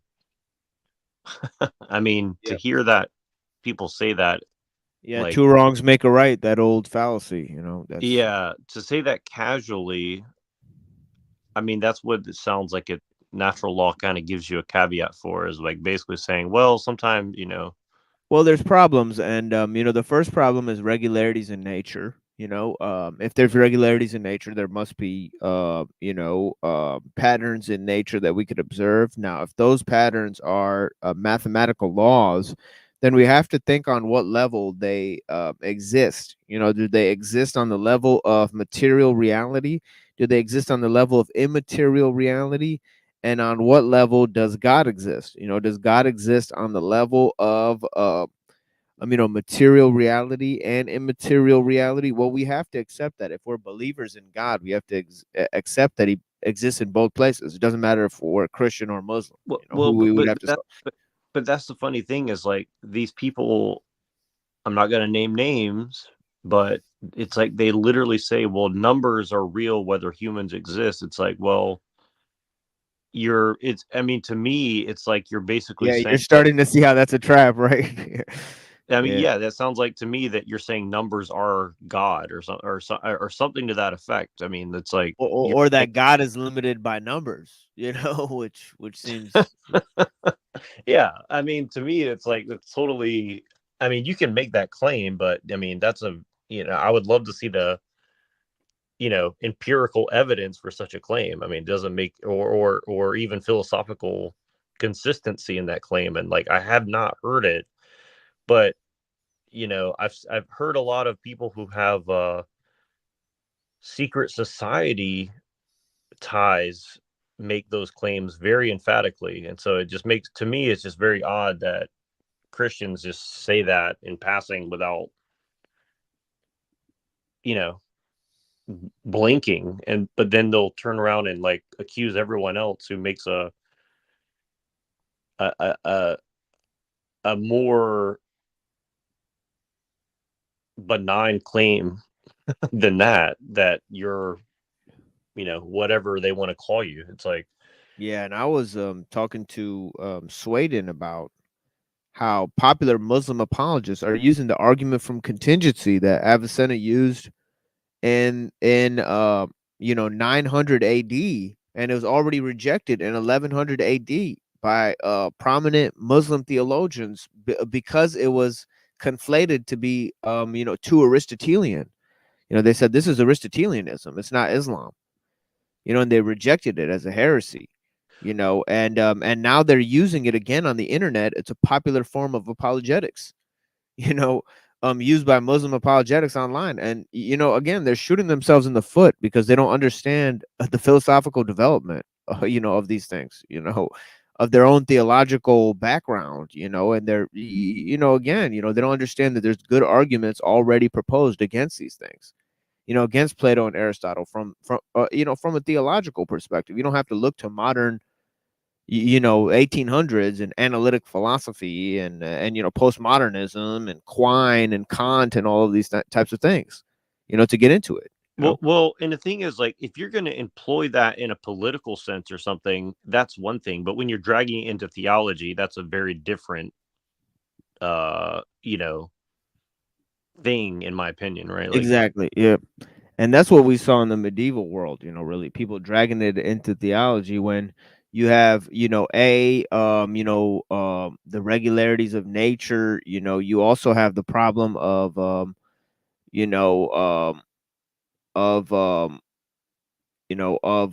all of these types of, how we observe things in nature and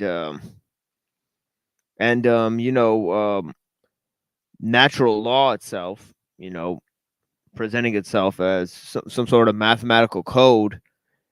And there's a lot of issues that come from Aristotle, including the distinction between form and matter, and also divine simplicity, this notion that God is a simple being.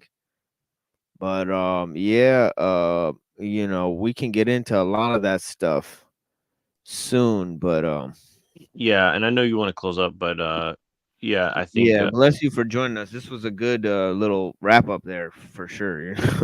yeah, I mean, I could Yeah, go bless I could go a bunch of different directions, but it's Yeah, 10:30. I know. We're gonna keep going, and you already know I'm gonna call you tomorrow. We're gonna talk about this for like 2 hours with no audience. So it is what it is, No, it's just funny to me because, like, so much of this stuff is not stuff I have not really like dug deep into this for so long, but just like based Oh, on look my who it is. We gotta the close out, but look who it is. oh, what the shit. Hey, what's up, Trey?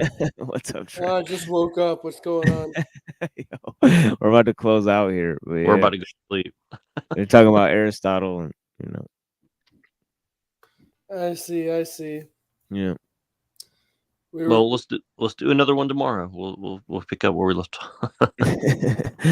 Yeah, I got you guys. And oh yeah, I'm doing a debate on Wednesday morning, Oh, who are you debating? some random guy from modern day debate, Oh, you've actually managed to get on Modern Day Debate. I hate that place. No, I didn't get on. Well, I got on the Discord. You know what I'm saying? Oh, fuck. Oh, my God. Be prepared for the most intellectually dishonest trash you've ever encountered. Oh, really? Like, I left the Discord after my debate on there because the utter disingenuousness of the mods was like nothing. Well, I don't have. Well, I don't have a mod for this one. This guy just agreed to just show up to my channel. Oh, I see. Okay, well that's all He right. Yeah, and he said he wants to have a civil discussion. So I'll just see where it goes. I'll just throw some of the arguments at him, see how he responds to them. Some of the ones I used against Andrew. It could be with a porn bomb, for all you know. Well, I don't know. My experience with Modern Day Debate was extremely negative. I thought that it made the Crucible look like an incredible haven of maturity by comparison. Yeah.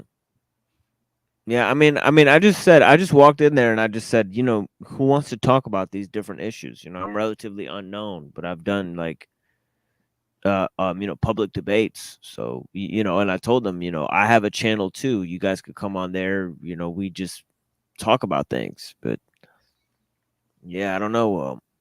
I got two people. I got one person who wants to talk about technology with me, and another person who wants to talk about Buddhism versus Islam.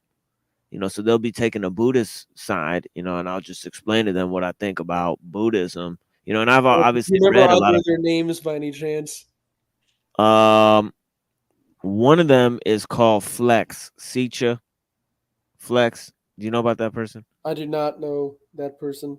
Yeah, their tagline says communist, and then the other person is let me see, man. It's called like Old Wizard or something. I don't know what the fuck this guy's name. Okay, I don't know either one of those people. Yeah, it's like some type of like, I don't know what the I'm trying to get the exact name.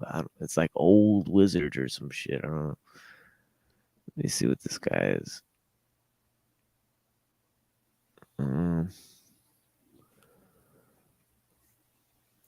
Old Corsair or something. Old Corsair. Yeah, that was his name. Okay, I know neither of those people. Hopefully they're not total cunts like the people that I've dealt with on Modern Day Debate. Yeah, and if I see these guys that are Muslim in there, I'm trying to say, like, I was like, Salaam alaikum, and like inviting them into my Discord. I'm like, come to my Discord, brother. Like, I need like Muslim debaters. Oh, I will say, basically every Muslim I encountered on Modern Day Debate I liked. Like, they were the only good guys. Like, the Christians on there were horrible. The Buddhists were horrible. The atheists, was like half the Discord, were horrible. But yeah, this guy was arguing against porn in there, so I was like, that's pretty good. You know, he was taking a negative stance against porn and saying that, you know, we should keep it away from children and all that stuff, and I was like, well, you can't really keep it away from them because of the technology, you know. So I was trying to, you know, give him that, you know, that matrix pill, you know, but yeah. I think they were with it because I said, what's the difference between prostitution and pornography, you know? And I said, it's a camera. You know, you just turn on a camera and oh, whoops, it's legal. You know, like that's the thing. It's like, you know, you can get drunk in no, you can't drink and drive, but there's a parking lot in every bar, you know. It is what it is, you know.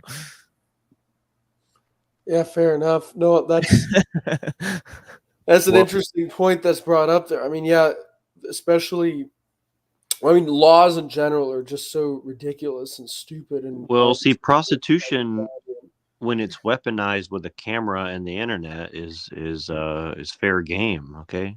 But when you just do it for your own pleasure, that's that's a crime, and you should go to jail. And well, depending on the state, you know, there's like you go to a place like Nevada, and it's not illegal there. No, but what I'm saying is, like, if you can weaponize the act of prostitution to get people to stop actually having sex and be interested in normal human behavior, then that makes it okay.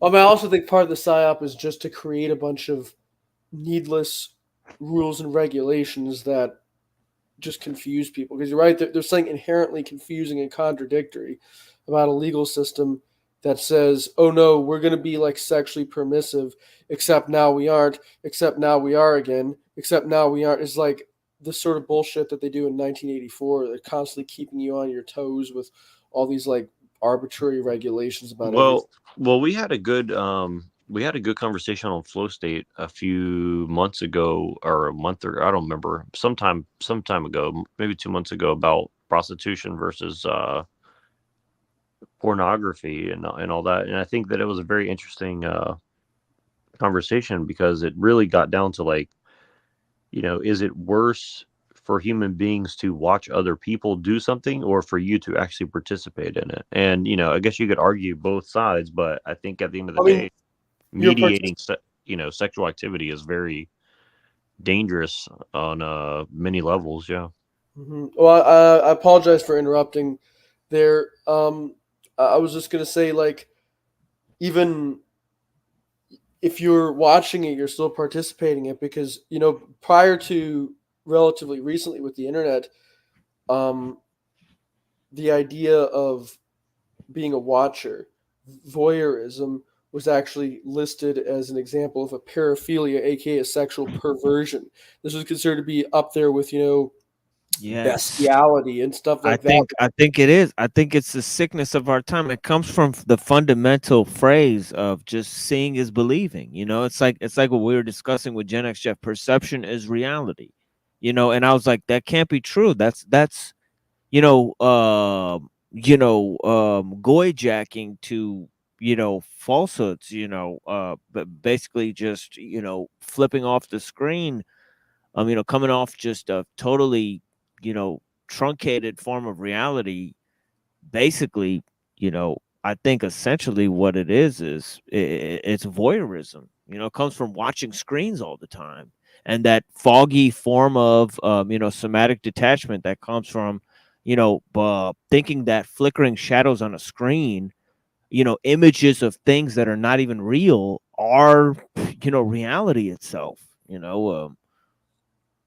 It's like that, that just dickless, impotence, like just lack of feeling, lack of.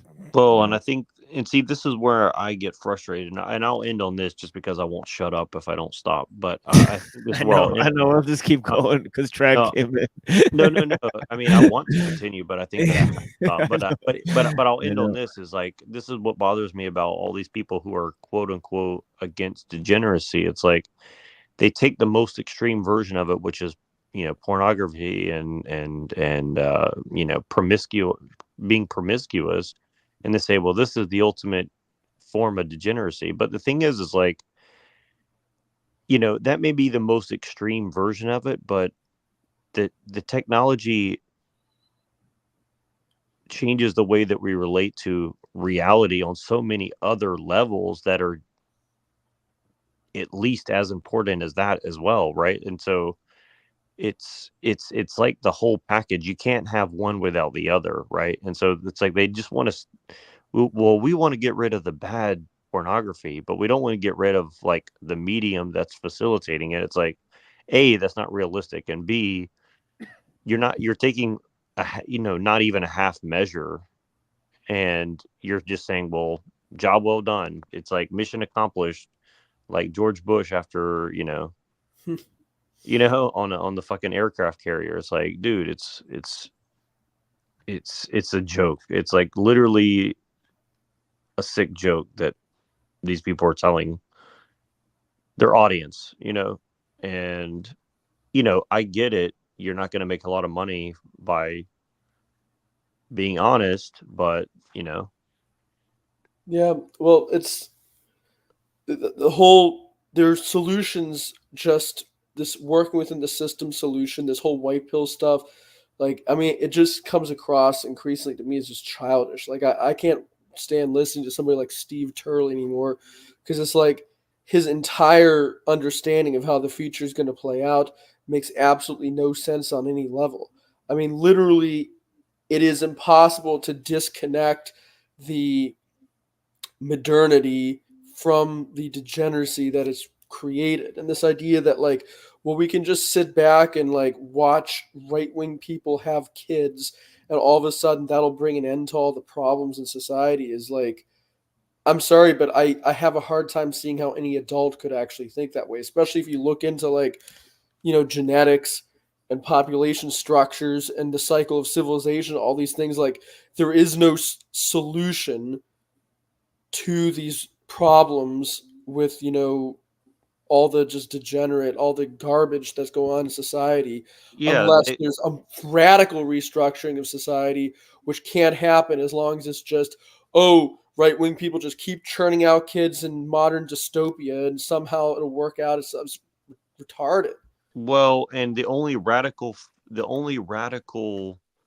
change they're willing to entertain is like, well, we just need to have a new crusade and a new inquisition. It's like, that's not really, you're not really going to get that. And even if you do, the unintended consequences of that are going to be so vast and widespread that you'll just become what you've fought against at the end of the day, right? It's like you're going to become the monster that you were claiming to depose. And the thing is, like, if you're fine with that, all right, own up to it. Don't hide behind some other bullshit. Just be like, yeah, I want to be a mean Mr. Mustache number 2. Okay, I can respect that. Just be real.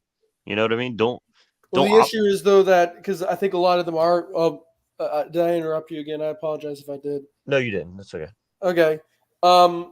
So the issue is that I think a lot of them, are sort of, I guess, crypto, or in some cases not crypto, just openly fascist. But the problem with that is that, that's an issue because hasn't fascism always in history been basically, a demonic occult left-hand path sort of thing? You look at, the original fascists in the early 20th century, they were all over that stuff. Of course, you look at Christian nationalists today, and they're listening to all these people, these Machiavellians like Alexander Dugin, like Curtis Yarvin.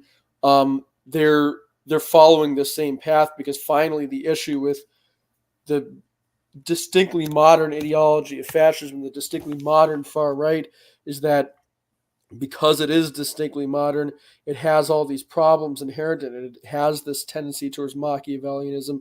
It has this tendency towards, the manipulation of chaos magic, towards the notion that there's no sense, finally, of right and wrong, of moral virtue, of moral duty. It's all just about what you can do to get ahead, how you can control the masses.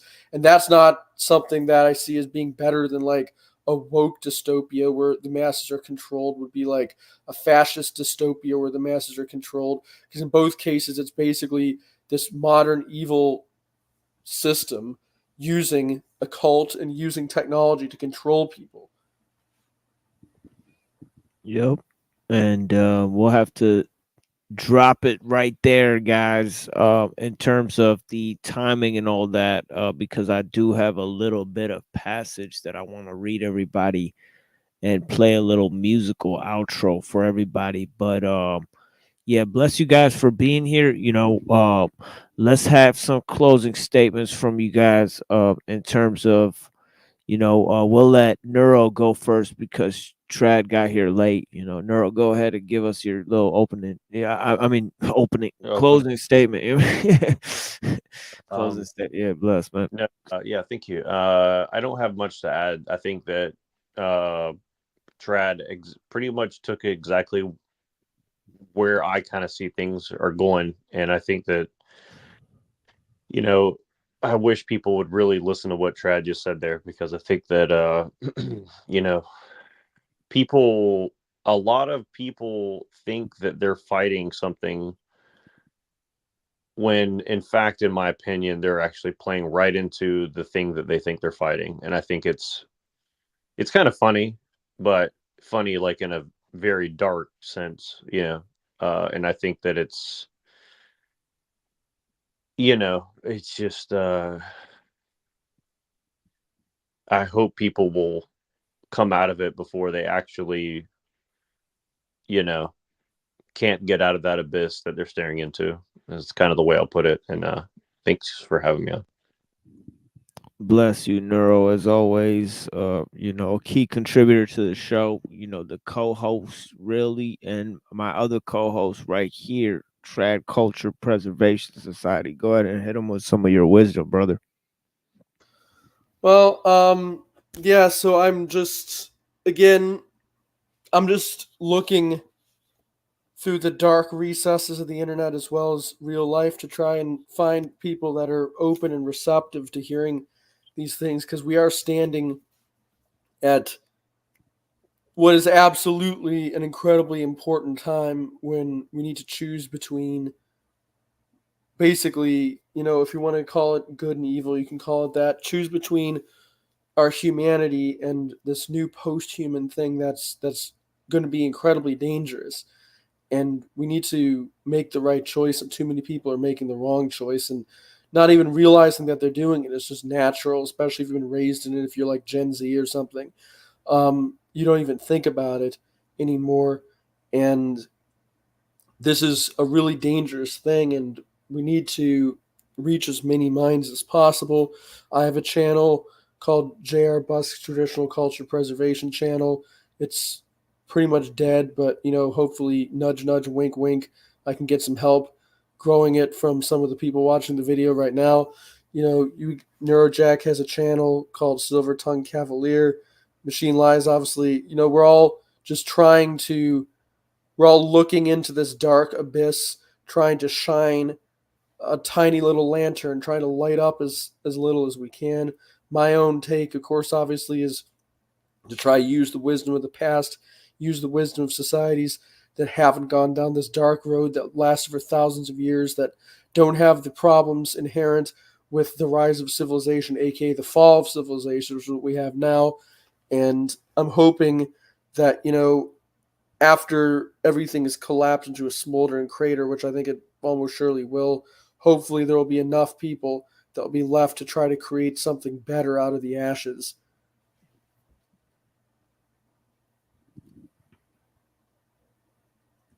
Thank you, Traditional Culture Preservation. We got his channel link right here. So you guys go, and we're going to be playing more videos from my friend Neurojack, his channel Silver Tongue Cavalier, as we showed one of his brilliant videos, broke it down last time. But yeah, thank you guys for joining us here on the Machine Lies.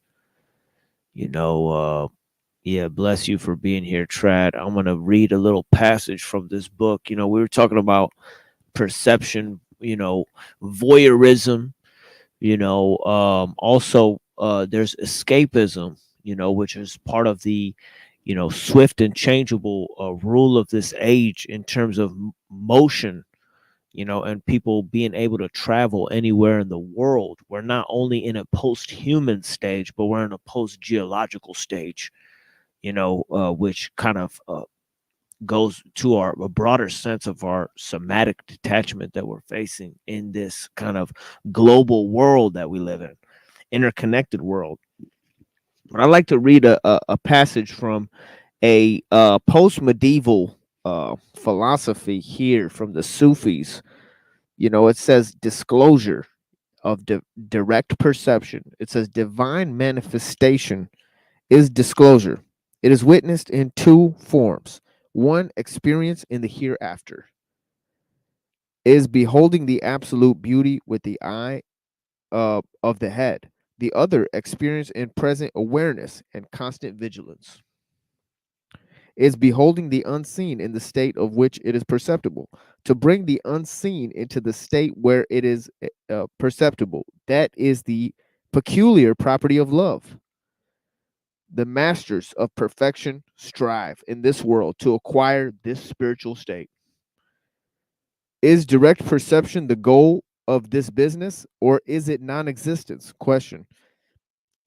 Is it present awareness, or is it annihilation? Question. Some of the saints have accorded priority to the present awareness and direct perception. In reality, however, the goal is annihilation and non-existence. That is because attachment to the present awareness and direct perception is nothing other than addiction to what is apart from God. Witnessing. There are two kinds of witnessing. One is to behold the singularity of the sacred essence, stripped from the veil of external manifestations. The other is to contemplate within the curtain of manifestations. This is what the Sufis call, quote unquote, the vision of oneness in multiplicity. After this appointment to prophethood, the master of created beings was endowed with this witnessing. I'm the speaker of the saying. I'm astonished by that person who says, do not notice the speaker, but notice what he says. He should have said, do not notice what he says, but notice the speaker. That is because the one who does the speaking from the veil of outward appearances is Allah. Allah has graciously bestowed some of his own qualities in partial form upon his servants, and has thereby linked his servants to himself. He has also left the result to the way those attributes are employed. For servitude to be complete, the servant must obtain the divine good pleasure by acknowledging that these attributes do not belong to himself, and by striving to employ them properly for the sake of their owner. That is what it means to be a dervish. though people cannot grasp this meaning. When the Sufi masters said, quote, all existence is a single entity, which there is no other, unquote, they invited questions like, quote, since this implies that everything is without antithesis, what is all this conflict and collision between believers and non-believers? They answered by quoting a few lines from Matnawi. He says, when the colorless fall captive to color, Moses does battle with Moses. If colorlessness comes and antithesis departs, Moses and Pharaoh become one. The secret destiny, to know the secret destiny is to be at peace, for it proves that everything is non-existent, and that the Lord of the Lord of truth reveals himself in all apparent forms. In that state, what can be the purpose of anxiety and distress? What can the water of the rivers do apart from taking the route to the ocean? When someone knows he is the shadow of the source, he is free from worry and anxiety about life and death. Well, thank you for joining us here on The Machine Lies, my friends, where we talk about the lies of the machine on the machine that lies. And I hope you have ability to see through the lies, my friends. You know, bless you guys, man.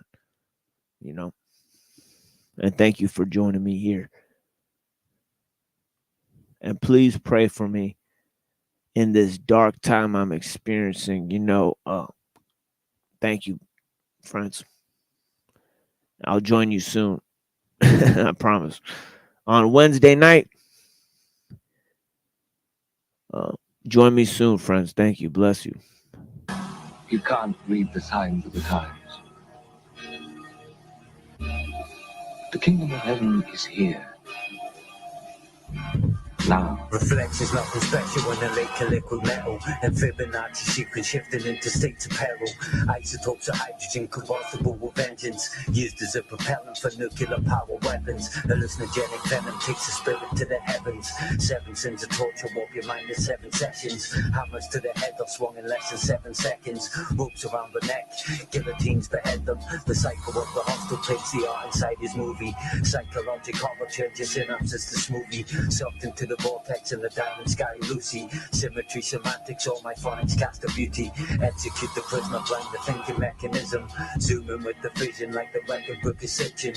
Nano seeds are planted into walls that grow to listen. Mutate into cameras, locking lenses on the victim. I've sharpened every sword to capture light, a lot of wisdom. Building prison temple pyramids to pray outside religions. Shock open the stargates of planetary systems. Frequencies vibrating from the mysticism given. On my page of blood, slaves to the drugs, digging for jewels in the cave in the mud. On these pages of blood, chasing the love, headed for the sky in the age of the flood. On my page of blood, slaves to the drugs, digging for jewels in the cave in the mud. Pages of blood, chasing the love, headed for the skies on the rays of the sun. The best thing that we can hope for, the most important thing we can hope for, or pray for, or ask for, is that our desires coincide with God's will. But at the end of the day, at the beginning of the day, it's going to be God's will. It's going to be God's will. We set fire for tomorrow, detecting broken spirits, beheaded at the gates, moon reflection in the river. Meditate with madness when angels start to whisper. Solitude embraced in the darkness of the winter. Draining blood of ravens to paint the perfect picture. Beauty of illusion is attractive and disfigured. Death machine assassin is a holographic image. Forbidden in the center is the man who breaks the mirror. Explosive bomb shrapnel piece the puzzle back together. Elder spoken parables and killed the thoughts of terror. Jews beyond yesterday, a different type of terror.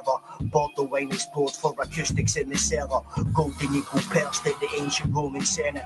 20,000 years plus a billion people buried. Cremation of a cult, watch the demons as they perish. Walking crimson moon with blood spoons next to Canis. We and they, we never think the same, so you should think again. The link between us is a missing chain. Excalibur extraction from a frozen brain. Potent page, a coke in a flakes floating on an opium base. Rated takes a bite, flying loose with hope in the flames. Gigantic man is yellow and green, psychiatric romantic semantics. Walking through a portal, hole trapped in the canvas. Spit with the strength of holy field, fury of Tyson. My army is deep like a city of wild bison. Pineless stamp of wax sealing both eyelids. Purple flowers grinded like the pistols of the islands. Last chance saloon down the line, the cocaine bones get tied the bones around a bowl of bottom feeders. View of life is painted in the glycophyte heaters. Energy from the speaker that could leave you in a seizure. They has a palm in the pockets out the wallet with the tweezers. Shaman of Ebenezer, the frequency that kills the tweeters. Camouflage sheet of the green smoke that fills the ether. I rip T1000 liquid jungle poison spears. Beef from Vendetta and Aurea get sniffed the plastic raw, blow the smoke. Mycelium trip, temperature Sicilian foam. Well dressed Catholic foe. Irish whiskey south of flow. Sunday clove, Jesus bless my soul. The kingdom of heaven is like a treasure hidden in a field. A man finds it, and in his joy spends everything he has to buy that field. It's like a merchant in search of fine pearls. He finds one pearl of great value and sells everything to have that pearl. Bless you guys for being here with me.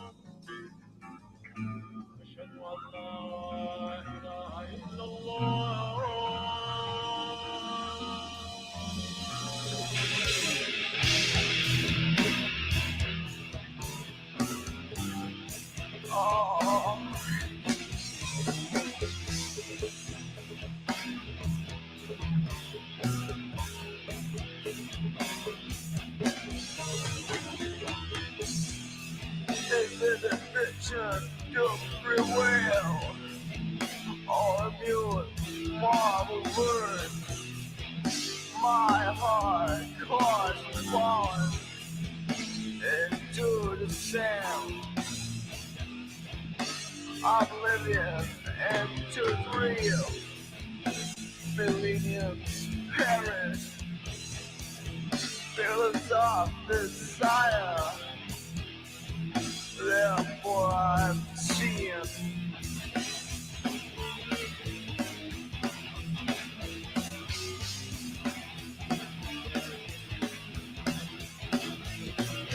Nerds of this young, they come off my feet. This is Patrick Hayes, a sanctuary fight. Follow laughter. Think you resist, and they break us. Consume all death.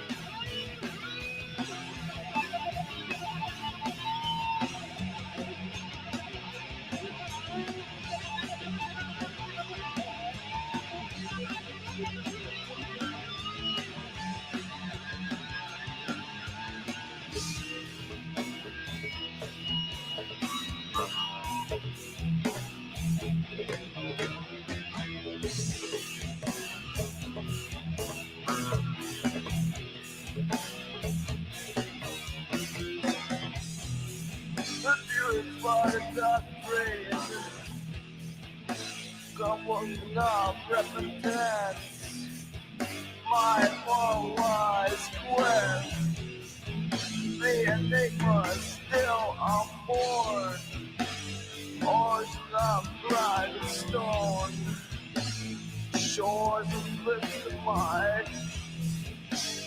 soaring remain 4 feet. My visionary dream. Oh.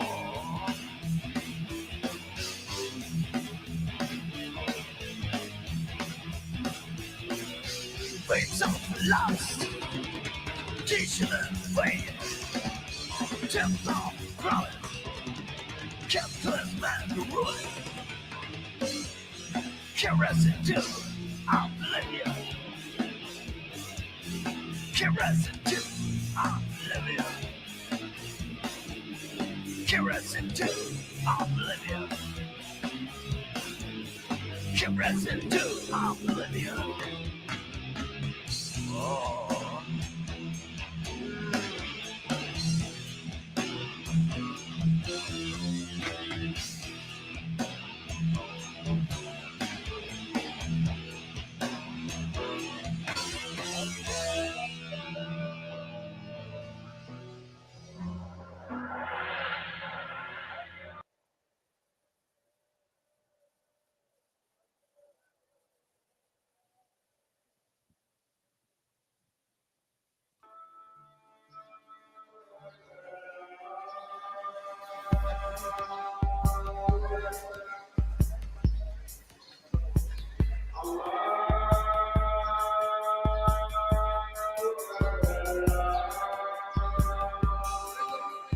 सुबह हम जब उठते हैं नींद से, उठने के बाद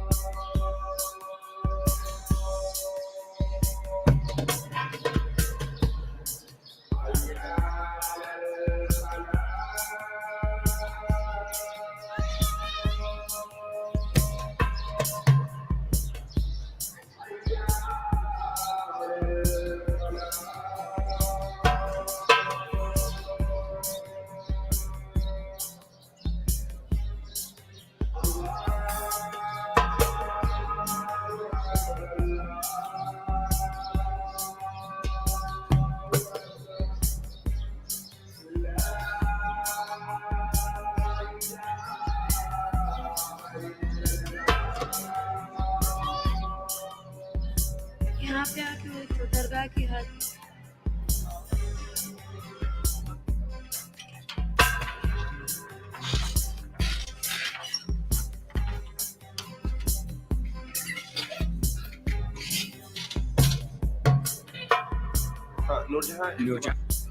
सोचने के जैसे वैसे कुछ नहीं है। मेरी बीमार ऐसे है मेरी।